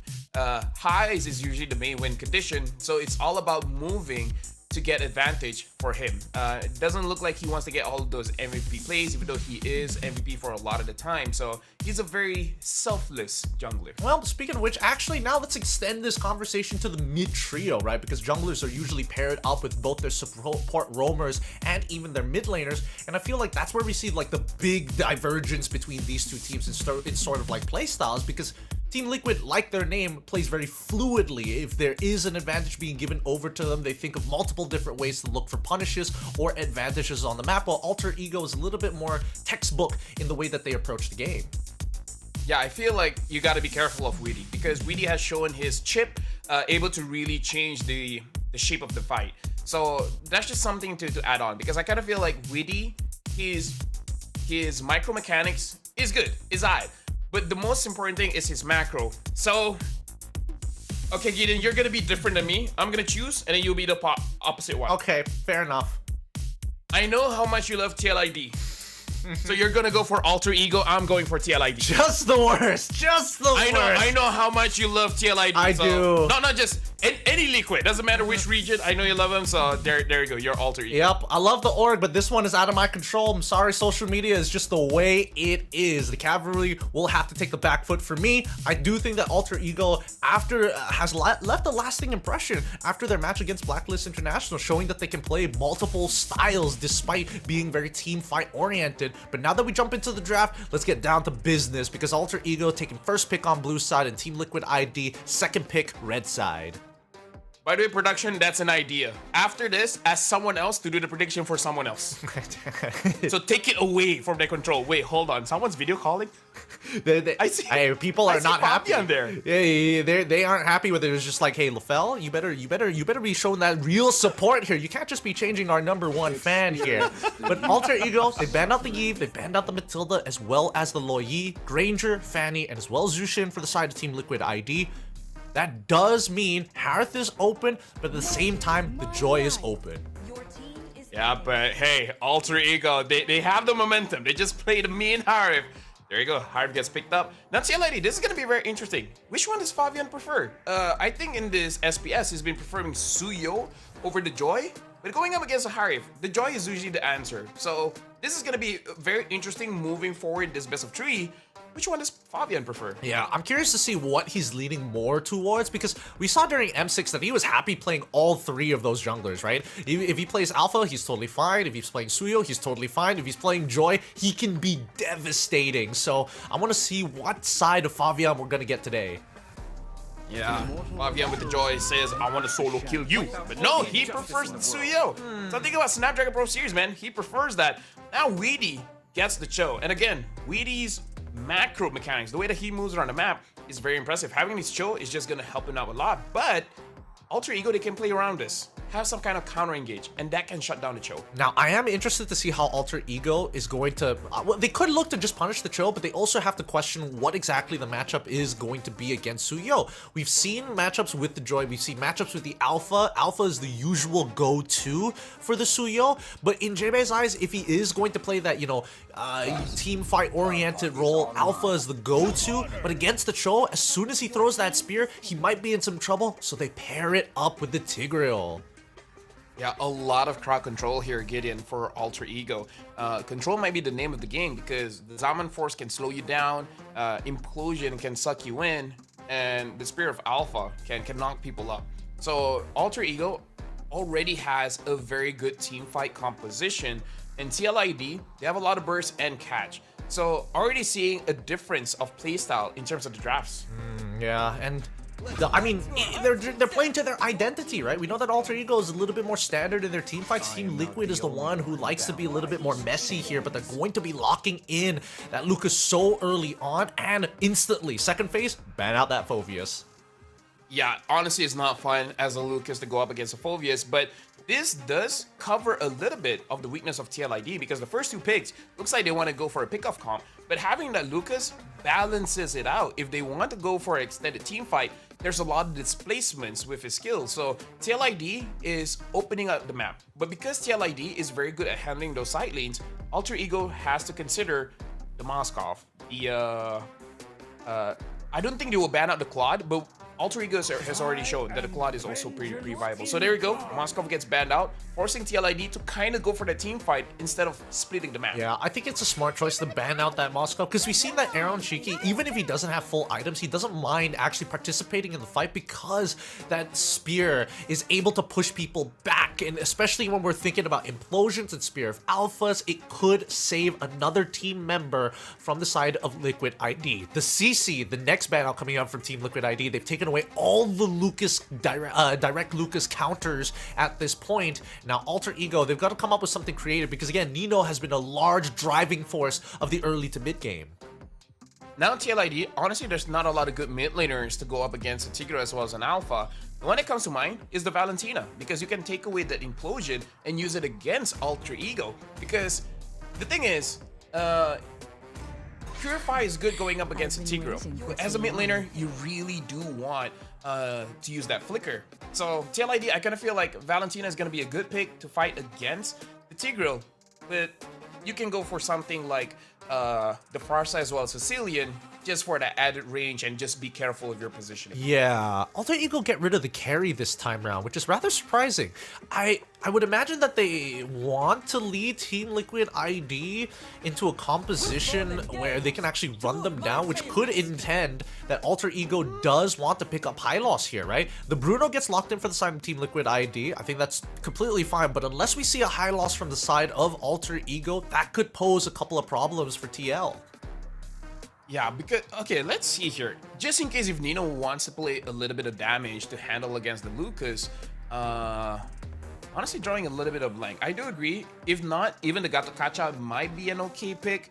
The fact that TLID has picked up the Bruno first, not showing their mid laner, because certain mid laners are so weak against Gato, so maybe that's one of the reasons why TLD is not showing it so far. I do like the high loss pick though, but I just wonder because Nino looks like he likes to use damage. So Alter Ego, they themselves pick up the Valentina and then they pick up the Hilda. I don't know how I completely forgot about Hilda. I think Hilda's also okay here. Either or, it just fits into the style of Nino. Like you mentioned, he prefers just a little bit more damage, right? And I think at least with the Hilda, it's going to make Fabian's life just a little more difficult because we've seen so many teams just punish Fabian and then the rest of Team Liquid ID is kind of left stranded if they want to play their traditional fluid style without that lead. But based on what we're seeing here in the drafts, is Cecilia on the final lock-in for TL? What are you feeling, Lafell? You leading in towards the comp from TLID or Alter Ego? In terms of simplicity, honestly, Alter Ego has the more straightforward draft, where if you're looking at TLID, the good thing is there's multiple win conditions, but sometimes you have this option paralysis where there's too much for you to think about. They can win off of Bruno by the early game. They can stall it out and let the Sicilian do a lot of work, or let Fabian just split the map and then ending the game, because we've seen him do a backdoor play before. When it comes to what Alter Ego wants, if you see an opportunity, just go in front, kill them, rinse and repeat. Their draft is a little bit more straightforward in that sense. All right, it's all going to depend on how this early game plays out for either side. Whoever has control, whoever has tempo, will be able to predetermine the next 8 minutes of the game. It's going to be Alter Ego on the blue side up against TLID on the red side here. It's going to be an orange start for Jebe, a mirrored start on the opposite side. Fabian, oh sorry, not a mirrored start, but the same sided start. They want to end up towards the EXP. However, it's not a 2 camp and then buff. It looks like he still wants to end up on the gold side of the map. He's just gonna full clear and then start making his way to end up with Hara for Jebe. Yeah, and again, this is where we see Nino just really likes damage. He even goes for the thrill here on the Hilda. A lot of different options. We see movement speed as an option. We've seen vitality as an option. But yeah, he wants a little bit more damage. And just to clarify, I feel like Alter Ego is more straightforward because it's a very good team fight comp. And I feel like team fight comps are a bit more straightforward compared to macro-centric comps like TLID. And with the macro, at least then they can possibly pull out a couple of fake outs. But if Alter Ego has that lead, or they're kind of able to like bulldoze their way through like they did against Blacklist International, it's really difficult to execute with that comp. Even so, now that both junglers hit their level 4, getting ready to actually participate in the upcoming turtle bout, Haskell still is yet to hit his own 4. Same goes for Rondell, so they're making their way over to the EXP side to see if they can cut it off early. Honestly, if Alter Ego can wait a little bit, let Tigro get level 4, that's going to be impactful. Witty is able to get out of that bad situation, but Fabian wants to go in. Dreams is already taking quite a lot of damage, but Witty is going to be first blood. Dreams picking that up for himself. Really good punish coming in from JB. If he was a second too late, it would have been a Shunpo and a free dash out for Witty. With him down, the man advantage is evident. Let's see whether Fabian can get in on this fight, but no, he gets zoned out. That turtle is falling into the hands of Team Liquid. Yeah, we can see Aran here putting a little bit of pressure, but he is dropping quite a lot of HP. He has to be careful. He needs to save some HP for his own lane, because now looking at Nino, Nino wants to go for Aran, and he gets a kill. Aran made a mistake there, committing when he really didn't have to. I mean, you called it. He was sacrificing way too much HP, and while all of that happened, Aaron Shiki having to go for an early recall as Highs is able to force him out and even take a River Crab for himself. That's one in the bag here. As we look at the level leads, not too far away, Fabian still maintaining somewhat EXP relevancy to Jebe. Yeah, but we can see a big difference when it comes to gold. 1,400 here. That team Liquid. Oh! Crazy engaged by Dreams, but looks like a kick coming in from Witty. Manages to counter-engage the initial engage and giving a kill over to Ezekiel. Mwah, chef's kiss. Chef's kiss. A really good. Honestly, they slowed down the initial follow-up with the help of the Sanguine Claw, and even so, there was just no time to really react to it. Thank God for Purifies, am I right? As now we do see the Sacred Beast being popped out early on. Highs, honestly, is not worried at all. He knows that Witty doesn't have the Way of the Dragon, so he doesn't have to do anything crazy in lane just yet.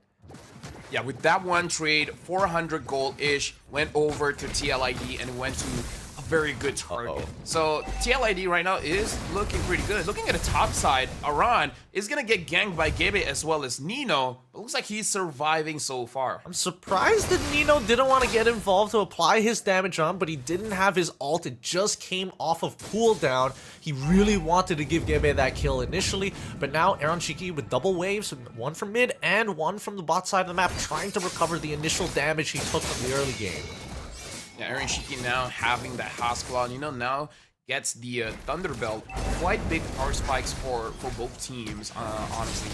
And looking at the rotation here, Highs wants to be involved in this turtle, or at least get pressure down mid. It's like TLID doesn't have the option to go for this turtle, so Highs probably just wants to get that mid lane. Yeah, not to mention that at least for Roundel, he's holding on to that Sacred Beast, which is a really good zoning tool. Like, yes, sure, you do a lot of damage, but it pushes people and displaces people from their initial walk-in towards the turtle pit. Even so, Alter Ego still playing to their main win condition. They want to end up towards the bottom side to alleviate pressure and to let Highs just do his thing.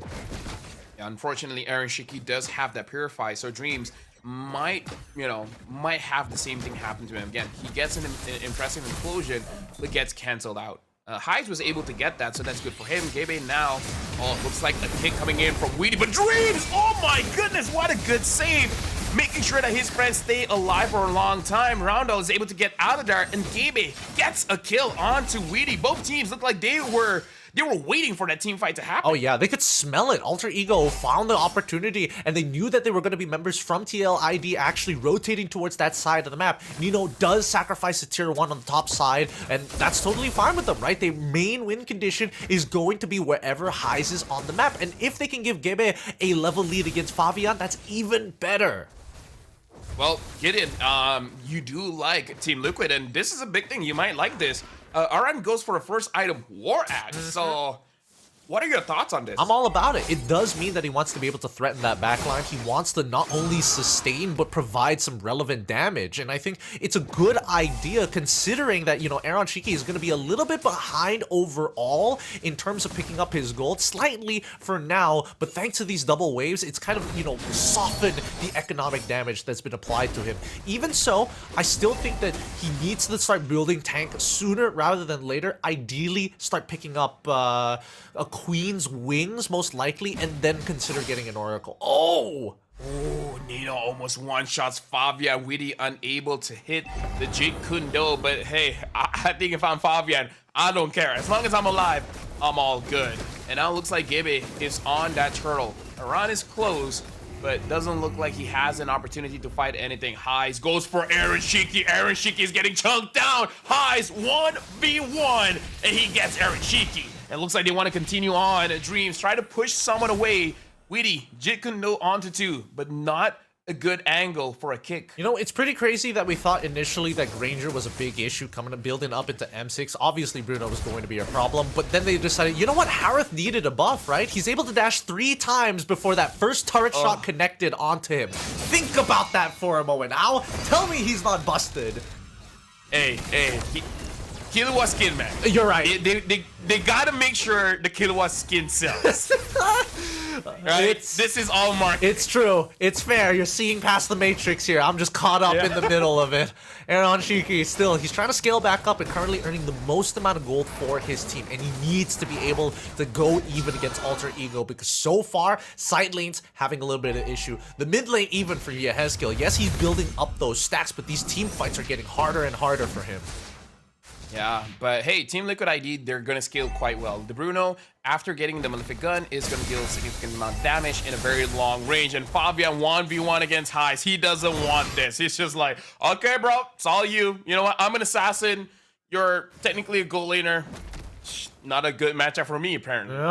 Yep. It's too much. It's too much to handle. And they also know that Fabian is going to be missing out on his retribution for a short period of time, so they can go for like these easy invades. It will be ready, however, for the upcoming Lord fight. However, it's going to be the Berserker's Fury finished for Aaron Shiki. He's got some decent damage now, but it's not going to be as consistent until we see his next couple of items. For now, he's trying to pull attention to himself, and just look at the coverage from Alter Ego. Now, Team Liquid ID, they're in a conundrum.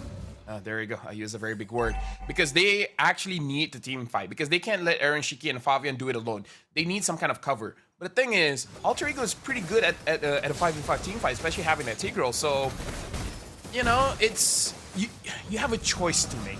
You should team fight because your damage dealers need some kind of cover. Oh, speaking of which, Heist! Looks like he's being caught by Fabian, but the follow-up is good, and Dreams catches Fabian. Roundel gets that kill. TLID, good idea. Alter Ego, they saw through it. Yeah, it was a great response. As soon as Heist started moving down towards, again, taking a pretty dangerous path through the river, that's when Dreams is like, okay, I need to get out of here, right? We don't see where Fabian is. Again, we saw Witty earlier, but then disappeared, and Aran is nowhere to be seen on the map as well, so I might as well cover Heist because this could be an angle for Team Liquid to bounce back into this game because they need to play off of Aaron Shiki and Yehezkiel. Oh, this is, What does CLID do here? Pray and hope that Alter Ego kind of like dive a little too far forward, right? I think that's the only way that they really botch this up. I mean, to be fair, Dreams does have the implosion, but he doesn't have the flicker. So unless TLID make a reactive play, then it just has to be Alter Ego's overextension. Dude, Moonton really nerfed Bruno quite a bit. To be fair, he deserved it, but oh, that's a big nerf. It hurts. Whoa, Witty! Just for the initial. Oh, Witty gets a kick onto Gabe, and now Gabe looks like he's been caught. Aaron Shiki gets the kill. Witty has been caught. Flicker out, but Roundel gets the kill, and now TLID is good. But Gideon, is it enough? I think it's worthwhile. I think it's worthwhile. Witty is able to punch up in terms of his economic class. Like, he's hitting junglers here. Gebe does end up dying. They're trading 1 for 1 despite Alter Ego having a pretty significant gold lead. They do end up losing a bit of their blessings on the top side of the map, but still, it works out for them. At least it buys a little bit of time, and it means that this this cover push isn't going to be more devastating than it needs to be and keeps them away from the checkmate angle. Witty tries to find an angle, but yeah, Alter Ego, the coverage is very, very good. Having the Hilda, having the Tigreal makes it so that even if you catch someone, they can CC you to cancel out your way to Dragon. Can't really do much about that, right? You're just gonna have to be faster on it, I suppose. It's really, really tough because the follow-up coming in from Team Liquid ID, it's good. It's just they don't have the stats to back it up. We do see, however, the glowing one as well as the wishing lantern coming out from Yehezkiel. He wants to poke down some of the frontliners coming in from Alter Ego, but with a 5.3k lead in their hands, I think that Team Liquid ID is definitely going to need at least 5 minutes worth of time to buy against Alter Ego if they truly want to come back into this game. I mean, let me tell you, Gideon, if if Aaron Shiki can build a Malefic Gun and a Malefic Roar, I'm pretty sure he would do it because the front lines of Alter Ego is just a little bit too much. High is now having the Divine Glaive. Holy Crystal, Divine Glaive. If I'm Weedy or Aran, I'll be like, I'm not feeling good. Yep. And not to mention that they're already like behind building up MR items in the first place. So even if they do, it's not going to feel that great. For now, we're seeing that Yehezkiel getting some good chunks again. Oh no, he's in so much trouble. He gets blasted down. Rondell finds the initial kill as Witty tries to peel back, but it's just too late. With so many people just running at him, the aggressive play from Yehezkiel ends up costing him his life. Yeah, it looked like he was trying to bait out Highs, which Highs took the bait. Weedy used the Way of the Dragon onto Highs. The Purify is a spell, and Purify is such a good spell. Immediately nullify one of the key features of a hero. Highs is an absolute monster. He's just 102. But that is a very good 102. It really is. He is so consistent. We haven't seen him make too many mistakes, and even when push comes to shove, he has shown that he can clutch as well. In the meantime, at least Aaron Cheeky was able to secure their own orange buff, but this next Lord guarantees at least one inhibitor. Let's see the damage from Alter Ego. Yep, Lord pushing in. The mid inhibitor looks like it's gonna get taken down. All three lanes are pushing. Very good wave management coming in from Alter Ego, maximizing this Lord. And now they're looking at the top inhibitor. Weedy already using the conceal. He's able to get Gabe. Oh my god! He just freezes it out, and now Weedy gets taken down by Haas. Aaron Shiki, he gets destroyed. Double kill by Haas. 3 members of TLID is alive. Aran looks like he's gonna be the next one to fall. Fabian has to leave the premises, and now 2 inhibitors are down. Oh, Aran goes on to Roundel as well as Nino, but the cover up, Fabian is taking way too much damage. Aran gets taken down by Highs, and now Alter Ego, they just have to go up against 2. And they do it though. Again, both of them very short range, and they're going to call it off. They've done enough damage against Team Liquid's side. They missed their opportunity as Highs was just tanking just too many shots coming in from the crystal at the very end there. Had Highs survived a little bit longer, he should have been able to close out this game, but Team Liquid are given another opportunity to try and bounce back at the cost of 2 of their inhibitors. Man, it's funny that JMA would just literally looked at Witty and told him, yo, chill out, bro. Don't even try. And Dreams was able to respond perfectly to it. This is the perfect opportunity to talk about the nerfs onto Bruno, where they nerf his range, but they also nerf the Malefic Gun range. Like, one of the strongest thing about Bruno, the damage is good, but more importantly, he can attack from so far away that he's practically untouchable. But we saw in that trade where if he wants to deal damage, he has to get into the range of that Harif. And the burst damage with the Holy Crystal, with the Divine Glaive, is just too much. That's a big nerf for Bruno, where the strongest thing about him is that he has amazing range. And now that's gone. I mean, they really stripped him away of what made him pretty strong, other than just being a crit-based marksman.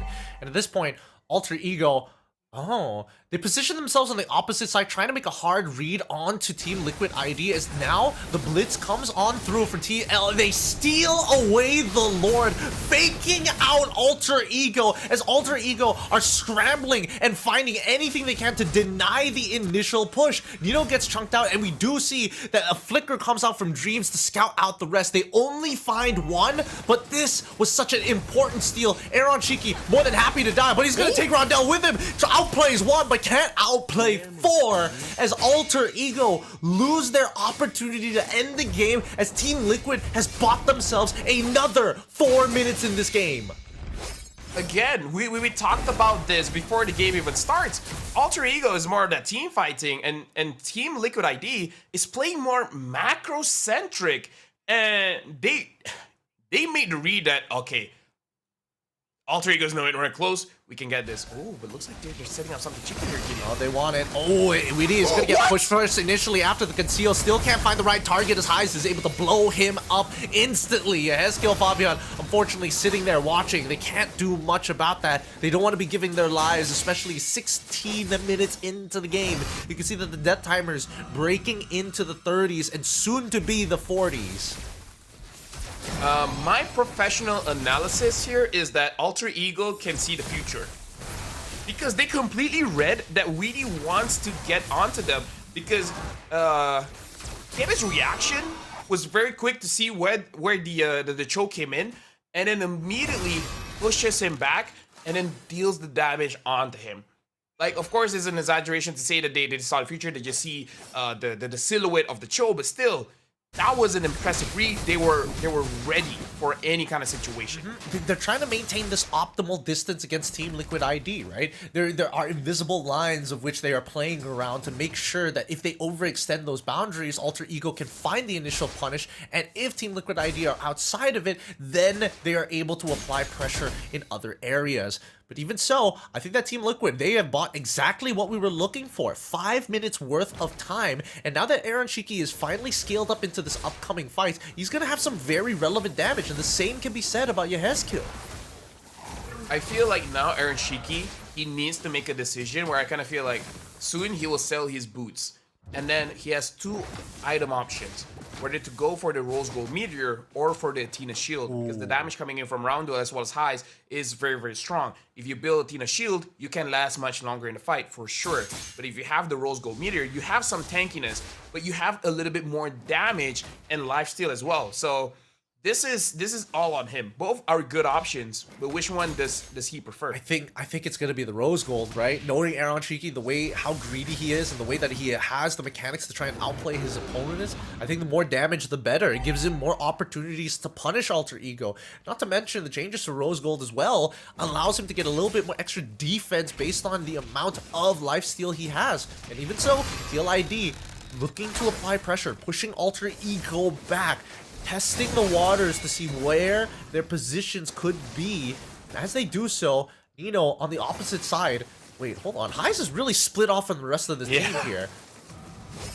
I'm pretty sure he doesn't want to be there. So Dreams came in. And hold on, Weedy wants to get someone. They managed to get Roundel, but Weedy was the first down to go down. Aran immediately gets Roundel, but now Aran has nowhere to go. Fabian, a lot of damage. Aran still survives, and he manages to get out. Gebe is gonna get eliminated. Gideon, what happened? TLID almost got a wipeout. That's crazy. That's crazy. Well played, Aran, finding a huge chunk of damage towards not only Dreams, but specifically Roundel, isolating him all by himself and managing to survive the fight because the follow-up from TLID was there. Highs is going to try his best to outplay it, but he gets one shot here as Aaron Shiki with the Winter Crown dodges the damage. They scaled up, they bought the time that they need, and Team Liquid ID find an incredible fight thanks to the play of Aran.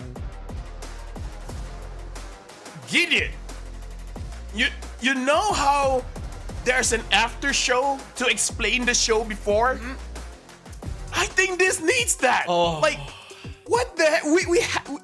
We need a frame by frame to see what really happened in the final fight. We need like a half an hour analysis of what TLID did right or what AE did wrong. I mean, like, we're the analysis here, but I feel like it's unfair to just let us see one time and then do a full analysis. I feel like that needs to be reviewed over and over again. It was so good. Widian as well as Aran get on top of Roundel. They basically chain CC him down to the ground, right? Widdy does get the initial kick towards Roundel's side, and because he doesn't have Purify, Aran quickly follows up with a flash step of his own and then just chunks him out. To be fair, Dreams did try his best to slow down the initial artillery damage coming in from Yehezkiel and even catching Widdy within the implosion as well. However, the Purifies coming through big time for both Aaron Shiki and Yehezkiel. They get to hit him, they get to free hit Dreams. They already took down Roundel, and Jebe didn't get any value from the Spear of Alpha. At that point, it was a game of Peel and Widdy continuing to show why he's one of the best Chos in the world.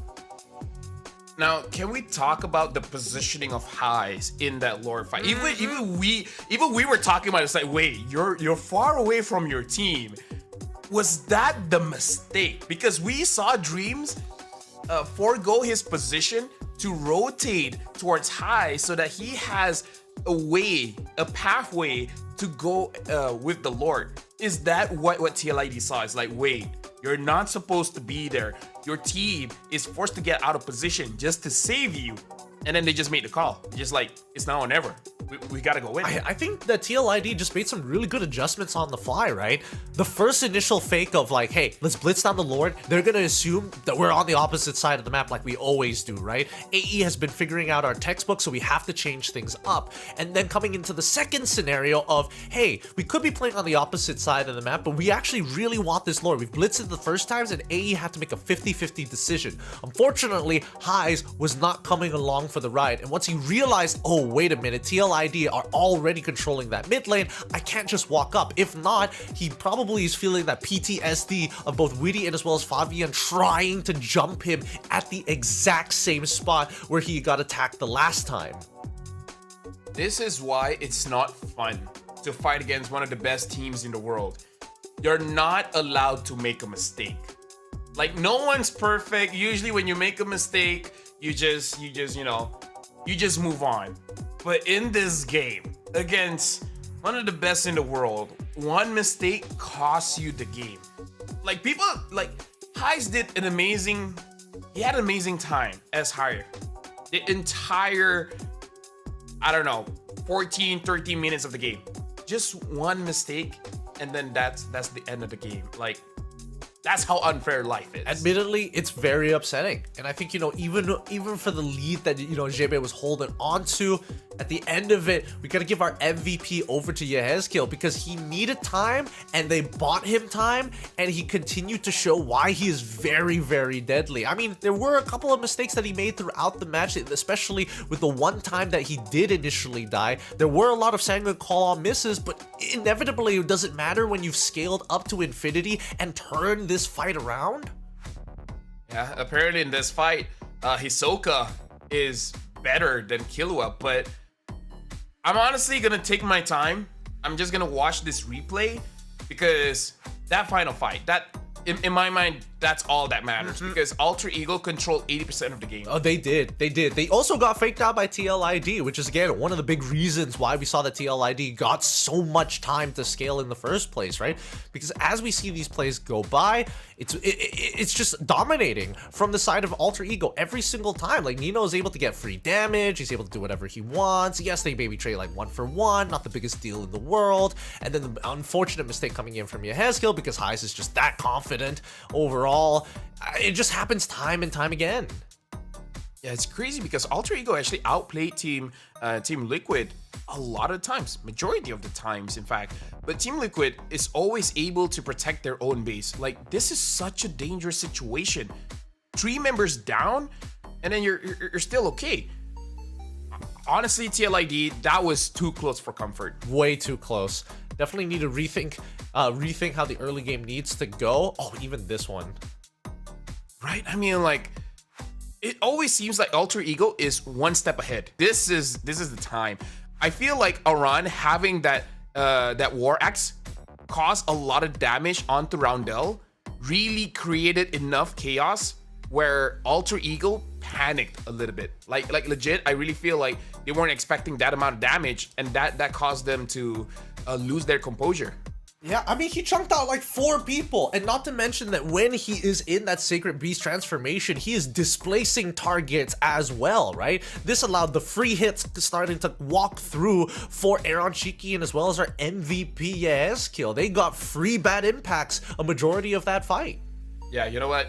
Yehezkiel, I agree. He is the MVP. But without Aran, that win was impossible, man. Oh, yeah. Oof. Man, that was only game number 1, by the way, in this series. Like, TL got bailed out from super plays, faking out Alter Ego. Like, this is not going to be an easy matchup because I don't think Alter Ego is going to let that happen again. Will TLID let that Harif go through again? Because they win, sure. But, bro, it didn't have to be that hard, man. Like, that Harif is a naughty boy. It was brutal. It was brutal to watch, especially with how much Hyde got away with. I don't know. I think that, first things first, they're probably going to swap sides. I think clearly Alter Ego has a very dedicated drafting plan coming into this game on blue. So let's put them on the red side. TL take blue, stick to their colors, and we'll play it from there. Maybe they'll ban that out and hopefully they'll get a bit of a trade. Maybe a Granger is going to slip by. Here's the thing. one thing that we have to hope, because this is the final ticket to go to the challenge finals. Hopefully Alter Ego is not tilted, man. Oh yeah. Because I feel like they know it in their bones. They should have won that one. Like, I feel like if I was the coach, I have to hold myself back from saying things that should not be said. Just be like, hey, it's okay, things happen. Just move on. Just don't do the same thing and move on. Why are we making hard reads on the opposite side of the map? Why do we give away a free lord stuck underneath their nose? I don't know. From that lord take onwards, it was just a downhill spiral. A downhill. Not like an insane downward spiral, but like a consistent down slope. Yeah, either ways, congratulations to TLID. Because here's the thing. If TLID doesn't make it to challenge finals, I can already see the comments, Gideon. People are just gonna call them a one-season wonder. And I'm pretty sure with how Sigma the boys of TLID are, they don't want to hear that from no one. Nope. They definitely don't. And I think, coming into this game number 2, adjustments from both teams need to be made. I think bigger adjustments for the side of TLID at the very least. Yeah, because Alter Ego, again, just one mistake. Like, I feel like after this, I think this is a humbling experience for Highs. Right? Maybe after this, when it comes to the late game, as much as he wants to be the bait at the side lane, he has to understand that if he dies, it's all over. It's all over. So it's something that I feel like in this short of a time, the team needs to rediscuss about how do they handle the long lanes, because so far they've been giving it to Highs because he can win the 1v1. But is that a risk that they're willing to take again? Well, I think it's the way that they kind of set their lines, right? Because initially it's like, oh, we have a couple of people around the Lord. We've seen this against Blacklist International, right? A couple of people around the Lord, have our support sit closer towards the mid side, and then maybe we see whether or not Highs is able to kind of get a clean rotation down in towards that mid lane here. But against TLID, they had they were making some really hard reads against them. Like, I expect you, with no information whatsoever, I expect you to be moving towards us. And I think that Alter Ego need to kind of fact check themselves, test the waters, litmus test it, push up a little bit further forward, especially if you are going to be, they're playing a pick-off composition, but at the same time, Dreams is strong enough to take a majority of that damage. Yeah, actually, we're gonna give it to TLID. They outplayed it. The fact that they were able to take position in that bush is the game changer. So yes, Alter Ego made a mistake, but TLID was in position to capitalize on that mistake. So honestly, I feel like this is the experience going against multiple teams internationally, knowing at the end, at the late game, the Lord is gonna be a big point of interest that the opposing team wants to fight against, and having priority over certain core parts of the map can win you the game. So you know what? Props to TLID. If they win this 2-0, they definitely deserve to go to the challenge finals. But after qualifying, I'm pretty sure they're gonna take their time to reevaluate some of their drafts and their strategies. Yep.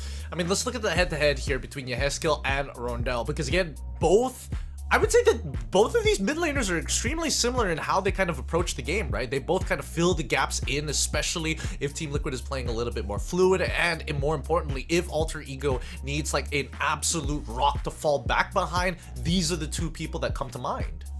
Yeah, Yehezkiel, we've been giving him the name the Ghost of Jakarta because throughout M6, at most he only died once, except going up against Onyx PH. But that's a special case. Even in this game against Alter Ego as the Sicilian, he only died once, and that was the one time he died against Highs, where Highs really forced it out. Roundel, basically just like his jungler Gebe, always there to follow up. So we see the mid trio of Alter Ego always join the fight. That's why we see the average kill participation for Roundel is much higher, 10% higher, well 9%-ish higher compared to Yehezkiel, where Yehezkiel is more about maintaining his distance. If he deals out the damage but then he dies, it's not a worth trade. So he doesn't put himself in danger just to get a kill or an assist. if it's gonna end up in death, he's not gonna take the chance. So that's where we see a very big difference between the both of them. And I think, even for some of the draft picks that we've seen given over to Yehezkel, he does end up having to play, the more scaling style of mid-mages. Now, Team Liquid ID going to be on blue side up against Alter Ego on the red side. First pick, Harith, gonna take that away from Highs, not gonna let him play it no longer, but that means that Highs, he's gonna get his hands on that Granger. Yo, Gideon, you predicted it before the draft even started. Alter Ego's taking their time though. I wonder, because I feel like this is a Granger Suyo pick. What else are they considering that they're taking the time here? Maybe they're just taking the time just to really discuss about what's the they go for a Tigreal. I mean, to be fair, you don't need to pick up the Granger now, because unless TLID plays a Granger jungle. Yeah, I don't see that happening. I don't see that happening. Not in this meta, not right now, because there's just too many ways to punish it, especially if you start losing pressure in your mid lane, or even one of the sides of one or the other of the side lanes. But now Team Liquid ID, they see this, they're like, okay, sure. It's gonna be pretty difficult to play Joy into the Tigreal, but they could technically still do it if we want to. The second go-to is probably going to be the Alpha, which can at least do pretty good against not only the Suyo, but chunk out the Tigreal after he engages with the ult. Or Hayabusa that's still in Fabian's name, but no, he goes for the Alpha, just like you said, alongside with the Khalid. So it looks like TLID, they want a lot more early game pressure here. They just need a very strong mid laner in terms of burst damage in the early game, and then they'll be set. But like you said, usually they put a scaling hero onto Ezekiel. Maybe they have to change it up. Maybe they just realize you can't let Alter Ego control the early game. And now Alter Ego getting Nino on that CC, that's a big power pick. What? Oh, wait, but that also means Granger gets banned, right? Yeah. I mean, sure. All right, dude. All right. I think Claude. They still, I mean, they can technically play Moskov if they want to. Since TLID already have both the Khalid as well as the Alpha, there are ways to kind of peel for your team if things don't exactly go well. But I'm very surprised that Alter Ego prioritized this CC more than anything else. I think he did perfectly fine in his lane up against Lucas in the first place. They could have locked in Lucas here and then followed the same drafting pattern that Team Liquid ID did, which was banned out both the Phoveus and as well as the CC. That would have worked out too. Yeah. Let's think about the conversation they had, right? Maybe Nino is saying, if we have triple threat, then that will overwhelm TLID, because in that game, the real threat is definitely Highs as well as the mid laner, Roundel as well as Highs was the main damage dealer. So if they add one more layer, maybe okay. I'm just speaking out. I feel like Alter Ego, their strategy overwhelmed TLID. I feel like that's it. They're not gonna play range.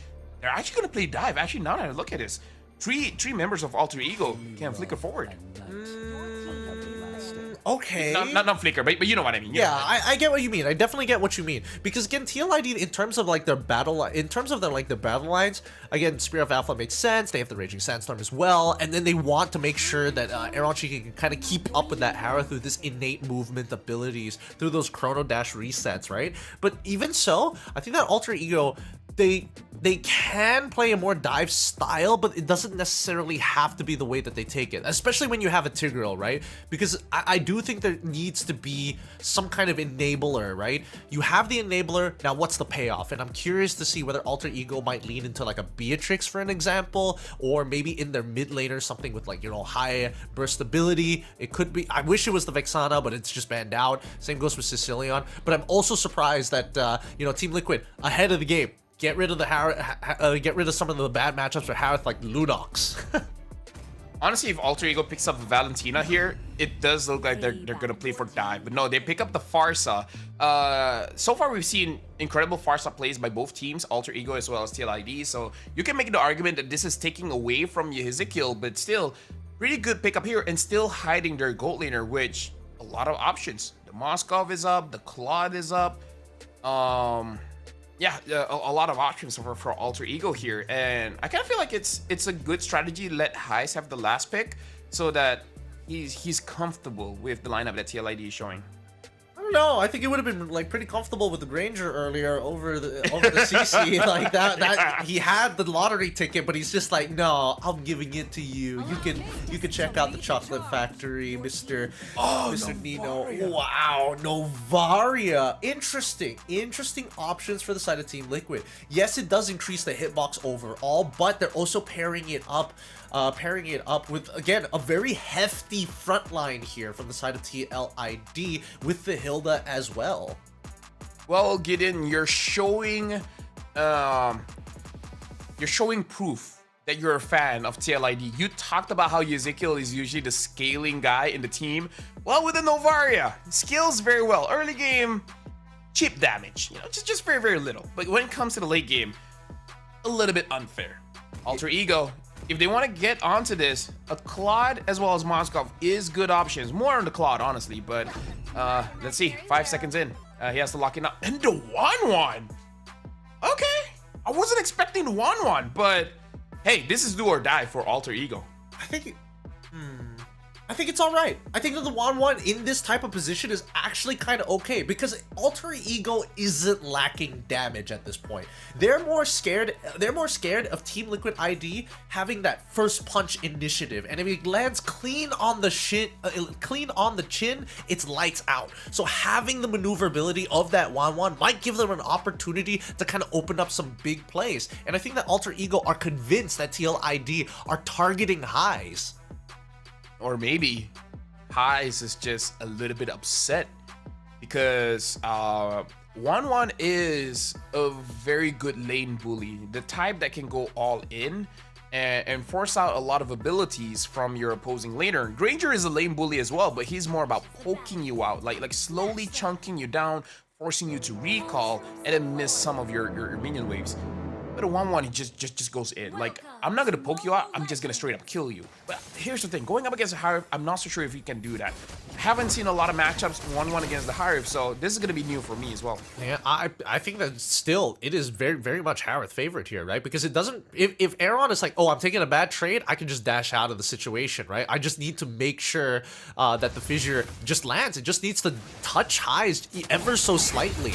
And now the mid lane is my biggest concern. Yep, this is why. Yehezkiel and as well as Witty, the fact if Witty does get his hands on this Khalid, it's instant priority. Oh my goodness. Oh my goodness. Okay, Gideon, let me just say it. I called it. I take it back. I'm surprised that Aaron Shiki decided to trade against highs, especially when it's like you know that there's Inspire. You know the Inspire is available. Like, well, what are we doing here? Like I said, I think Heist is upset. He is very upset. And he is expressing himself well. Speaking of which, looking at the emblems here, Weakness Finder does make it so that once Aaron Shiki is hit, after the dash, he's very slow, so free damage for Heist, and Heist is using Pull Yourself Together, so his Inspire comes up more often. So yeah, I feel like this is a lane bully 1-1, where off cooldown, uses the Inspire, get the proc on the Weakness Finder, make it so that Aaron can't get out, especially pre-level 4. That's prime time. Oh, dude. I mean, look at it. Look at it. He's about to die. He's about to die. He's got his Inspire ready to go. If Aaron Shiki tries to go for anything crazy at this point, then it's going to be an interesting bout. Yeah, dude, at this point, the gold lane, more like EXP lane, man. Yeah, dude, it's all about the EXP lane. Aran versus Nino, both sides not getting much priority in their own individual lanes, but it doesn't matter, right? Because who gets a turtle first? They're opening it up the map straight away with the Astral Echoes. Dreams right on top of Fabi on his backline is getting attacked by Witty. He flickers on out of there. Rundell is about to hit level 4. Oh, it's close! And it looks like Nino goes down to takes down Fabian. And Ron, unfortunately, might not have the same fate. Flickers away just in time. Rundell, he doesn't notice! He doesn't notice! He's looking elsewhere. Man, sleeping at the wheel. He also doesn't have his cooldowns off to take down Aran. But at the end of the day, despite everything that has happened, you're kidding. I'm done. I'm done with this game. You know what? MLBB sucks. This game is... I'm so mad. How? Dude. Level of Caster Curse to the max. Let's look at gold lane, by the way. Okay, an attempt happened. Okay, so let's start it off. Number one, 1-1 killed 1v1 the Hive. So that's number one. Number two, trying to kill off Aran. Cheeky flicker. If Gabe dies, I swear. Gabe, if you die, No, he's got cooldowns. He's got cooldowns, right? Okay, that one's well deserved once Aran shows up into the lane. Once Aran shows up into the lane, like, well deserved. What is Fabian doing now? Okay, Gideon. What is this game, Gideon? I don't know. I don't know, bro. I don't know. I gave up like 2 seconds ago. Like, look at this. What's going on, Winnie? What are you doing, buddy? ROG is going to get a little bit of pressure here, but doesn't matter. Rundell's gonna blow him out of the water. Highs wants to get involved. Flickers forward, dies anyways. Was surprised that absolutely nobody. I feel like both teams are pushing each other's buttons. No, you know what this is? This is Indonesia. This is why people call them the Brawl server. I think they had a gentleman's agreement and be like, bro, what are we doing? Like, why are we trying to out macro each other? What are we, Filipinos? Come on, man. We fight. We brawl. Oh, none of this chess stuff. Blah. You know? Chess. That's lame. That's lame. We're playing Mobile Legends. Let's play real Mobile Legends right now. And I think that we play checkers. we play checkers, and we're happy with that. I don't know. And then there's a pause. No way, dude. Of course, there's a pause. I swear to God. I can't with this right now. I really can't. Oh man, what is happening? I feel like as much as both teams want to get underneath each other's skins, there's also just a raw sense of it's starting to get late. I don't know if when these guys go to bed, I would imagine it's late in the night because they still have to play some ranked individually, but I think it's like it's 9:44 in Indonesia right now. So it makes no sense to me why they're playing like this. You know what, Gideon? I'm just gonna say I'm glad that I get to experience this game with you. The last time I casted with you is like last year.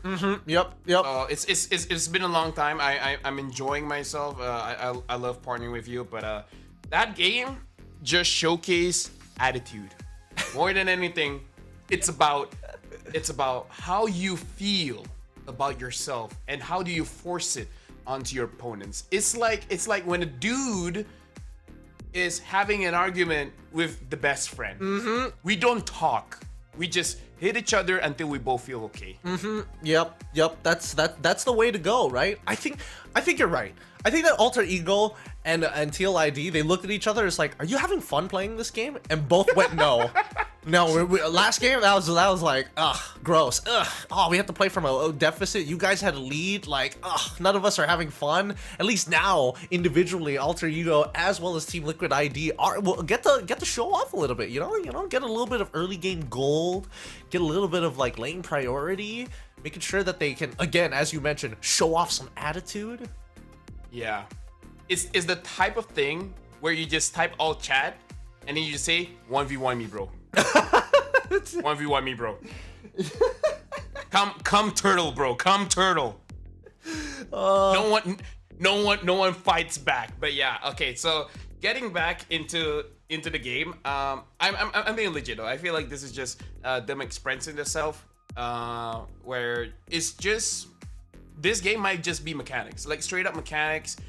We will see some macro when we see the like 12-minute Lord. Maybe the 8-minute Lord, they'll still try to fight it out. But again, this is just them doing their best by forcing things out. Because if you look at the draft for both teams, whoever does get the early lead has tremendous potential to keep that lead. Like if TLID gets a lead with the Novaria, you have so much map pressure because you can keep opening up the map. It will be very difficult for Alter Ego to get back that advantage. And if Alter Ego wins, they can just play off of 1-1, where 1-1 can basically 1v5 at that point.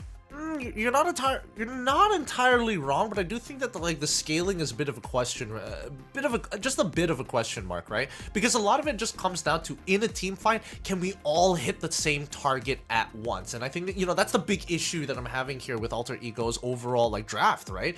In comparison to Team Liquid, where I feel like there are more tools in the kit to really capitalize off of certain scenarios, which it feels like Alter Ego must force upon them. Yeah, it gets scary if you're talking about scaling. It gets scary when the Novaria has the wishing lantern. Not even talking about all the other items, right? It makes it so that it's impossible for you to move forward because you're just gonna get chunked down by too much. Once the wishing lantern is there, before the fight even starts, you're starting at half HP. So it's very unfair. Novaria creates that unfair situation that Alter Ego, if they let it happen, well, that's just how it is. And I think, the beautiful thing about Novaria is the fact that she can open up the map and reconfirm whether or not Alter Ego is still playing by the same playbook like they did in game number 1, where, again, Alter Ego were just making some really good reads onto TLID without much information to go off with, purely based on studying their habits. And I think that this way, it will be very obvious if we see a fake out coming in from TLID once again. Now it looks like a technical pause here might be coming in from Alter Ego side. Gotta say thank you very much to the folks watching this game. It honestly, just the start makes you want to stay to see how the hell it ends. Because the first question is, after this pause, does both team calm down? Oh, because sometimes pauses gives that effect where either you go extremely aggressive for no reason, and the other is like, actually, you know what? Maybe we're being too harsh. Let's just get maybe level 4, maybe level 12, and then we'll see how it goes. They go back into all chat. Guys, what are we doing? What are we doing? they come back to their senses. Or they be like, I know what we discussed, but this is too much. Guys, the fans are watching. Scale it back a bit. Scale it back a bit. Like I asked for an 8, you gave me a 15. Oh boy, I do hope that it does calm down a little bit, because again, very tight win cons for either side, but I do agree with you that it is going to be a very heavily mechanical game coming out specifically from Alter Ego side. I think generally if they want to be able to fight, I mean, the fact that they went CC over Granger, it just goes to show that Alter Ego want to play comfort picks, but at the same time still have enough damage to win out in these moment-to-moments of the team fight. Yeah, and now you guys see our faces, and let me just say, I'm still having fun. After watching so many chess matches, seeing a brawl, it invigorates me. It gives me energy. It gives you energy. It's good to know. Revitalized, powered up for what is to happen here. I think that the brawling could potentially still happen for all intents and purposes, and I think that I don't know whether or not the technical pause is due to some people just kind of running it down a little bit, but generally based on what we've seen so far, a lot of it seems to be just hard chasing for kills. If not, I will sacrifice myself, you get X amount of payout for my team. So honestly, with this situation, at least one thing I want to say, this shows that Alter Ego is not really all that tilted. I don't know, because tilt shows itself in many different ways, right? Tilt either makes it so that you don't do anything, extremely passive, and tilt also makes you extremely aggressive. So actually, no, I take it back. Does this show that they are tilted or not tilted? I can't decide. Maybe one or two players are tilted. Maybe. Yeah. That could be the situation that we're going for here. Because again, I mean, there's some very good reasons why some of these players might be tilted. Witty, for an example, over chasing certain scenarios because in the previous game he just could not get away with too many Cho plays, getting spotted out of his conceal as well. Same can be said about the opposite side of Nino is just hey, I had a very boring lane matchup. I need something a little bit more exciting. Oh yeah, and now we're back into the game, and we're instantly around the turtle here. Oh, an instant engage. Witty gets on the 3 members. Rattle is very low, and Ezekiel hits the shot, gets the kill. Fabian secures the turtle, and Heis goes in with a crossbow of Tank, getting 2, and now trying to run away, but he instantly gets taken down. Nino gets a kill. What are we talking about? This is the Brawl server. Everyone's fighting. It's 3-4-3. I mean, both sides were chasing for trades, and it makes a lot of sense why they were brawling this time round compared to what happened earlier. But man, Yeheskiel just landing these meteors like literally pixel perfect. Heis comes down from the crossbow of Tank, instantly gets blasted by the splash damage. You know what? I heard a Selena buff is coming, and that's just gonna buff up TLID. Seeing as how Ezekiel is hitting the shots, Selena Ezekiel is gonna be nasty. Hey, who knows? Maybe Witty's gonna be the one who shows us how it's done. Hey, you know what? Maybe. But either way, TLID has the advantage right now. And that's not what you want, especially if you're looking at the goal differences here. Fabian as well as Ezekiel and Aaron Shiki, all the damage dealers are having the advantage. Yeah, they are. Nino trying to poke out Fabian as much as he can, but Fabian can just out-sustain it. Oh, wait, missing the surge, but no punish just yet. They're looking for the opportunity. Astral Echoes comes on through. Rundell's in so much trouble. He's dead, and Aron flickers out of there. K-Thanks, bye, as Fabian sticks around for the fight a little bit longer, trying to push through the vengeance, excuse me, but it doesn't matter, because Yeheskiel does not miss. That is why he's being the ghost of vengeance of Jakarta. Jaron, once again, going back into the middle of this fight, finally we do see the initial miss, but Yeheskiel right on top of Nino as Witty finds the kill with the help of the Raging Sandstorm. Holy, 9-8 the current kill score, 3.2k for TLID. That was a long play-by-play. I'm glad we're taking turns. But yeah, it's a kill. Dude, what's up with... He makes me want to play Novaria, man. I'm pretty sure I'm gonna suck, by the way, but... Dude, that's big. Heis now having the Demon Hunter sword. The action does not stop. Dreams gets one member, and it's Fabian. Fabian gets caught out, and now the turtle is gonna continue. Ezekiel already shot his shot, so Gabe is gonna be the one getting this turtle. Did we say TLID got an advantage? In a split second, now Alter Ego is taking charge. Oh yeah, they've taken full charge of it. Again, both sides equally eager to make plays happen across the map. However, we are seeing on the opposite end, their airstrike already coming out. Dreams, he wants to push Aron of all people outside the turret range, but now Aaron Shiki as well as Witty forcing Rundell out. I mean, Witty, he's just gonna follow him all the way through. He's guaranteed that he should be guaranteed this kill, but on the opposite end, Heis is able to sneak past with the help of his Inspire, getting the extra attack speed to increase the amount of dashes he have. Curtain Call comes through. Nino trades his life. Sorry, at this point, Witty trades his life. But at least he is taking out Rundell, so he's still punching above his weight. Okay, so one team fight done. Are we gonna get another one in 2 minutes? I feel like it's probably gonna happen sooner, right? Because I'm looking at the map, Fabian has nothing to farm right now, and he has to go to the enemy jungle side. Okay, there we go. The fight does not stop. Aaron Shiki has to use the Zaman Force, but another fight here in mid. Roundel with the Feather Airstrike hitting onto them, and Aron taking a bit of damage coming in from Nino. Alter Ego, they're inside the jungle of TLID. All 5 members are here. Looks like they are discouraged with the presence of Ezekiel. Okay, they're like, okay, the Astral Echo is out. Let's get out of here. This is where we call it quits. That's gonna be the big red flag for them. They don't want to take more damage than they probably should. The next objective is coming up in about 16 seconds, and current score 10-10.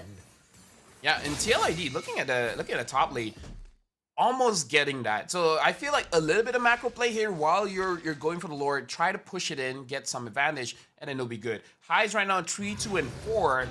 In this game, he's definitely moving forward quite a lot. We see him using the Claude, using the Granger, much safer. With this 1-1, it's almost like his ultra ego just came out.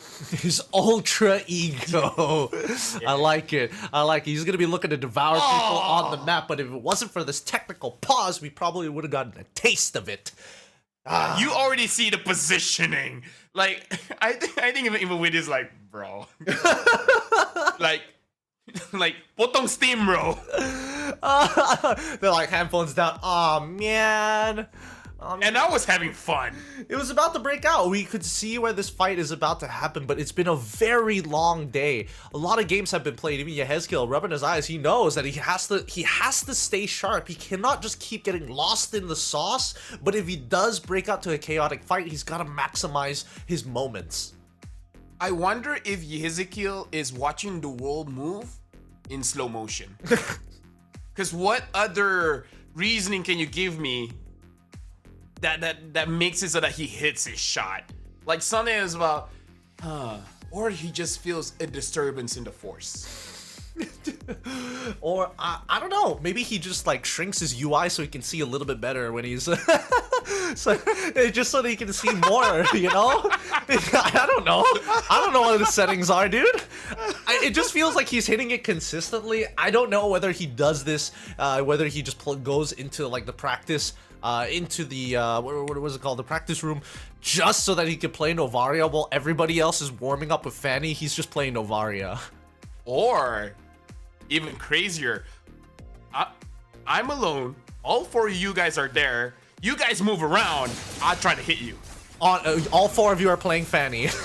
Yeah, exactly. Okay. And now look at the Lord. Oh, engagement coming in from the Tigreal. Guess who? Fabian charges in, gets the Lord, and immediately a fight ensues. Erishiki just got the Holy Crystal. The fight has been begun. Double kill coming in for Fabian. Two members of Alter Ego is down. Aran is down. And looks like it's covering up, but Nino is going up against Fabian. They want to make sure Fabian goes down. Look at Fabian using the Winter Crown. That Winter Crown saved his life. Yep, the rest of his teammates actually coming in for this fight, and Fabian doesn't mind fighting if it's just a 1v1, but against Highs, he could be a little tough here. Rondell instantly dropping the Feather Airstrike, but he gets chunked out in response. Thanks for giving away your position, kid, as Yehezkiel making sure that he is sniping them whenever he can. At this point, again, great Raging Sandstorm coming up from Witty, being able to stop Gebe from actually getting his retribution off. By the way, Wishing Lantern has been completed. And now Astral Echo Hughes, they want to get Dreams. They got Dreams. Highs is so low. Aaron Shiki dashing all over the place. And now they want Nino. Nino has to go back into his base. Feather S-Rank use, but no kill goes over to Alter Ego. So ridiculous, so ridiculous. Dreams taking so much damage there, but you can just see the value that Yehezkiel is getting. With this Lord push, they should be able to at least force out one of these inhibitors, but it really depends, right? It comes down to Yehezkiel just hitting shots, but they at least will guarantee all the outer turrets for sure. This mid-tier 2, it's just a matter of time. Now TLID, that draft is unfair because the Wishing Lantern has been built. Again, they don't even have to fight at this point. They don't have to brawl. Just keep shooting your shots. Gabe has to dodge that. Now everyone is living in the Matrix. Whoa, both sides. They're just trying to keep their distance. Again, some of these shots are going to be pretty hard. Like hitting Highs, for an example, hitting Gabe, they're the more mobile targets. And unfortunately, Rondell, Dreams, and even for Nino, they're spacing out, especially Rondell. Like, he doesn't want to give away his position just yet, but he needs to somehow bait TLID into walking into his Feathered Airstrike territory. One shot from Yehezkiel gets 20% HP from a tank. That is bad news for any damage dealer for Alter Ego. TLID almost having 4,000 gold lead here. Alter Ego, they're not going to shy away from a fight. They just need to find a way for Highs to get his basically get his ult up. But the problem is, I already see at least 2 Winter Crowns. One on Fabian, one on Aran. So that can be bad news for the 1-1. Talking about bad news, as Highs is going to get doved upon. Dreams is going to sacrifice his life for hire, as Highs still able, with the help of the Inspire, manages to make it through. They finally find the angle, but again, no setup to make it work. Gebe able to get out just in time. A good catch coming in for the side of TLID. They wanted Highs, but they got Dream instead, and I think even so, plenty of value in it. No implosion, no flicker as well. At this point, I feel like Roundel is a little bit frustrated with the flickers from TLID. How many times Roundel should have gotten the kill, but because of a damn flicker, they get out of it?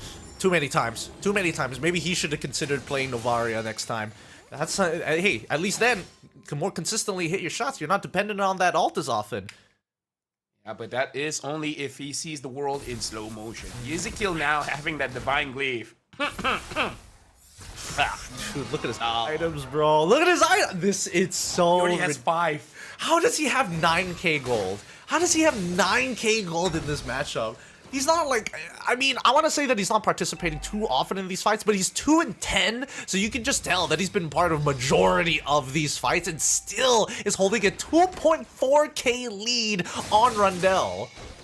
He has double the items of what Roundel has, and now the Winter Crown has been used by Aran, and now the Zaman Force onto Dreams. Dreams, he has the immortality. The immortality has popped, and Ezekiel gets the killing spree. And at this point, TLID is looking at Alter Ego is like, bro, game number 1, not happening again. Oh, it is a tough match to watch here.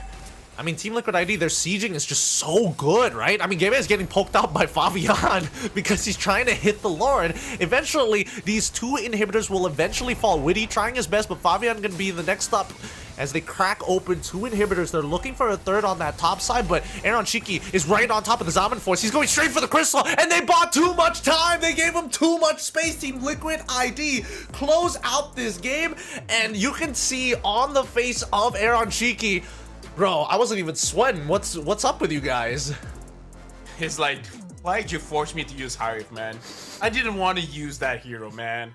I wanted something physical, but TLID 2-0 against Alter Ego. Man, Gideon, I know you voted for Alter Ego, man. Oh, yeah. Hey, you know what? I gotta take the W here.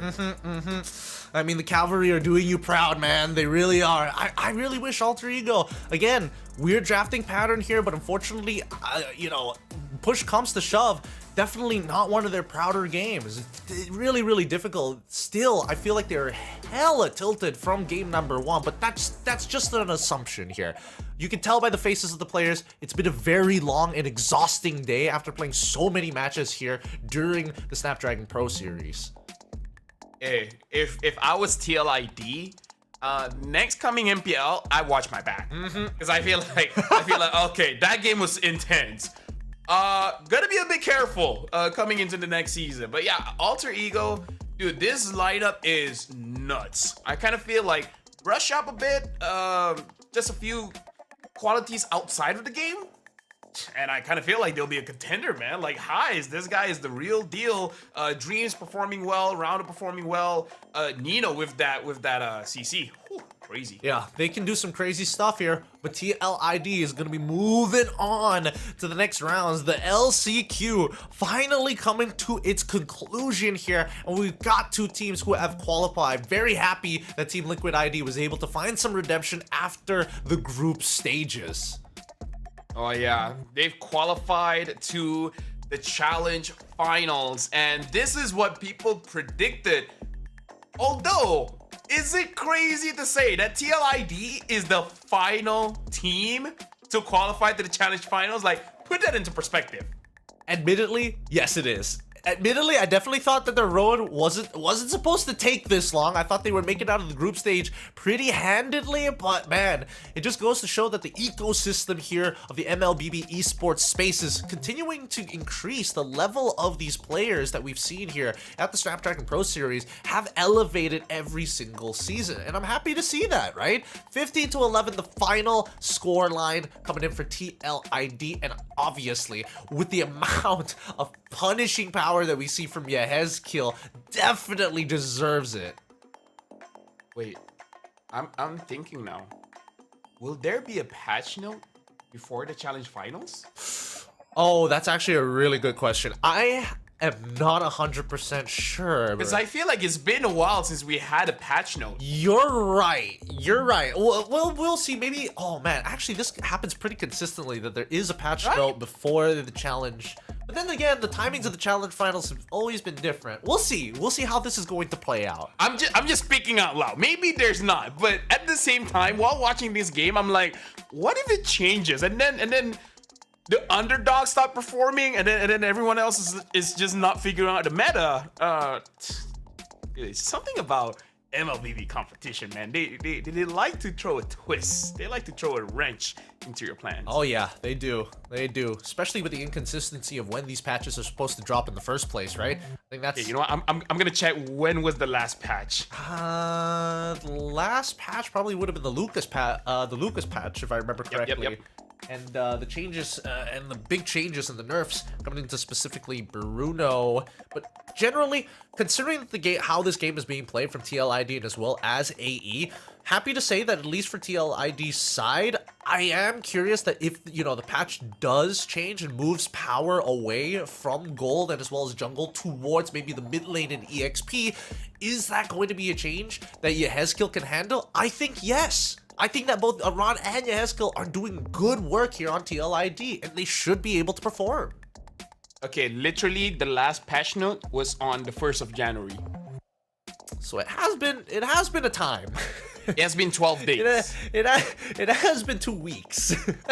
Yes. So, you know, I'm just putting it out there. Maybe not a big patch, maybe just like a hotfix kind of thing, but just putting it out there. 3-0-10. Yehezkiel on this Novaria. He might get another title, man. The Indonesian sniper. I don't know. It depends if how often he actually uses this hero. I mean, he has been known when push comes to shove. He still has the Novaria. He showed it off against RR Kira during their grand finals of the MPL ID. He's good. He is a good mage player, and he suits the role very nicely here. I feel like good is insulting, because you need extra flowers for compliments to talk about Yehezkiel. Fine, he's the avenging ghost of Jakarta here. Every single trade, bang! Yehezkiel's the one who finds it. That's better than good. That's greater than ever, man. Greater than better. Love it.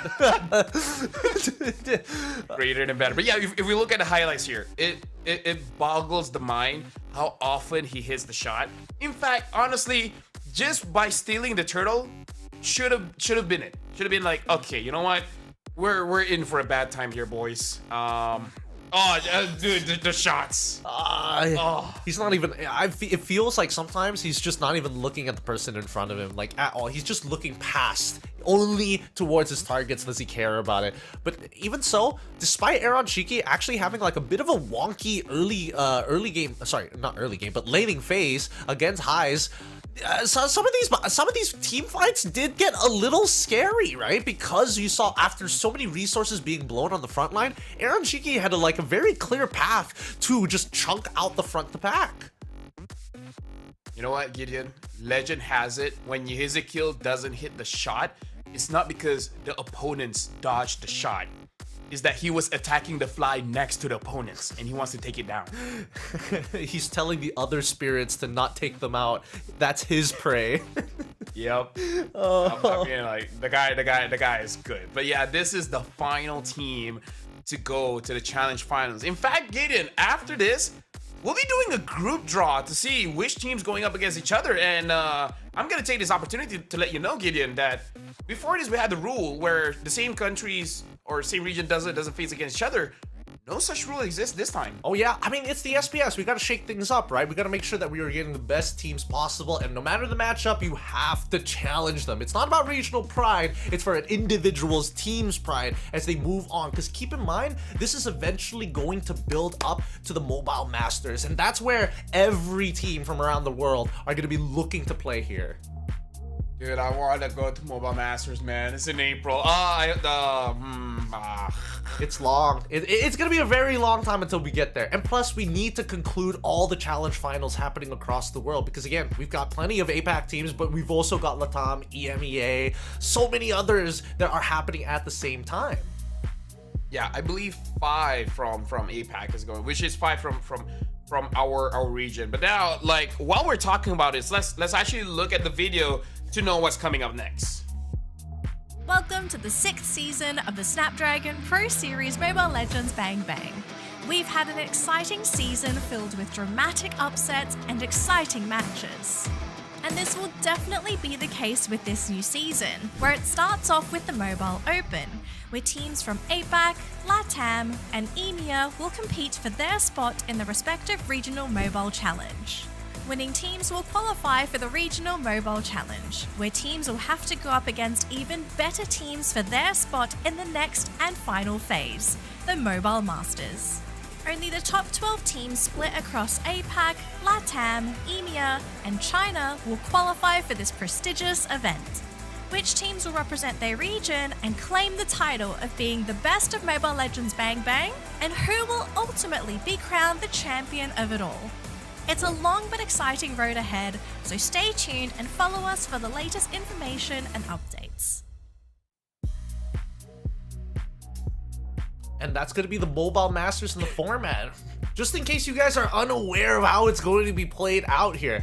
Now, again, we need to conclude a lot of the challenge finals before we get our competitors ready to go. And it's going to be a really exciting time, especially since they were also being inclusive of both LATAM and EMEA. We're going to get the best of the best from these three regions.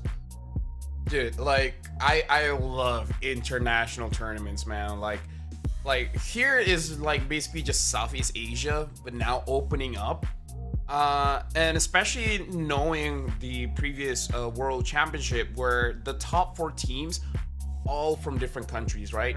So that would make it very interesting for Mobile Masters, where if the meta really favors a different region, then that could be hype. It could be extremely hype here. But let's look at the challenge finalist teams who have qualified. Once again, congratulations to Onyx PH, RQ Hoshi, Evos Holy, Bigatron Alpha, and our 2 new additions, Aurora and Team Liquid ID, for making it to the challenge finals. Yep, these are the 6 teams that have made it through, but we also have the invited teams pool, which we will see a little bit after this. And a lot, like, I see the comments, people keep saying, where are these guys? Are these guys not in SPS? No, they are. They're just so good. They're just waiting at the challenge finals. Yep. Again, this is based off of their performances from the previous year. Onyx ID, Falcon Esports, Falcon AP Bren. Let's not forget about Slanger Red Giants, Flash Singapore, and See You Soon. So it's going to be interesting how this is going to be played out, because again, 12 teams have already been selected here, and I'm interested to see what this group draw is going to be, because they're going to be put into 2 groups, and I'm interested to see how many powerhouses are going to be put into one or the other. Are we going to get an even draw? Are we going to get the group of death draw? It'll be tough to say. I'm a little bit nervous, Gideon, because funny enough, we'll see.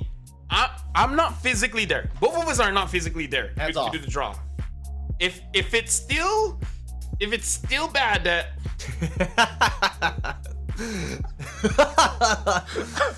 that thanks for not putting our portraits up. Thanks, Zipper. Appreciate it. How did we get the same point? I actually don't know. We suck. Zipper's telling us it's because of that last match that we really dropped the ball. We really sucked on that one to get the perfect -13 for both of us. But shouts out to Stafa being our prediction top of the prediction leaderboard. Don't worry, Fasha, -5 is not as bad as -13, and Husky evened it out at the very end. Gideon, we suck, man. Oh yeah, we're terrible at predictions. That's why we don't do it. We're the most senior here. You've been here since season 2. I've been there since season 4. We've done all the M series. Well, you did all the M series, but still.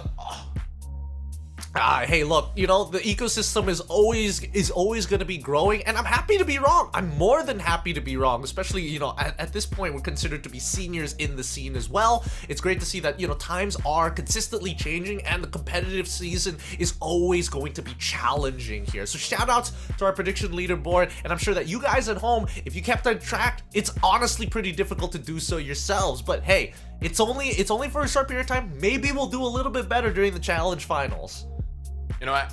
I know what it is. First of all, people say 13 is an unlucky number. It represents us, Gideon. We've been here so long. We have marinated the caster curse. We've accumulated years and years and years of. I can't even say it on broadcast. You know, but considering that, you know, our competitive arc, you know, the amount of times that we've gotten. Well, actually, no. The fact that we got -13 is also representative of the fact that there's only been 13 seasons of the MPL MY. I mean, coincidence? I think not. And I think by Challenge Finals, we'll hit that 14 once MPL MY starts. That's just how good we are. This is all planned, you know. Cover one eye. Okay, you know, not gonna go too far there.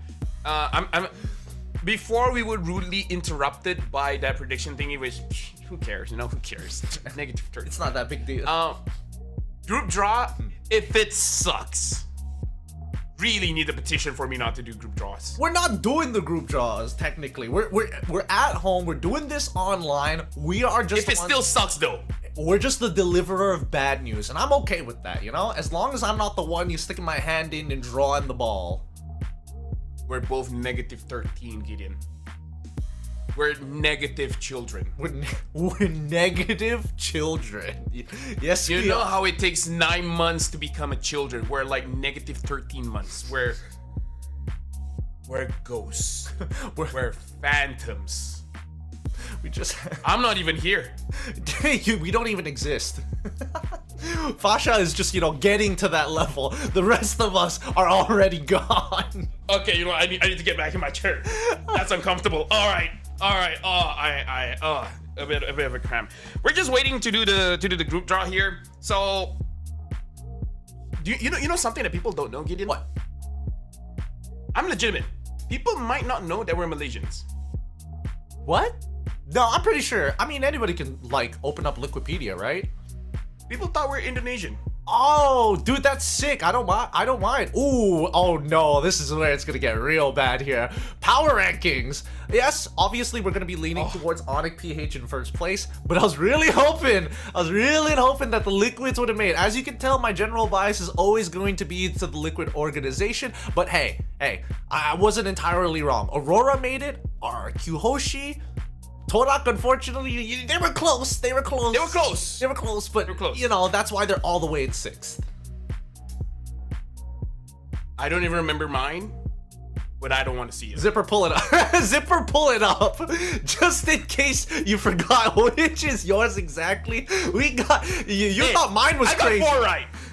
I got Onyx, Liquid ID, Argyoshi, Biggest Run Alpha. I think yours is. I don't know why I put Homeboys there. I'm not. That's the biggest L for me. Hey, this was Blacklist. I think is okay, even though they didn't make it. You know.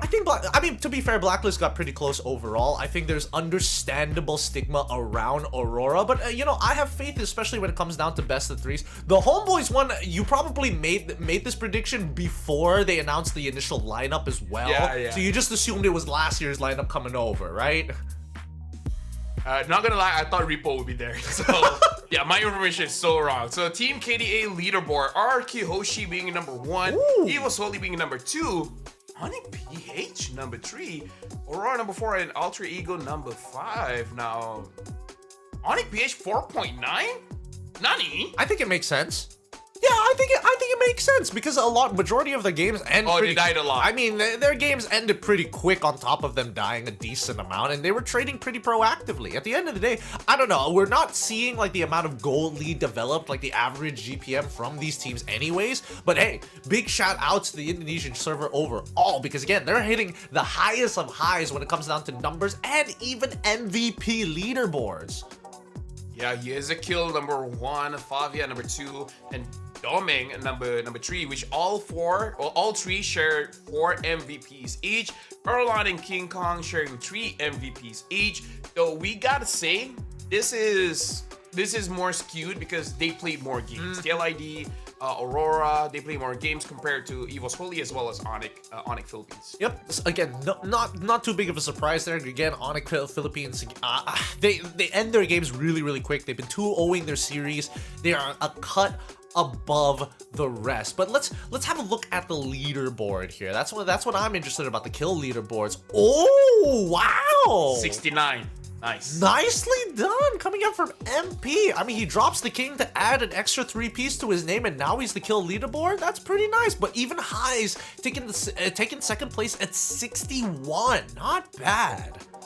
Huh, the top 3 didn't make it. Uh-huh. Aurora made it, right? Yes. Yes. Yeah, okay. Yeah. Dongling is there, Fabian is there, which that's a big difference. Number 169 and number 556. That's like a difference of 13. Yep. I mean, which is our number key. Look, I'm not saying that this was planned from the very beginning, but the coincidences are starting to stack up. But even so, we are seeing the majority of those roles being gold laners as well as junglers. And then we look over to the assist leaderboard. Of course, Persada is going to be sitting on top with 34 assists, but Yue is part of that as well. So it's going to be mid laners and roamers who are the big part of the assist leaderboard. Yeah, and the difference between Persada and Yue is 13 as well. No, it's not. I don't think so, actually. You're really pushing. 1 and 3. It's 19. It's 19? It's 19. You're 6 off. All right.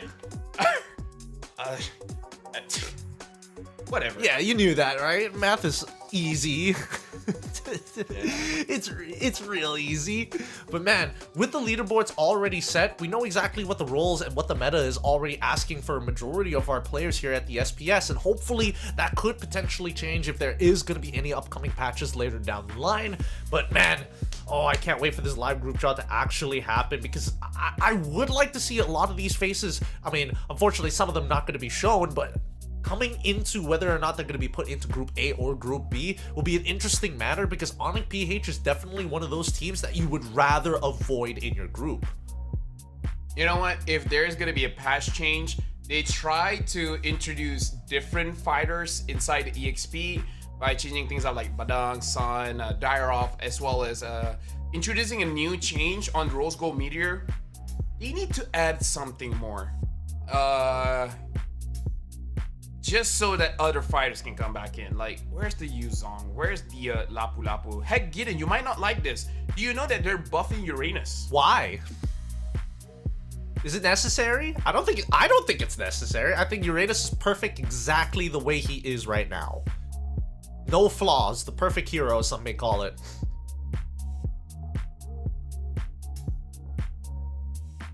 I would follow up, but I actually, because I know how much you hate Uranus, I actually didn't check what was being bumped. I just saw the thumbnail. Oh, Uranus buff. He's cracked, and I was like, okay, I'm gonna skip this one. This is such a big exaggeration. You're just trying to bait a reaction out of me for that one. You're just trying to get it for free. Okay, looks like the live draw is going to take a little bit of time. We're going to be quickly going to a short break, setting it up, but when we come back, the Snapdragon Pro Series is going to be providing you the next level of competition as we figure out what these brackets are going to look like. Until then, we're going to take a short break, and when we come back, we're going to be doing the live group draw. We'll catch you then. Baby, we're going faster, faster, faster, faster. Seizing the moment. Baby, keep going faster, faster, faster, faster. Speed up, make that thing rough. Foot on the gas so you got nothing left. Let's drive to the top of the mountain and see the view. Let's vibe, looking back on the journey, just me and you. Ain't nobody wanna go slow. Yeah, I was chilling in the past, I was solo. Now that I got you in my life, I'm like, go, go. I be living for the thrill of it, whoa, whoa. I hear you like to gamble. Let's take the road, let's travel. No, I'm a lot to handle, but I wanna go fast with you. Think we can go the distance, although I know we're different. Together we both fit it, so I wanna go fast with you. Put it in motion. Baby, we're going faster, faster, faster, faster. Seizing the moment. Baby, keep going faster, faster, faster, faster. It's like they never even seen us, and nothing will ever get in between us. I'ma ride by your side every season, and if anyone try to stop us, we just speed up. Yeah, always keep it at 100. Top down, pretty face, so sun-kissed. No, it's scary, but I swear I really love this. Big shades on, summertime in London. I hear you like to gamble. Let's take the road, let's travel. No, I'm a lot to handle, but I wanna go fast with you. Think we could go the distance, although I know we're different. Together we both fit it, so I wanna go fast with you. Put it in motion. Baby, we're going faster, faster,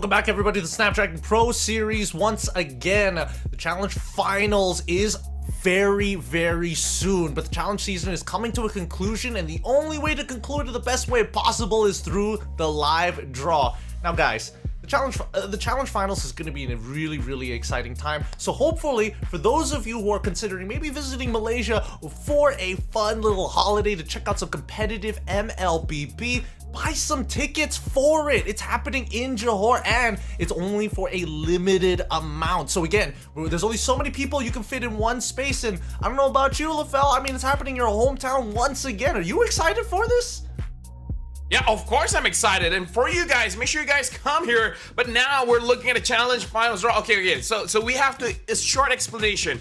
We're gonna draw the teams, or not but we're gonna do it Group A, Group B, Group A again, Group B again. So every team that basically gets drawn, it would be going A, B, A, B, A, B, A, B, A, B until we finish it off. And again, there is no restriction at all when it comes to teams, region, countries, whatever. No restrictions. Whichever group you're in, that's it. All right, we're now drawing Group A Slot 1. These are based off of the invited teams. We're going to go through the invited teams, and then we're going to start moving over to the qualified team pool. So again, if you're wondering, hey, why are these teams invited? It's because of their previous performances. They were given an invite very early on prior to the SPS. So let's see it. I can't wait. This is for Group A, by the way, and there's a lot of potentials. We're going to start it off with See You Soon. Going to be slotted into Group A. All right, See You Soon will be in Group A. Not much to talk about it right now because, again, we don't know how Group A and Group B is shaping up. But there you go for Group A from the invited team, starting off with See You Soon. We're going to continue with the draw, and this time we're drawing for Group B. Which, by the way, are they fighting Group A, or Group A fighting against Group B? It's gonna be Group A, and then Group B, and then the top teams coming up from Group A and Group B will eventually be fighting it in one big bracket. But now, drawing for Group B, slot number 1 from our invited teams. Now we're hoping to see some of the big powerhouses to kind of get a bit of a grasp. And I think, you know, when we're talking about powerhouses, everybody's eyes are on Onyx PH because they are our current world champions, and I think that everybody would like to avoid them. If not, you know what? Let's brawl against them. Test our mettle against them. Onyx ID. I thought for a moment there, I didn't see the blue and the red, so thank God. It's going to be Onyx ID going over to Group B. Still, formidable team. Oh yeah, formidable team for sure. The moment you say Onyx, I'm like, I have a feeling. And knowing our caster curse. But yeah, Onyx ID will be in Group B. So See You Soon will not be facing off against Onyx ID. Now we're gonna go for the second slot here in Group A, and still from the invited team. So it's actually gonna be quite a while until we'll see teams like Onyx Philippines, because again, they were the ones qualified, not the ones invited. So now, I guess in the invited teams, one of the stronger ones is number 3, which is Selangor Red Giants. So in terms of invited teams, that's probably a team people want to avoid for now. Zipper, you're making us look bad. Zipper, you're making us look really bad. Dude, this is not rigged. This is not, I swear, okay? It's not us. Wait, dude, this is all RNG, okay? We're just... You said Onyx, I say SRG, dude, it just happens, okay? This is why we don't do draws. Look, 1 in 3 chance coming up for Group B. Another team that I'm genuinely worried about is definitely going to be Falcons AP Brand. Again, we don't know what lineup exactly they're going to be showing. We don't know if they're going to, you know, mix up their lineup for this tournament specifically, but I swear to God, I have a 1 in 3 chance of actually getting it right here. There's 2 Falcons. It could be the other Falcons. I mean, would that mean that I'm correct at that point? I'm saying, you know what? Falcons AP Brand? Okay, Falcons Esports. Yo. That's me. That's me, get it. I told you there's 2 Falcons. That's me there. Zipper is even sending us screenshots like, I swear, we're doing this live. We're not following your calls right now. Okay, no. Production, let it be clear. You guys see how we predict the drafts? Now you see how we're predicting the draws. After this, now this is gonna be Falcons AB Brand. Is this gonna be Falcons AB Brand? Okay. This is gonna be Falcons AB Brand. Yeah, going into Group A, that makes complete sense, right? For all we know, it could be Flash, you know, it could be Team Flash SG. What's it gonna be? What's it gonna be? Okay, you Flash. I say it's Falcons AB Brand. I'm being very confident. Okay, all right. I'm down for that. We have a 50-50 chance of getting this right. Either way, no, we're not really losing out, to be honest here. If I'm right. No. Okay. It's on you. Okay, so. Hey, what were you gonna say? Two Falcons in the same group here, then. Oh, you're right. Two Falcons could be in the same group, and that means Falcons AP Brand will naturally go on over to Group B. But this is where it's going to get real exciting now. For the qualified teams, we all want to see where exactly Onyx PH is going to go, but there are some big shout-outs as well. Teams like Team Liquid ID, RRQ Hoshi, even Bigatron Alpha. Again, I would have imagined that the invited teams would have these, you know, qualified teams all part into one, but let's go right into it. We go starting off for slot number 4 of Group A, our qualified teams. Okay, I know the Malaysian people, they just want one thing. Onyx PH in Group B. That's it. That's the requirement for Malaysia, you know? Because I know my peeps. They'll be upset with me if this is Onyx. What 1 in 6 chance, by the way. You have way better. Oh, you have really good. Oh my god! Oh my. Oh, I'm done. I said it. Oh. Yo, Zipper, guys, you sure we doing this? This is live. Yo, no, guys. This can't be real, right? So far we have had like a collective 75% win rate on the calls. Like Gideon, how did we get -13 prediction? Look, it's karma, right? Our luck had to go somewhere, right? It had to go somewhere, but why did it have to be the draws? I don't want to call it anymore. You're scared. Aurora. I'm just, you know, whatever. Aurora. Probably. You know what? Bigatron Alpha. Sure, why not? Yeah. Right? Yeah. Eva's only. Okay. See? There we go. It's real. No, cause honestly, after Onyx PH, it's always like, okay, you know, whatever. The worst has passed. Hey, who knows? Group A could be even more dangerous. Put in RRQ Hoshi in there. Slap in a TLID as well. No, get it. If Merkel was here, he would say the most dangerous team, Bigatron Alpha. You're not entirely wrong. You know what? Throw them into Group A while we're at it, you know? Okay, so you give one name, I give one name for Group A. We have 1 in 4 chance. Okay, I'll say Aurora. I say Bigatron Alpha. You have to think about that for a moment there. Yeah, I had to think about it. Cause you know what? I feel like Group A is already cooked. Oh wait, hold on. I just remembered that for the qualifying teams, the last 2 from the LCQ will be the last draw, so it has to be between Bigatron Alpha and RRQ Hoshi, and it's Bigatron! We actually had a 1 in 2 chance, and I chose one of the LCQ teams. No, I called Bigatron Alpha. I called Onyx PH.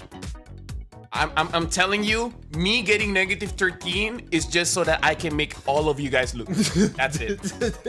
I lose so that you guys can win. And I have to get -13 on purpose to try and compete. You know, it's just the way it is. Oh no. Oh man. So this is RQ, right? This should be our RQ. It would make sense. It would make sense for all intents and purposes, right? Yeah, because I feel like we're just gonna do the last 2 later. So. Yep, there we go. RRQ Hoshi, and then the last 2 are from the last chance qualifiers. So they're gonna be in separate groups no matter what here. The question is it gonna be Aurora or is it going to be TLID? Because the way things are shaping up, Group A is probably Liquid. It's probably Liquid, isn't it? I mean, if Liquid goes over to Group A, it is a scary group. Like, I don't know who's gonna come out of Group A, but good luck to whoever does. Hey, you know what? Can you help me out? How do you make an apology letter? Hey, you can just chat GPT that nowadays. I think you can get away with that, right? You're right. You can. I mean, I'm ever since Onyx PH, I'm already done. I was done ages ago. Maybe you're using the wrong AI software. Maybe you gotta go to Oh my god. Oh, dude, Group A is so nasty. Are you kidding me? And that means that Aurora goes into Group B. I don't know what to say. Like, I feel like Group B is the more balanced group, but Group A is dangerous. Dangerous.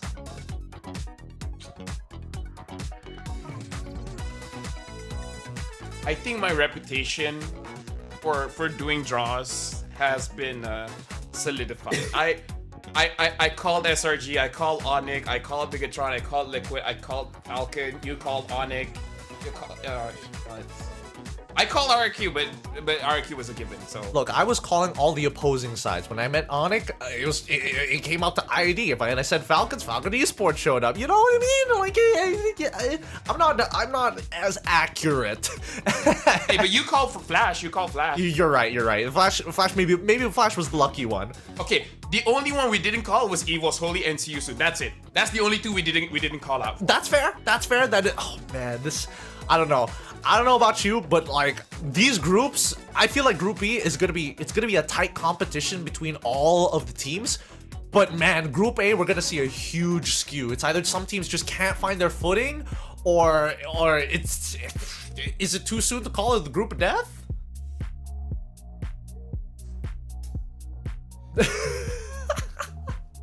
Dude, my prediction is always on point. I'm just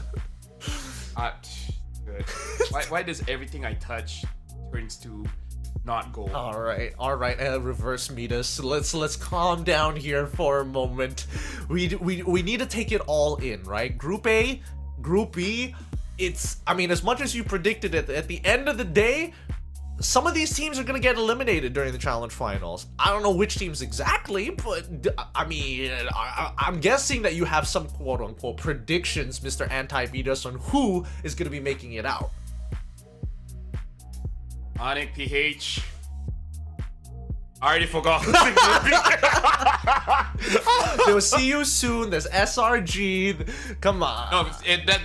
That's group. As in Group A, it'll be Onyx, PH. Group B, AB brand. You're going with some really safe answers here. You know. I mean, am I wrong though? Hey, that's only just one of the potentials that could come out. Okay. You know what? Fine, spicy a bit. Onyx, PH, RQ. Ooh. Okay, I'll take that. I think that there's some very good arguments to be made on that one. But what about you guys at home? I mean, it's been a very long day here at the Snapdragon Pro Series, and I mean, again, we are at home. We are doing this online. Yes, it is a live draw to make sure that it's absolutely fair. I have screenshots from production in our Discord. Let's prove it. Okay, look at my hand. Oh wait, no, it's on the other side. Yes. See, we're not together. We're not together at all. At all. I swear.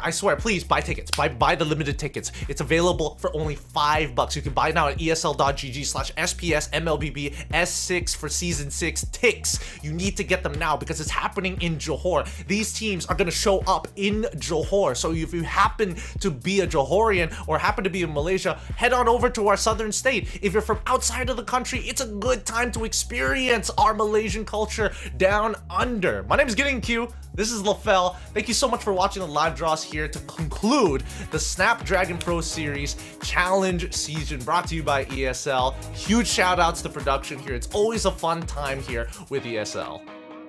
I just want to say I apologize. Bye-bye.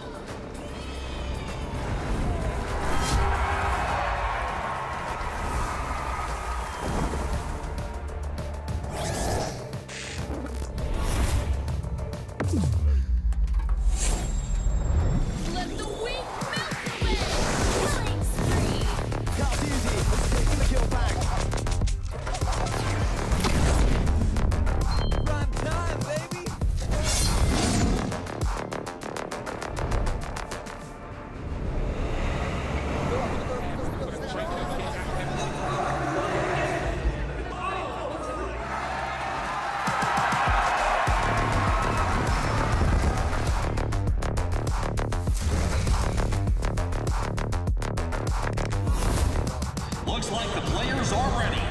Here we go!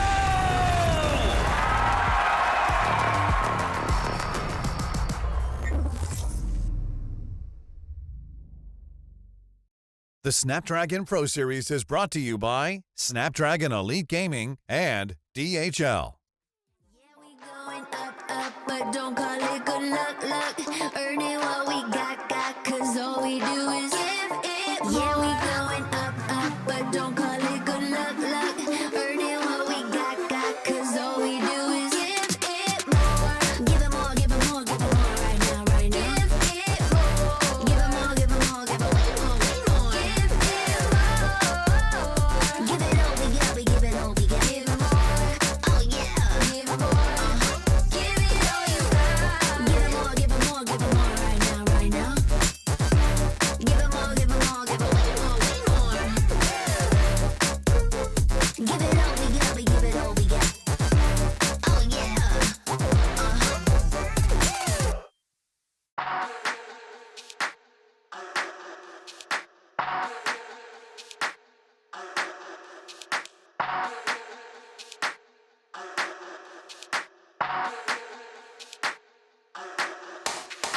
Let's get waved, let's get lit, let's get high, let's come have it. Let's get burst, let's get mash, let's buy a bottle and splash that cash. Guess what? It's time for action. You're feeling fine, main attraction. Pure vibes, not satisfaction. Feel the baseline, chemical reaction.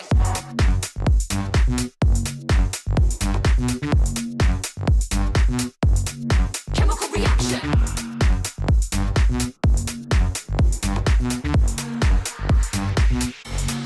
Chemical reaction.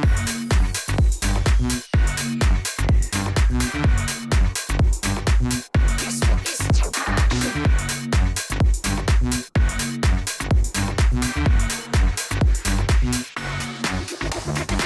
Come, let's have it. Bad boy rhythm. Come, let's have it. Bad girl style.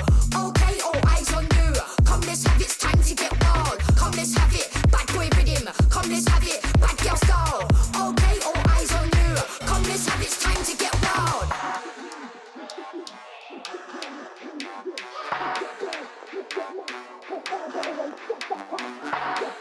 Time for action. You're feeling fine, main attraction. Pure vibes, not satisfaction. Feel the bass, chemical reaction. You're feeling fine, chemical reaction.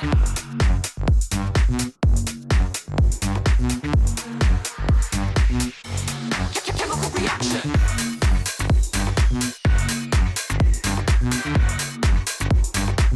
Guess what? It's time for action.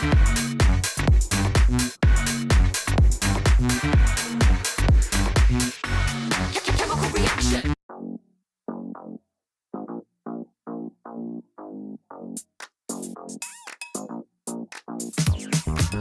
Cutie, dressed up and I'm glistening. I'm the gift, don't wrap me like it's Christmas. Want some yours, you'll know what you've been missing. Feeling like we should get into mischief. Listen, you've been looking like you're down on your luck. Need a girl like me to come through, lift you up. Hold me in your hand, I like when you touch me. Keep me around or you might get lucky. I'ma keep you with the good mood. Keep you up all night. Never around you.